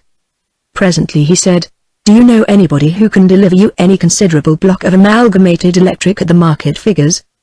"I could deliver you several blocks, if you care to bid," said Plank bluntly. Bellwether grew red, then pale. Quarrier stiffened in his chair, but his eyes were only skeptical. Plank's underlip had begun to protrude again. He swung his massive head, looking from Bellwether back to Quarrier. "Pool or no pool," he continued, "you Amalgamated people will want to see the stock climb back into the branches from which somebody shook it out, and I propose to put it there. That is all I had meant to say to you, Mr. Quarrier. I'm not averse to saying it here to you, and I do. There's no secrecy about it. Figure out for yourself how much stock I control, and who let it go. Settle your family questions and put your house in order, then invite me to call, and I'll do it. And I have an idea that we are going to stand on our own legs again, and recover our self-respect and our fighting capacity, and I rather think we'll stop this hold-up business, and that our inter-county friend will let go the sandbag and pocket the jimmy, and talk business across the line fence." Quarrier's characteristic pallor was no index to his feelings, nor was his icy reticence. All hell might be boiling below. When anybody gave Quarrier a letter to read, he took a long time reading it. But if he was slow, he was also minute. He went over every word again and again, studying, absorbing each letter, each period, the confirmation of every word. And when he ended, he had in his brain a photograph of the letter which he would never forget. And now, slowly, minutely, methodically, he was going over and over Plank's words, and his manner of saying them, and their surface import, and the hidden one, if any. If Plank had spoken the truth, and there was no reason to doubt it, Plank had quietly acquired a controlling interest in Amalgamated Electric. That meant treachery in somebody. Who? Probably Seward, perhaps Bellwether. He would not look at the latter just yet, not for a minute or two.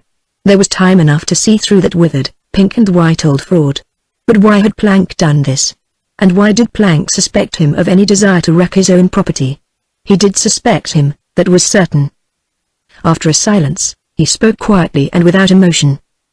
Everybody concerned will be glad to see Amalgamated Electric declaring dividends. This is a shock to us. He glanced impassively at the shrunken Major, but a pleasant shock. I think it well to arrange a meeting as soon as possible. Tomorrow, said Plank, with a manner of closing discussion. And in his brusque ending of the matter Quarrier detected the ringing undertone of an authority he never had and never would endure, and though his pale, composed features betrayed not the subtlest shade of emotion, he was aware that a new element had come into his life. A new force was growing out of nothing to confront him. An unfamiliar shape loomed vaguely ahead, throwing its huge distorted shadow across his path. He sensed it with the instinct of kind for kind, not because Plank's millions meant anything to him as a force, not because this lumbering, red-faced meddler had blundered into a family affair where confidence consisted in joining hands lest a pocket be inadvertently picked, not because Plank had knocked at the door, expecting treachery to open, and had found it, but because of the awful simplicity of the man and his methods. If Plank suspected him, he must also suspect him of complicity in the inter-county grab. He must suspect him of the ruthless crushing power that corrupts or annihilates opposition, making a mockery of legislation, a jest of the courts, and an epigram of a people's indignation. And yet, in the face of all this, careless, fearless, frank to the outer verge of stupidity which sometimes means the inability to be afraid, this man Plank was casually telling him things which men regard as secrets and as weapons of defense, was actually averting him of his peril, and telling him almost contemptuously to pull up the drawbridge and prepare for siege, instead of rushing the castle and giving it to the sack. As Quarrier sat there meditating, his long, white fingers caressing his soft, pointed beard, Sylvia came in, greeting the men collectively with a nod, and offering her hand to Plank. "Dinner is announced," she said, "please go in farm fashion." "Wait." As Plank, following the Major and Quarrier, stood aside for her to pass. "No, you go ahead, Howard, and you," to the Major. Left for a moment in the room with Plank, she stood listening to the others descending the stairs. Then, "Have you seen Mr. Seward?" "Yes," said Plank. "Oh. Is he well?" "Not very." "Is he well enough to read a letter, and to answer one?" "Oh, yes, he's well enough in that way." "I supposed so. That is why I said to you, over the wire, not to trouble him with my request." "You mean that I am not to say anything about your offer to buy the hunter?" "No. If I make up my mind that I want the horse, I'll write him perhaps." Lingering still, she let one hand fall on the banisters, turning back toward Plank, who was following. "I understood you to mean that Mr. Seward's financial affairs were anything but satisfactory?" The sweet, trailing, upward inflection making it a question. "When did I say that?" demanded Plank. "Once a month ago." "I didn't," said Plank bluntly. "Oh, I had inferred it, then, from something you said, or something you were silent about. Is that it?" "I don't know." "Am I quite wrong, then?" she asked, looking him in the eyes. And Plank, who never lied, found no answer. Considering him for a moment in silence, she turned again and descended the stairs. The dinner was one of those thoroughly well-chosen dinners of few courses and faultless service suitable for card players, who neither care to stuff themselves as a preliminary to a battle royal, nor to dawdle through courses, eliminating for themselves what is not good for them. The men drank a light, sound, aromatic Irish of the Major's. The women, except Marion, who took what the men took, used claret sparingly. Coffee was served where they sat, the men smoking, Agatha and Marion producing their own cigarettes. "Don't you smoke any more?" asked Grace Ferrell of Layla Mortimer, and at the smiling negative, "Oh, that perhaps explains it. You're growing positively radiant, you know. You'll be wearing a braid and a tuck in your skirt if you go on getting younger." Layla laughed, coloring up as Plank turned in his chair to look at her closer. "No, it won't rub off, Mr. Plank," said Marion coolly. "But mine will." This, touching a faint spot of color under her eyes. "Is art." "Pooh. I'm all art," said Grace. "Observe, Mr. Plank, that under this becoming flush are the same old freckles you saw at Jotova." And she laughed that sweet, careless laugh of an adolescent and straightened her boyish figure, pretty head held high, adding, "Kemp won't let me improve myself, or I'd do it." "You are perfect," said Sylvia, rising from the table, her own lovely, rounded, youthful figure condoning the exaggeration. "You're sufficiently sweet as you are." Good people, if you are ready, we will go through the ceremony of cutting for partners unless otherwise you decide. How say you? I don't care to enter the scramble for a man, cried Grace. If it's to choose, I'd as soon choose Marion. Plank looked at Layla, who laughed. All right, choose, then, said Sylvia. Howard, you're dying, of course, to play with me, but you're looking very guiltily at Agatha. The Major asked Layla at once, so Plank felt to Sylvia, pitted against Marion and Grace Ferrell. A few moments later the quiet of the library was broken by the butler entering with decanters and ice, and glasses that tinkled frostily. Play began at table number 1 on a passed make of no trumps by Sylvia, and at the other table on a doubled and redoubled heart make, which sent a delicate flush into Agatha's face, and drove the last vestige of lingering thoughtfulness from Quarriers, leaving it a tense, pallid, and expressionless mask, out of which looked the velvet-fringed eyes of a woman. Of all the faces there at the two tables, Sylvia's alone had not changed, neither assuming the gambler's mask nor the infatuated glare of the amateur. She was thoughtful, excited, delighted, or dismayed by turns, but always wholesomely so, the game for its own sake, and not the stakes, absorbing her, partly because she had never permitted herself to weigh money and pleasure in the same balance, but kept a mental pair of scales for each. As usual, the fever of gain was fiercest in those who could afford to lose most. Quarrier, playing to rule with merciless precision, coldly exacted every penalty that a lapse in his opponents permitted. Agatha, her teeth set in her nether lip, her eyes like living jewels, answered Quarrier's every signal, interpreted every sign, her play fitting in exactly with his, as though she were his subconscious self balancing the perfectly adjusted mechanism of his body and mind. Now and then lifting her eyes, she sent a long, limpid glance at Quarrier like a pale shaft of light, and under his heavy fringed lashes, at moments, his level gaze encountered hers with a slow narrowing of lids as though there was more than one game in progress, more than one stake being played for under the dull rose glow of the clustered lights.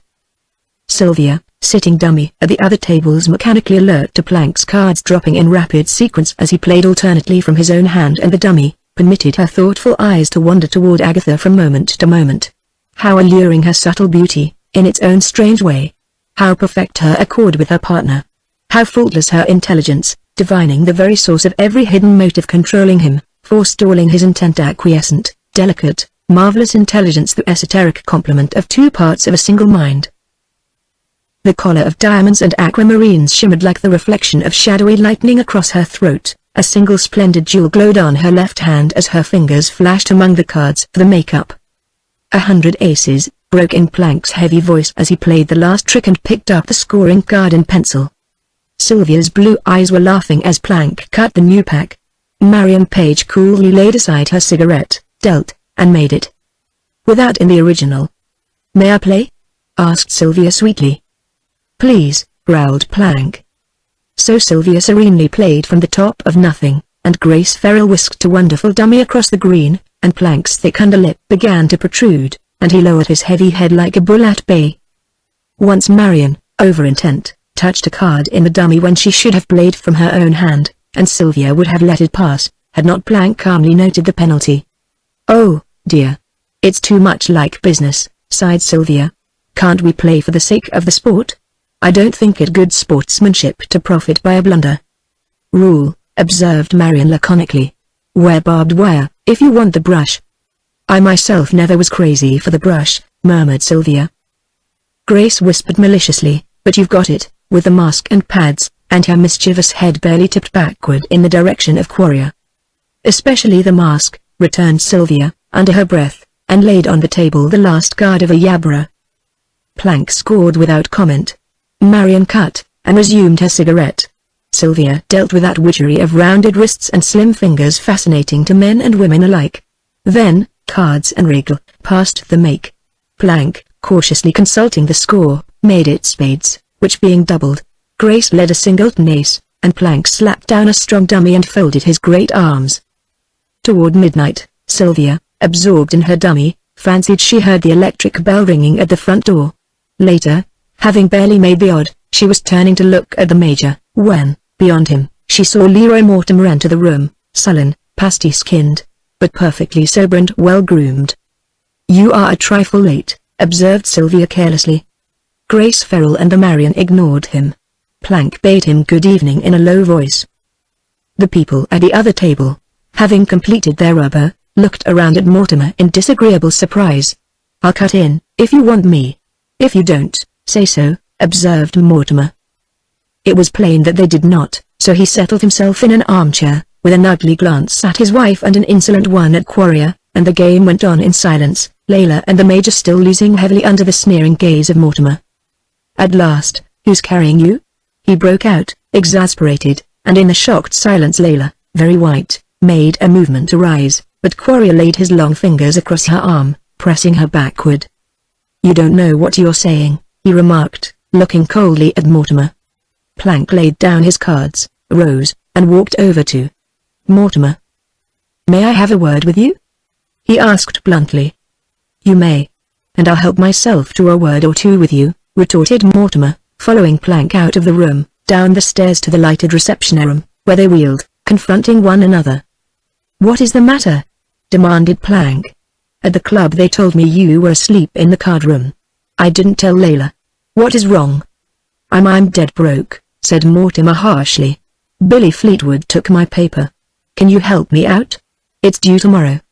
Plank looked at him gravely, but made no answer. "Can you?" repeated Mortimer violently. "Haven't I done enough for you? Haven't I done enough for everybody? Is anybody going to show me any consideration?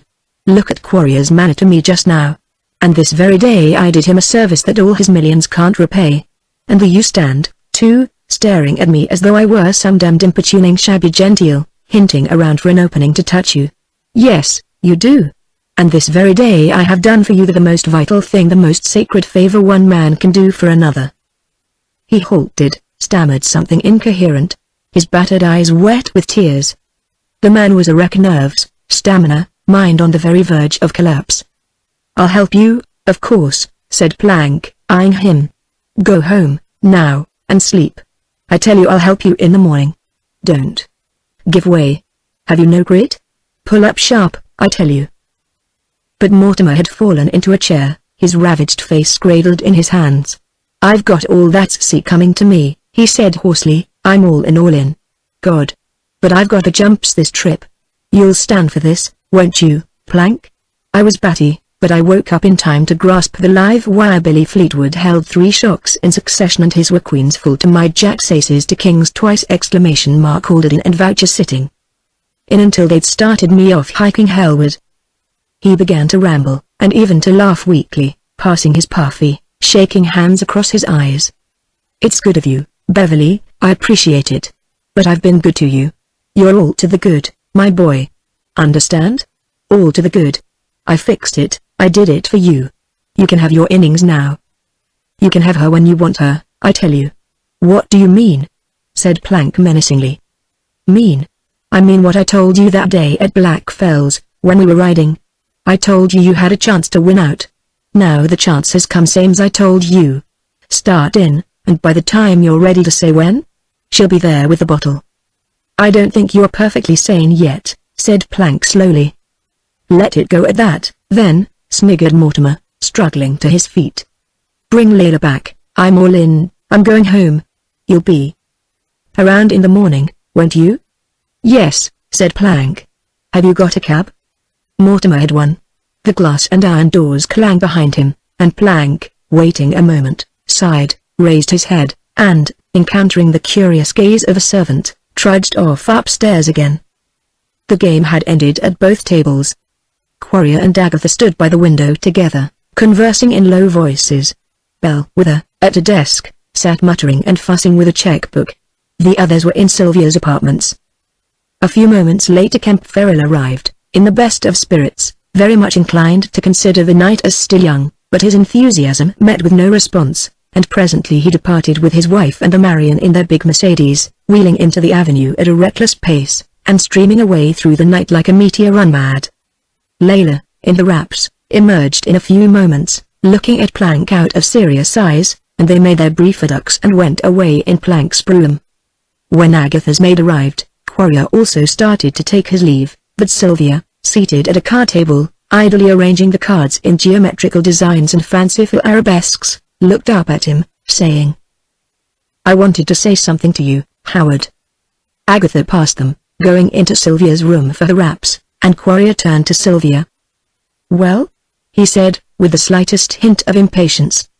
"Can't you stay a minute?" asked Sylvia, surprised. "Agatha is going in the motor with me. Is it anything important?" She considered him without replying. She had never before detected that manner, that hardness in a voice always so even in quality. "What is it?" he repeated. She thought a moment, putting aside for the time his manner, which she could not comprehend, then, "I wanted to ask you a question, a rather ignorant one, perhaps. It's about your Amalgamated Electric Company. May I ask it, Howard?" After a second's stare, "Certainly," he said. "It's only this, if the other people who inter-county, I mean are slowly ruining Amalgamated, why don't you stop it?" Quarrier's eyes narrowed. "Oh. And who have you been discussing the matter with?" "Mr. Plank," she said simply. "I asked him." He shook his head, and said, "I'd better ask you. And I do ask you." For a moment he stood mute, then his lips began to shrink back over his beautiful teeth in one of his rare laughs. "I'll be very glad to explain it someday," he said, but there was no mirth in his voice or eyes, only the snickering lip wrinkling the paler. "Will you not answer now?" she asked. "No, not now. But I desire you to understand it someday before November. And one or two other matters that it is necessary for you to understand. I want to explain them, Sylvia, in such a manner that you will never be likely to forget them. And I mean to, for they are never out of my mind, and I wish them to be as ineffaceably impressed on yours. Good night." He took her limp hand almost briskly, released it, and stepped down the stairs as Agatha entered, cloaked, to say good night. They kissed at parting, life embracing death, as Mortimer had sneered on a similar occasion. Then Sylvia, alone, stood in her bedroom, hands linked behind her, her lovely head bent, groping with the very ghosts of thought which eluded her, fleeing, vanishing, reappearing, to peep out at her only to fade into nothing ere she could follow where they flitted through the dark labyrinths of memory. The Major, craning his neck in the bay window, saw Agatha and Quarrier into the big, yellow motor, and disappear behind the limousine. And it worried him horribly, because he knew perfectly well that Quarrier had lied to him about a jeweled collar precisely like the collar worn by Agatha Kthnes, and what to do or what to say to anybody on the subject was, for the first time in his life, utterly beyond his garrulous ability. So, for the first time also in his chattering career, he held his tongue, reassured at moments, at other moments panic-stricken lest this marriage he had engineered should go amiss, and his ambitions be nipped at the very instant of triumphant maturity. This sort of thing in your own caste among your own kind. His panicky thoughts ran on, is be bad form, rotten bad taste on both sides. If they were married, one of them, anyway. But this isn't right, no, by gad. It's bad taste, and no gentleman could countenance it. It was plain that he could, however, his only fear being that somebody might whisper something to turn Sylvia's innocence into a terrible wisdom which would ruin everything, and knock the underpinning from the new tower which his inflated fancy beheld slowly growing heavenward, surmounting the house of Bell with air. Another matter, he had violated his word, and had been caught at it by his prospective nephew-in-law, broken his pledged word not to sell his Amalgamated Electric holdings, and had done it. Yet, how could Plank dominate, unless another also had done what he had done? And it made him a little more comfortable to know he was sharing the fault with somebody, probably with Seward, whom he now had the luxury of despising for the very thing he himself had done. Drunkard. He muttered to himself, he's in the gutter at last. And he repeated it unctuously, almost reconciled to his own shortcoming, because it was the first time, as far as he knew, that a bellwether might legitimately enjoy the pleasures of holding the word of a Seward in contempt. Sylvia had dismissed her maid. The old feeling of distaste for the touch of another had returned since the last mad, crushed embrace in Seward's arms had become a memory. More and more she was returning to old instincts, old habits of thought, reverting to type once more, virgin of lip and thought and desire, save when the old memory stopped her heart suddenly, then sent it racing, touching her face with quick, crimson imprint. Now, blue eyes dreaming under the bright masses of her loosened hair, she sat watching the last glimmer amid the ashes whitening on the hearth, thinking of Seward and of what had been between them, and of what could never be, never be. One red spark among the ashes, her ambition, deathless amid the ashes of life. When that, too, went out, life must be extinct. What he had roused in her had died when he went away. It could never awake again, unless he returned to awaken it. And he never would. he would never come again. One brief interlude of love, of passion, in her life could neither tint nor taint the cool, normal sequence of her days. All that life held for a woman of her caste, all save that was hers when she stretched out her hand for it, hers by right of succession, of descent, hers by warrant unquestioned, by the unuttered text of the ukase to be launched, if necessary, by that very, very old lady, drowsing, enthroned, as the endless pageant wound like a jeweled river at her feet. So Seward could never come again, sauntering toward her through the sunlight, smiling his absent smile. She caught her breath painfully, straightening up. A single ash fell in the fire, the last spark went out. Chapter 11. The Call of the Rain. The park was very misty and damp and still that morning. There was a scent of sap and new buds in the February haze, a glimmer of green on southern slopes, a distant bird note, tentative, then confident, rippling from the great tangle of naked thickets. Here and there in hollows the tips of amber-tinted shoots pricked the soil's dark surface. Here and there in the sparse woodlands a withered leaf still clinging to oak or beech was forced to let go by the swelling budded space and fell rustling stiffly in the silence. Far away on the wooded bridle path a dull double gallop of horses sounded, now muffled in a hollow, now louder, jarring the rising ground, nearer, heavier, then suddenly checked to a trample, as Sylvia drew bridle by the reservoir, and, straightening in her saddle, raised her flushed face to the sky. "Rain?" she asked, as Quarrier, controlling his beautiful, restive horse, ranged up beside her. "Probably," he said, scarcely glancing at the sky, where, above the great rectangular lagoons, hundreds of seagulls, high in the air, hung flapping, stemming some rushing up a gale unfelt below. She walked her mount, head lifted, watching the gulls. He followed, uninterested, imperturbable in his finished horsemanship. With horses he always appeared to advantage, whether on the box of brake or coach, or silently controlling a spike or tandem, or sitting his saddle in his long-limbed, faultless fashion, maintaining without effort the very essence of form. Here he was at his best, perfectly informal, informally perfect. They had ridden every day since the weather permitted, even before it permitted, thrashing and slashing through the rotting ice and snow, galloping over the frozen, gravelly loam, amid leafless trees and a winter-smitten perspective drearier for the distant, eastern glimpse of the avenue's marble and limestone facades and the vast cliffs of masonry and brick looming above the west and south. On these daily rides together it was her custom to discuss practical matters concerning their future, and it was his custom to listen until pressed for a suggestion, an assent, or a reply. Sparing words, cautious, chary of self-commitment, and seldom offering to assume the initiative, this was the surface character which she had come to recognize and acquiesce in. This was Quarrier as he had been developed from her hazy, preconceived ideas of the man before she had finally accepted him at Chotover the autumn before.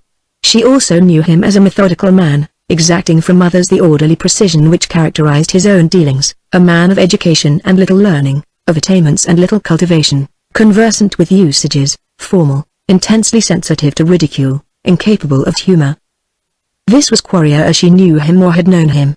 Recently she had, little by little, become aware of an indefinable change in the man. For one thing, he had grown more reticent. At times, too, his reserve seemed to have something almost surly about it, under his cold composure a hint of something concealed, watchful, and very quiet. Confidences she had never looked for in him nor desired. It appalled her at moments to realize how little they had in common, and that only on the surface, a communion of superficial interest incident to the fulfillment of social duties and the pursuit of pleasure. Beyond that she knew nothing of him, required nothing of him. What was there to know? What to require? Now that the main line of her route through life had been surveyed and carefully laid out, what was there more for her in life than to set out upon her progress? It was her own road. Presumptive leader already, logical leader from the day she married, leader, in fact, when the ukase, her future legacy, so decreed, it was a royal road laid out for her through the gardens and pleasant places, a road for her alone, and over it she had chosen to pass. What more was there to desire? From the going of Seward, all that he had aroused in her of love, of intelligence, of wholesome desire and sane curiosity, the intellectual restlessness, the capacity for passion, the renaissance of the simpler innocence had subsided into the laissez-faire of dull quiescence. If in her he had sown, imprudently, subtle, impulsive, unworldly ideas, flowering into sudden brilliancy in the quick magic of his companionship, now those flowers were dead under the inexorable winter of her ambition, where all such things lay. Her lonely childhood, with its dim visions of mother love ineffable, the strange splendor of the dreams haunting her adolescence, pageants of bravery and the glitter of the cross, altars of self-denial and pure intent, service and sacrifice and the scorn of wrong, and sometimes, seen dimly with enraptured eyes through dissolving mists, the man, glimmering for an instant, then fading, resolved into the starry void which fashioned him. Riding there, head bent, her pulses timing the slow pacing of her horse, she presently became aware, without looking up, that warrior was watching her. Dreams vanished. A perfectly unreasonable sense of being spied upon, of something stealthy about it all, flashed to her mind and was gone, leaving her grave and perplexed. What a strange suspicion! What an infernal inference! What grotesque train of thought could have culminated in such a sinister idea? She moved slightly in her saddle to look at him, and for an instant fancied that there was something furtive in his eyes, only for an instant, for he quietly picked up the thread of conversation where she had dropped it, saying that it had been raining for the last 10 minutes, and that they might as well turn their horses toward shelter. "I don't mind the rain," she said, "there is a spring-like odor in it. Don't you notice it?" "Not particularly," he replied. "I was miles away a moment ago," she said, "years away, I mean a little girl again, with 2 stiff yellow braids, trying to pretend that a big armchair was my mother's lap and that I could hear her whispering to me. And there I sat, on a day like this, listening, pretending, cuddled up tight, and looking out at the first rain of the year falling in the backyard. There was an odor like this about it all. Memory, they say, is largely a matter of nose." She laughed, fearing that B might have thought her sentimental, already regretting the familiarity of thrusting such trivial and personal incidents upon his notice. He was probably too indifferent to comment on it, merely nodding as she ended. Then, without reason, through and through her shot a shiver of loneliness, utter loneliness and isolation. Without reason, because from him she expected nothing, required nothing, except what he offered, the emotionless reticence of indifference, the composure of perfect formality. What did she want, then? Companions? She had them. Friends? She could scarcely escape from them. Intimates? She had only to choose 1 or 100 attuned, responsive to her every mood, every caprice. Lonely? With the men of New York crowding, shouldering, crushing their way to her feet? Lonely? With the women of New York struggling already for precedence in her favor? Moment significant of the days to come, of those future years, diamond linked in one unbroken, triumphant glitter. Lonely. The rain was falling out of the hanging mist, something more than a drizzle now. Quarrier spoke of it again, but she shook her head, walking her horse slowly onward.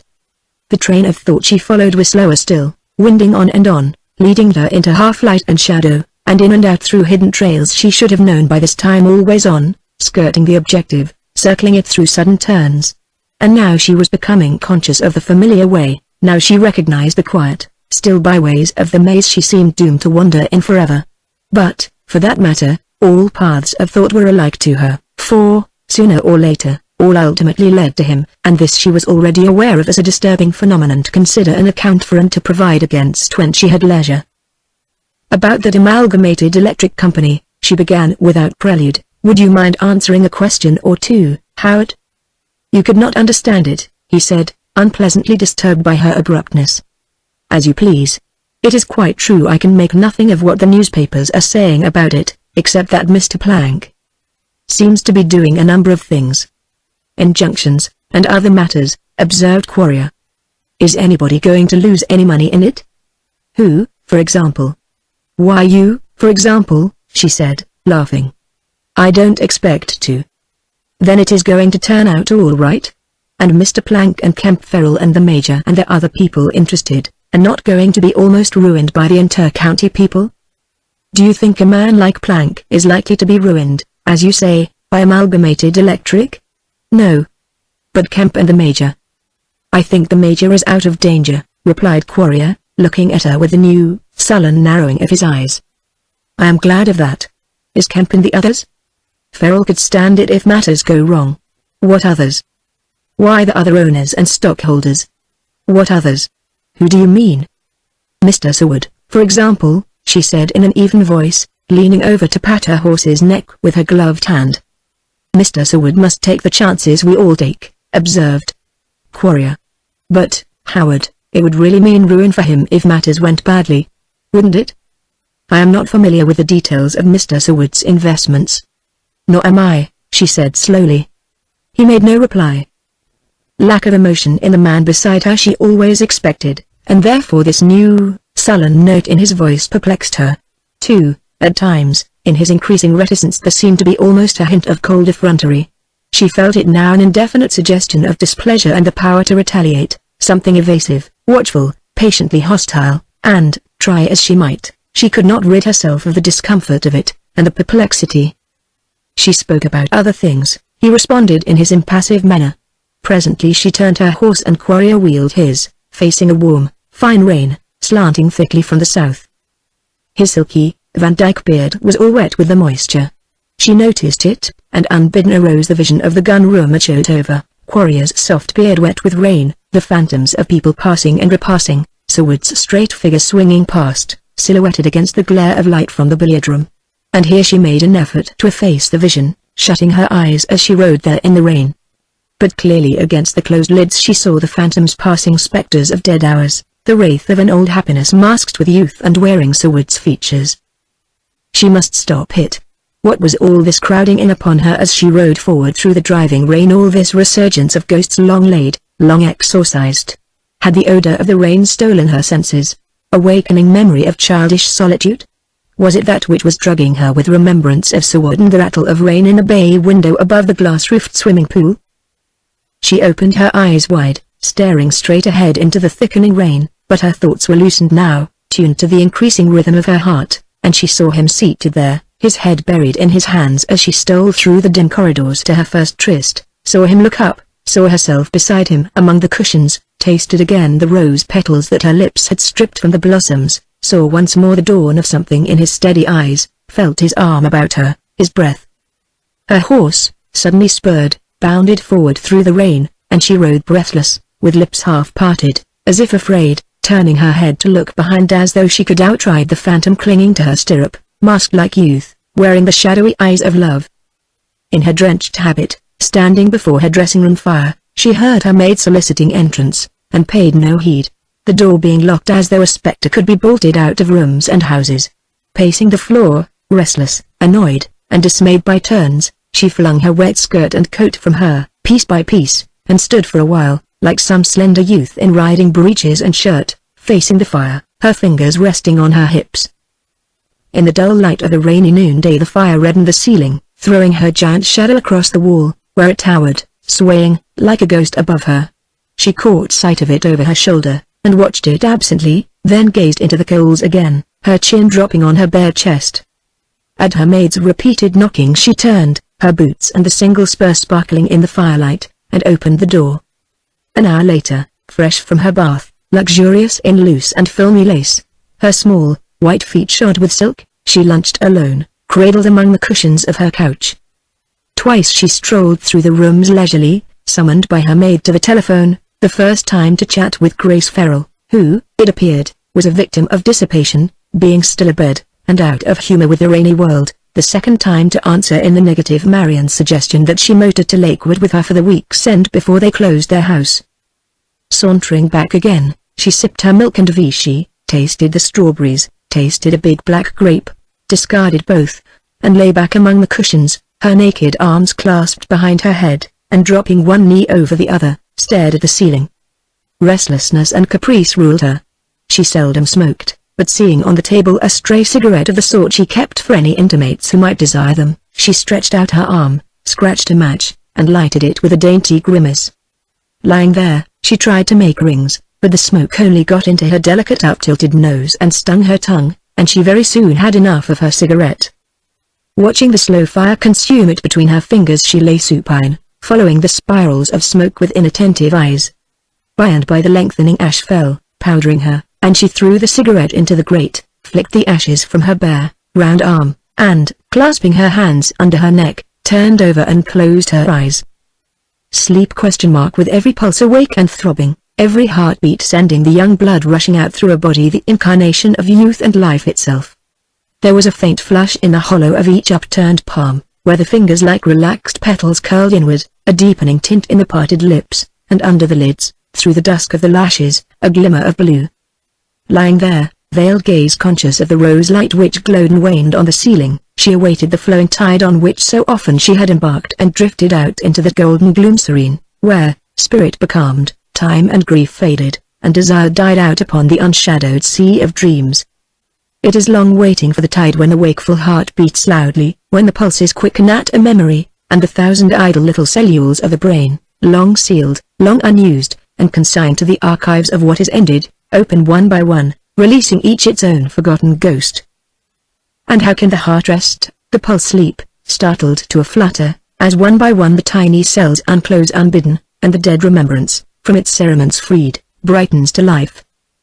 Words he had used, the idle lifting of his head, the forgotten inflection of his voice, the sunlight on his hair and the sea wind stirring it, his figure as it turned to move away, the half-caught echo of his laugh, faint exclamation marks so that her own ears, throbbing, strained to listen, the countless unimportant moments she had thought unmarked, yet carefully stored up, without her knowledge, in the magic cellules of her brain all were coming back to life, more and more distinct, startlingly clear. And she lay like one afraid to move, lest her stirring waken a vague something that still slept, something she dared not arouse, dared not meet face to face, even in dreams. An interval, perhaps an hour, perhaps a second passed, leaving her stranded so close to the shoals of slumber that sleep passed only near enough to awaken her. The room was very still and dim, but the clamor in her brain unnerved her, and she sat up among the cushions, looking vacantly about her with the blue, confused eyes, the direct, unseeing gaze of a child roused by a half-heard call. The call, low, imperative, sustained, continued softly persistent against her windows, the summons of a young year's rain. She went to the window and stood among the filmy curtains, looking out into the mist. A spring-like aroma penetrated the room. She opened the window a little way, and the sweet, virile odor enveloped her. 1,000 longings rose within her, unnumbered wistful questions stirred her, sighing, unanswered. Aware that her lips were moving unconsciously, she listened to the words forming automatic repetitions of phrases long forgotten. And those that look out of the windows be darkened, and the door shall be shut in the streets. What was it she was repeating? Also they shall be afraid of that which is high, and fear shall be in the way. What echo of the past was this? And desire shall fail, because intent, absorbed in retracing the forgotten sequence to its source, she stood, breathing the thickening incense of the rain, and every breath was drawing her backward, nearer to the source of memory. Ah, the Cliff Chapel in the rain! Exclamation mark. The words of a text mumbled deafly, the yearly service for those who died at sea. And she, seated there in the chapel dusk, thinking of him who sat beside her, and how he feared a heavier, stealthier, more secret tide crawling, purring about his feet. Enfin. Always at the end of everything, he. Always, reckoning step by step, backward through time, he. The source, the inception, the meaning of all. And at last, her spirit swaying, enveloped in memories of him, she gave herself to the flood, overwhelmed, as tide on tide rose, rushing over her body, mind, and soul. She closed her eyes, leaning there heavily amid the cloudy curtains. She moved back into the room and stood staring at space through wet lashes. The hard, dry pulse in her throat hurt her till her under lip, freed from the tyranny of her small teeth, slipped free, quivering rebellion. She had been walking her room to and fro, for a long time before she realized that she had moved at all. And now, impulse held the helm, a blind, unreasoning desire for relief hurried into action on the wings of impulse. There was a telephone at her elbow. No need to hunt through lists to find a number she had known so long by heart, the 3 figures which had reiterated themselves so often, monotonously insistent, slyly persuasive, repeating themselves even in her dreams, so that she awoke at times shivering with a vision in which she had listened to temptation, and had called to him across the wilderness of streets and men. "Is he at home?" Exclamation mark. "Would you ask him to come to the telephone?" Exclamation mark. "Please say to him that it is a friend. Thank you." In the throbbing quiet of her room she heard the fingers of the prying rain busy at her windows, the ticking of the small French clock, very dull, very far away, or was it her heart? And, faintly ringing in the receiver pressed against her ear, millions of tiny stirrings, sounds like instruments of an elfin orchestra tuning, echoes as of steps passing through the halls of fairyland, a faint confusion of human-like tones. Then, "Who is it?" Her voice left her for an instant, her dry lips made no answer. "Who is it?" he repeated in his steady, pleasant voice. It is I. There was absolute silence so long that it frightened her. But before she could speak again his voice was sounding in her ears, patient, unconvinced. I don't recognize your voice. Who am I speaking to? Sylvia. There was no response, and she spoke again. I only wanted to say good morning. It is afternoon now. Is it too late to say good morning? No. I'm badly rattled. Is it you, Sylvia?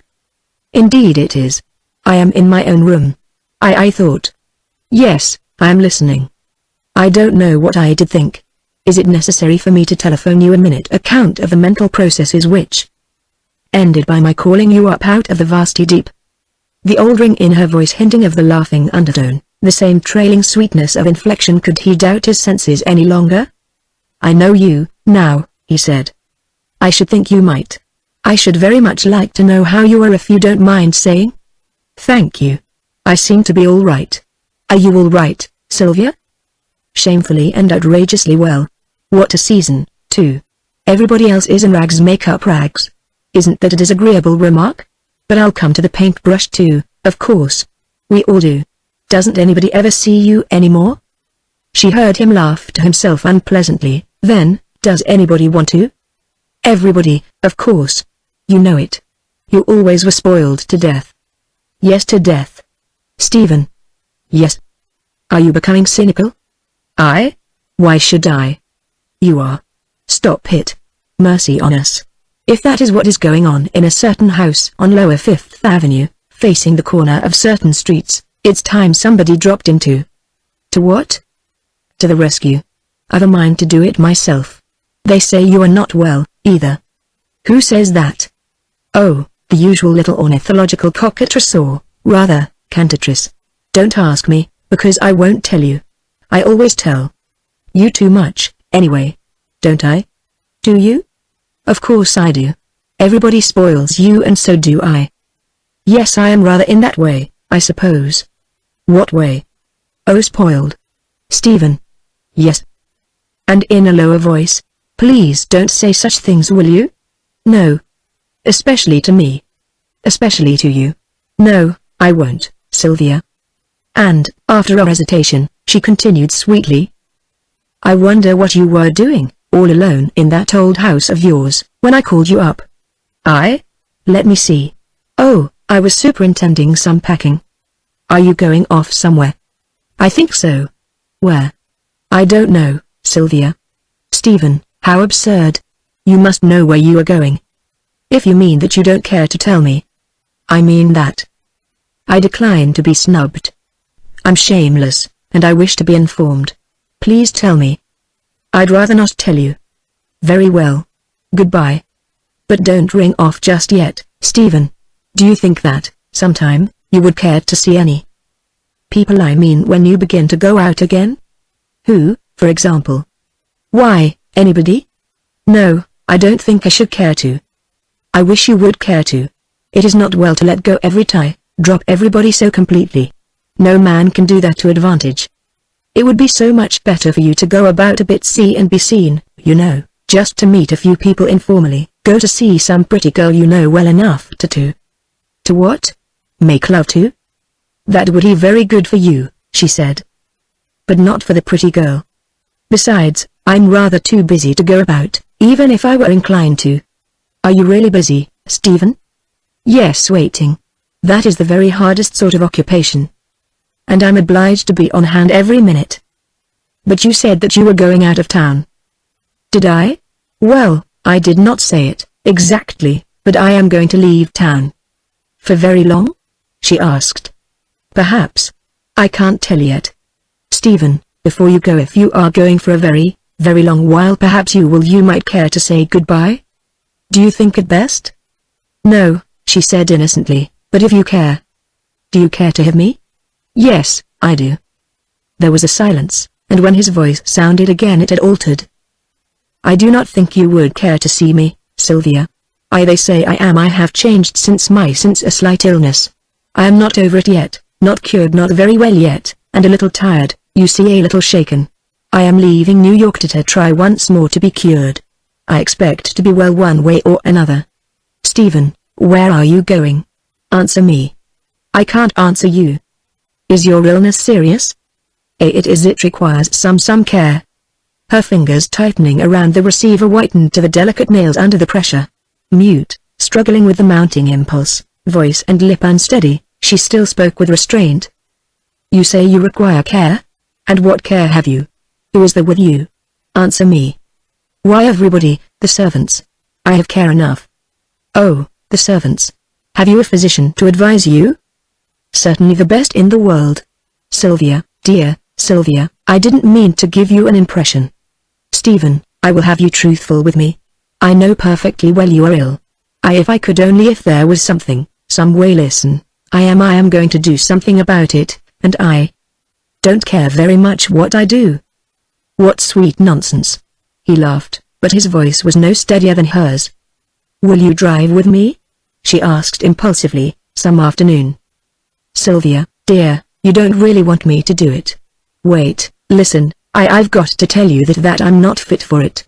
I've got to be honest with you, I am not fit, not in physical condition to go out just yet. I've really been ill for weeks. Plank has been very nice to me. I want to get well, I mean to try very hard. But there. Magneon is changed. Changed? Not in that way, he said in a slow voice. How, then? She stammered, all a thrill. Nerve gone almost. Going to get it back again, of course. Feel a million times better already for talking with you. Does it really help? It's the only panacea for me, he said too quickly to consider his words. The only one? She faltered. Do you mean to say that your trouble illness has anything to do with? No, no. I only. Has it, Stephen? No. Because, if I thought. Sylvia, I'm not that sort. You mustn't talk to me that way. There's nothing to be sorry for about me. Any man may lose his nerve, and, if he is a man, go after it and get it back again. Every man has a fighting chance. You said it yourself once that a man mustn't ask for a fighting chance. He must take it. And I'm going to take it and win out one way or another. What do you mean by another, Stephen? Nothing. It's a phrase. What do you mean? Answer me. It's a phrase, he said again, no meaning, you know. Stephen, Mr. Plank says that you are lame. What did he say that for? Demanded Seward wrathfully. I asked him. Kemp saw you on crutches at your window. So I asked Mr. Plank, and he said you had discarded your crutches too soon and had fallen and lamed yourself again. Are you able to walk yet? Yes, of course. Outdoors? No, not just yet. In other words, you are practically bedridden. No, no. I can get about the room very well. You couldn't go downstairs for an hour's drive, could you? Can't manage that for a while, he said hastily. Oh, the vanity of you, Stephen Seward. The vanity. Ashamed to let me see you when you are not your complete and magnificently attractive self. Silly, I shall see you. I shall drive down on the first sunny morning and sit outside in my Victoria until you can't stand the temptation another instant. I'm going to do it. You cannot stop me, nobody can stop me. I desire to do it, and that is sufficient, I think, for everybody concerned. If the sun is out tomorrow, I shall be out too. I am so tired of not seeing you. Let Central listen. I don't care. I don't care what I am saying. I've endured it so long there's no use. I am too tired of it, and I want to see you. Can't we see each other without thinking about things that are settled once and for all? I can't, he said. Then you'd better learn to. Because, if you think I'm going through life without seeing you frequently, you are simple. I've stood it too long at a time. I won't go through this sort of thing again. You'd better be amiable, you'd better be civil to me, or nobody on earth can tell what will happen. The idea of you telling me you had lost your nerve. You've got to get it back and help me find mine. Yes, it's gone, gone, gone. I lost it in the rain, somewhere, today. Does the scent of the rain come in at your window? Do you remember the? I can't say it. Goodbye. Goodbye. You must get well and I must, too. Goodbye. The fruit of her imprudence was happiness, and excited happiness, which lasted for a day. The rain lasted, too, for another day, then turned to snow, choking the city with such a fall as had not been seen since the great blizzard, blocking avenues, barricading cross streets, burying squares and circles and parks, and still falling, drifting, whirling like wind-whipped smoke from cornice and rooftop. The electric cars halted, even the great snowplows roared impotent amid the snowy wastes, wagons floundered into cross streets and stuck until dug out, and everywhere, in the thickening obscurity, battalions of emergency men with pick and shovel struggled with the drifts in Fifth Avenue and Broadway. Then the storm ended at daybreak. All day long squadrons of white gulls wheeled and sailed in the sky above the snowy expanse of park where the great, rectangular sheets of water glimmered black in their white setting. As she sat at her desk she could see them drifting into and out of the grey squares of sky framed by her window panes. 2 days ago she had seen them stemming the sky blasts, heralding the coming of unfelt tempests, flapping steadily through the fragrant train. Now, the false phantom which had mimicked spring turned on the world the glassy glare of winter, stupefying hope, stunning desire, clogging the life essence in all young, living things. The first vague summons, the restlessness of awakening aspiration, the first delicate, indrawn breath, was stilled to deathly immobility.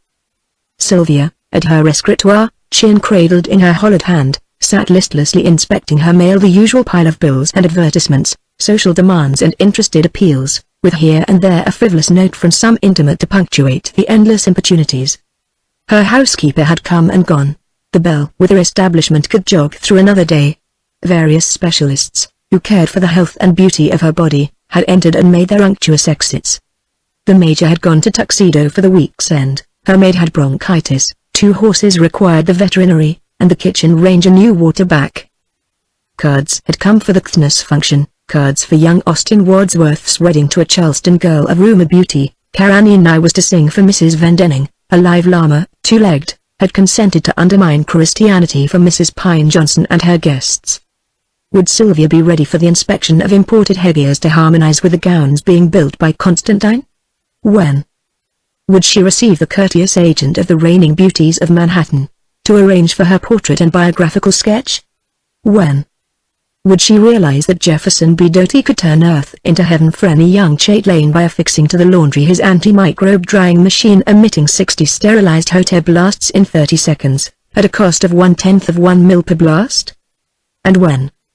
But she turned her head, looking wearily across the room at the brightly burning fire beside which Mrs. Ferrell sat, nibbling mint paste, very serious over one of those books that everybody was reading. "How far have you read?" inquired Sylvia without interest, turning over a new letter to cut with her paper knife. Grace ruffled the uncut pages of her book without looking up, then yawned shamelessly. "She's decided to try living with him for a while, and if they find life agreeable she'll marry him. Pleasant situation, isn't it? Nice book, very, and they say that somebody is making a play of it." She yawned again, showing her small, brilliant teeth. "I wonder what sort of people write these immoral romances." "Probably immoral people," said Sylvia indifferently. "Drop it on the coals, Grace." But Mrs. Ferrell reopened the book where she had laid her finger to mark the place. "Do you think so?" she asked. "Think what?" "That rotten books and plays come from morally rotten people?" "I don't think about it at all," observed Sylvia, opening another letter impatiently. "You're probably not very literary," said Grace mischievously. "Not in that way, I suppose." Mrs. Ferrell took another bonbon. "Did you see Mrs. Lane's experiment?" "I did," said Sylvia, looking up, the pink creeping into her cheeks. "You thought it very strong, I suppose?" asked Grace innocently. "I thought it incredible. But, dear, it was sheer realism. Why blink at truth? And when an author has the courage to tell facts, why not have the courage to applaud?" "If that is truth, it doesn't concern me," said Sylvia. "Grace, why will you pose, even if you are married? For you have a clean mind, and you know it." "I know it," sighed Mrs. Ferrell, closing her book again, but keeping the place with her finger, "and that's why I'm so curious about all these depraved people. I can't understand why writers have not found out that we women are instinctively innocent, even after we are obliged to make our morality a profession and our innocence an art. They all hang their romances to motives that no woman recognizes as feminine. They ascribe to us instincts which we do not possess, passions of which we are ignorant, a ridiculous moral turpitude in the overmastering presence of love. Pooh! If they only knew what a small part love plays with us, after all." Sylvia said slowly, "It sometimes plays a small part, after all." "Always," insisted Grace with emphasis. "No carefully watched girl knows what it is, whatever her suspicions may be. When she marries, if she doesn't marry from family pressure or from her own motives of common sense ambition, she marries because she likes the man, not because she loves him. Sylvia was silent. Because, even if she wanted to love him, continued Grace, she would not know how. It's the ingrained innocence which men encounter that they don't allow for or understand in us. Even after we are married, and whether or not we learn to love our husbands, it remains part of us as an educated instinct, and it takes all the scientific, selfish ruthlessness of a man to break it down. That's why I say so few among us ever comprehend the motives attributed to us in romance or in that parody of it called realism. Love is rarer with us than men could ever believe, and I'm glad of it, she said maliciously, with a final snap of her pretty teeth. It was on that theory you advised me, I think, said Sylvia, looking into the fire. Advised you, child? Yes, about accepting Howard. Certainly. Is it not a sound theory? Doesn't it stand inspection? Doesn't it wear? It wears, said Sylvia indifferently. Grace looked up from her open book. Is anything amiss? She asked. I don't know. Of course you know, child. What is wrong? Has Howard made himself insufferable? He's a master at it. Has he? No, I don't remember that he has. I'm tired, physically. I'm tired of the winter. Go to Florida for Lent. Horror. It's as stupid as a hothouse. It isn't that, either, dear, only, when it was raining so deliciously the other day I was silly enough to think I scented the spring in the park. I was glad of a change, you know, any excuse to stop this eternal carnival I live in. What is the matter? Demanded Mrs. Ferrell, withdrawing her finger from the pages and plumping the closed book down on her knee. You'd better tell me, Sylvia. You might just as well tell me now as later when my persistence has vexed us both. Now, what has happened? I have been imprudent, said Sylvia, in a low voice. You mean, Mrs. Ferrell looked at her keenly, that he has been here? No. I telephoned him, and I asked him to drive with me. Oh, Sylvia, what nonsense. Why on earth do you stir yourself up by that sort of silliness at this late date? What use is it? Can't you let him alone? I know, I can't, it seems. Grace, I felt so strangely about it all. About what, little idiot? About leaving him alone. Are you Stephen Seward's keeper? Demanded Mrs. Ferrell, exasperated. I felt as though I were, for a while. He is ill. With an illness that, thank God, you are not going to nurse through life. Don't look at me that way, dear. I'm obliged to speak harshly. I'm obliged to harden my heart to such a monstrous idea. You know I love you, you know I care deeply for that poor boy, but do you think I could be loyal to either of you and not say what I do say? He is doomed, as sure as you sit there. He has fallen, and no one can help him. Link after link he has broken with his own world, his master vice holds him. Faster, closer, more absolutely, than hell ever held a lost soul. Grace, I cannot endure. You must. Are you trying to drug your silly self with romance so you won't recognize truth when you see it? Are you drifting back into old impulses, unreasoning whims of caprice? Have you forgotten what I know of you, and what you know of yourself? Is the taint of your transmitted inheritance beginning to show in you the one woman of your race who is fashioned to withstand it and stamp it out? I am mistress of my emotions, said Sylvia, flushing. Then suppress them, retorted Grace Ferrell hotly, before they begin to bully you. There was no earthly reason for you to talk to Stephen. No disinterested impulse moved you. It was a sheer perverse, sentimental restlessness, the delicate, meddlesome deviltry of your race. And if that poison is in you, it's well for you to know it. It is in me, said Sylvia, staring at the fire. Then you know what to do for it. No, I don't. Well, I do, said Grace decisively, and the sooner you marry Howard and entrench yourself behind your pride, the better off you'll be. That's where, fortunately enough, you differ from your ancestors. You are unable to understand marital treachery. Otherwise you'd make it lively for us all. It is true, said Sylvia deliberately, that I could not be treacherous to anybody. But I am wondering, I am asking myself just what constitutes treachery to myself. Sentimentalizing over Stephen might fill the bill, observed Grace darkly. But it doesn't seem to, mused Sylvia, her blue gaze on the coals. That is what I do not understand.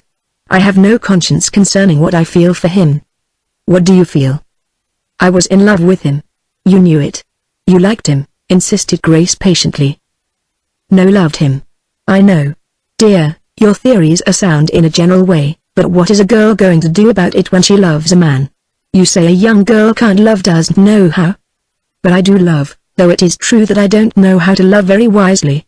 What is the use in denying it? This winter has been a deafening, stupefying fever to me. The sheer noise of it stunned me until I forgot how I did feel about anything. Then I don't know, somehow, in the rain out there, I began to wake. Dear, the old instincts, the old desires, the old truths, came back out of chaos, that full feeling. Here she laid her fingers on her throat, the sense of expectancy, the restless hope growing out of torpid acquiescence all returned, and, dearest, with them all came memories of him. What am I to do? Could you tell me? For a long while Mrs. Farrell sat in troubled silence, her hand shading her eyes. Sylvia, leaning over her desk, idling with pen and pencil, looked around from time to time, as though awaiting the opinion of some specialist who, in full possession of the facts, now had become responsible for the patient. If you marry him, said Mrs. Farrell quietly, your life will become a hell. Yes. But would it make life any easier for him? Asked Sylvia. How to know that you had been dragged down? No. I mean, could I do anything for him? No woman ever did. That is a sentimental falsehood of the emotional. No woman ever did help a man in that way. Sylvia, if love were the only question, and if you do truly love him, I suppose I'd be fool enough to advise you to be a fool. Even then you'd be sorry. You know what your future may be, you know what you are fitted for. What can you do without Howard? In this town your role would be a very minor one. Without Howard's money, and you know it. Yes, I know it. And your sacrifice could not help the doomed boy. Sylvia nodded assent. Then, is there any choice? Is there any question of what to do? Sylvia looked out into the winter sky, through the tops of snowy trees, everywhere the stark, deathly rigidity of winter. Under it, frozen, lay the rain that had scented the air. Under her ambition lay the ghosts of yesterday. No, she said, there is no question of choice. I know what must be. Grace, seated in the firelight, looked up as Sylvia rose from her desk and came across the room, and when she sank down on the rug at her feet, resting her cheek against the elder woman's knees, nothing was said for a long time, a time of length sufficient to commit a memory to its grave, lay it away decently and in quiet befitting. Sore doubt assailed Grace Farrell, guiltily aware that once again she had meddled, and in the calm tenor of her own placid, marital satisfaction, looking backward along the pleasant path she had trodden with its little monuments to love at decent intervals amid the agreeable monotony of content, her heart and conscience misgave her lest she had counselled this young girl wrongly, committing her to the arid lovelessness which she herself had never known. Leaning there, her fingers lingering in light caress on Sylvia's bright hair, for every doubt she brought up argument. To every sentimental wavering within her heart she opposed the chilling reason of common sense. Destruction to happiness lay in Sylvia's yielding to her caprice for Seward. There was other happiness in the world besides the non-essential one of love. That must be Sylvia's portion. And after all, love was a matter of degree, and it was well for Sylvia that she had the malady, so lightly well for her that it had advanced so little, lest she suspect what its crowning miracles might be and fall sick of a passion for what she had forever lost. For a week or more the snow continued, colder, gloomier weather set in, and the impending menace of Ash Wednesday redoubled the social pace, culminating in the Westervelt ball on the eve of the 40 days. And Sylvia had not yet seen Seward or spoken to him again across the wilderness of streets and men. In the first relaxation of Lent she had instinctively welcomed an opportunity for spiritual consolation and a chance to take her spiritual bearings, not because of bodily fatigue, for in the splendor of her youthful vigor she did not know what that meant. St. Berold was a pretty good saint, and his church was patronized by Major Bell Withers' household. The Major liked two things high, his game and his church. Sylvia cared for neither, but had become habituated to both the odors of sanctity and of pheasants, so to St. Berold's she went in cure of her soul. Besides, she was fond of Father Curtis, who, if he were every inch a priest, was also every foot of his 6 feet a man, simple, good, and brave. However, she found little opportunity, save at her brief confession, for a word with Father Curtis. His days were full days to the overbrimming, and a fashionable pack was ever at his heels, fawning and shoving and importuning. It was fashionable to adore Father Curtis, and for that reason she shrank from venturing any demand upon his time, and nobody else at St. Gerald's appealed to her. Besides, the music was hard, commonplace, even blatant at times, and, having a delicate ear, she shrank from this also. It is probable then that what comfort she found under St. Gerald's big, brand-new episcopal cross she extracted from observing the rites, usages, and laws of a creed that had been accepted for her by that Christian gentleman, Major Bell, with her. Also, she may have found some solace from the still intervals devoted to an inventory of her sins and the wistful searching of a heart too young for sadness. If she did, it was her own affair, not Grace Ferrell's, who went with her to St. Gerald's determined always to confess to too much gambling, but letting it go from day to day so that the penance could not interfere with the next séance. Agatha Thickness was there a great deal, looking like a saint in her subdued plumage, and very devout, dodging nothing, neither confession nor Quarrier's occasionally lifted eyes, though their gaze, meeting, seemed lost in dreamy devotion or drowned in the contemplation of the spiritual and remote. Plank came docilely from his Dutch Reformed church to sit beside Layla. As for Mortimer, once a vestryman, he never came at all, made no pretense or profession of what he elegantly expressed as caring a damn for anything in the church line, though, he added, there were some good lookers to be found in a few synagogues. His misconception of the attractions of the church amused the new set of men among whom he had recently drifted, to the unfeigned disgust of gentlemen like Major Bell with her club men, in the commoner and more sinister interpretation of the word, unfit men, who had managed to slip into good clubs, men, once fit, who had deteriorated to the verge of ostracism, heavy, overfed, idle, insolent men in questionable financial situation, hard card players, hard drinkers, hard riders, negative in their virtues, merciless in their vices, and whose cynical misconduct formed the sources of the stock of stories told where such men foregather. Mortimer had already furnished his world with sufficient material for jests of that flavor, now they were telling a new one, how, as Layla was standing before Tiffany's looking for her carriage, a masher accosted her, and, at her haughty stare, said sneeringly, "Oh, you can't play that game on me, I've seen you with Leroy Mortimer." The story was repeated frequently enough. Layla heard it with a shrug, but such things mattered to her now, and she cried over it at night, burning that Plank should hear her name used jestingly to emphasize the depth of her husband's degradation. Mortimer stayed out at night very frequently now. Also, he appeared to make his money go farther, or was luckier at his card killings, because he seldom attempted to bully Layla, being apparently content with his allowance. Once or twice Plank saw him with an unusually attractive girl belonging to a world very far removed from Layla's. Somebody said she was an actress when she did anything at all, one Lydia Weiss, somewhat celebrated for an audacity not too delicate. But Plank was no more interested than any man who can't afford to endanger his prospects by a closer acquaintance with that sort of pretty woman. Meanwhile Mortimer kept away from home, wife, and church, and Plank frequented them, so the two men did not meet very often, and the less they met the less they found to say to one another.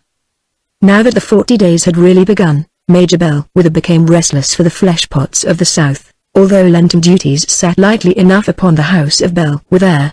These decent observances were limited to a lax acknowledgement of fast days, church in moderation, and active participation in the succession of informal affairs calculated to sustain life in those intellectually atrophied and wealthy people entirely dependent upon others for their amusements.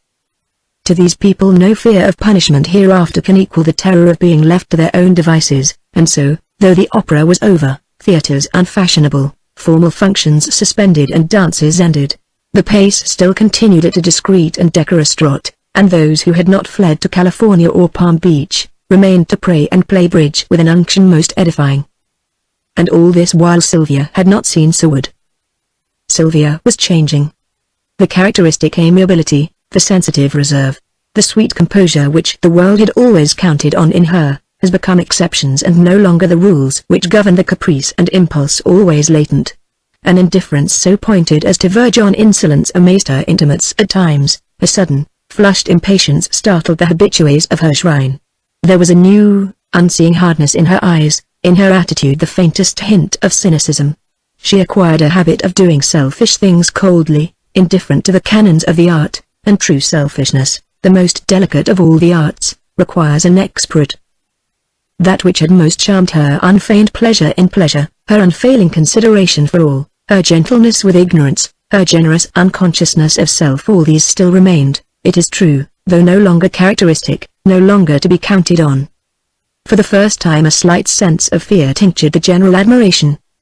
In public her indifference and growing impatience with Quarrier had not reached the verge of bad taste, but in private she was scarcely at pains to conceal her weariness and inattention, showing him less and less of the formal consideration which had been their only medium of coexistence. That he noticed it was evident even to her who carelessly ignored the consequences of her own attitude. Once, speaking of the alterations in progress at the Sedges, his place near Oyster Bay, he casually asked her opinion, and she as casually observed that if he had an opinion about anything he wouldn't know what to do with it. Once, too, she had remarked in Quarrier's hearing to Ferrell, who was complaining about the loss of his hair, that a hairless head was a visitation from heaven, but a beard was a man's own fault. Once they came very close to a definite rupture, close enough to scare her after all the heat had gone out of her and the matter was ended. Quarrier had lingered late after cards, and something was said about the impending kennel show and about Marion Page judging the English setters. "Agatha tells me that you are going with Marion," continued Quarrier. "As long as Marion has chosen to make herself conspicuous there is nothing to be said. But do you think it very good taste for you to figure publicly on the sawdust with an eccentric girl like Marion?" "I see nothing conspicuous about a girl's judging a few dogs," said Sylvia, merely from an irritable desire to contradict. "It's bad taste and bad form," remarked Quarrier coldly. "And Agatha thought it a mistake for you to go there with her." "Agatha's opinions do not concern me." "Perhaps mine may have some weight." "Not the slightest," he said patiently. "This is a public show. Do you understand? Not one of those private bench exhibitions." "I understand. Really, Howard, you are insufferable at times." "Do you feel that way?" "Yes, I do. I am sorry to be rude, but I do feel that way." Flushed, impatient, she looked him squarely between his narrowing, woman's eyes. "I do not care for you very much, Howard, and you know it. I am marrying you with a perfectly sordid motive, and you know that, too. Therefore it is more decent, if there is any decency left in either of us, to interfere with one another as little as possible, unless you desire a definite rupture. Do you?" "I? A rupture?" "Yes," she said hotly. "Do you? Do you, Sylvia?" "No, I'm too cowardly, too selfish, too treacherous to myself." "No, I don't." "Nor do I," he said, lifting his furtive eyes. "Very well. You are more contemptible than I am, that is all." Her voice had grown unsteady, an unreasoning rush of anger had set her whole body a-thrill, and the white heat of it was driving her to provoke him, as though that might cleanse her of the ignominy of the bargain, as though a bargain did not require two of the same mind to make it. "What do you want of me?" she said, still stinging under the angry waves of self-contempt. "What are you marrying me for? Because, divided, we are likely to cut small figures in our tin trumpet world? Because, united, we can dominate the brain? Less? Is there any other reason?" Showing his teeth in that twitching snicker that contracted the muscles of his upper lip. "Children," he said, looking at her. She turned scarlet to her hair, the deliberate grossness stunned her. Confused, she stood confronting him, dumb under a retort the coarseness of which she had never dreamed him capable. "I mean what I say," he repeated calmly. "A man cares for two things, his fortune, and the heirs to it. If you didn't know that, you have learned it now. You hurt me deliberately. I told you a plain truth very bluntly. It is for you to consider the situation." But she could not speak. Anger, humiliation, shame, held her tongue tied. The instinctive revolt at the vague horror, the monstrous, meaningless threat, nothing could force words from her to repudiate, to deny what he had dared to utter. Except as the effrontery of brutality, except as a formless menace born of his anger, the reason he flung at her for his marrying her conveyed nothing to her in its grotesque impossibility. Only the intentional coarseness of it was to be endured if she chose to endure it, for the rest was empty of concrete meaning to her. Lent was half over before she saw him again. Neither he nor she had taken any steps to complete the rupture, and at the Meekern dance, given by the Siwa Hunt, Quarrier, who was M.F.H., took up the thread of their suspended intercourse as methodically and calmly as though it had never quivered to the breaking point. He led the cotillion with agreeable precision and impersonal accuracy, favoring her at intervals, and though she wasted no favors on him, she endured his, which was sufficient evidence that matters were still in statu quo. She returned to town next morning with Grace Ferrell, irritable, sulky, furious with herself at the cowardly relief she felt. For, spite of her burning anger against Quarrier, the suspense at times had been wearing, and she would not make the first move, had not decided even to accept his move if it came, at least, had not admitted to herself that she would accept it. It had come and the tension was over, and now, entering Mrs. Farrell's brougham which met them at 34th Street Ferry, she was furious with herself for her unfeigned feeling of relief. All hot with self-contempt, she lay back in the comfortably upholstered corner of the brougham, staring straight before her, sullen red mouth unresponsive to the occasional inconsequent questions of Grace Farrell. "After a while," observed Grace, "people will begin to talk about the discontented beauty of your face." Sylvia's eyebrows bent still farther inward. "A fretful face, but rather pretty," commented Grace maliciously. "It won't do, dear. Your role is dignified comedy." "Oh dear. Oh my." She stifled a yawn behind her faultlessly gloved hand. "I'm feeling these late hours in my aged bones. It wasn't much of a dance, was it? Or am I disillusioned? Certainly that Edgeworth boy fell in love with me, the depraved creature trying his primitive wiles there in the conservatory.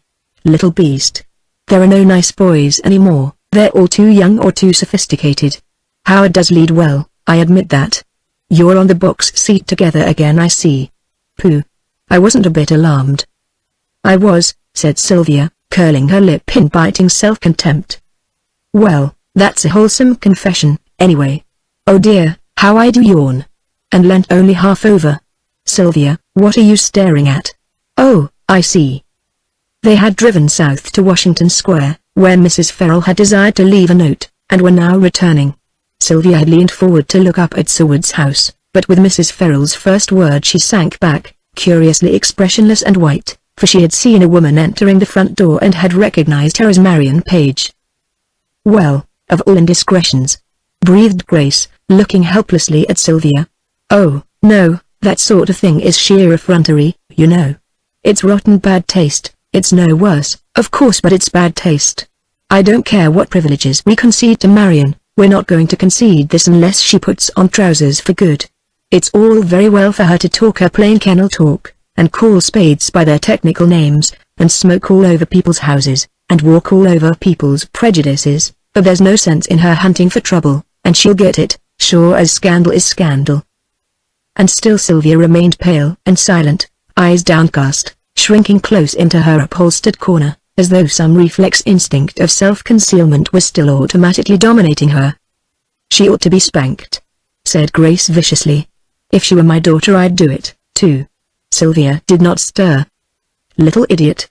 Going into a man's house in the face of all Fifth Avenue and the teeth of decency." "She has courage," said Sylvia, still very white. "Courage? Do you mean foolhardiness?" "No, courage, the courage I lacked. I knew he was too ill to leave his room and I lacked the courage to go and see him." "You mean, alone?" "Certainly, alone." "You dare tell me you ever contemplated?" "Oh, yes. I think I should have done it yet. But Marion." Suddenly she bent forward, resting her face in her hands, and between the fingers a bright drop ran, glimmered, and fell. "Oh Lord!" breathed Mrs. Farrell, and sank back, nerveless, into her own corner of the rocking brougham. Chapter 12. Chapter 12. The Asking Price. Seward, at his desk, over which the May sunshine streamed, his crutches laid against his chair, sat poring over the piles of papers left there by Beverly Plank some days before with a curt recommendation that he master their contents. Some of the papers were typewritten, some appeared to be engraved certificates of stock, a few were in Plank's heavy, squat handwriting. There were several packages tied in pink tape, evidently legal papers of some sort, and also a pile of scrapbooks containing newspaper clippings to which Seward referred occasionally, or read them at length, resting his thin, fatigued face between two bony hands.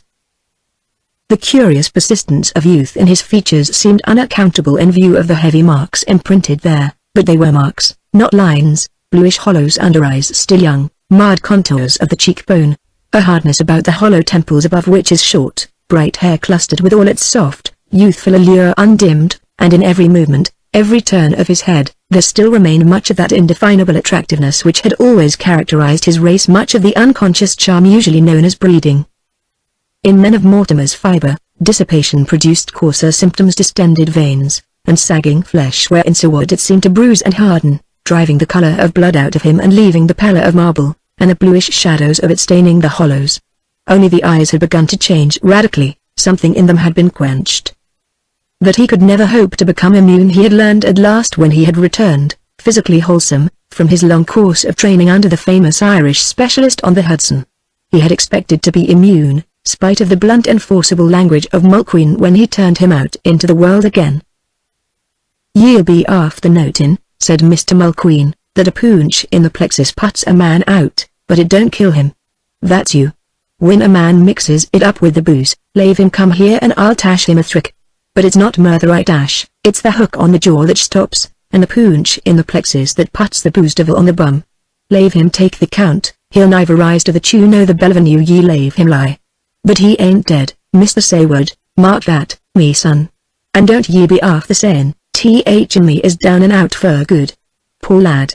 Sure, I'll shake hands over a drink wid him, for he can do me no hurt any more. No, sorry. Lave him lie, and lave the years avenue ver life count him out, for the day you die, he dies, and not one shake o' the mixer sooner.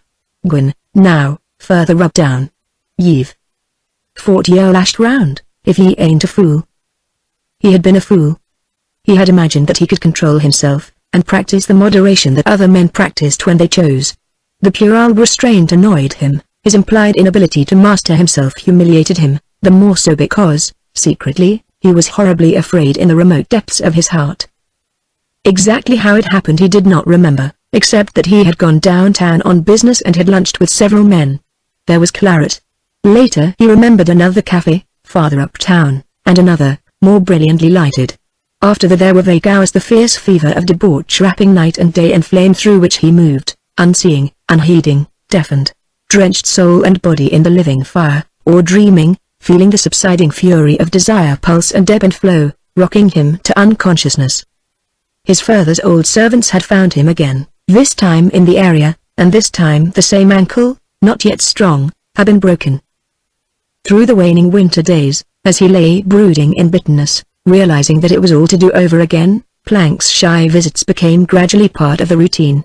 But it was many days before Seward perceived in the big, lumbering, pink-fisted man anything to attract him beyond the faintly amused curiosity of one man for another who was in process of establishing himself as the first of a race. As for reciprocation in other forms except the most superficial, or of permitting a personal note to sound ever so discreetly, Seward tolerated no such idea. Even the tentative advances of Plank hinting on willingness, and perhaps ability, to help Seward in the amalgamated tangle were pleasantly ignored.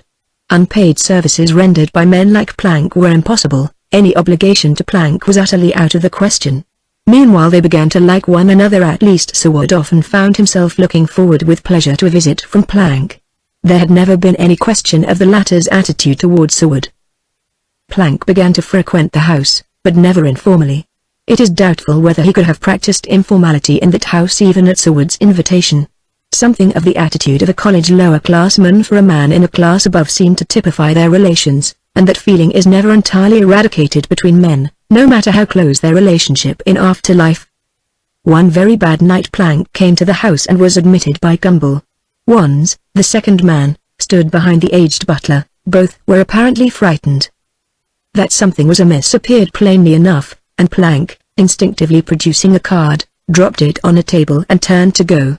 It may have been that the old butler recognized the innate delicacy of the motive, or it may have been a sudden confidence born of the necessities of the case, for he asked Plank to see his young master. And Plank, looking him in the eyes, considered, until his courage began to fail. Then he went upstairs. It was a bad night outside, and it was a bad night for Seward. The master vice had him by the throat. He sat there, clutching the arms of his chair, his broken leg, in its plaster casing, extended in front of him, and when he saw Plank enter he glared at him. Hour after hour the two men sat there, the one white with rage, but helpless. The other, stolid, inert, deaf to demands for intercession with the archvice, dumb under pleadings for a compromise. He refused to interfere with the butler, and Seward insulted him. He refused to go and find the decanters himself, and Seward deliberately cursed him. Outside the storm raged all night.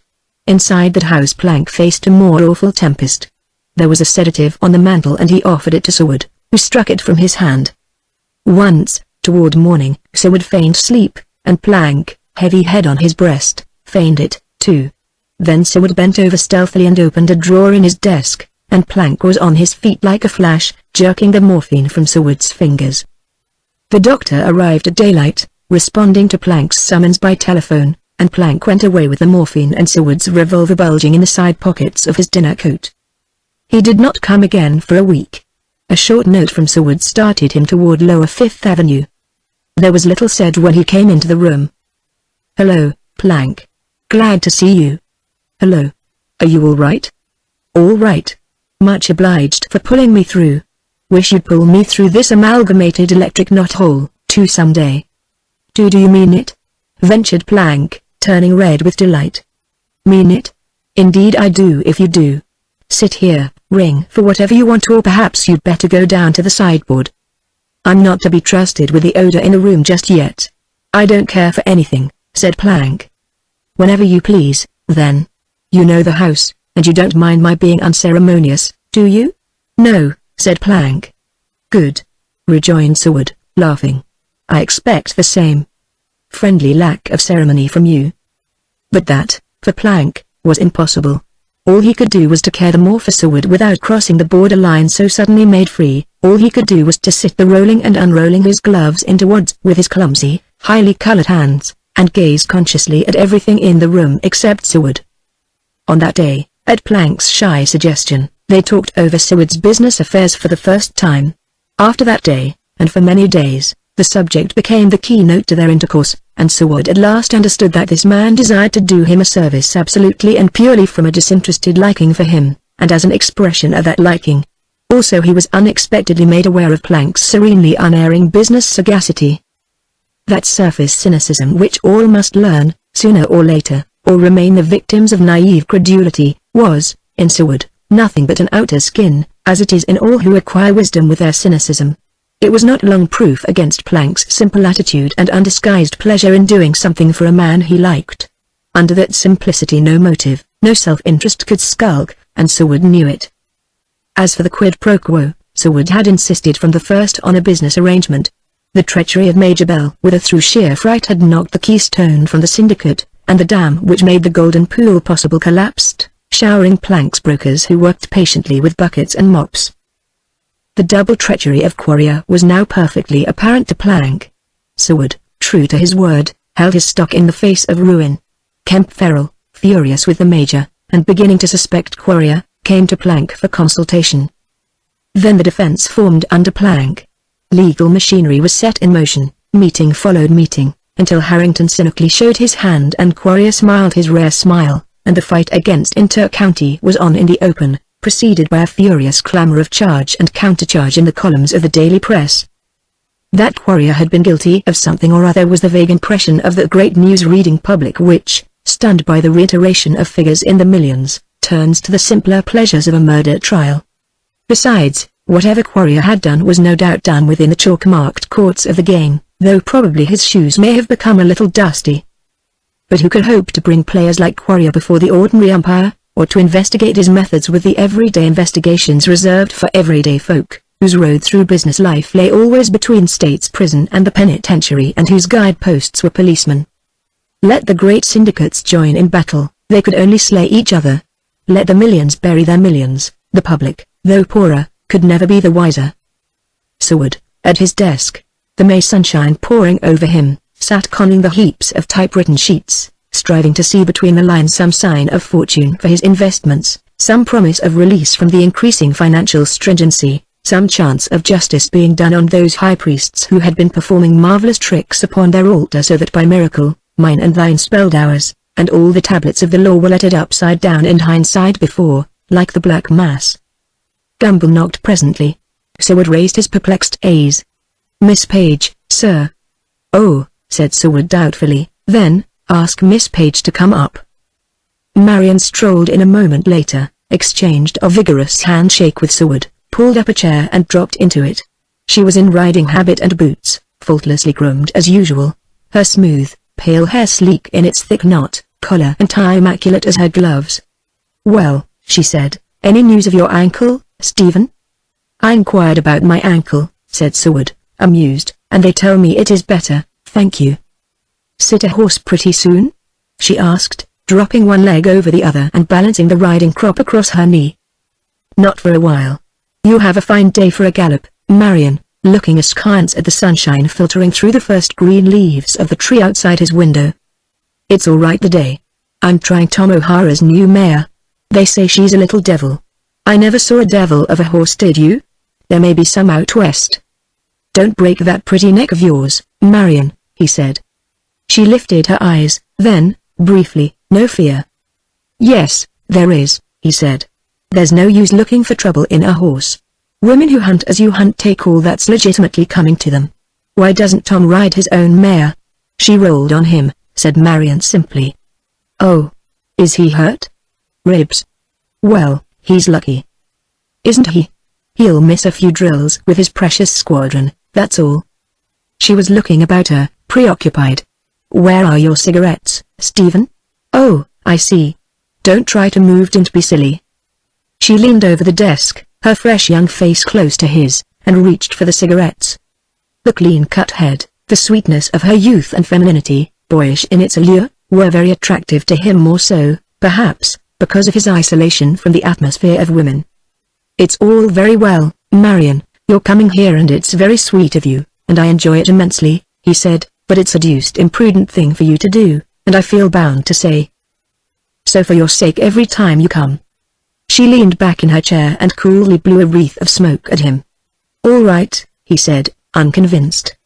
Certainly it's all right. I've done what suited me all my life. This suits me. It suits me, too, he said, only I wish you'd tell your mother before somebody around this neighborhood informs her first. Let M. You'll be out by that time. Do you think I'm going to tell my mother now and have her stop it? Oh, Marion, you know perfectly well that it won't do for a girl to ignore first principles. I'm horribly afraid somebody will talk about you. What would you do, then? I? He asked, disturbed. What could I do? Why, I suppose, she said slowly, you'd have to marry me. Then, he rejoined with a laugh, I should think you'd be scared into prudence by the prospect. I'm not easily scared, she said, looking down. Not at that prospect? He said jestingly. She looked up at him, and he remembered afterward the poise of her small head, and the slow, clear color mounting, remembered that it conveyed to him, somehow, a hint of courage and sincerity. I am not frightened, she said gravely. Gravity fell upon him, too. In this young girl's eyes there was no evasion. For a long while he had felt vaguely that matters were not perfectly balanced between them. At moments, even, he had felt an indefinable uneasiness in her presence. The situation troubled him, too, and though he had known her from childhood and had long ago learned to discount her vagaries of informality, her manners sans façon, her careless ignoring of convention, and the unembarrassed terms of her speech, his common sense could not countenance this defiance of social usage, sure to involve even such a privileged girl as she in some unpleasantness. This troubled him, and now, partly skeptical, yet partly conscious, too, of her very frank liking for himself, he looked at her, perplexed, apprehensive, unwilling to credit her with any deeper meaning than her words expressed. She had grown pink and restless under his gaze, using her cigarette frequently, and continually flicking the ashes to the floor, until the little finger of her glove was blackened. But courage characterized her race. It had required more than he knew for her to come into his house, and now that she was there, loyalty to her professed principles that a man and a woman were by right endowed with equal privileges forced her to face the consequences of her theory in the practice. She had, with calm face and quivering heart, given him an opening. That was a concession to her essential womanhood and a cowardice on her part, and, lest she turn utterly traitor to herself, she faced him again, cool, quiet, and terror in her heart. I'd be very glad to marry you if you see care to, she said. Marion. Yes. Oh, it is, of course it's a joke. No, I'm serious. Serious. Nonsense. Please don't say that. He looked at her, appalled. But you don't love, can't be in love with me. He stammered. I am. Gloved hands tightening on either end of her riding crop, she bent her knee against it, balancing there, looking straight at him. I meant to tell you so, she said, if you didn't tell me first. So I was rather tired waiting. So I've told you. It is only a fancy, he said, scarcely knowing what he was saying. I don't think so, Stephen. But he could not meet her candor, and he sat, silent, miserable, staring at the papers on his desk. After a while she drew a deep, even breath, and rose to her feet. "I'm sorry," she said simply. "Marion, I never dreamed that." "You should dream truer," she said. There was a suspicion of mist in her clear eyes. She turned abruptly to the window and stood there for a few moments, looking down at her brougham waiting in front of the house. "It can't be helped, can it?" she said, turning suddenly. He found no answer to her question. "Goodbye," she said, walking to him with outstretched hand. "It's all in a lifetime, Steve, and that's too short for a good, clean friendship like ours to die in. I don't think I'd better come again. Look me up for a gallop when you're fit. And you might drop me a line to say how you're getting on. Is it all right, Stephen?" "All right," he said hoarsely. Their hands tightened in a crushing clasp, then she swung on her spurred heel and walked out, leaving him haggard, motionless. He heard the front door close, and he swayed forward, dropping his face in his hands, arms half buried among the papers on his desk. Plank found him there, an hour later, fumbling among the papers, and at first feared that he read in Seward's drawn and sullen face a premonition of the ever-dreaded symptoms. "Quarrier has telephoned asking for a conference at last," he said abruptly, sitting down beside Seward. "Well," inquired Seward, "how do you interpret that favorably?" "I am inclined to think he is a bit uneasy," said Plank cautiously. "Harrington made a secret trip to Albany last week." "You didn't know that?" "No." "Well, he did. It looks to me as though there were going to be a ghost of a chance for an investigation. That is how I am inclined to consider Harrington's trip and Quarrier's flag of truce. But I don't know. There's nothing definite, of course. You are as conversant with the situation as I am." "No, I am not. That is like you, Plank, to ascribe to me the same business sense that you possess, but I haven't got it. It's very nice and considerate of you, but I haven't it, and you know it." "I think you have." "You think so because you think generously. That doesn't alter the facts. Now tell me what you have concluded that we ought to do, and I'll say amen, as usual." Plank laughed, and looked over several sheets of the typewritten matter on the desk beside him. "Suppose I meet Quarrier?" he said. "All right. Did he suggest a date?" "At 4, this afternoon. Do you think you had better go?" "I think it might do no harm," said Plank. "Amen," observed Seward, laughing, and touched the electric button for the early tea, which Plank adored at any hour. For a while they dropped business and discussed their tea, chatting very comfortably together. Long ago Seward had found out something of the mental breadth of the man beside him, and that he was worth listening to as well as talking to. For Plank had formed opinions upon a great many subjects, and whatever culture he possessed was from sheer desire for self-cultivation. "You know, Seward," he was accustomed to say with a smile, "you inherit what I am qualifying myself to transmit." "It will be all one in 1,000 years, was Seward's usual rejoinder. "That is not going to prevent my efforts to become a good ancestor to my descendants," Plank would say laughingly. "They shall have a chance, every one of them. And it will be up to them if they don't make good." Sipping their tea in the pleasant, sunny room, they discussed matters of common interest: Plank's recent fishing trip on Long Island and the degeneracy of liver-fed trout, the Northside Club's experiments with European partridges, Billy Fleetwood's new stables, forestry, and the chance of national legislation concerning it, a subject of which Plank was very fond, and on which he had exceedingly sound ideas.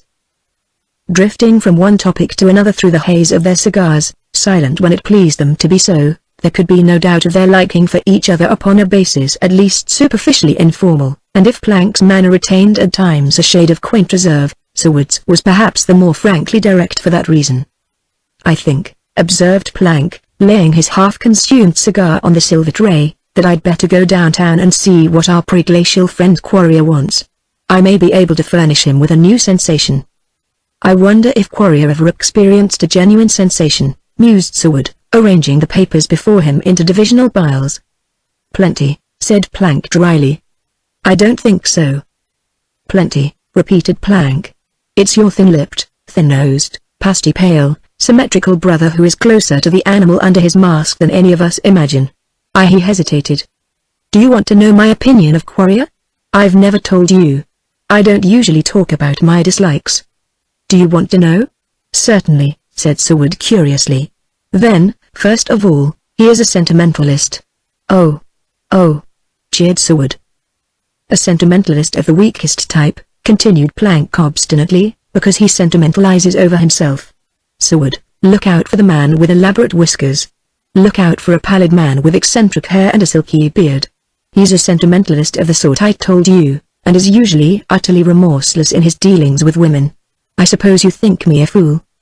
I think Quarrier is indifferent concerning women, said Seward. You are wrong. He is a sensualist, insisted Plank. Oh, no, Plank, not that. A sensualist. His sentimental vanity he lavishes upon himself, the animal in him on women. His caution, born of self-consideration, is the caution of a beast. Such men as he believe they live in the focus of a million eyes. Part of his vanity is to deceive those eyes and be what he is under the mask he wears, and to do that one must be the very master of caution. That is Quarrier's vanity. To conceal, is his monomania. I cannot see how you draw that conclusion. Seward, he is a bad man, and crafty every inch of him. Oh, come, now. Only characters in fiction have no saving qualities. You never heard of anybody in real life being entirely bad. No, I didn't, and Quarrier isn't. For example, he is kind to valuable animals, I mean, his own. Good to animals. The bad man's invariable characteristic. Laughed Seward. I'm kind to M, too. What else is he good to? Everybody knows that he hasn't a poor relation left, not one. He is loyal to them in a rare way. He filled one subsidiary company full of them. It is known downtown as the home for destitute nephews. Seriously, Plank, the man must have something good in him. Because of your theory? Yes. I believe that nobody is entirely bad. So do the great masters of fiction. Plank said gravely, he is a good son to his father. That is perfectly true, kind, considerate, dutiful, loyal. The financial world is perfectly aware that Stanley Quarrier is today the most unscrupulous old scoundrel who ever crushed a refinery or debauched a railroad. And his son no more believes it than he credits the scandalous history of the Red Woman of Wall Street.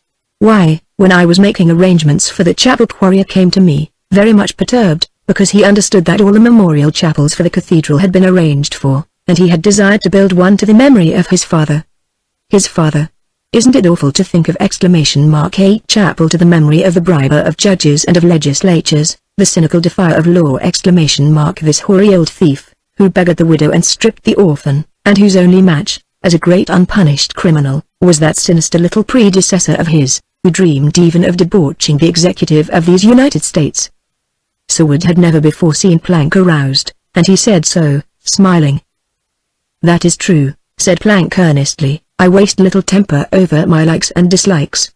But what I know, and what I legitimately infer concerning the younger Quarrier is enough to rouse any man's anger. I won't tell you what I know. I can't. It has nothing to do with his financial methods, nothing to do with his business, but it is bad all through. The blow his father struck at the integrity of the bench, the son strikes at the very keystone of all social safeguard. It isn't my business, I cannot interfere, but Seward, I'm a damned restless witness. And the old, primitive longing comes back on me to strike, to take a stick and use it to splinters on that man whom I am going downtown to politely confer with. And I must go now. Goodbye. Take care of that ankle. Any books I can send you, anything you want? No? All right. And don't worry over Amalgamated Electric, for I really believe we are beginning to frighten them badly. Goodbye, said Seward. Don't forget that I'm always at home. You must get out, muttered Plank, you must get well, and get out into the sunshine. And he went ponderously downstairs to the square hall, where Gumbel held his hat and gloves ready for him.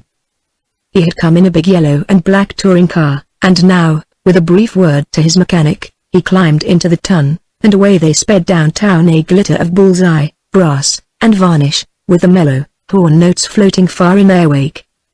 It was exactly 4 o'clock when he was ushered into Quarrier's private suite in the great marble Algonquin Loan and Trust building, the upper stories of which were all golden in the sun against a sky of sapphire. Quarrier was alone, gloved and hatted, as though on the point of leaving. He showed a slight surprise at seeing Plank, as if he had not been expecting him, and the manner of offering his hand subtly emphasized it as he came forward with a trace of inquiry in his greeting. You said 4 o'clock, I believe, observed Plank bluntly. Yes. It was about that matter, I beg your pardon, can you recollect? I don't know what it is you want. You requested this meeting, said Plank, yawning. Certainly. I recollect it perfectly now. Will you sit here, Mr. Plank, for a moment? If it concerns Inter-County, it will take longer than a moment unless you cannot spare the time now, said Plank. Shall we call it off? As a matter of fact, I am rather short of time just now. Then let us postpone it. I shall probably be at my office if you are anxious to see me. Quarrier looked at him, then laid aside his hat and sat down. There was little to be done in diplomacy with an oaf like that. Mr. Plank, he said, without any emphasis at all, there should be some way for us to come together. Have you considered it? No, I haven't, replied Plank. I mean, for you and me to try to understand each other. For us? Asked Plank, raising his blonde eyebrows.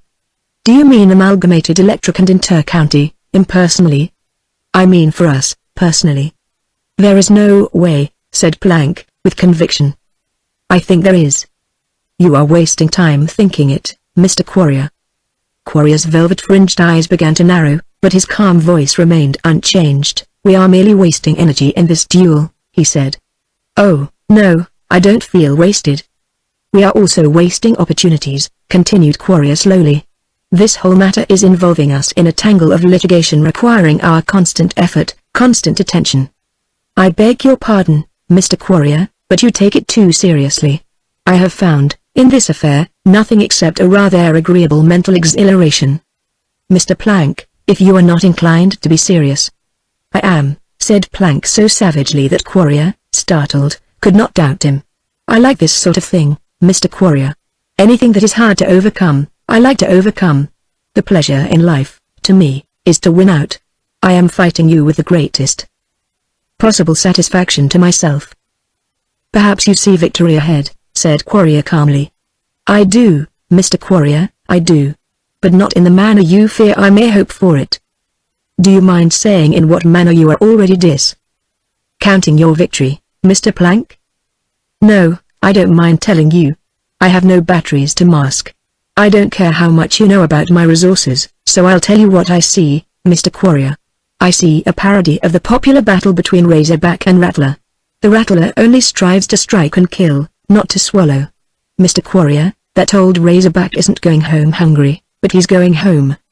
I'm afraid I am not familiar enough with the natural history you quote to follow you, said Quarrier with a sneer, his long fingers busy with the silky point of his beard.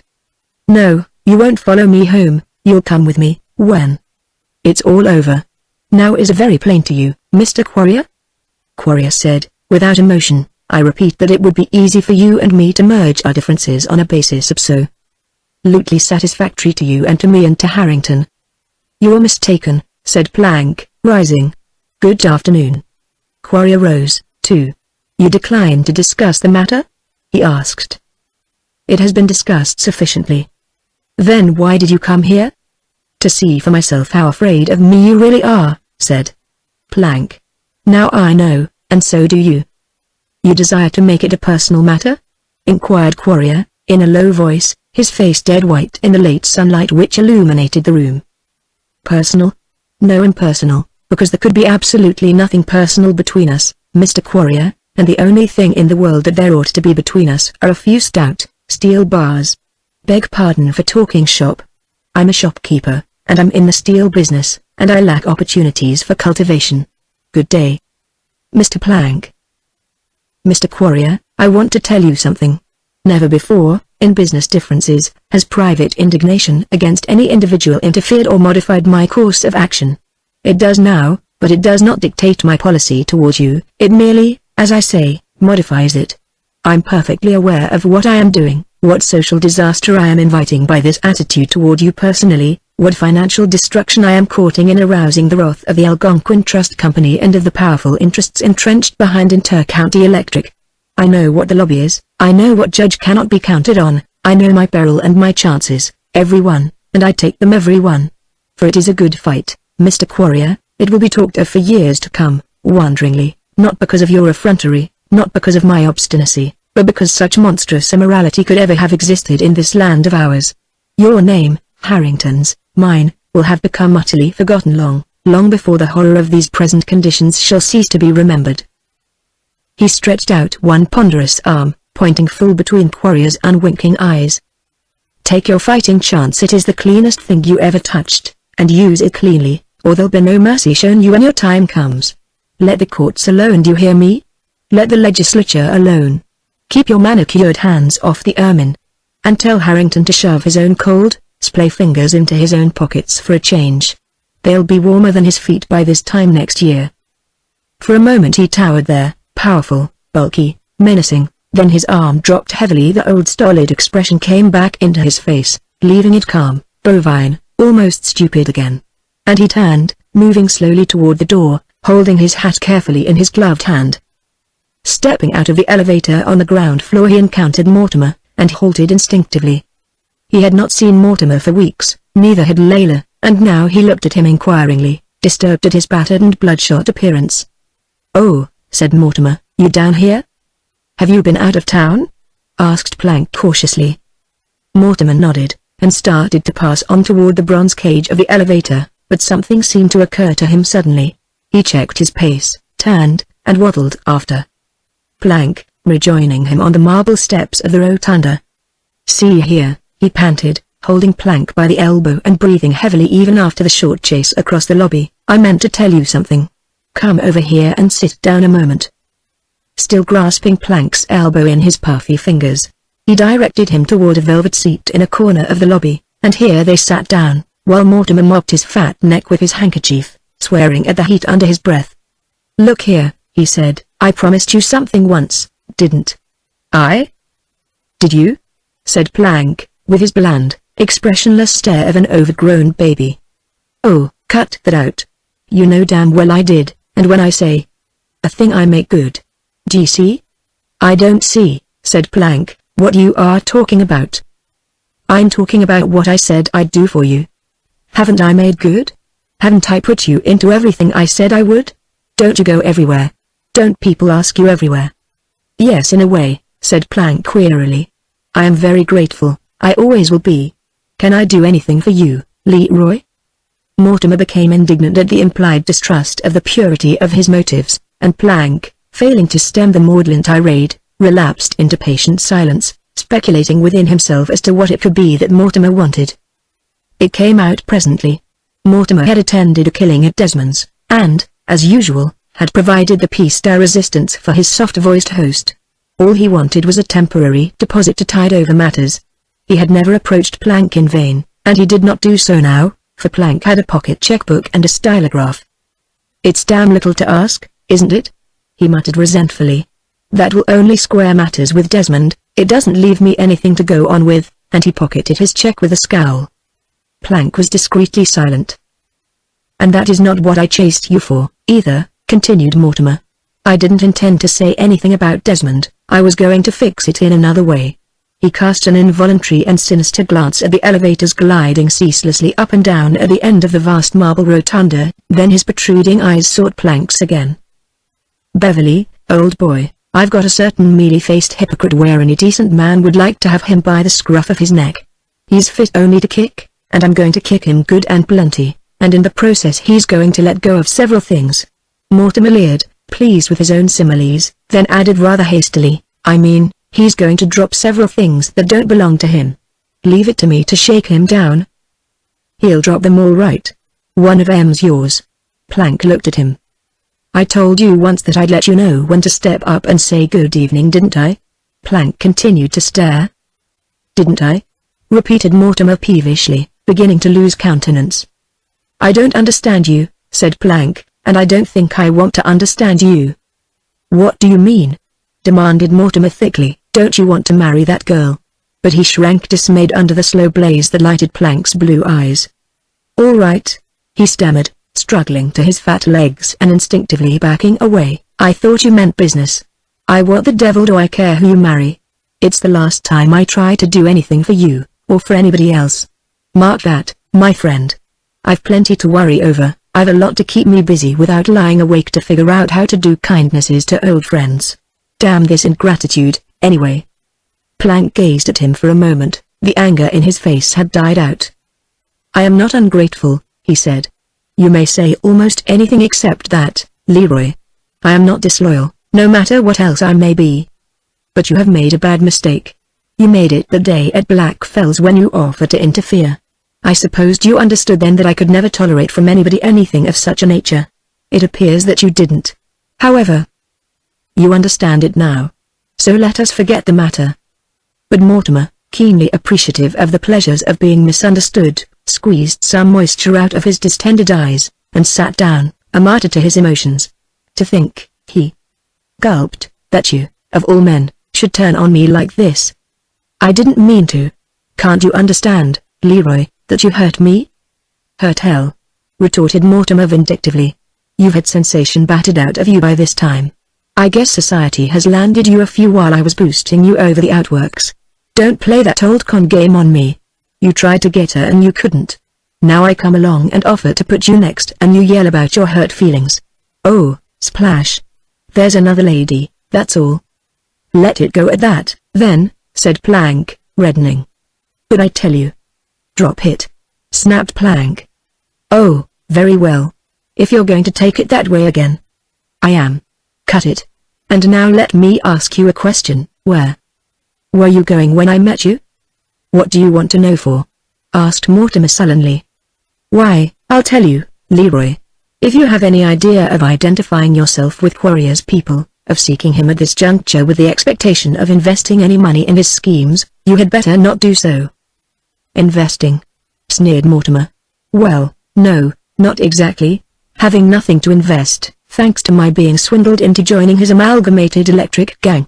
Don't worry. If there's any shaking down to be done, I'll do it, my friend," and he rose, and started toward the elevators.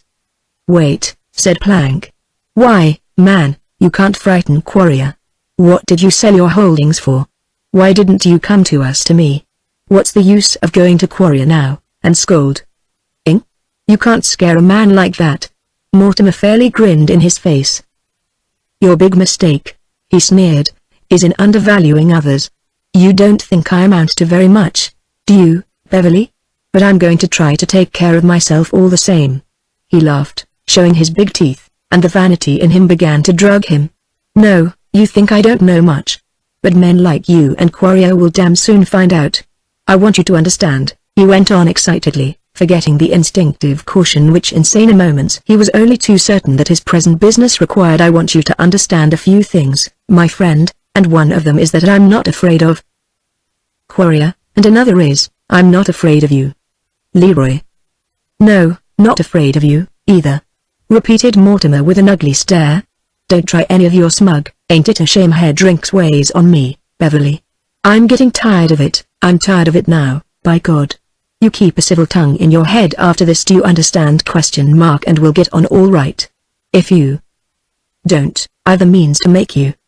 Are you crazy?" "Not a bit of it. Too damn sane for you and Layla to hoodwink." "You are crazy," repeated Plank, aghast. "Am I? You and Layla can take the matter into court, if you want to, unless I do."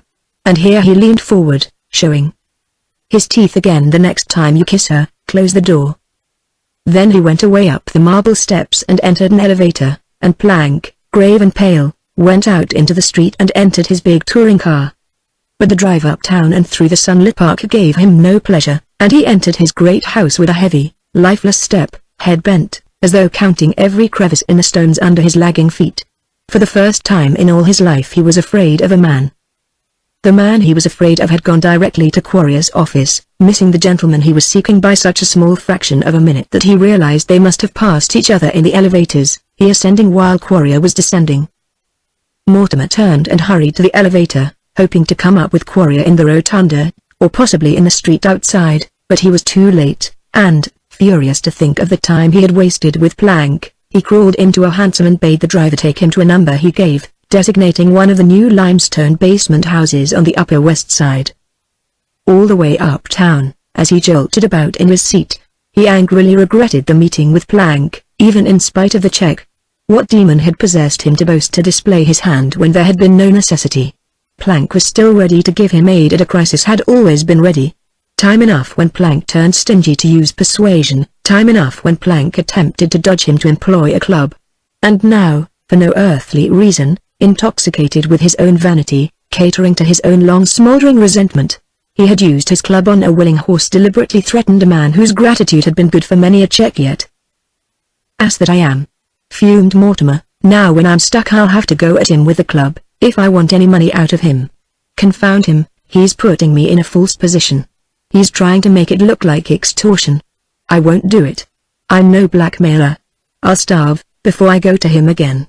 No blundering, clumsy Dutchman can make a blackmailer out of me by holding hands with that scoundrelly wife of mine. That's the reason he did it, too. Between them they are trying to make my loans from Plank look like blackmail. It would serve them right if I took them up, if I called their bluff, and stuck Plank up in earnest. But I won't, to please them. I won't do any dirty thing like that, to humor them. Not much." He lay back, rolling about in the jouncing cab, scowling at space. "Not much," he repeated. "I'll shake down Quarrier, though. I'll make him pay for his treachery scaring me out of him. Gammated. That will be restitution, not extortion." He was the angrier because he had been for days screwing up his courage to the point of seeking Quarrier face to face. He had not wished to do it. The scene, and his own attitude in it, could only be repugnant to him, although he continually explained to himself that it was restitution, not extortion. But whatever it was, he didn't like to figure in it, and he had hung back as long as circumstances permitted.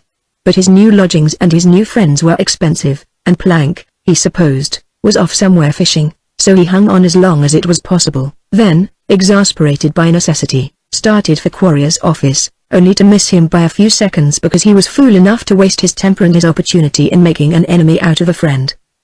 "Oh," he groaned, "what an ass I am." And he got out of his cab in front of a very new limestone basement house with red geraniums blooming on the windowsills, and let himself in with a latch key. The interior of the house was attractive in a rather bright, new, clean fashion. There seemed to be a great deal of white woodwork about, a wilderness of slender white spindles supporting the dark, rich mahogany handrail of the stairway, elaborate white grills between snowy, Corinthian pillars separating the hall from the drawing room, where a pale gilt mirror over a white, colonial mantel reflected a glass chandelier and panelled walls hung with pale blue silk. All was new, very clean, very quiet. The maid, too, who appeared at the sound of the closing door and took his hat and gloves, was as newly groomed as the floors and woodwork, and so noiseless as to be conspicuous in her swift, silent movements. Yet there was something about it all, about the bluish-silvery half-light, the spotless floors and walls, the abnormally noiseless maid in her flamboyant cap and apron, that arrested attention and fixed it. The soundless brightness of the house was as conspicuous as the contrast between the maid's black gown and her snow-white cuffs. There was nothing subdued about anything, although the long, silvery blue curtains were drawn over the lace window hangings, no shadows anywhere, no half-lights. The very stillness was gay with suspense, like a pretty woman's suppressed laughter glimmering in her eyes.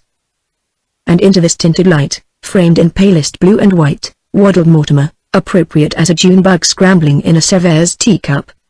"Anybody here?"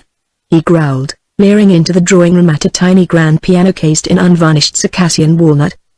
"There is nobody at home, sir," said the maid. "Music lesson over?" "Yes, sir, at 3. He began to ascend the stairway, breathing heavily, thud, thud over the deep velvet strip, his fat hand grasping the banister rail. Somewhere on the second floor a small dog barked, and Mortimer traversed the hall and opened the door into the room hung with gold Spanish leather and pale green curtains. "Hello, Tinto," he said affably as a tiny Japanese spaniel hurled herself at him, barking furiously, then began writhing and weaving herself about him, gurgling recognition and welcome. He sat down heavily in a padded easy chair. The spaniel sprang into his lap, wheezing, sniffling, goggling its protruding eyes. Mortimer liked the dog, but he didn't like what the owner of the dog said about the resemblance between his own and Tinto's eyes. "Get down," he said, "you're shedding black and white hairs all over me." But the dog didn't want to get down, and Mortimer's good nature permitted her to curl up on his fat knees and sleep that nervous, twitching sleep peculiar to over-pampered toy canines. The southern sun was warm in the room, the windows open, but not a silken hanging stirred. Presently another maid entered, with an apple cut into thin wafers and a decanter of port, and Mortimer lay back in his chair, sopping his apple in the thick, crimson wine, and feeding morsels of the combination to himself and to Tinto at intervals until the apple was all gone and the decanter 3/4 empty. It was very still in the room, so still, that Mortimer, opening his eyes at longer and longer intervals to peer at the door, finally opened them no more. The droning gurgle that he made kept Tinto awake. When his lower jaw sagged, and he began to really show what snoring could be, Tinto, very nervous, got up and hopped down. It was still daylight when Mortimer awoke, conscious of people about him. As he opened his eyes, a man laughed. Several people seated by the windows joined in. Then, straightening up with an effort, something tumbled from his head to the floor and he started to rise. "Oh, look out, Leroy. Don't step on my hat," cried a girl's voice, and he sank back in his chair, gazing stupidly around. "Hello, you people," he said, amused. "I guess I've been asleep." "Oh, is that you, Milbank? Whose hat was that, yours, Lydia?" He yawned, laughed, turning his heavy eyes from one to another, recognizing a couple of young girls at the window. He didn't want to get up, but there is, in the society he now adorned, a stringency of etiquette known as refinement, and which, to ignore, is to become unpopular. So he got onto his massive legs and went over to shake hands with a gravity becoming the ceremony. "How do ye do, Miss Hutchinson? Thought you were at Asbury Park. How to do, Miss Del Garcia? Have you been out in Milbank's motor yet?" "We broke down at McGowan's Pass," said Miss Del Garcia, laughing the laugh that had made her so attractive in a word to the wise. "Muddy gasoline," nodded Milbank tersely, an iron-jawed, over-groomed man of 40, with a florid face shaved blue. "We passed Mr. Plank's big touring car," observed Lydia Weiss, shifting Tinto to the couch and brushing the black and white hairs from her automobile coat. "How much does a car like that cost, Leroy?" "About 25,000, he said gloomily. Then, looking up, "Hold on, Milbank, don't be going. Why can't you all dine with us? Never mind your car, ours is all right, and we'll run out into the country for dinner. How about it, Miss Del Garcia?" But both Miss Del Garcia and Miss Hutchinson had accepted another invitation, in which Milbank was also included. They stood about, veils floating, leather-decorated coats thrown back, lingering for a while to talk the garage talk which fascinates people of their type. Then Milbank looked at the clock, made his adducts to Lydia, nodded significantly to Mortimer, and followed the others downstairs. There was something amiss with his motor, for it made a startling racket in the street, finally plunging forward with a kick. Lydia laughed as the two young girls in the ton turned to nod to her in mock despair. Then she came running back upstairs, holding her skirt free from her hurrying little feet. "Well?"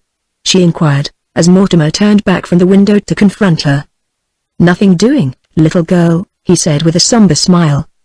She looked at him, slowly divesting herself of her light leather-trimmed coat. "I missed him," said Mortimer. She flung the coat over a chair, stood a moment, her fingers busy with her hair pegs, then sat down on the couch, taking Tinto into her lap. She was very pretty, dark, slim, marvelously graceful in her every movement. "I missed him," repeated Mortimer. "Can't you see him tomorrow?" she asked. "I suppose so," said Mortimer slowly. "Oh, Lord. How I hate this business. Hasn't he misused your confidence? Hasn't he taken your money?" she asked.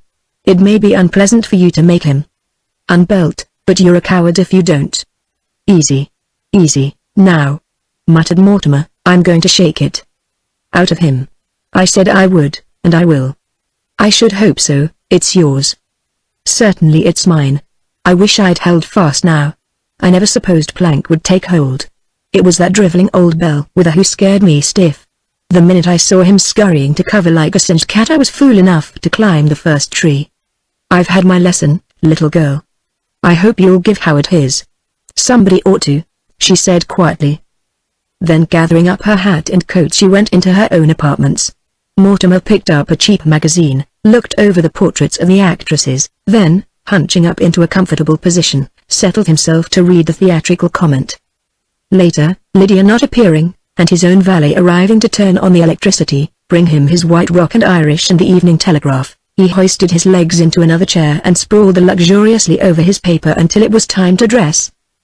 About 8:30 they dined in a white and pink dining room furnished in dull grey walnut, and served by a stealthy, white-haired, pink-skinned butler, chiefly remarkable because it seemed utterly impossible to get a glimpse of his eyes.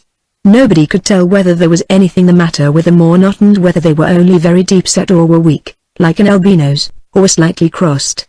The guests of the house never knew. Lydia herself didn't know, and had given up trying to find out. They had planned to go for a spin in Mortimer's motor after dinner, but in view of the Quarrier fiasco neither was in the mood for anything. Mortimer, as usual, ate and drank heavily.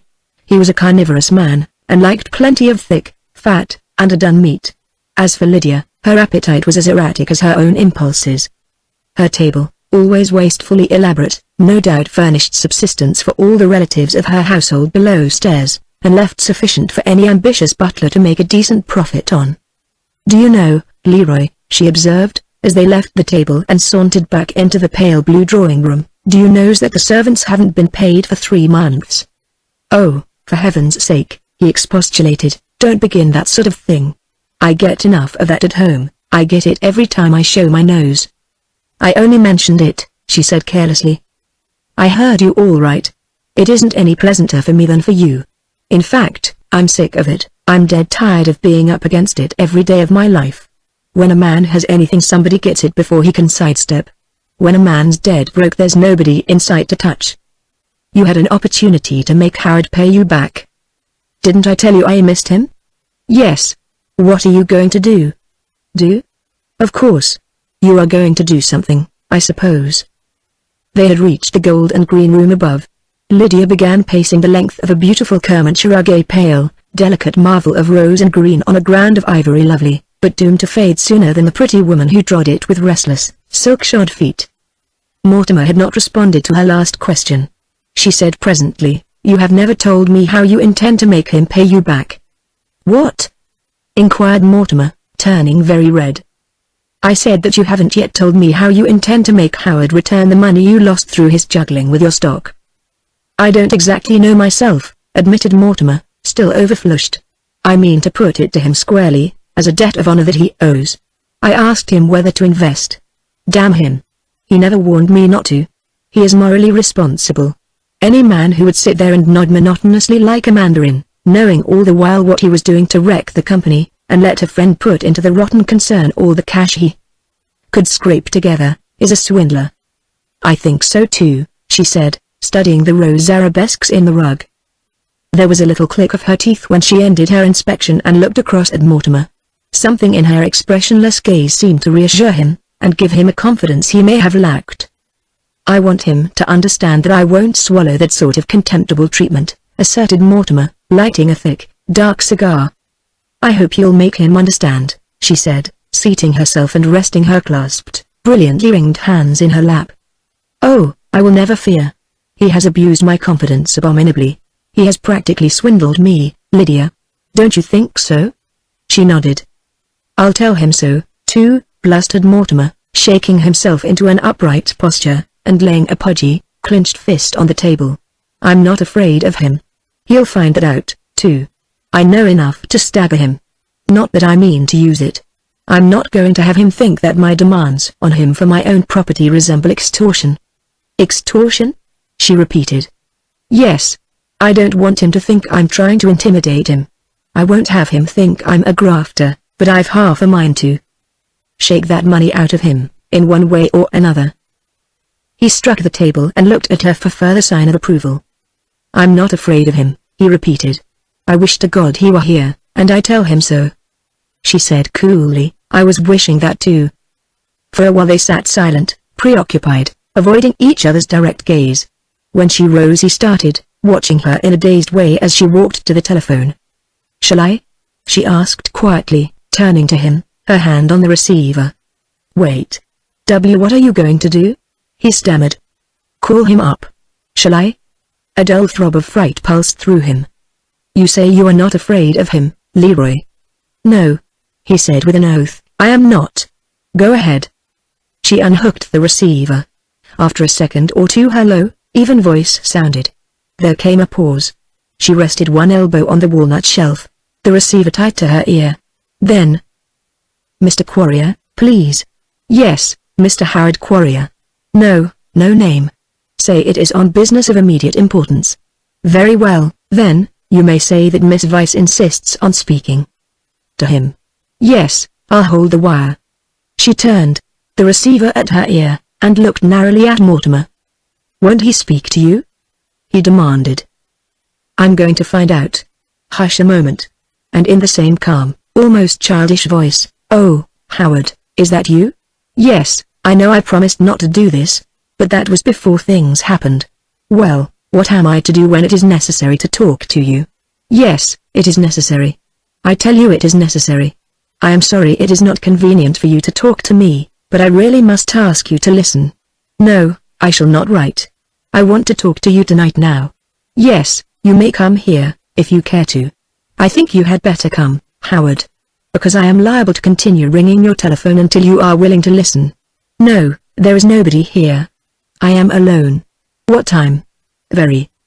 Well, I shall expect you. Goodbye." She hung up the receiver and turned to Mortimer. "He's coming up at once. Did I say anything to scare him particularly?" "One thing's sure as preaching," said Mortimer. "He's a coward, and I'm damned glad of it," he added naively, relighting his cigar, which had gone out. "If he comes up in his motor he'll be here in a few minutes," she said. "Suppose you take your hat and go out. I don't want him to think what he will think if he walks into the room and finds you waiting. You have your key, Leroy. Walk down there. Block, and when you see him come in, give him 5 minutes." Her voice had become a little breathless, and her color was high. Mortimer, too, seemed apprehensive. Things had suddenly begun to work themselves out too swiftly. "Do you think that's best?" he faltered, looking about for his hat. "Tell Merkel that nobody has been here, if Quarrier should ask him. Do you think we're doing it in the best way, Lydia? By God, it smells of a put-up job to me. But I guess it's all right. It's better for me to just happen in, isn't it? Don't forget to put Merkel wise." He descended the stairs hastily. Merkel, of the invisible eyes, held his hat and gloves and opened the door for him. Once on a dark street, his impulse was to flee, get away from the whole business. A sullen shame was pumping the hot blood up into his neck and cheeks. He strove to find an inoffensive name for what he was proposing to do, but ugly terms, synonym after synonym, crowded in to characterize the impending procedure, and he walked on angrily, half frightened, looking back from moment to moment at the house he had just left. On the corner he halted, breathing spasmodically, for he had struck a smarter pace than he had been aware of. Few people passed him. Once he caught a glimmer of a policeman's buttons along the park wall, and an unpleasant shiver passed over him. At the same moment an electric hansom flew noiselessly past him. He shrank back into the shadow of a portico. The hansom halted before the limestone basement house. A tall figure left it, stood a moment in the middle of the sidewalk, then walked quickly to the front door. It opened, and the man vanished. The hansom still waited at the door. Mortimer, his hands shaking, looked at his watch by the light of the electric bulbs flanking the gateway under which he stood. There was not much time in which to make up his mind, yet his fright was increasing to a pitch which began to enrage him with that coward's courage which it is impossible to reckon with. He had missed Quarrier once today when he had been key to the encounter. Was he going to miss him again through sheer terror? Besides, was not Quarrier a coward? Besides, was it not his own money? Had he not been vilely swindled by a pretended friend? Lashing himself into a heavy, shuffling motion, he emerged from the portico and lurched off down the street. No time to think now, no time for second thought, for hesitation, for weakness. He had waited too long already. He had waited 10 minutes, instead of 5. Was Quarrier going to escape again? Was he going to get out of the house before? Fumbling with his latch key, but with sense enough left to make no noise, he let himself in, passed silently through the reception hall and up to the drawing-room floor, where for a second he stood listening. Then something of the perverted sportsman sent the blood quivering into his veins. He had him. He had run him down. The game was at bay. An inrush of exhilaration steadied him. He laid his hand on the banister and mounted, gloves and hat-brim crushed in the other hand. When he entered the room he pretended to see only Lydia. "Hello, little girl," he said, laughing. "Are you surprised too?" At that moment he caught sight of Quarrier, and the start he gave was genuine enough. Never had he seen in a man's visage such white concentration of anger. "Quarrier," he stammered, for his acting was becoming real enough to supplant art. Quarrier had risen. His narrowing eyes moved from Mortimer to Lydia, then reverted to the man in the combination. "Rather unexpected, isn't it?" said Mortimer, staring at Quarrier. "Is it?" returned Quarrier in a low voice. I suppose so, sneered Mortimer. Did you expect to find me here? No. Did you expect to find me? Asked the other, with emphasis unmistakable. What do you mean? Demanded Mortimer hoarsely. What the devil do you mean by asking me if I expected to find you here?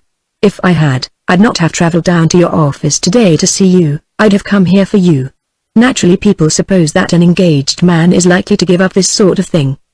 Quarrier, motionless, white to the lips, turned his eyes from one to the other. It doesn't look very well, does it? Asked Mortimer, and he stood there, smiling, danger written all over him. It's beginning rather early, he continued, with a sneer. Most engaged men with a conscience wait until they're married before they return to the gay and frivolous. But here you are, it seems. Handsome, jolly, and irresistible as ever. Quarrier looked at Lydia, and his lips moved. You asked me to come, he said. No, you offered to. I wished to talk to you over the wire, but her lip curled, and she shrugged her shoulders. You seemed to be afraid of something or other. I couldn't talk to you in my own house, with guests in the room. Why not? Did I say anything your fashionable guests might take exception to? Am I likely to do anything of that kind? You coward. Quarrier stood very still, then noiselessly turned and made one step toward the door. One moment, interposed Mortimer blandly. As long as I travel downtown to see you, and find you here so unexpectedly, I may as well take advantage of this opportunity to regulate a little matter. You don't mind our talking shop for a moment, Lydia? Thank you. It's just a little business matter between Mr. Quarrier and myself, a matter concerning a few shares of stock which I once held in one of his companies, bought at par, and tumbled to 10. And what is the fraction? Quarrier? I forget. Quarrier thought deeply for a moment, then he raised his head, looking full at Mortimer, and under his silky beard an edge of teeth glimmered. Did you wish me to take back those shares at par? He asked. Exactly. I knew you would. I knew you'd see it in that way. Cried Mortimer heartily. Confound it all, Quarrier, I've always said you were that sort of man that you'd never let a friend in on the top floor, and kick him clear to the cellar.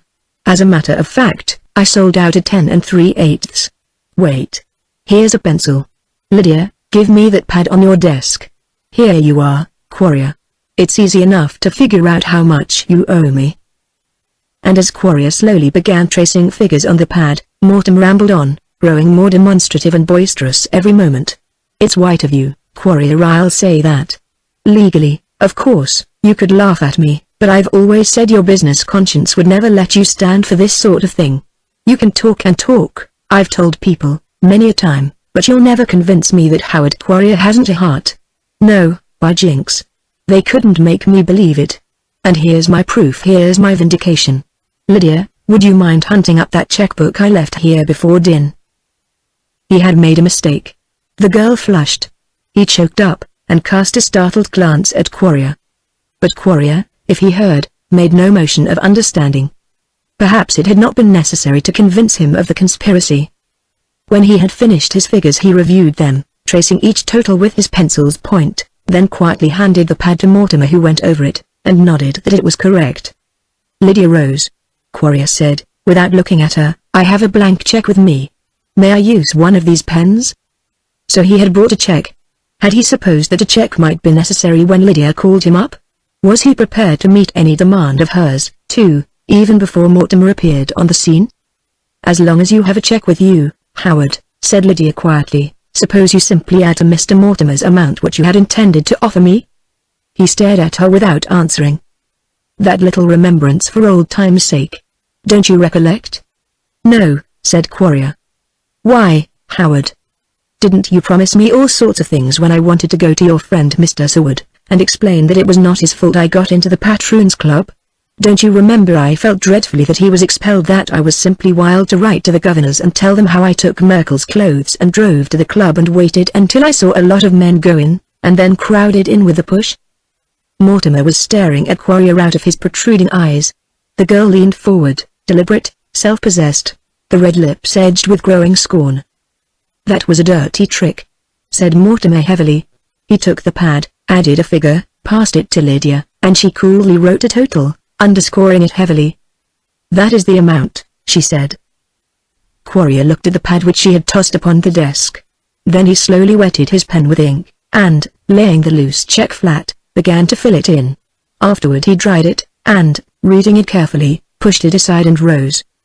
"It wouldn't be advisable for you to stop payment, you know," observed Mortimer insolently, lying back in his chair and stretching his legs. "I know," said Quarrier, pausing to turn on them a deathly stare. Then he went away. After a while they heard the door close. But there was no sound from the electric hansom, and Mortimer rose and walked to the window. "He's gone," he said. Lydia stood at the desk, examining the check. "We ought to afford a decent touring car now," she suggested, like that yellow and black Serenchanter car of Mr. Blank's. Chapter 13. Chapter 13. The selling price. The heat, which had been severe in June, driving the last fashionable loiterer into the country, continued fiercely throughout July. August was stifling. The chestnut leaves in the parks curled up and grew brittle, the elms were blotched, brown stretches scarred the lawns, the blazing color of the geranium beds seemed to intensify the heat, like a bed of living coals. Nobody who was anybody remained in town except some wealthy businessmen and their million-odd employees, but the million, being nobodies, didn't count. Nobody came into town, that is to say that a million-odd strangers came as usual, swelling the sweltering resident population sufficiently to animate the main commercial thoroughfares morning and evening, but they didn't count. The money they spent was, however, very carefully counted. The fashionable columns of the newspapers informed the fashionable exurbanated that the city was empty, though the east side reeked like a cattle pen, and another million or two gasped on the hot, tin roofs under the stars, or buried their dirty faces in the parched park grass. What the press meant to say was that the wealthy section of the city within the shadow of St. Patrick's twin white spires and north of 59th Street was as empty and silent as an abandoned gold mine. Which was true. Miles of elaborate, untenanted dwellings glimmered blank under the moon and stood tomb-like in barren magnificence against the blazing blue of noon. Miles of plate-glass windows, boarded, or bearing between lowered shade and dusty pane the significant parti-colored placard warning the honest thief, stared out at the hated park or, in the cross streets, confronted each other with inert odor, awaiting the pleasure of their absent owners. The humidity increased. The horses' heads hung heavily under their ridiculously pitiful straw bonnets. When the sun was vertical nobody stirred. When the bluish shadows began to creep out over baked sidewalks, broadening to a strip of superheated shade, a few stirred abroad in the deserted streets. Here a policeman, thin blue summer tunic open, helmet in hand, swabbing the sweat from forehead and neck. There a white uniformed street sweeper dragging his rubber-edged mop or a section of wet hose. Perhaps a hired peddler of lemonade making for the park wall around the Metropolitan Museum where, a little later, the East Side would venture out to sit on the benches, or the great electric tourists' buses would halt to dump out a living cargo. Perhaps only the bent figure of a woman, very shabby, very old, dragging her ancient bones along the silent splendor of Fifth Avenue, and peering about the gutters for something she never finds, always peering, always mumbling the endless, wordless, soundless misery of the poor. Quarrier's huge limestone mansion, looming golden in the sun, was tenantless, its owner, closing even the sedges. His Long Island house, and driven northward for a breath of air, was expected at Shotover. The house of Mrs. Mortimer was closed and boarded up, the Kthnes mansion was closed, the Ferrells, the Bonistels, the Pages, the Shannons, Mrs. Vendennings, all were sealed up like vaults. A caretaker apparently guarded Major Bellwether's house, peeping out at intervals from behind the basement windows.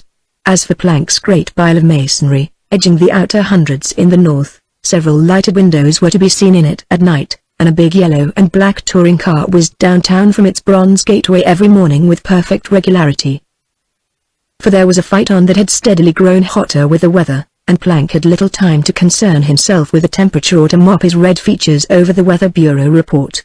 Harrington and Quarrier were after him, horse, foot, and dragoons. Harrington had even taken a house at Seabright in order to be nearer in person, and Quarrier's move from Long Island to Shotover House was not as flippant as it might appear, for he had his private car there and a locomotive at Blackfell's Crossing Station, and he was within striking distance of Rochester, Utica, Syracuse, and Albany. Which was what Harrington thought necessary. The vast unseen machinery set in motion by Harrington and Quarrier had begun to grind in May, and, at the first audible rumble, the aspect of things financial in the country changed. A few industrials began to rocket, nobody knew why, but the market's first tremor left it baggy and spineless, and the reaction, already overdue, became a sodden and soggy slump. Nobody knew why. The noise of the fray in the papers, which had first excited then stunned the outside public, continued in a delirium of rumor, report, forecast, and summing up at the week's end. Scareheads, involving everybody and everything, from the district attorney to Plank's office boy, succeeded one another. Plank's name headed column after column. Already becoming familiar in the society and financial sections, it began to appear in neighboring paragraphs. Who was Plank? And the papers told people with more or less inaccuracy, humor, or sarcasm. What was he trying to do? The papers tried to tell that, too, making a pretty close guess, with comments good-natured or ill-natured according to circumstances over which somebody ought to have some control. What was Harrington trying to do to Plank if he was trying to do anything? They told that pretty clearly. What was Quarrier going to do to Plank? That, also, they explained in lively detail. A few clergymen who stuck to their churches began to volunteer pulpit opinions concerning the ethics of the battle. A minister who was generally supposed to make an unmitigated nuisance of himself in politics dealt Plank an unexpected blow by saying that he was a hero. Some papers called him Hero Plank for a while, but soon tired of it or forgot it under the stress of the increasing heat. Besides, Plank scarcely noticed what the press said of him. He was too busy, his days were full days, brimming over deep into the night. Brokers, lawyers, sycophants, tipsters, treacherous ex-employees of Quarrier, detectives, upstate petty officials, lobbyists from Albany, newspaper men, men from Wall Street, Broad Street, Mulberry Street, 42nd Street, all these he saw in units, relays, regiments either at his offices or after dinner and sometimes after midnight in his own house. And these were only a few, picked from the interested or disinterested thousands who besieged him with advice, importunity, threats, and attempted blackmail. And he handled them all in turn, stolidly but with decision. His obstinate underlip protruded further and further with rare accessions, his heavy head was like the lowered head of a bull. Undaunted, inexorable, slow to the verge of stupidity at times swift as a startled tiger, this new, amazing personality steadily developing, looming higher, heavier, athwart the financial horizon in stature, holding his own among giants, then growing, gradually, inch by inch, dominated his surrounding level skyline. The youth in him was the tragedy to the old, the sudden silence of the man the danger to the secretive. Harrington was already an old man, Quarrier's own weapon had always been secrecy, but the silence of Plank confused him, for he had never learned to parry well another's use of his own weapon. The left-handed swordsman dreads to cross with a man who fights with the left hand.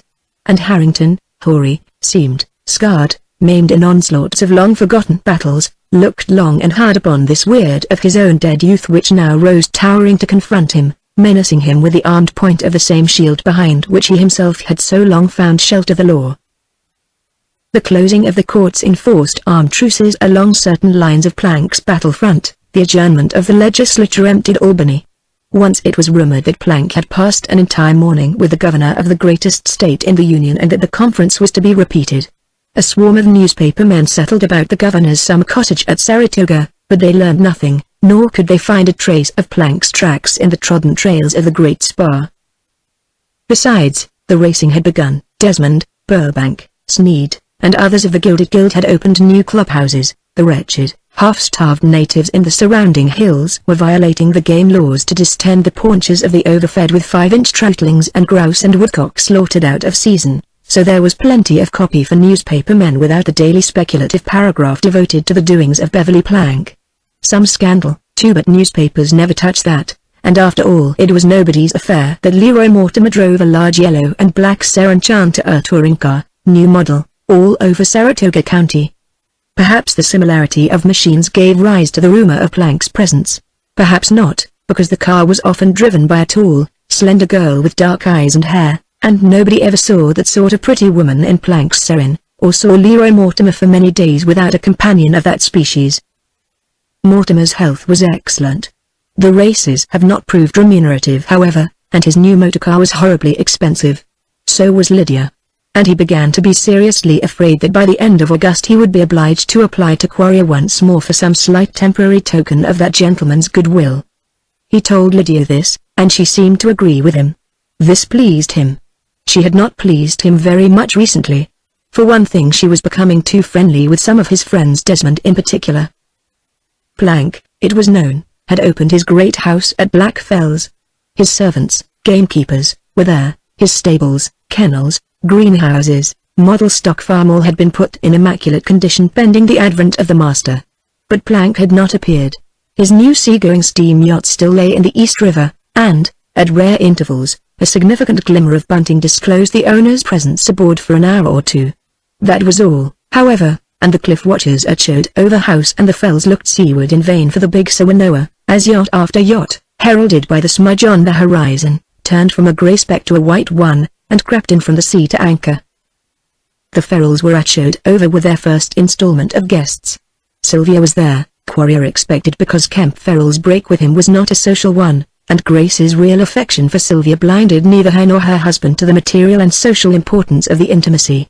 Seward was not invited, neither had an invitation to him been even discussed in view of what Grace was aware of, and what everybody knew concerning the implacable relations existing between him, personally, and Howard Quarrier.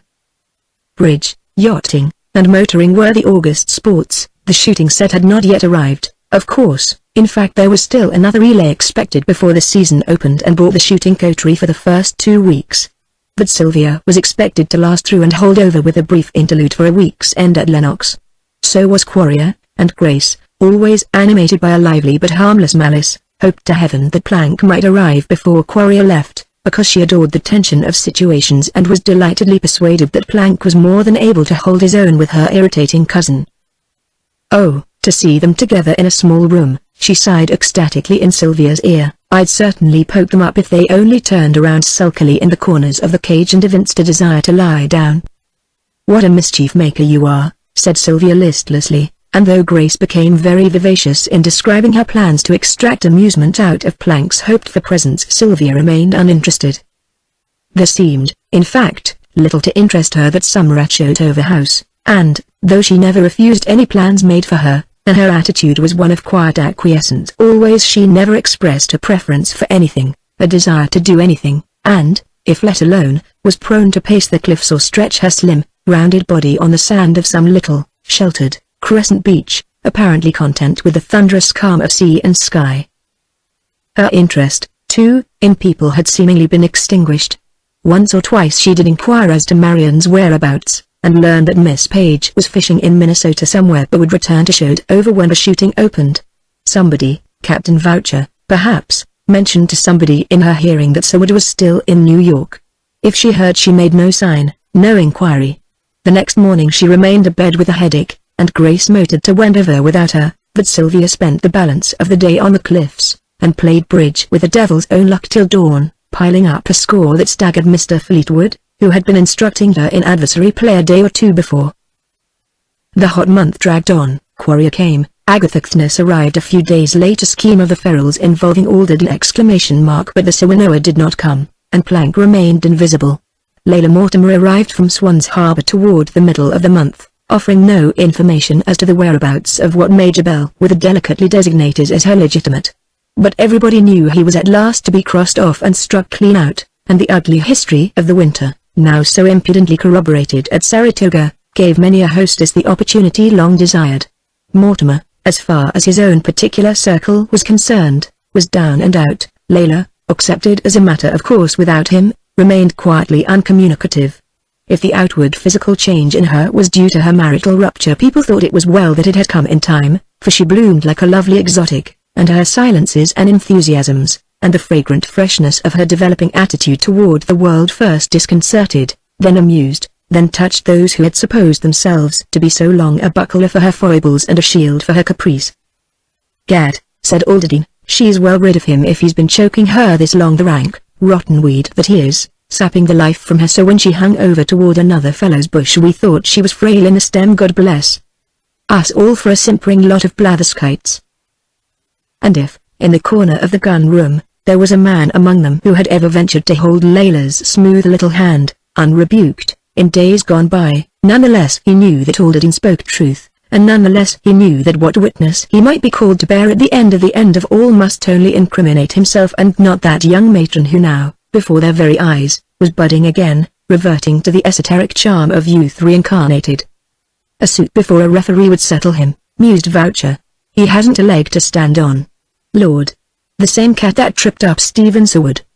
Fleetwood's quick eyes glimmered for an instant in Quarrier's direction.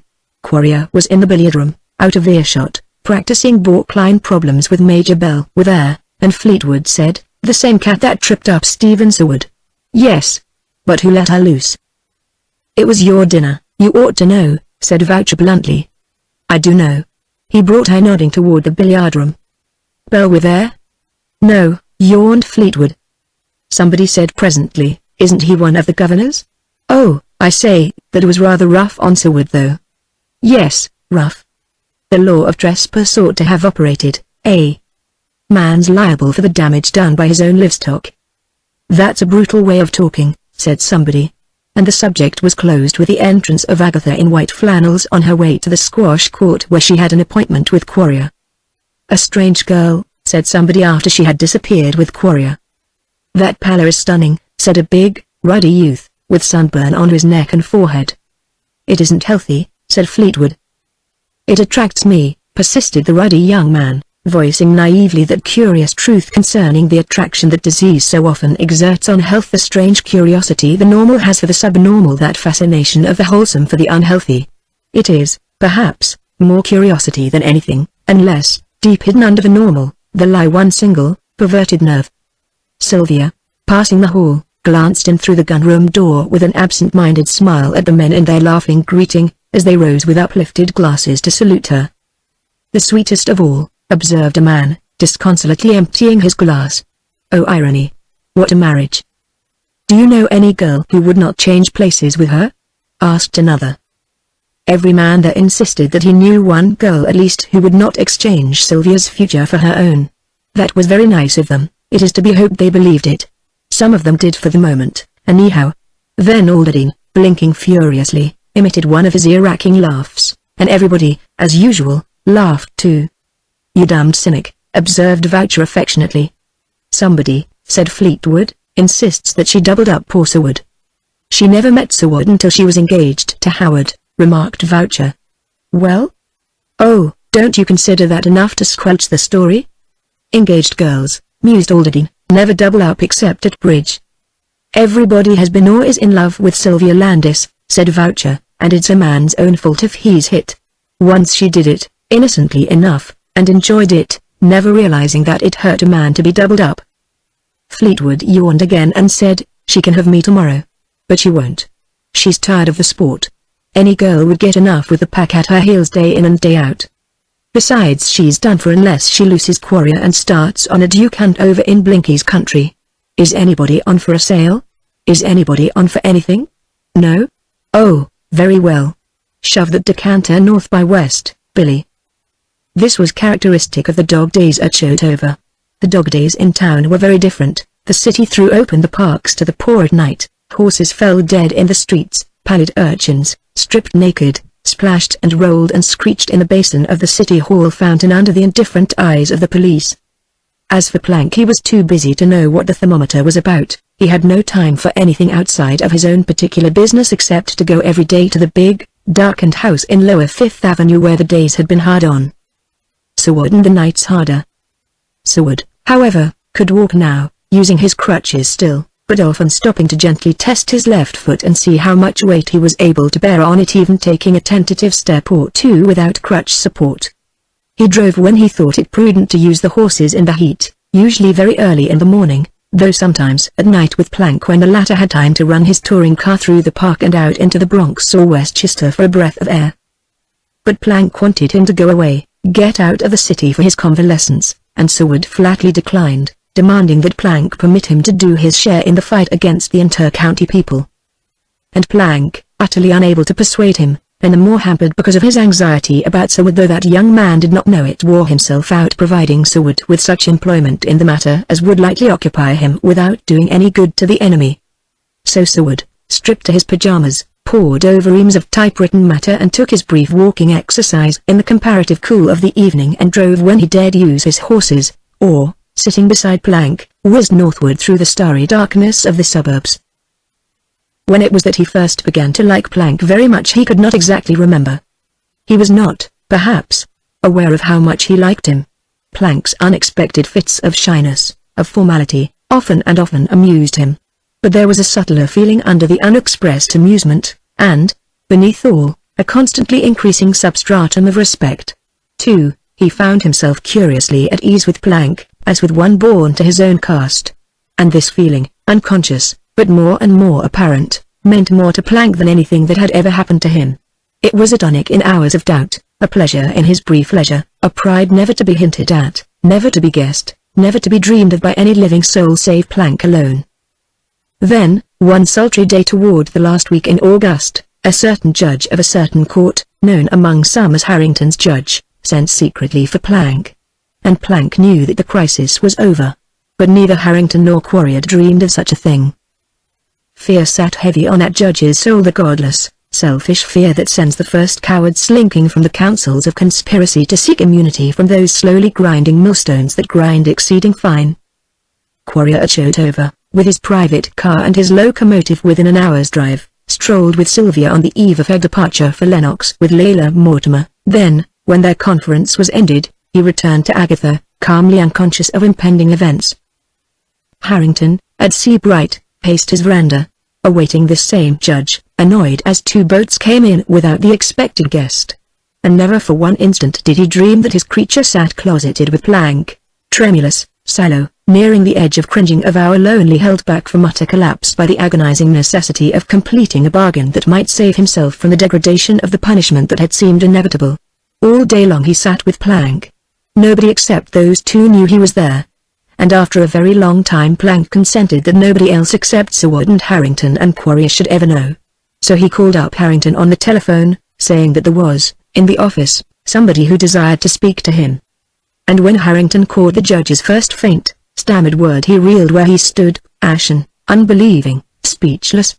The shaking but remorseless voice went on, dinning horribly in his ear, then ceased, and Plank's heavy voice sounded the curt coup de grace.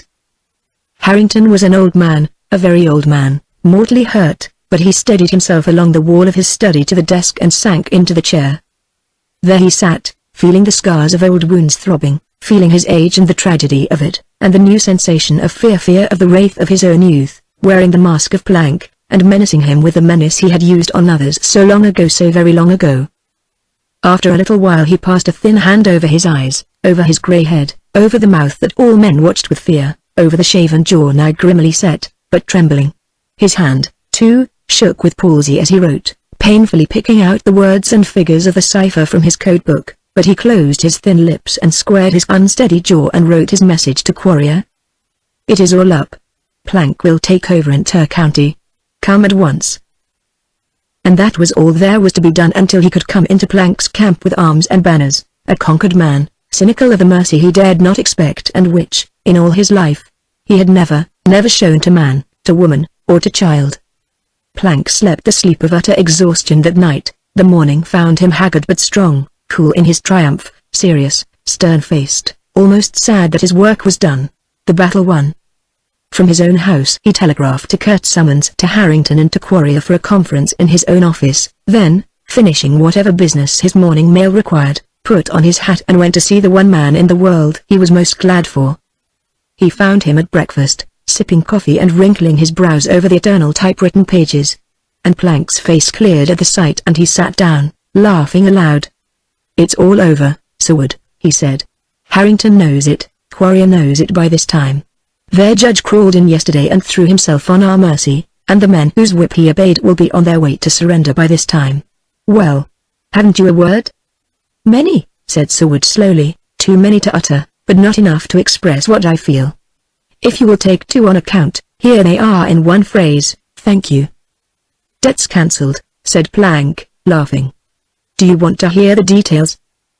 They talked for an hour, and, in the telling, even Plank's stolidity gave way sufficient to make his heavy voice ring at moments, and the glimmer of excitement edge his eyes. Yet, in the telling, he scarcely mentioned himself, never hinted of the personal part, the inspiration which was his alone, the brunt of the battle which centered in him, the tireless vigilance, the loneliness of the nights when he lay awake, perplexed with doubt and nobody to counsel him, because men who wage such wars are lonely men and must work out their own salvation. No, nobody but his peers could advise him, and he had thought that his enemy was his peer, until that enemy surrendered. The narrative exchanged by Planck in return for Seward's intensely interested questions was a simple, limpid review of a short but terrific campaign that only yesterday had threatened to rage through court after court, year after year. In the sudden shock of the cessation from battle, Planck himself was a little dazed. Yet he himself had expected the treason that ended all. He himself had foreseen it. He had counted on it as a good general counts on such things, confidently, but with a dozen plans as substitutes in case the plan failed, each plan as elaborately worked out to the last detail as though it alone existed as the only hope of victory. But if Seward suspected something of this, it was not from Planck that he learned it. "Planck," he said at last, "there is nothing in the world that men admire more than a man. It is a good deal of a privilege for me to tell you so." Planck turned red with surprise and embarrassment, stammering out something incoherent. That was all that was said about the victory. Seward, unusually gay for a while, presently turned somber, and it was Planck's turn to lift him out of it by careless remarks about his rapid convalescence, and the chance for vacation he so much needed. Once Seward looked up vacantly. "Where am I to go?" he asked. "I'd as soon stay here." "But I'm going," insisted Planck. "The Fells is all ready for us." "The Fells? I can't go there." What?" faltered Planck, looking at Seward with hurt eyes. "Can't you? Don't you understand?" said Seward in a low voice. "No. You once promised." "Planck, I'll go anywhere except there with you. I'd rather be with you than with anybody. Can I say more than that?" "I think you ought to, Seward. A fellow feels the refusal of his offered roof tree." Man, it isn't your roof I am refusing. I want to go. I'd give anything to go. If it were anywhere except where it is, I'd go fast enough. Now do you understand? If Shotover House and Shotover people were not next door to the Fells, I'd go. Now do you understand?" Planck said, "I don't know whether I understand. If you mean Quarrier, he's on his way here, and he'll have business to keep him here for the next few months, I assure you." But he looked very gravely across at Seward. "If you don't mean Quarrier," he hesitated, ill at ease under the expressionless scrutiny of the other. "Do you know what's the matter with me, Planck?" he asked at length. "I think so. I have wondered. I wonder now how much you know." "Very little, Seward." "How much?" Planck looked up, hesitated, and shook his head. "One infers from what one hears." "Infers what?" "The truth, I suppose," replied Planck simply. "And what," insisted Seward, "have you inferred that you believe to be the truth?" "Don't parry, Planck. It isn't easy for me, and I never before spoke this way to any man. It is likely I should have spoken to my mother about it. I had expected to. It may be weakness, I don't know, but I'd like to talk a little about it to somebody. And there's nobody fit to listen, except you." "If you feel that way," said Planck slowly, "I will be very glad to listen." "I feel that way. I've been through some things. I've been pretty sick, Planck. It tires a man out. A man's head and shoulders get tired. Oh, I don't mean the usual reaction from self-contempt, disgust, the dreadful, aching sadness of it all which lasts even while desire, stunned for the moment, wakens into craving. I don't mean that. It is something else, a deathly, mental solitude that terrifies. I tell you, no man except a man smitten by my malady knows what solitude can be. There. I didn't mean to be theatrical, I had no intention of go on, cut in Planck heavily. Go on. Yes, I want to. You know what a pillow is to a tired man's shoulders. I want to use your sane intelligence to rest on a moment. It's my brain that's tired, Planck. Although everybody had cynically used Planck, nobody had ever before found him a necessity. Go on, he said unsteadily. If I can be of use to you, Seward, in God's name let me be, for I have never been necessary to anybody in all my life. Seward rested his head on one clenched hand. How much chance do you think I have? He asked wearily. Chance to get well? Yes. Planck considered for a moment, then, you are not trying. Seward. I have been trying since March. Since March? Yes. Planck looked at him curiously. What happened in March? Had I better tell you? You know better than I. Seward, cheek crushed against his fist, his elbow on the desk, gazed at him steadily. In March, he said, Miss Landis spoke to me. I've made a better fight since. Planck's serious face darkened. Is she the only anchor you have? Planck, I am not even sure of her. I have made a better fight since then, that is all I dare say. I know what men think about a man like me. I knew they demand character, pride, self-denial. But, Plank, I am driving faster and faster toward the breakers, and these anchors are dragging. For it is not, in my case, the physical failure to obey the will, it is the will itself that has been attacked from the first. That is the horror of it. And what is there behind the willpower to strengthen it? Only the source of willpower, the mind. It is the mind that cannot help me. What am I to do? There is a spiritual strength, said Plank timidly. I have never dreamed of denying it, said Seward. I have tried to find it through the accepted sources accepted by me, too. God has not helped me in a conventional way or through traditional methods, but that has not inclined me to doubt him as the tribunal of last resort. He added hastily. I don't for a moment waver in faith because I am ignorant of the proper manner to approach him. The arbiter of all knows that I desire to be decent. He must be aware, too, that all anchors save one have failed to hold me. You mean Miss Landis? Yes. It may be weakness, it may be to my shame that the cables of pride and self-respect, even the spiritual respect for the highest, cannot hold me when this one anchor holds. All I know is that it holds so far. It held me at Shotover, it holds me again, now. And the rocks were close abeam, Plank very close when she spoke to me over the wires, through the rain, that dark day in March. He moistened his lips feverishly. She said that I might see her. I have waited a long time. I have taken my fighting chance again and I've won out, so far. He looked up at Plank, curiously embarrassed. Your body is normal, your intelligence wholesome, balanced, sane, and I want to ask you if you think that perhaps, without understanding how, I have found in her, or through her, in some way, the spiritual source that I think might help me to help myself? And, as Plank made no reply. Or am I talking sentimental cant? Don't answer, if you think that. I can't trust my own mind anymore, anyway, and, with an ugly laugh, I'll know it all someday, the sooner the better. Don't say that, growled Plank. You were sane a moment ago. Seward looked up sharply, but the other silenced him with a gesture. Wait. You asked me a perfectly sane question, so wholesome, so normal, that I'm trying to frame an answer worthy of it.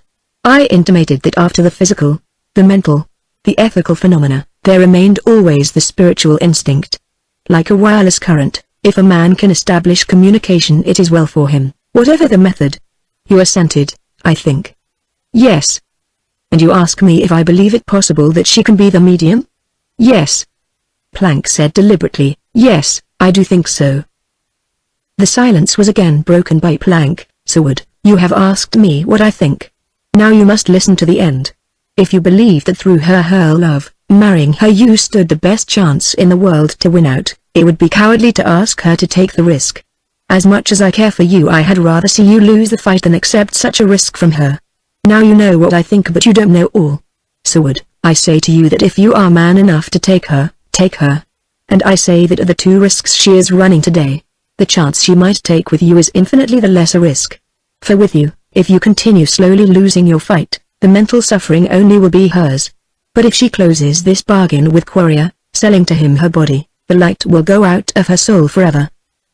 He leaned heavily toward Seward, stretching out his powerful arm. You marry her, and keep open your spiritual communication through her, if that is the way it has been established, and hang on to your God that way until your body is dead. I tell you, Seward, to marry her.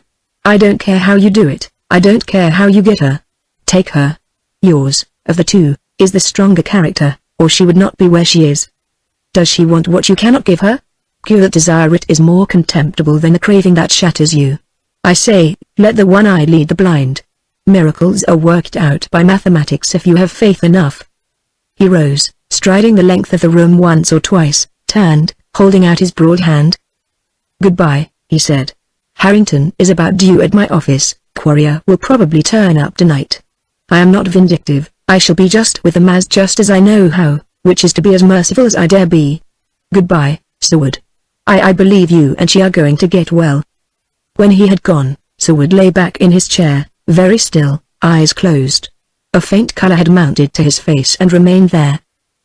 It was late in the afternoon when he went downstairs, using his crutches lightly.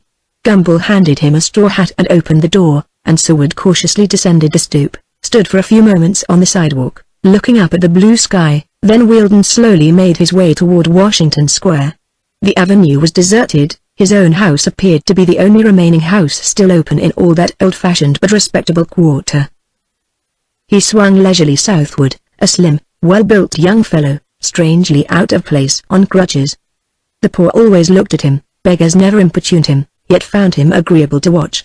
Children, who seldom look up into the air far enough to notice grown people, always became conscious of him when he passed, often smiled, sometimes spoke. As for stray curs and tramp cats, they were forever making advances. As long as he could remember, there was scarcely a week in town but some homeless dog attached himself to Seward's heels, sometimes trotting several blocks, sometimes following him home where the outcast was always cared for, washed, fed, and ultimately shipped out to the farm, where scores of these fresh-air dogs resided on his bounty and rolled in luxury on his lawns. Cats, too, were prone to notice him, rising as he passed to hoist an interrogative tail and make tentative observations. In Washington Square, these, and the ragged children, knew him best of all. The children came from Minetta Lane and the purlieus south and west of it, the cats from the mews, which Seward always thought most appropriate. And now, as he passed the Marble Arch and entered the square, glancing behind him he saw the inevitable cat trotting, and, at his left, a very dirty little girl pretending to trundle a hoop, but plainly enough keeping sociable pace with him. "Hello," said Seward. The cat stopped, the child tossed her clustering curls, gave him a rapid but fearless sidelong glance, laughed, and ran on in the wake of her hoop. When she caught it she sat down on a bench opposite the fountain and looked around at Seward. "It's pretty warm, isn't it?" said Seward, coming up and seating himself on the same bench. "Are you lame?" asked the child. "Oh, a little." "Is your leg broken?" "Oh, no, not now." "Is that your cat?" Seward looked around. The cat was seated on the bench beside him. But he was accustomed to that sort of thing, and he caressed the creature with his gloved hand. "Are you rich?" asked the child, shaking her blonde curls from her eyes and staring up solemnly at him. "Not very," he answered, smiling. "Why do you ask?" "You look rich, somehow," said the child shyly. "What? With these old and very faded clothes?" She shook her head, swinging her plump legs. "You look it. Somehow. It isn't the clothes that matter." "I'll tell you one thing," said Seward, laughing. "I'm rich enough to buy all the hokey-pokey you can eat." And he glanced meaningly at the peddler of that staple who had taken station between a vendor of peaches and a Greek flower seller. The child looked, too, but made no comment. "How about it?" asked Seward. "I'd rather have something to remember you by," said the girl innocently. "What?" he said, perplexed. "A rose.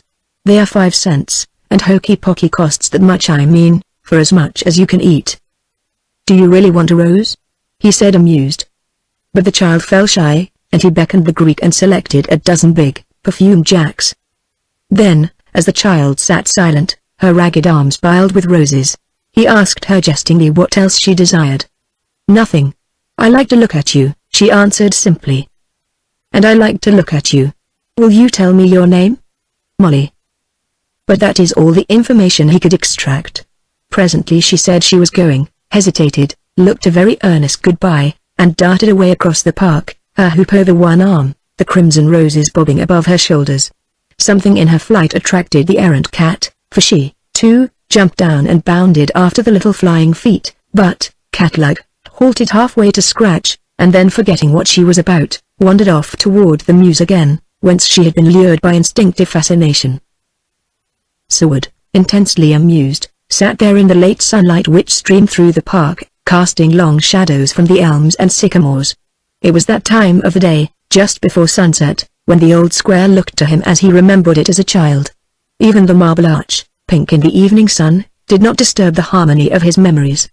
He saw his father once more, walking home from downtown, tall, slim, laughingly stopping to watch him as he played there with the other children, the nurses, seated in the row, crocheting under the sycamores.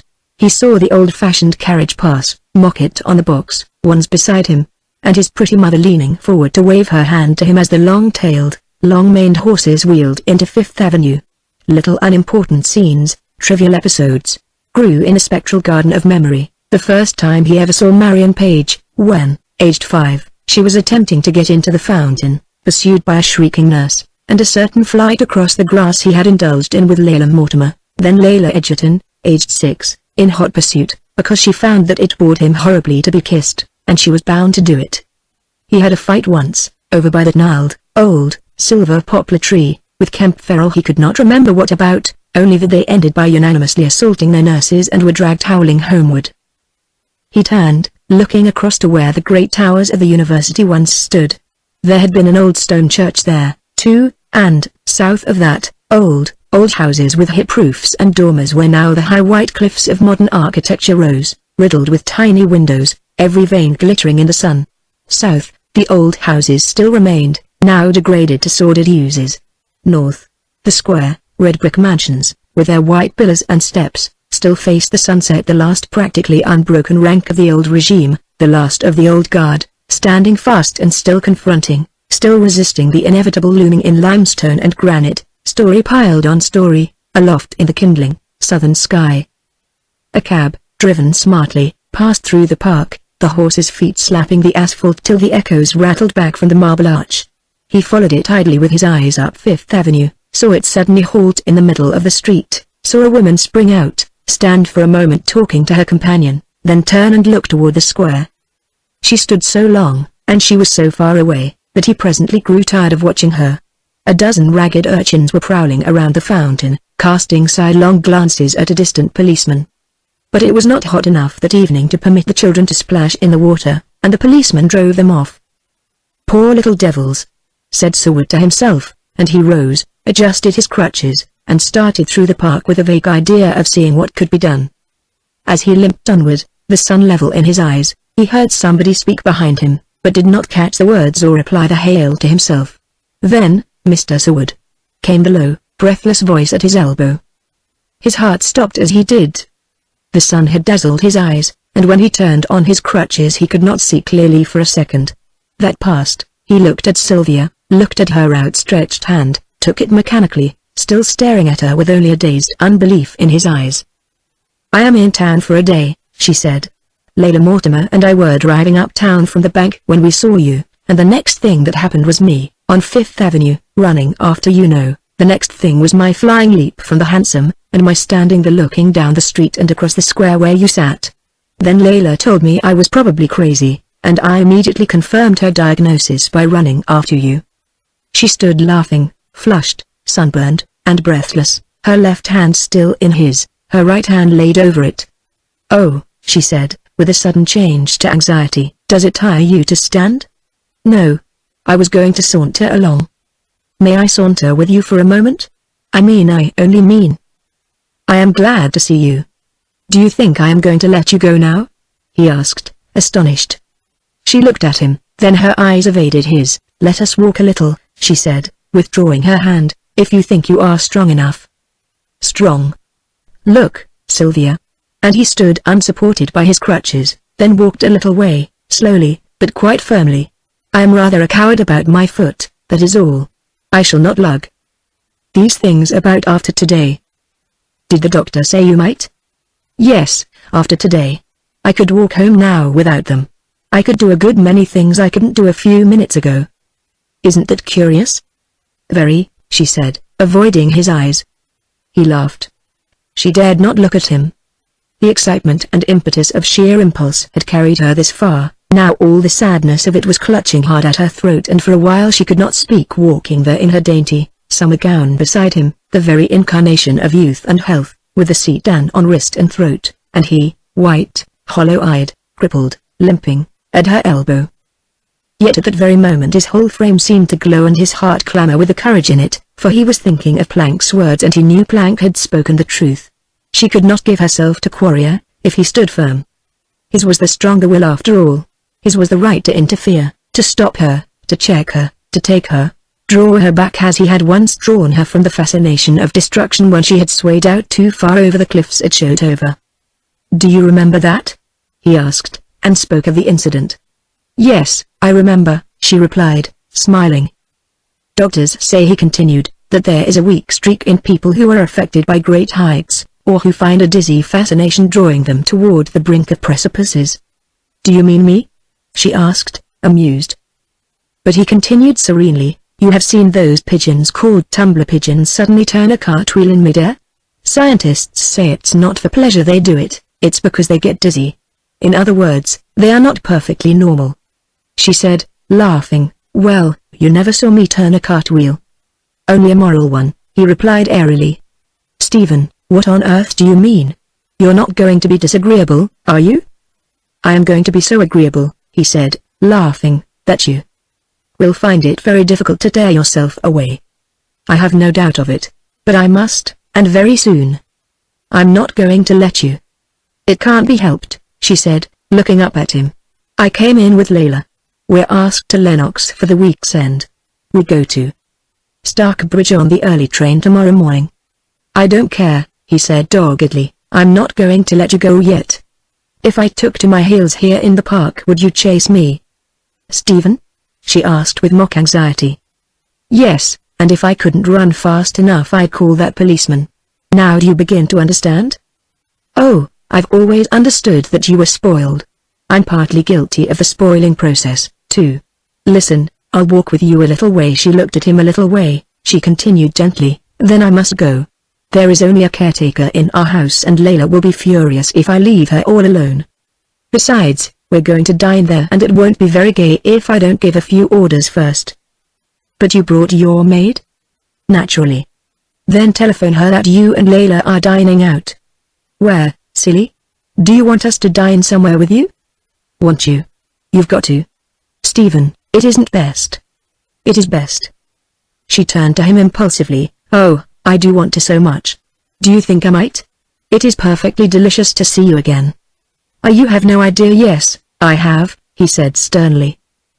They turned, walking past the fountain toward Fifth Avenue again. Furtively she glanced at his hands with the city pallor on them as they grasped the crossbars of the crutches, then looked up at his worn face. He was much thinner, but now in the softly fading light the shadows under the eyes and cheekbones seemed less sharp, his face fuller and more boyish, the contour of head and shoulders, the short, crisp hair as she remembered, and the old charm held her. The old fascination grew, tightening her throat, stealing through every vein, stirring her pulses, awakening imperceptibly once more the best in her. The twilight of 1,000 years seemed to slip from the world as she looked out at it through eyes opening from a long, long sleep. The marble arch burned rosy in the evening glow, a fairy haze hung over the enchanted avenue, stretching away, away into the blue magic of a city of dreams. "There is no use," she said under her breath, "I can't go back to Layla. Stephen, the dreadful part of it is that I wish she were in Jericho. I wish the whole world were in Ballyhoo, and you and I alone once more." Under their gay laughter quivered the undertone of excitement.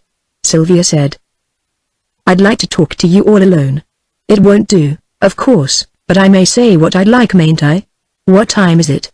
If I'm dining with you we've got to have Layla for convention's sake, if not from motives of sheer decency, which you and I seem to lack, Stephen." "We lack decency," said Seward, "and we're proud of it. As for Layla, I am going to arrange for her very simply but very beautifully. Plank will take care of her. Sylvia, there's not a soul in town and we can be as imprudent as we please." "No, we can't. Agatha's at the Santa Regina. She came down with us." "But we are not going to dine at the Santa Regina. We're going where Agatha wouldn't intrude her colorless nose to a thoroughly unfashionable and selectly common resort overlooking the classic Harlem, and we're going to whiz thither in Plank's car, and remain there until you yawn for mercy. Whence we will return thence." "Stephen, you silly. I'm perfectly mad to go with you." "You'll be madder when you get there, if the table has not improved." "Table? As though tables mattered on a night like this." Then with sudden self-reproach and quick solicitude, "Am I making you walk too far? Wouldn't you like to go in now?" "No, I'm not tired. I'm millions of years younger, and I'm as strong as the 9 gods of your friend Porsener. Besides, haven't I waited for this?" And under his breath, fiercely, "Haven't I waited?" he repeated, turning on her. Do you mean that as a reproach?" she asked, lowering her eyes. "No. I knew you would not come on the first sunny day." "Why did you think I would not come? Did you know me for the coward I am?" "I did not think you would come," he repeated, halting to rest on his crutches.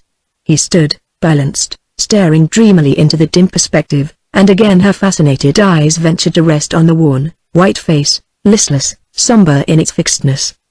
The tears were very near her eyes, the spasm in her throat checked speech. At length she stammered, "I did not come because I simply couldn't stand it." His face cleared as he turned quietly. "Child, you must not confuse matters. You must not think of being sorry for me. The old order is passing, ticking away on every clock in the world. All that inverted order of things is being reversed. You don't know what I mean, do you? Well, you will know when I grow into something of what you think you remember in me. And when I grow out of what I really was. Truly I don't understand, Stephen. But then I am out of training since you went out of things. Have I changed? Do I seem more dull? It has not been very gay with me. I don't see, looking back across all the noise, all the chaos of the winter, I do not see how I stood it alone. Alone. And not seeing you sometimes." He looked at her with smiling, skeptical eyes. "Didn't you enjoy the winter? Do you enjoy being drugged with champagne?" His face altered so quickly that, confused, she only stared at him, the fixed smile stamped on her lips. Then, overwhelmed in a revelation. "Stephen, surely you know what I meant. I did not mean that. Dear, do you dream for one moment that I could? No. You have not hurt me. Besides, I know what you mean." After a moment he swung forward on his crutches, biting his lip, the frown gathering between his temples. They were passing the big, old-fashioned hotel with its white facade and green blinds, a lingering landmark of the older city. "We'll telephone here," he said. Side by side they went up the great, broad stoop and entered the lobby. "If you'll speak to Layla, I'll get Plank on the wire. Say that we'll stop for you at 7. She gave her number, then, at the nod of the operator, entered a small booth. Seward was given another booth in a few moments. Plank answered from his office. His voice sounded grave and tired, but it quickened, tinged with surprise, when Seward made known his plan for the evening. "Is Mrs. Mortimer in town?" he demanded. "I had a wire from her that she expected to be here and I hope to see her at the station tomorrow on her way to Lennox. She's stopping with Miss Landis. Can't you manage to come?" asked Seward anxiously. "I don't know. Do you wish it particularly? I have just seen Quarrier and Harrington. I can't quite understand Quarrier's attitude. There's a certain hint of defiance about it. Harrington is all caved in. He is ready to thank us for any mercies. But Quarrier, there's something I don't exactly understand about his attitude.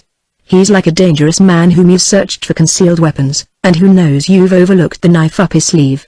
That's why I've expected to spend the quiet evening, studying up the matter and examining every loophole." "You've got to dine somewhere," said Seward. "If you could fix it to dine with us, but I won't urge you." "All right. I don't know why I shouldn't. I don't know why I feel this way about things.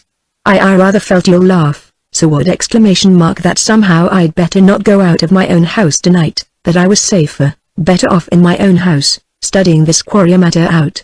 I'm tired, I suppose, and this man Quarrier has come close to worrying me. But it's all right, of course, if you wish it. You know I haven't any nerves." "If you are tired," began Seward. No, I'm not. I'll go. Will you say that we'll stop for them at 7? "Really, it's all right, Seward." "I don't want to urge you," repeated Seward. "You're not. I'll go. But wait one moment, tell me, did Quarrier know that Mrs. Mortimer was to stop with Miss Landis?" "Wait a moment. Hold the wire." He opened the door of the booth and saw Sylvia waiting for him, seated by the operator's desk.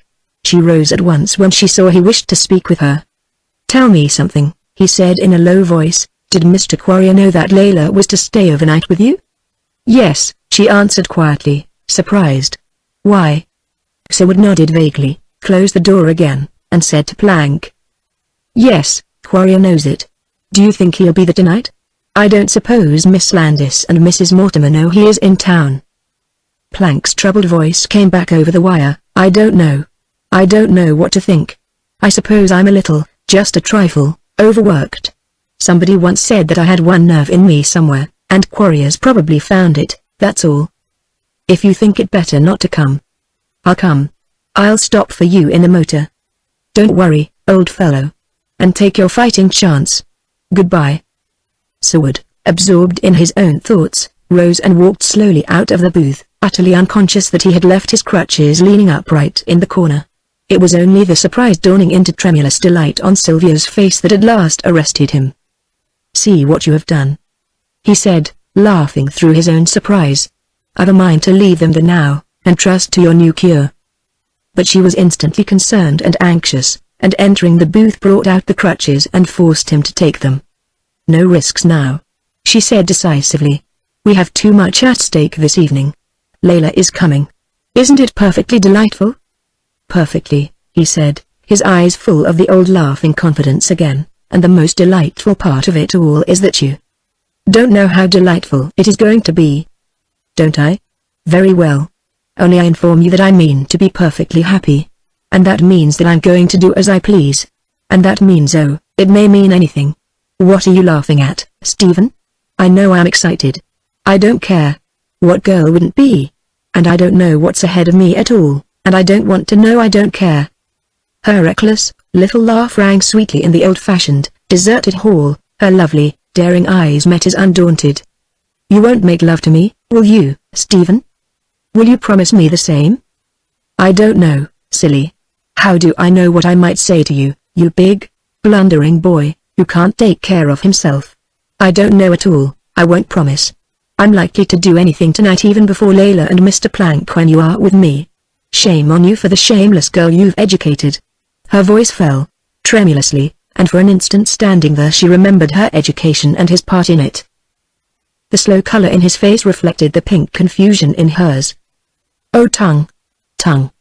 She stammered, "I can't hold you in. I can't curb you, and I can't make you say what you ought to be saying to that boy. There's trouble coming for somebody, there's trouble here already. Call me a cab, Stephen, or I'll be dragging you into that big, old-fashioned parlor and planting you on a chair and placing myself opposite, to moon over you until somebody puts us out. There. Now will you call me a hansom? And I will be all ready at 7. And don't dare to keep me waiting 1 second. Come before 7. You don't want to frighten me, do you? Very well then, at 7:15 so I shall not be frightened.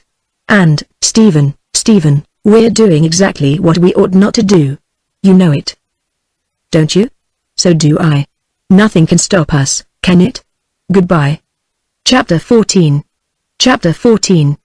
The Bargain. If a man's grief does not awaken his dignity, then he has none. In that event, grief is not even respectable. And so it was with Leroy Mortimer when Lydia at last turned on him. If you caress an angora too long and too persistently, it runs away. And before it goes it scratches. Under all the physical degeneration of mind and flesh there had still remained in Mortimer the capacity for animal affection, and that does not mean sensuality alone, but generosity and a sort of routine devotion as characteristic components of a character which had now disintegrated into the simplest and most primitive elements. Lydia Weiss left Saratoga when the financial stringency began to make it unpleasant for her to remain. She told Mortimer without the slightest compunction that she was going. He did not believe her and he gave her the new car, the big yellow and black Serenchanter. She sold it the same day to a bookmaker, an old friend of hers, withdrew several jewels from Limbo Gems which Mortimer had given her, and gathered together everything for which, if he turned ugly, she might not be criminally liable. She had never liked him, she had long disliked him. Such women have an instinct for their own kind, and no matter how low in the scale a man of the other kind sinks, he can never entirely supply the type of running mate that such women require, understand, and usually conceive a passion for. Not liking him, she had no hesitation in the matter. Disliking him, whatever unpleasant had occurred during their companionship remained as an irritant to poison memory. She resented 1,000 little incidents that he scarcely knew had ever existed, but which she treasured without wasting emotion until the sum total and the time coincided to retaliate. Not that she would have cared to harm him seriously, she was willing enough to disoblige him, however decorate him, before she left him, with one extra scratch for the sake of auld lang syne. So she wrote a note to the governors of the Patroons Club, saying that both Quarrier and Mortimer were aware that the guilt of her escapade could not be attached to Seward, that she knew nothing of Seward, had accepted his wager without meaning to attempt to win it, have never again seen him, and had, on the impulse of the moment, made her entry in the wake of several men. She added that when Quarrier, as governor, had concurred in Seward's expulsion, he knew perfectly well that Seward was not guilty, because she herself had so informed Quarrier. Since then she had also told Mortimer, but he had taken no steps to do justice to Seward, although he, Mortimer, was still a governor of the Patroons Club. This being about all she could think of to make mischief for two men whose recent companionship had nourished and irritated her, she shipped her trunks by express, packed her jewel case and valise, and met Desmond at the station. Desmond had business in Europe, Lydia had as much business there as anywhere, and, although she had been faithless to Mortimer for a comparatively short time, within that time Desmond already had sworn at her and struck her. So she was quite ready to follow Desmond anywhere in this world or the next. And that, too, had not made her the more considerate toward Mortimer. When the latter returned from the races to find her gone, the last wriggled props to what passed for his manhood gave way and the rotten fabric came crashing into the mud. He had loved her as far as he had been capable of imitating that passion on the transposed plane to which he had fallen. He was stupefied at first, then grew violent with the furniture, then hysterically profane, then pitiable in the abandoned degradation of his grief. And, suspecting Desmond, he started to find him. They put him out of Desmond's clubhouse when he became noisy, they refused him admittance to several similar resorts where his noise threatened to continue. His landlord lost no time in interviewing him upon the subject of damage to furniture from kicks and to the walls and carpets from the contents of smashed bottles. Creditors with sharp noses scented the whirlwind afar off and hemmed him in with unsettled accounts, mostly hers. Somebody placed a lien on his horses, a deputy sheriff began to follow him about, all credit ceased as by magic, and men crossed the street to avoid meeting with an old companion in direst need. Still, alternately stupefied by his own grief and maddened into the necessity for action, he packed a suitcase, crawled out of the rear door, toiled across country and found a farmer to drive him 20 miles over a sandy road to a local railroad crossing, where he managed to board a train for Albany. At Albany, as he stood panting and sweating on the long, concrete platform which paralleled track number 1, he saw a private car, switched from a Boston and Albany train, shunted to the rear of the Merchant's Express. The private car was lettered in gold on the central panel, Algonquin. He boarded the Pullman couple to it forward, pushed through the vestibule, shoved aside the Japanese steward and darky cook, forcing his way straight into the private car. Quarrier, reading a magazine, looked up at him in astonishment. For a full moment neither spoke. Then Mortimer dropped his suitcase, sat down in an armchair opposite Quarrier, and leisurely mopped his reeking face and neck. "Scotch and Lithia," he said hoarsely. The Japanese steward looked at Quarrier, then, at that gentleman's almost imperceptible nod, went away to execute the commission. He executed a great many similar commissions during the trip to New York. When they arrived there at 5 o'clock, Quarrier offered Mortimer his hand, and held the trembling, puffy fingers as he leaned closer, saying with cold precision and emotionless emphasis something that appeared to require the full concentration of Mortimer's half-drugged faculties. And when at length Mortimer drove away in a hansom, Quarrier's Japanese steward went with him, perhaps to carry his suitcase, a courtesy that did credit to Quarrier's innate thoughtfulness and consideration for others. He was very considerate. He even called Agatha up on the telephone and talked with her for 10 minutes. Then he telephoned to Plank's office, learned that Harrington was already there, telephoned the garage for a Mercedes which he always kept ready in town, and presently went bowling away to a conference on which the last few hours had put an entirely new aspect. It had taken Plank only a few minutes to perceive that something had occurred to change a point of view which he had believed it impossible for Quarrier to change. Something had gone wrong in his own careful calculations, some cog had slipped, some rivet given way, some bedplate cracked. And Harrington evidently had not been aware of it, but Quarrier knew it. There was something wrong. It was too late now to go tinkering in the dark for trouble. Plank understood that. Coolly, as though utterly unaware that the machinery might not stand the strain, he started it full speed. And when he stopped it at last, Harrington's grist had been ground to atoms, and Quarrier had looked on without comment. There seemed to be little more for them to do except to pay the miller. "Tomorrow," said Quarrier, rising to go. It was on the edge of Plank's lips to say, "today." But he was silent, knowing that Harrington would speak for him. And the old man did, without words, turning his iron visage on Quarrier with the silent dignity of despair. But Quarrier coldly demanded a day before they reckoned with Plank.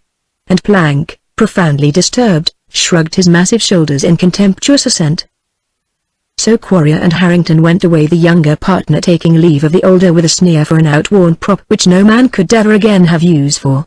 Old and beaten, that was all Harrington now stood for in Quarrier's eyes. Never a thought of the past undaunted courage, never a memory of the old victories which has made the Quarrier fortune possible, only contempt for age, a sneer for the mind and body that had failed at last. The old robber was done for, his armor rotten, his buckler broken, his sword blade rusted to the core. The least of his victims might now finish him with a club where he swayed in his loosened saddle, or leave him to that horseman on the pale horse watching him yonder on the horizon. For now, whether Harrington lived or died, he must be counted as nothing in this new struggle darkly outlining its initial strategy in Quarrier's brain. What was coming between himself and Plank alone, and whatever the result, whether an armed truce leaving affairs indefinitely in status quo, or the other alternative, an alliance with Plank, leaving Harrington like a king in his mail, propped upon his throne, dead eyes doubly darkened under the closed helmet, the result must be attained swiftly, with secrecy, and with the aid of no man. For he did not count Mortimer a man. So Quarrier's thin lips twitched and the glimmer of teeth showed under the silky beard as he listened without comment to the old man's hesitating words, a tremulous suggestion for a conference that evening, and he said again, tomorrow, and left him there alone, groping with uncertain hands toward the door of the hired coupe which had brought him to the place of his earthly downfall, the place where he had met his own weird face to face the wraith that bore the mask of Plank. Quarrier, brooding sullenly in his Mercedes, was already far uptown on his way to Major Bellwether's house. At the door, Sylvia's maid received him smilingly, saying that her mistress was not at home but that Mrs. Mortimer was, which saved Quarrier the necessity of asking for the private conference with Layla, which was exactly what he had come for.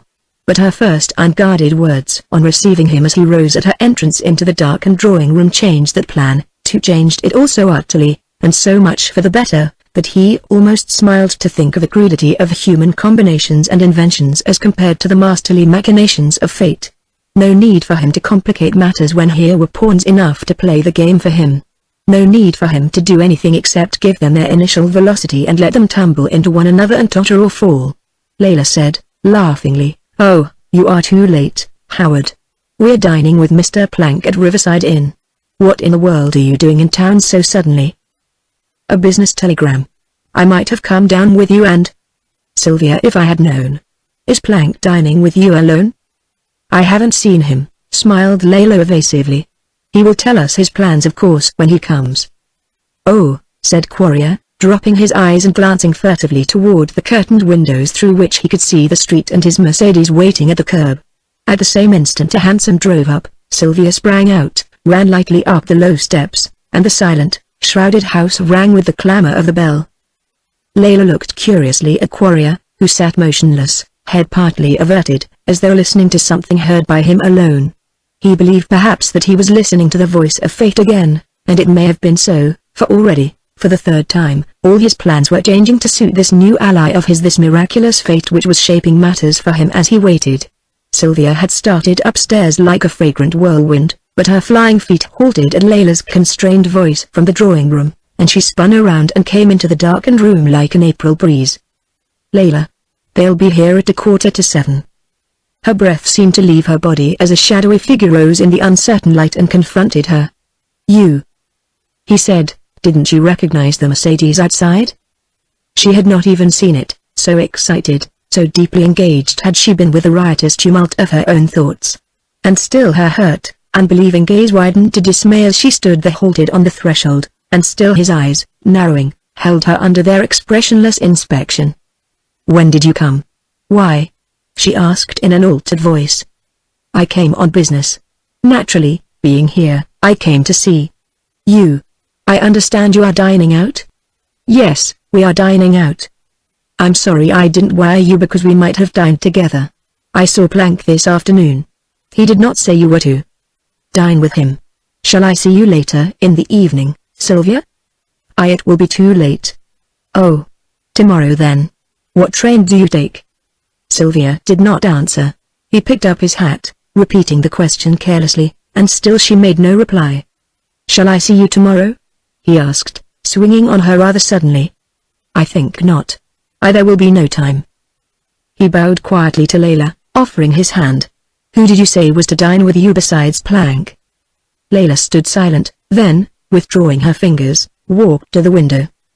Quarrier, his hat in his gloved hands, looked from one to the other, his inquiring eyes returning and focused on Sylvia. "Who are you dining with?" he asked with authority. "Mr. Plank and Mr. Seward." "Mr. Seward," he repeated in surprised displeasure, as though he had not already divined it. "Yes. A man I like. A man I dislike," he rejoined with the slightest emphasis. "I am sorry," she said simply. "So am I, Sylvia. And I am going to ask you to make him an excuse. Any excuse will do." "Excuse? What do you mean, Howard?" "I mean that I do not care to have you seen with Mr. Seward. Have I ever demanded very much of you, Sylvia? Very well, I demand this of you now." And still she stood there, her eyes wide, her color gone, repeating, "Excuse? What excuse? What do you mean by excuse, Howard? I have told you. You know my wishes. If he has a telephone you can communicate with him. And say that you forbid me. If you choose. Yes, say that I object to him. Is there anything extraordinary in a man objecting to his future wife dining in the country at a common inn with a notorious outcast from every decent club and circle in New York?" "What?" she whispered, white as death. "What did you say?" "Shall I repeat what everybody except you seems to be aware of? Do you care to have me explain to you exactly why decent people have ostracized this man with whom you are proposing to figure in a public resort?" He turned to Layla, who stood at the window, her back turned toward them. "Mrs. Mortimer, when Mr. Plank arrives, you will be kind enough to explain why Sylvia is unable to accompany you." If Layla heard, she neither turned nor made sign of comprehension. "We will dine at the Santa Regina," he said to Sylvia. "Agatha is there and I'll find somebody at the club too." "Why bother to find anybody?" said Layla, wheeling on him, exasperated. "Why not dine there with Agatha alone? It will not be the first time, I fancy." "What do you mean?" he said fiercely, under his breath. The color had left his face, too, and in his eyes Layla saw for the first time an expression that she had never before surprised in any eyes except her husband's. It was the expression of fright. She recognized it. But Sylvia stared, unenlightened, at an altered visage she scarcely knew for Quarrier's. "What do I mean?" repeated Layla. "I mean what I say, and if you don't understand it you can find the key to it, I fancy.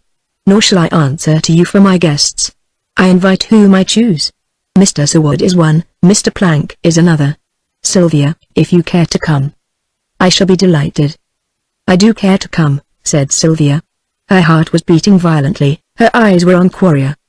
"If you go," said Quarrier, showing the glimmering edge of teeth under his beard, "you will answer to me for it."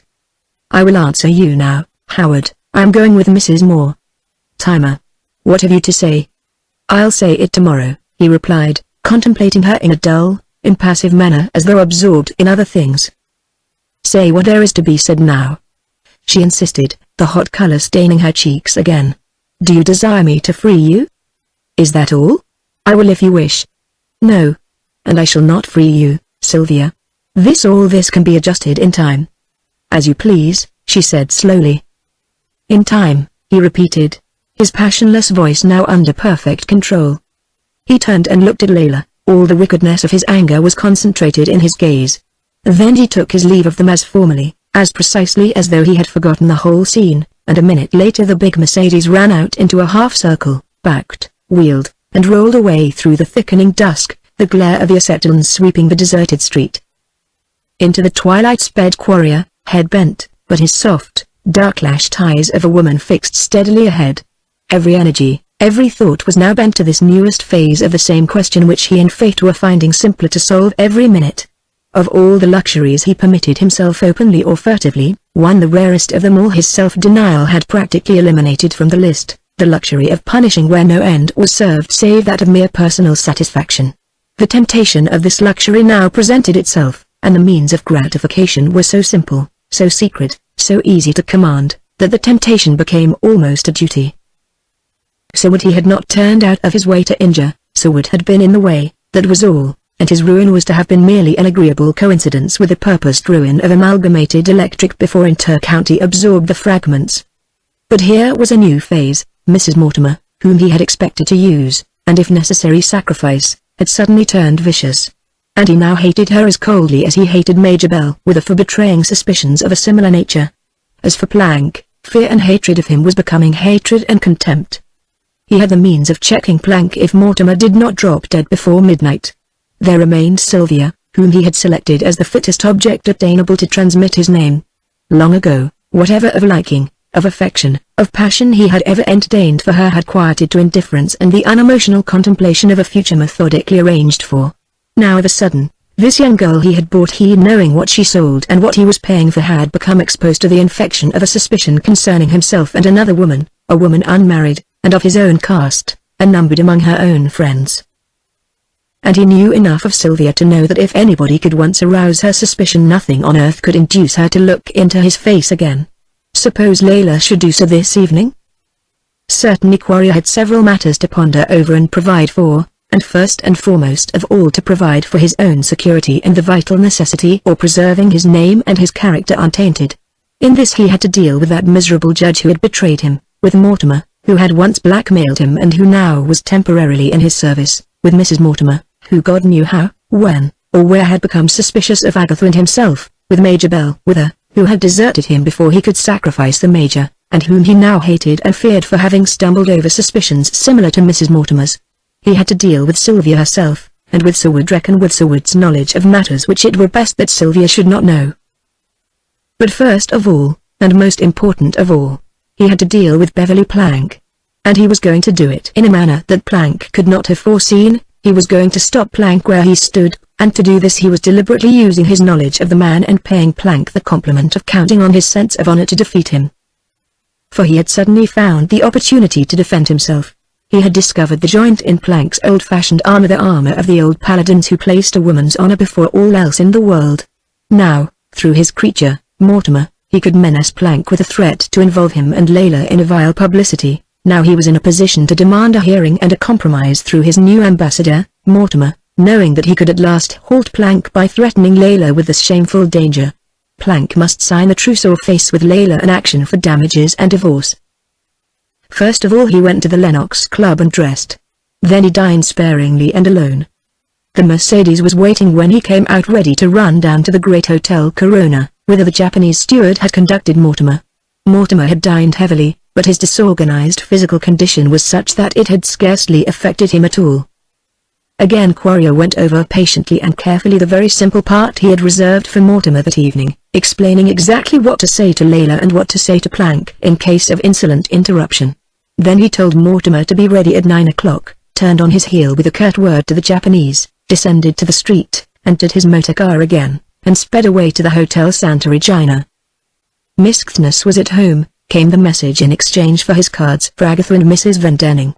He entered the gilded elevator, stepped out on the 6th floor into a tiny, rococo, public reception room.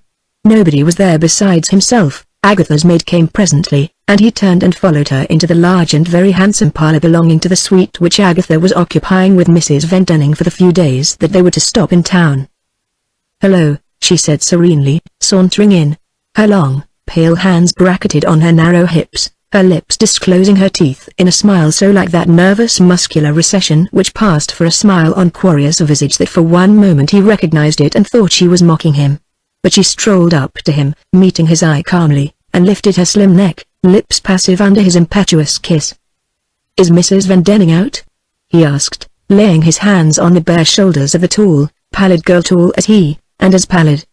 "No, Mrs. Van is in, Howard." "Now? You mean she is coming in to interrupt?" "Oh no, she isn't fond of you, Howard." "You said," he began almost angrily, but she laid her fingers across his lips. "I said a very foolish thing, Howard. I said that I'd managed to dispense with Mrs. Van this evening." "You mean that you couldn't manage it?"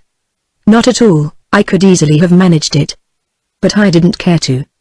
She looked at him calmly at close range as he held her embraced, lifted her arms and, with slender, white fingers patted her hair into place where his arm around her head had disarranged it, watching him all the while out of her pale, haunted eyes. "You promised me," he said, "that you—" "Oh Howard. Do men still believe in promises?" Quarrier's face had color enough now, his voice, too, had lost its passionless, monotonous precision. Whatever was in the man of emotion was astir, his impatient voice, his lack of poise, the almost human lack of caution in his speech betrayed him in a new and interesting light. "Look here, Agatha, how long is this going to last? Are you trying to make a fool of me? What is the matter? Is there anything wrong?" "Wrong? Oh dear no. How could there be anything wrong between you and me?" "Agatha, what is the matter? Look here, let's settle this thing now and settle it one way or the other. I won't stand it, I can't. Very well, she said, releasing herself from his tightening arms and stepping back with another glance at the mirror and another light touch of her fingertips on her burnished hair. Very well, she repeated, gazing again into the mirror. What am I to understand, Howard? You know what to understand, he said in a low voice. You know what we both understood when what? When you. Oh, what, Howard? She prompted indolently, and he answered in brutal exasperation, and for the first time so plainly that a hint of rose tinted her strange, pale beauty, and between her lips the breath came less regularly as she stood there looking at the dull, silvery rug under her feet. Did you ever misunderstand me? He demanded hotly. Did I give you any chance to? Were you ignorant of what that meant? With a gesture toward the splendid crescent of flashing gems, scintillating where the low, lace bodice met the silky luster of her skin. Did you misinterpret the collar? Or the sudden change of fortune in your own family's concerns? Answer me, Agatha, once for all. But you need not answer after all. I know you have never misunderstood me. I misunderstood nothing, she said. You are quite right. Then what are you going to do? Do? She asked in slow surprise. What am I to do? Howard? You have said that you loved me. I said the truth, I think. Then? Well? How long are you going to keep me at arm's length? He asked violently. That lies with you, she said, smiling. She looked at him for a moment, then, resting her hands on her hips, she began to pace the floor, to and fro, and at every turn she raised her head to look at him. All the strange grace of her became insolent provocation. Her pale eyes, clear, limpid, harboring no delusions, haunted with the mockery of wisdom, challenged and checked him. Howard, she said, why should I be the fool you want me to be because I love you? Why should I be even if I wished to be? You desire an understanding? Voila! You have it. I love you. I never misunderstood you from the first. I could not afford to. You know what I am. You know what you arouse in me? Slim, pale, depraved in all but body, she stood, eyeing him a moment, the very incarnation of vicious perversity. You know what you arouse in me, she repeated. But don't count on it. You have permitted me to count. His anger choked him, or was it the haunting wisdom of her eyes that committed him to silence? I don't know, she said, musingly, what it is in you that I am so mad about, whether it is your brutality, or the utter corruption of you that holds me, or your wicked eyes of the woman, or the fascination of the mask you turn on the world, and the secret visage, naked in its vice, that you reserve for me.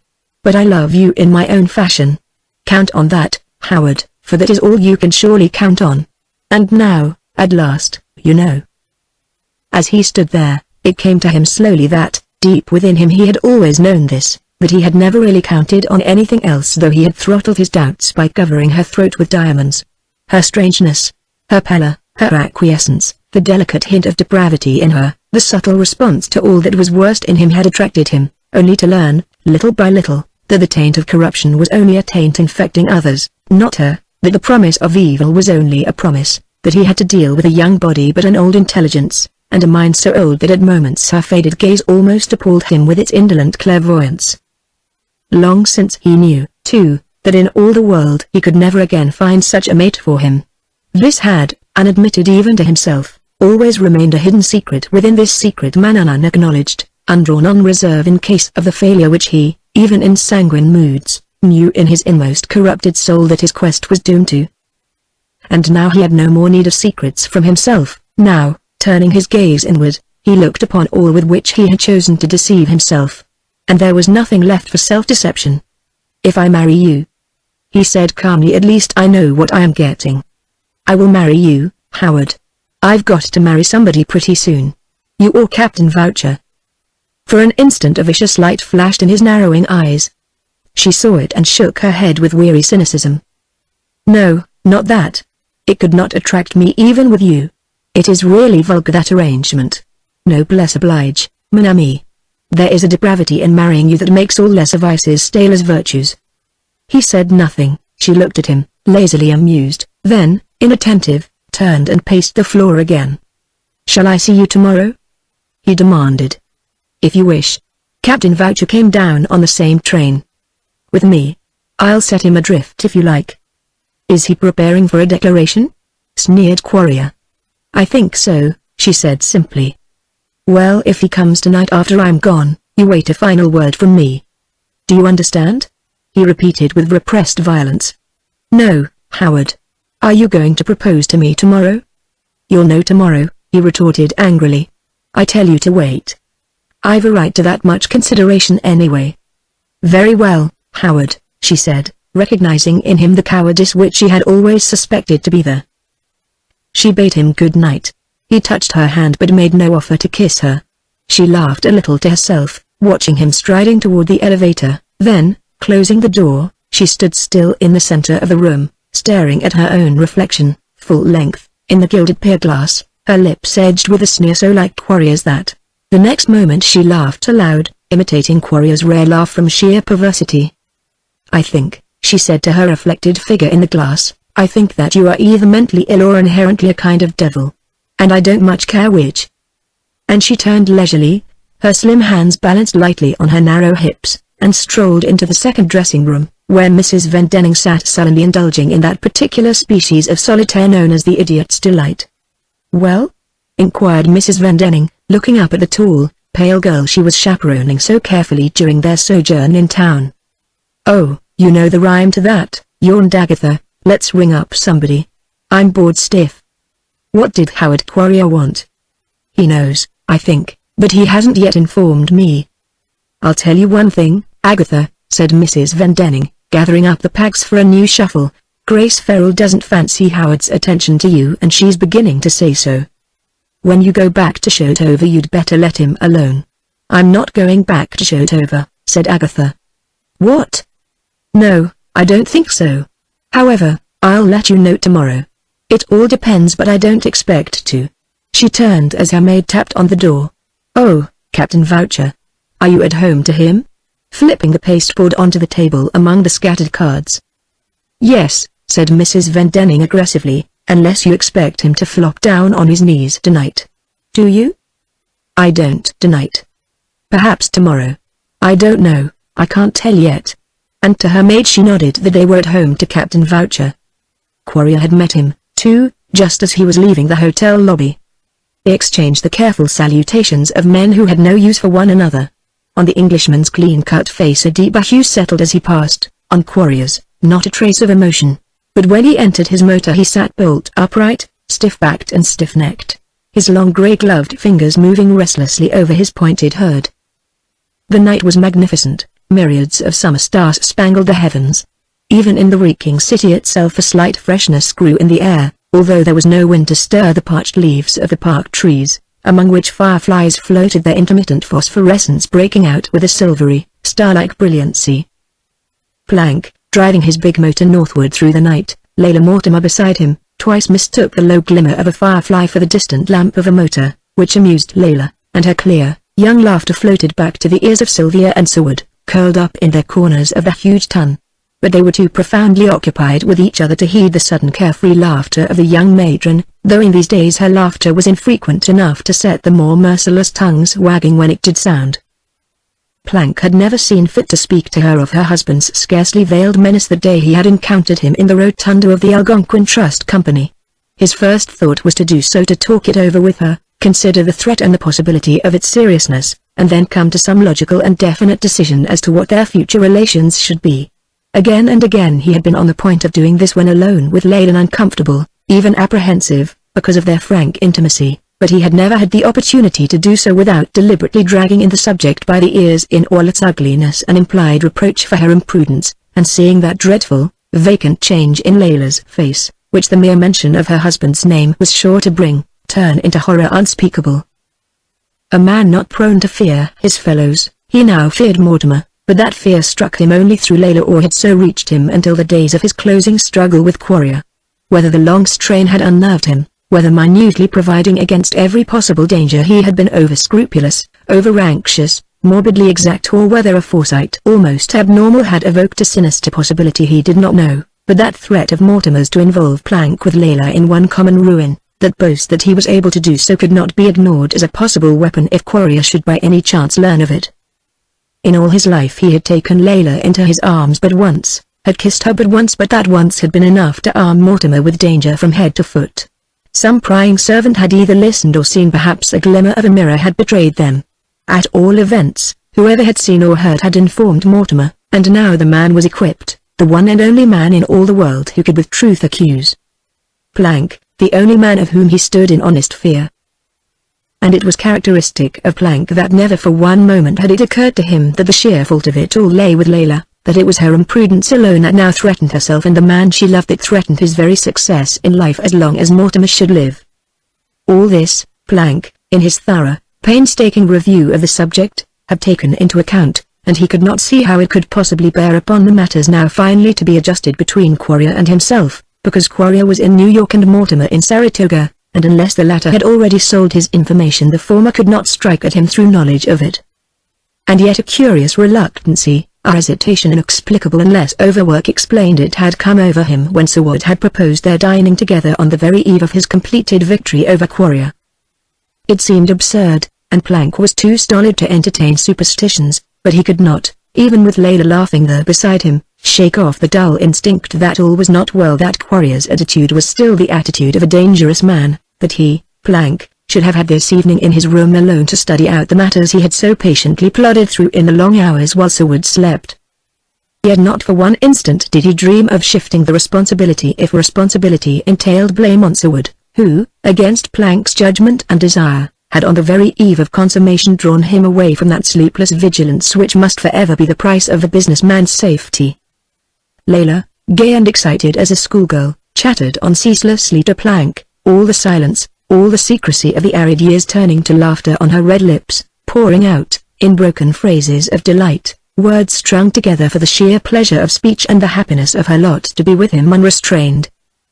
He remembered once listening to the song of a wild bird on the edge of a clearing at night, and how, standing entranced, the low, distant jar of thunder sounded at moments, scarcely audible like his heart now, at intervals, dully persistent amid the gaiety of her voice. "And would you believe it, Beverly," she said, "I formed the habit at over of walking across the boundary and strolling into your greenhouses and deliberately helping myself. And every time I did it I was certain one of your men would march me out." He laughed, but did not tell her that his men had reported the first episode and that he had instructed them that Mrs. Mortimer and her friends were to do exactly as they pleased at the Fells. However, she knew it, because a garrulous gardener, proud of his service with Plank, had informed her. "Beverly," she said, "you're a dear. If people only knew what I know." He began to turn red, she could see it even in the flickering, lamp-shot darkness. And she teased him for a while, very gently, even tenderly, and their voices grew lower in a half-serious badinage that ended with a quiet, indrawn breath, a sigh, and silence. And now the river swept into view, a darkly luminous sheet set with reflected stars. Mirrored lights gleamed in it, sudden bright, yellow flashes zigzagged into its somber depths.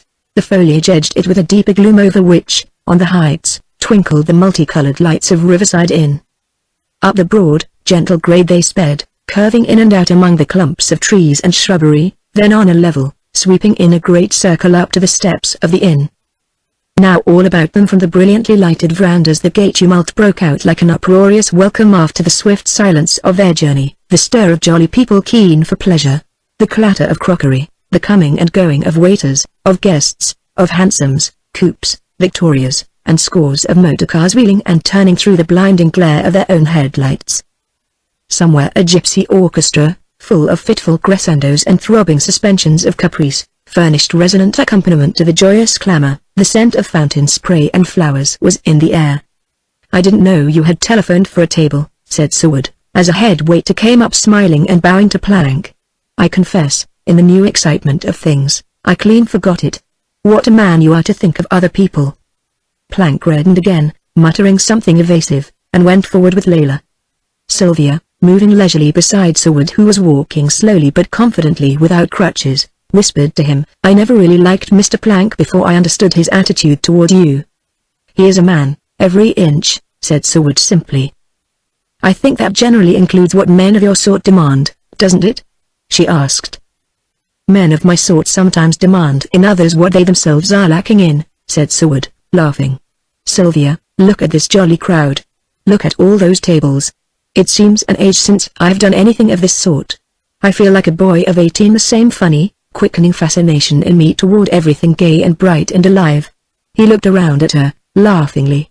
As for you, he said, you look about 16. You certainly are the most beautiful thing this beautiful world ever saw. Schoolboy courtship. She mocked him, lingering as he made his slow way through the crowded place. The tint of excitement was in her eyes and cheeks, the echo of it in her low, happy voice. Where on earth is Mr. Plank? Oh, I see them. They have a table by the balcony rail, in the corner, and it seems to be rather secluded, Stephen, so I shall, of course, expect you to say nothing further about beauty of any species. Are you a trifle tired? No? Well, you need not be indignant. I don't care whether you tumble. Indeed, I don't believe there is really anything the matter with you. You are walking with the same old careless saunter. Mr. Plank, as they arrived and seated themselves, Mr. Seward has just admitted that he uses crutches only because they are ornamental. Layla, isn't this air delicious? All sorts of people, too, aren't there, Mr. Plank? Such curious-looking women, some of them quite pretty, too. In a certain way. Are you hungry, St. Mr. Seward? Are you, St. Mr. Seward? Mimicked Layla promptly. I am, said Seward, laughing at Sylvia's significant color and noting Plank's direct gaze as the waiter filled Layla's slender stemmed glass. And nothing but Apollinaries, he said coolly, as the waiter approached him, but though his voice was easy enough, a dull patch of color came out under the cheekbones. That is all I care for, either, said Sylvia with elaborate carelessness. Plank and Layla immediately began to make conversation. Seward, his eyes bent on the glass of mineral water at his elbow, looked up in silence at Sylvia questioningly. There was something in her face he did not quite comprehend. She made as though to speak, looked at him, hesitated, her lovely face eloquent under the impulse. Then, leaning toward him, she said, "And thy ways shall be my ways. Sylvia, you must not deny yourself, just because I let me. It is the happiest thing I have ever done for myself. But I don't wish it." "Ah, but I do," she said, the low excited laughter scarcely fluttering her lips. "Listen, I never before, in all my life, gave up anything for your sake, only this one little pitiful thing." "I won't let you," he breathed. "It is nonsense to. You must let me. Am I to be on friendly terms with your mortal enemy?" She was still smiling, but now her sensitive mouth quivered suddenly. He sat silent, considering her, his restless fingers playing with his glass in which the harmless bubbles were breaking. "I drink to your health, Stephen," she said under her breath. "I drink to your happiness, too, and to your fortune, and to all that you desire from fortune." And she raised her glass in the starlight, looking over it into his eyes. "All I desire from fortune?" he repeated significantly. "All, almost all, no, all," he demanded. But she only raised the glass to her lips, still looking at him as she drank. They became unreasonably gay almost immediately, though the beverage scarcely accounted for the delicate intoxication that seemed to creep into their veins. Yet it was sufficient for Seward to say an amusing thing wittily, for Sylvia to return his lead with all the delightful, unconscious brilliancy that he seemed to inspire in her as though awaking into real life once more. All that had slumbered in her through the winter and spring, and the long, arid summer now grumbling to the edge of autumn, broke out into a delicate riot of exquisite fluorescence. The very sounds of her voice, every intonation, every accent, every pause, were charming surprises. Her laughter was a miracle, her beauty a revelation. Layla, aware of it, exchanged glance after glance with Plank. Seward, alternately the leader in it all, then the enchanted listener, bewitched, enthralled, felt care slipping from his shoulders like a mantle, and sadness exhaling from a heart that was beating strongly, steadily, fearlessly as a heart should beat in the breast of him who has taken at last his fighting chance. He took it now, under her eyes, for honor, for manhood, and for the ideal which had made manhood no longer an empty term muttered in desperation by a sick body, and a mind too sick to control it. Yes, at last the lifelong battle was on. He knew it. He knew, too, whatever his fate with her or without her, he must always go on with the battle for the safeguarding of that manhood the consciousness of which he had aroused. All he knew was that, through the medium of his love for her, whatever in him of the spiritual remained, or had been generated, was now awake, alive, strong, vital, indestructible, an impalpable current flowing from a sane intelligence, through medium of her, back to the eternal truth, returning always, always, to the deathless source from whence it came. Lingering over the fruit, the champagne breaking in the glasses standing on the table between them, rim to rim. Layla and Plank had fallen into a low, desultory, yet guarded exchange of words and silences. Sylvia sprang up and pushed her chair into the farther corner against the balcony rail, where no light fell except the radiance of the stars. Here Seward joined her, dragging his chair around so that it faced her as she leaned back, tilted against a shadowy column. "Is this bohemianism, Stephen? If it is, I rather like it. Don't you? You are going to smoke now, aren't you? Ah, that is delightful." Daintily sniffing the aroma from his cigarette. "It always reminds me of you there on the cliffs, that first day. Do you remember ? The smoke from your cigarette whirling up in my face? You say you remember. Oh, of course there's nothing else to say when a girl asks you. Is there? Oh, I won't argue with you, if you insist that you do remember. You will not be like any other man if you do, that's all. The little things that women remember. And believe that men remember. It is pitiful in a way. There. I am not going to spill over, and I don't care a copper penny whether you really do remember or not. Yes, I do care. Oh, all women care. It is their first disappointment to learn how much a man can forget and still remember to care for them a little. Stephen, I said a little, and that is all that you are permitted to care for me, isn't it? Please, don't. You are deliberately beginning to say things. Stephen, you silly. You are making love to me. In the darkness his hand encountered hers on the wooden rail, and the tremor of the contact silenced her. She freed one finger, then let it rest with its slender fellow prisoners. There was no use in trying to speak just then, utterly useless, her voice in the soft, rounded throat imprisoned by the swelling pulses that tightened and hammered and tightened. Years seemed to fall away from her, slipping back into girlhood, into childhood, drawing not her alone on the gliding tide, but carrying him with her. An exquisite languor held her. Through it vague hints of those splendid visions of her lonely childhood rose, shaping themselves in the starry darkness, the old mystery of dreams, the old, innocent desires, the old simplicity of clairvoyance wherein right was right and wrong in all the conventional significance of right and wrong, in all the old-fashioned, undisturbed faith of childhood. Drifting deliciously, her eyes sometimes meeting his, sometimes lost in the magic of her reverie, she lay there in her chair, her unresisting fingers locked in his. Odd little thoughts came hovering into her reverie, thoughts that seemed distantly familiar. The direct, unconscious impulses of a child. To feel was once more the only motive for expression, to think fearlessly was once more inherent, to desire was to demand. Unlock her lips, naively, and ask for what she wished. Under the spell, she turned her blue gaze on him, and her lips parted without a tremor. What do you offer for what you ask? And do you still ask it? Is it me you are asking me for? Because you love me? And what do you give love? Weigh it with the other, he said. I have often, every moment since I have known you. And what a winter. Her voice was almost inaudible. What a winter without you. That hell is ended for me, too. Sylvia, I know what I ask. And I ask. I know what I offer. Will you take it? Yes, she said. He rose, blindly.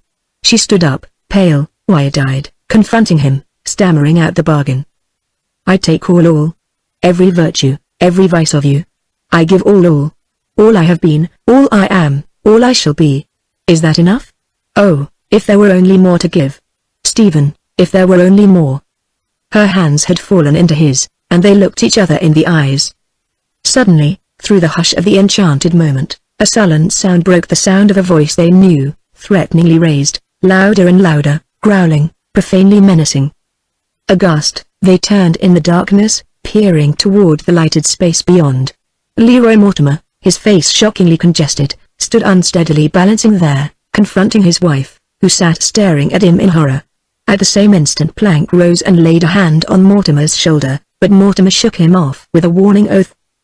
You and I will settle with each other tomorrow, he said thickly, pointing a puffy finger at Plank. You'll find me at the Algonquin Trust. Do you hear? That's where you'll settle this matter, in the president's office. He stood swaying and leering at Plank, repeating loudly, in Quarrier's office. Understand? That's where you'll settle up. See?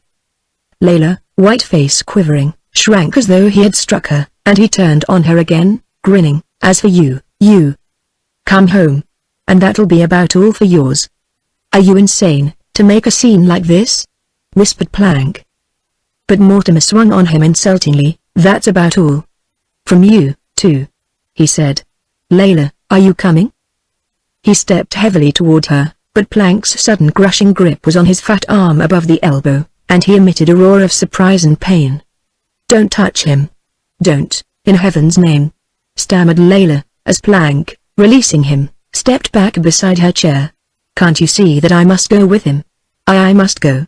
She cast one terrified glance around her, where scores of strange faces met hers, and at every table people were standing up to see better. Plank, who had dropped Mortimer's arm as the latter emitted his bellow of amazement, stepped toward him again, dropping his voice as he spoke. "You go. Do you hear?" he said quietly. "I'll do what you ask. Me, tomorrow. I will do what you ask, if you'll go now." "You come, do you hear?" snarled Mortimer, turning on his wife, who had already risen. "If you don't, I'll make a row here that you'll never hear the end of as long as you live. And there'll be nothing to talk over in Quarrier's office, if I do." Layla looked at Plank, rose, and moved swiftly toward the veranda steps, her head resolutely lowered, the burning shame flaming in her face. Mortimer cast one triumphant glance at Plank, then waddled unsteadily after his wife. "Hold on," he growled, "I've a Mercedes here. I'll drive you back. Wait. Here it is. Here we are." And to Quarrier's machinist he said, "You get into the ton. I want to show Mrs. Mortimer what night driving is. Do you hear? I tell you I'm going to drive this machine and show you how." Layla scarcely heard him. She obeyed the impulse of his hand on her arm, and mounted to the seat, staring straight ahead of her with dazed and straining eyes that saw nothing. Then Mortimer clambered to his seat, and, without an instant's warning, opened up and seized the wheel. Unprepared, the machinist attempted to swing aboard, missed his footing in the uncertain light, and fell sprawling on the gravel. Plank saw him from the veranda and instantly vaulted the rail to the lawn below. "You damn fool!" yelled Mortimer, looking around. "What in hell do you think you'll do?" And he clapped on full speed as Plank made a leap for the car and missed.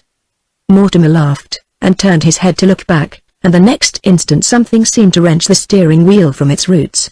There was a blinding glare of light, a scream, and the great machine bounded into the air full length, turned completely over, and lay across a flower bed, partly on one side. Something was afire, too. Men were rushing from the verandas, women screamed, and stood up wringing their hands. A mounted policeman came galloping through the darkness. People shouted, "Throw sand on it! Get shovels, for God's sake! Lift that ton! There's a woman under it!"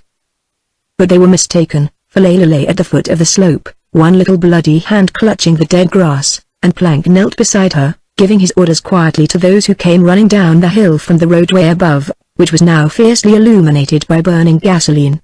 At last they got sand enough to quench the fire and men sufficient to lift the weight from the dead man's neck, and drag what was left of him onto the grass.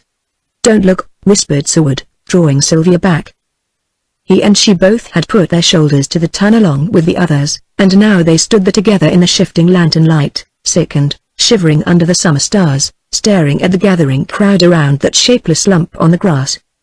Plank passed them, walking beside an improvised stretcher, calm, almost smiling, as Sylvia sprang forward with a little sob of inquiry. "There's the doctor, over there. That man is a doctor, he knows," repeated Plank with studied deliberation, looking down at Layla's deathly face. "He says it's all right. He says he'll get a candle, and that he can tell by the flame's effect on the pupils of the eyes what exactly is the matter." "No," to Seward beside him, pressing forward through the crowd which eddied from the dead man to the stretcher. "No, there is not a bone broken. She is stunned, that's all. She fell in the shrubbery. We'll have an ambulance here pretty quick. Stephen," using his first name unconsciously, "won't you look out for Sylvia? I'm going back on the ambulance. If you'll find somebody to drive my machine, I wish you would take Sylvia back." "No, I don't want you to drive, Stephen, if you don't mind. Get that machinist, please. I'm rattled, and I don't want you to drive." Layla lay on the stretcher, her bloodless face upturned to the stars. Beyond, under a blanket, something else lay very still on the lawn. Plank beckoned a policeman, and whispered to him. Then, far away in the darkness, a distant clamor grew on the night air, nearer, nearer. Plank, standing beside the stretcher, raised his head, listening to the ambulance arriving at full speed. Chapter 15. Chapter 15. The Enemy Listens. In September, her marriage to Seward excitingly imminent, Sylvia had been seized with a passion for wholesale renunciation and rigid self-chastisement. All that had been so materially desirable to her in life, all that she had heretofore worshipped, in and belonging to her own world, she now denied. Down went the miniature golden car from the altar in her private shrine, its tiny crashing fall making considerable racket throughout her world, and the planets and satellites adjacent to that section of the social system which she had long been expected to dominate. The spectacle of their youthful ruler-elect in sackcloth as the future bride of a businessman had more than disconcerted them. The amazing announcement of Quarier's engagement to Agatha Kthnes stupefied the elect, rendering in one harrowing instant null and void the thousand petty plans and plots, intrigues and schemes, upon which future social constructions on the social structure had been based. The grief and amazement of Major Bellwether, already distracted by his non-participation, through his own fault, in Plank's consolidation amalgamated with Inter-County, was pitiable to the verge of the unpleasant. Like panic-stricken rabbits, his thoughts ran in circles, and he skipped in their wake, scurrying from Quarrier to Harrington, from Harrington to Plank, from Plank to Seward, in distracted hope of recovering his equilibrium and squatting safely somewhere in somebody's luxuriantly perpetual cabbage patch. He even squeezed under the fence and hopped humbly about old Peter Kthnes, who suddenly assumed monumental proportions among those who had so long tolerated him. But Quarrier coldly drove him away, and the increasing crowds besieging poor, bewildered old Peter Kthnes trod upon the Major, and there was nothing for him to do but to scuttle back to his own brush heap and huddle there, squeaking pitifully. As for Grace Ferrell, she lost no time in tears, but took Agatha publicly to her bosom, turned furiously on Quarrier in private, and for the first time in her life permitted herself the luxury of telling him exactly what she thought of him. "You had your chance," she said, "but you are all surface. There's nothing to you but soft beard and manicuring, and the reticence of stupidity. The one girl for you and you couldn't hold on to her. The one chance of your life and it's escaped you, leaving a tuft of pompadour hair and a pair of woman's eyes protruding from the golden dust heap your father buried you in. Now you would better sit there and let it cover your mouth, and try to breathe through your nose. Agatha is looking for a new sensation. She's tried everything, now she's going to try you, that's all. She will be an invaluable leader, Howard, and we shall not yawn, I assure you. But, oh, the chance you've lost, for lack of a drop of red blood, and a barber to give you the beard of a man." Which merely deepened the fear and hatred which Quarrier had entertained for his pretty cousin from the depths of his silk-wadded cradle. As for Kemp Ferrell, now third vice-president of Inter-County, he only laughed with the tolerance of a man in safety, and, looking at Quarrier through the pickets of the financial fence, not only forgot how close his escape had been, but, being a busy and progressive young man, began to consider how he might ultimately extract a little profit from the expensive tenant of the enclosure. Grace made the journey to town to express herself freely for Sylvia's benefit, but when she saw Sylvia, the girl's radiant beauty checked her, and all she could say was, my dear, I knew you would do it. I knew you would fling him on his head. It's in your blood, you little jade. You little jilt. You mix of a baggage. I knew you'd behave like all the women of your race." Sylvia held Mrs. Ferrell's pretty face impressed between both her hands, and looking her mischievously in the eyes, she whispered, "Comme vous, maman, faut il faire ? Ms petit enfant, pourquoi, quand j'ai fait comme ma grand-mère, ne feriez-vous pas comme moi?" "Oh Lord," said Mrs. Ferrell, "I'll never meddle again and the entire world may marry and take the consequences." Then she drove to the Santa Regina, where Marion was to join her in her return to Shotover, and she was already trying to make up her disturbed mind as to which might prove the more suitable for Marion, Captain Voucher, gloomily recovering from his defeat by Quarrier, or Billy Fleetwood, who didn't want to marry anybody. In the meanwhile, Seward's new duties as second vice-president of Inter-County had given him scant leisure for open-air convalescence. He was busy with Plank. He was also busy with the private investigation stirred up at the Patroons Club and the Lennox, and which was slowly but inevitably resulting in clearing him, so that his restoration to good standing and full membership remained now only a matter of formal procedure. So Seward was becoming a very busy man among men, and Plank, still carrying on his broad shoulders burdens unbearable by any man save such a man as he, shook his heavy head, and ordered Seward into the open. And Seward, who had learned to obeyed.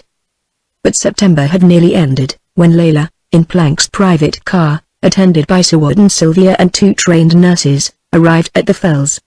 The nurse's planks idea were a surprise to Layla, and the day after her arrival at the Fells she dismissed them, got out of bed, and dressed and came downstairs all alone, on a pair of sound though faltering legs. Sylvia and Seward were in the music room, very busily figuring out the probable cost of a house in that section of the city east of Park Avenue, where the newly married and prudent are forming colonies, a just punishment for those reckless brides who marry for love, and are obliged to drive over 2 car tracks to reach their wealthy friends and relatives of the Golden Zone. And Layla, in her pretty invalid's gown of lace, stood silently at the music room door, watching them. Her thick, dark hair was braided, and looped up under a black bow behind, and she looked like a curious and impertinent schoolgirl peeping at them through the crack of the door, bending forward, her joined hands flattened between her knees. "Oh," she said at length, in a frankly disappointed voice, "is that all you do when your chaperone is abed?" "Angel!" cried Sylvia, springing up, "how in the world did you ever manage to come downstairs?" "On the usual number of feet. If you think it's very gay up there." She laid her hands in Sylvia's, and looked at Seward with all the old mockery in her eyes which slanted a little at the corners. "Japanese-wise, Stephen, you are growing positively plump. You'd better not do that until Sylvia marries you. Look at him, dear. He's getting all smooth in the cheeks, like a horrid undergraduate boy." She released one hand and greeted Seward. "Thank you," she said serenely, replying to his inquiry, "I'm perfectly well. You pay me no compliment when you ask me, after you have seen me." And to Sylvia, looking at her white flannels, "What have you been playing? What do you find to do with yourself, Sylvia, with that plump sunburned boy at your heels all day long? Are there no men about?" "One's coming today," said Sylvia, laughing, and slipping her arm round Layla's waist, she strolled with her out through the tall glass doors to the terrace, with a backward glance of very dismissal for Seward. Plank had wired from New York, the night before, that he was coming. In another hour he would be there. Layla knew it perfectly well, and she looked into the wickedly expressive young face of the girl beside her, eyes soft but unsmiling. Child, she murmured, "you do not know how much of a man can be." "Yes, I do," said Sylvia hotly. Layla smiled. "Hush, you little silly. I've talked Stephen and praised Stephen to you for days and days, and the moment I dare mention another man you fly at me, hair on end." "Oh, Layla, I know it. I'm perfectly mad about him, that's all. But don't you think he is looking like himself again? And, Layla, isn't he strangely attractive? I don't mean just because I happen to be in love with him, but give me a perfectly cold and unbiased opinion, dear, because there is simply no use in a girl's blinding herself to facts, or in ignoring certain fixed laws of symmetry, which it is perfectly obvious that Mr. Seward fulfills in those well-known and established proportions which—" "Sylvia."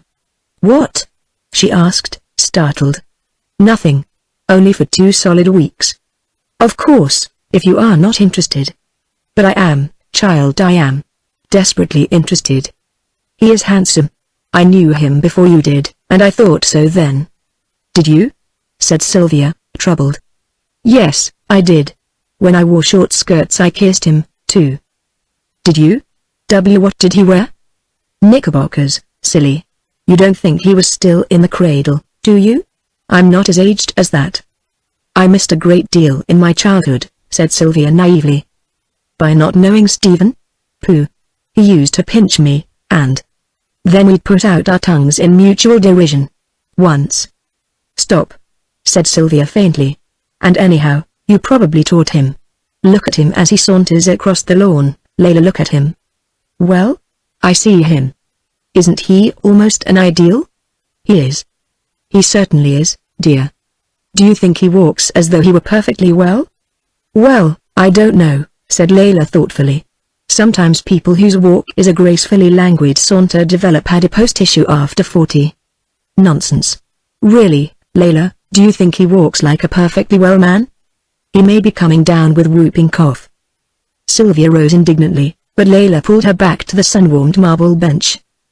"A girl in love loses her sense of humor temporarily. Sit down, you little vixen." "Layla, you laugh at everything when I don't feel like it." "I'm not in love, and that's why." "You are in love." Layla looked at her, then under her breath, "In love, am I with the whole young world ringing with the laughter I had forgotten the very sound of? Do you call that love? With the sea and sky laughing back at me, and the wind in my ears fairly tremulous with laughter? Do you, who look out upon the pretty world so seriously through those sea blue eyes of yours, think that I can be in love? Oh, Layla, a girl's happiness is serious enough, isn't it? Dear, it frightens me. I was so close to losing it once. I lost mine, said Layla, closing her eyes for a moment. I shall not sigh if I find it again. They sat there in the sun, Layla's hand lying idly in Sylvia's, the soft sea wind stirring their hair, and in their ears the thunderous undertone of the mounting sea. Look at Stephen, murmured Sylvia, her enraptured eyes following him as he strolled hatless and coatless along the cliff's edge, the sun glimmering on his short hair, a tall, slim, well-coupled, strongly knit shape against the sky and sea. But Layla's quick ear had caught a significant sound from the gravel drive behind her, and she stood up, a delicious color tinting her face. Are you going in? Asked Sylvia. Then she, too, heard the subdued whirring of a motor from the front of the house, and she looked at Layla as she turned and recrossed the terrace, walking slowly but erect, her pretty head held high. Then Sylvia faced the sea again and presently descended the terrace, crossing the long lawn toward the headland, where Seward stood looking out across the water. Layla, from the music room, watched her, then she heard Plank's voice, and his step on the stair, and she called out to him gaily. I am downstairs, thank you. How dared you send me those foolish nurses? She was laughing when he came into the room, standing there erect, head high, a brilliant color in her cheeks, and she offered him both hands which he took between his own, holding them strongly, and looking into her face with steady, questioning eyes. Well? She said, still smiling, but her scarlet underlip trembled a little. Then, yes, you may say what you wish, what I wish you to say. There can be no harm in talking about it. But will you be very gentle with me? Don't make me cry. I'm trying to remember how it feels to laugh once more. Sylvia, lying in the hot sand on the tiny crescent beach under the cliffs, listened gravely to Seward's figures, as, notebook in hand, he went over the real estate problem, commenting thoughtfully as he discussed the houses offered. 20 by 102, Goodrear, north side of the street next door to the Tommy Barclays, you know, Sylvia. Only they're asking 42.5. That is an outrage, said Sylvia seriously. Besides, I remember there was a wretched cellar, and only a butler's pantry extension. I'd much rather have that little house in 64th Street, where the Featherbrains live, next house on the west, you know. Then we can pull it down and build when we want to. We won't be able to afford to build for a while, you know, said Seward doubtfully. What do we care, dear? We'll have millions of things to do, anyway, and what is the use of building? As many things to do as that? He said, looking over his notebook with a smile. More. Are we not just beginning to live, and open our eyes, silly? Listen, books, books, books, from top to bottom of their house. That is what I want first of all, except my piano. Do let us have a little plumbing, dear, he said so seriously that for a fraction of a second she was on the verge of taking him seriously. Why extravagant plumbing when books furnish sufficient circulation for the flow of soul, dear? She retorted gravely. Nobody we know will ever come to see us, if they think we read books, said Seward. Isn't it delightful? Sighed Sylvia. We're going to become thrumps. I mustn't forget the blue stockings for my trousseau, and you mustn't forget the California claret for the cellar, dear. We will need it when we read Henry James to each other. Seward, resting his weight on one hand, laughed, and looked out at the surf drenching the reefs with silver. To think, he said, that I could ever have been enough afraid of the sea to hate it. After all, at low tide the reef is always there in the same place and none the worse for their drenching. All that surf only shows how strong a rock can be. He smiled, and turned to look at Sylvia, and she lay there, silent, blue eyes looking back into his. Suddenly they glimmered with tears, and she stretched out both arms, drawing his head down to hers convulsively, her quivering mouth crushed against his lips. Then she rose to her knees, to her feet, dazed, brushing the tears from her eyes. To think, she stammered, that I might have let you face the world alone. Dearest, dearest, we must fight, hey? Good fight. The sea is always there, always, always there. He looked straight into her eyes, fearlessly, tenderly, and she looked back with a divine, untroubled gaze of a child, laying her slender, suntanned hands in his. And, deep in his body, as he stood there, he heard the low challenge of his so long guard, and he knew that the enemy listened.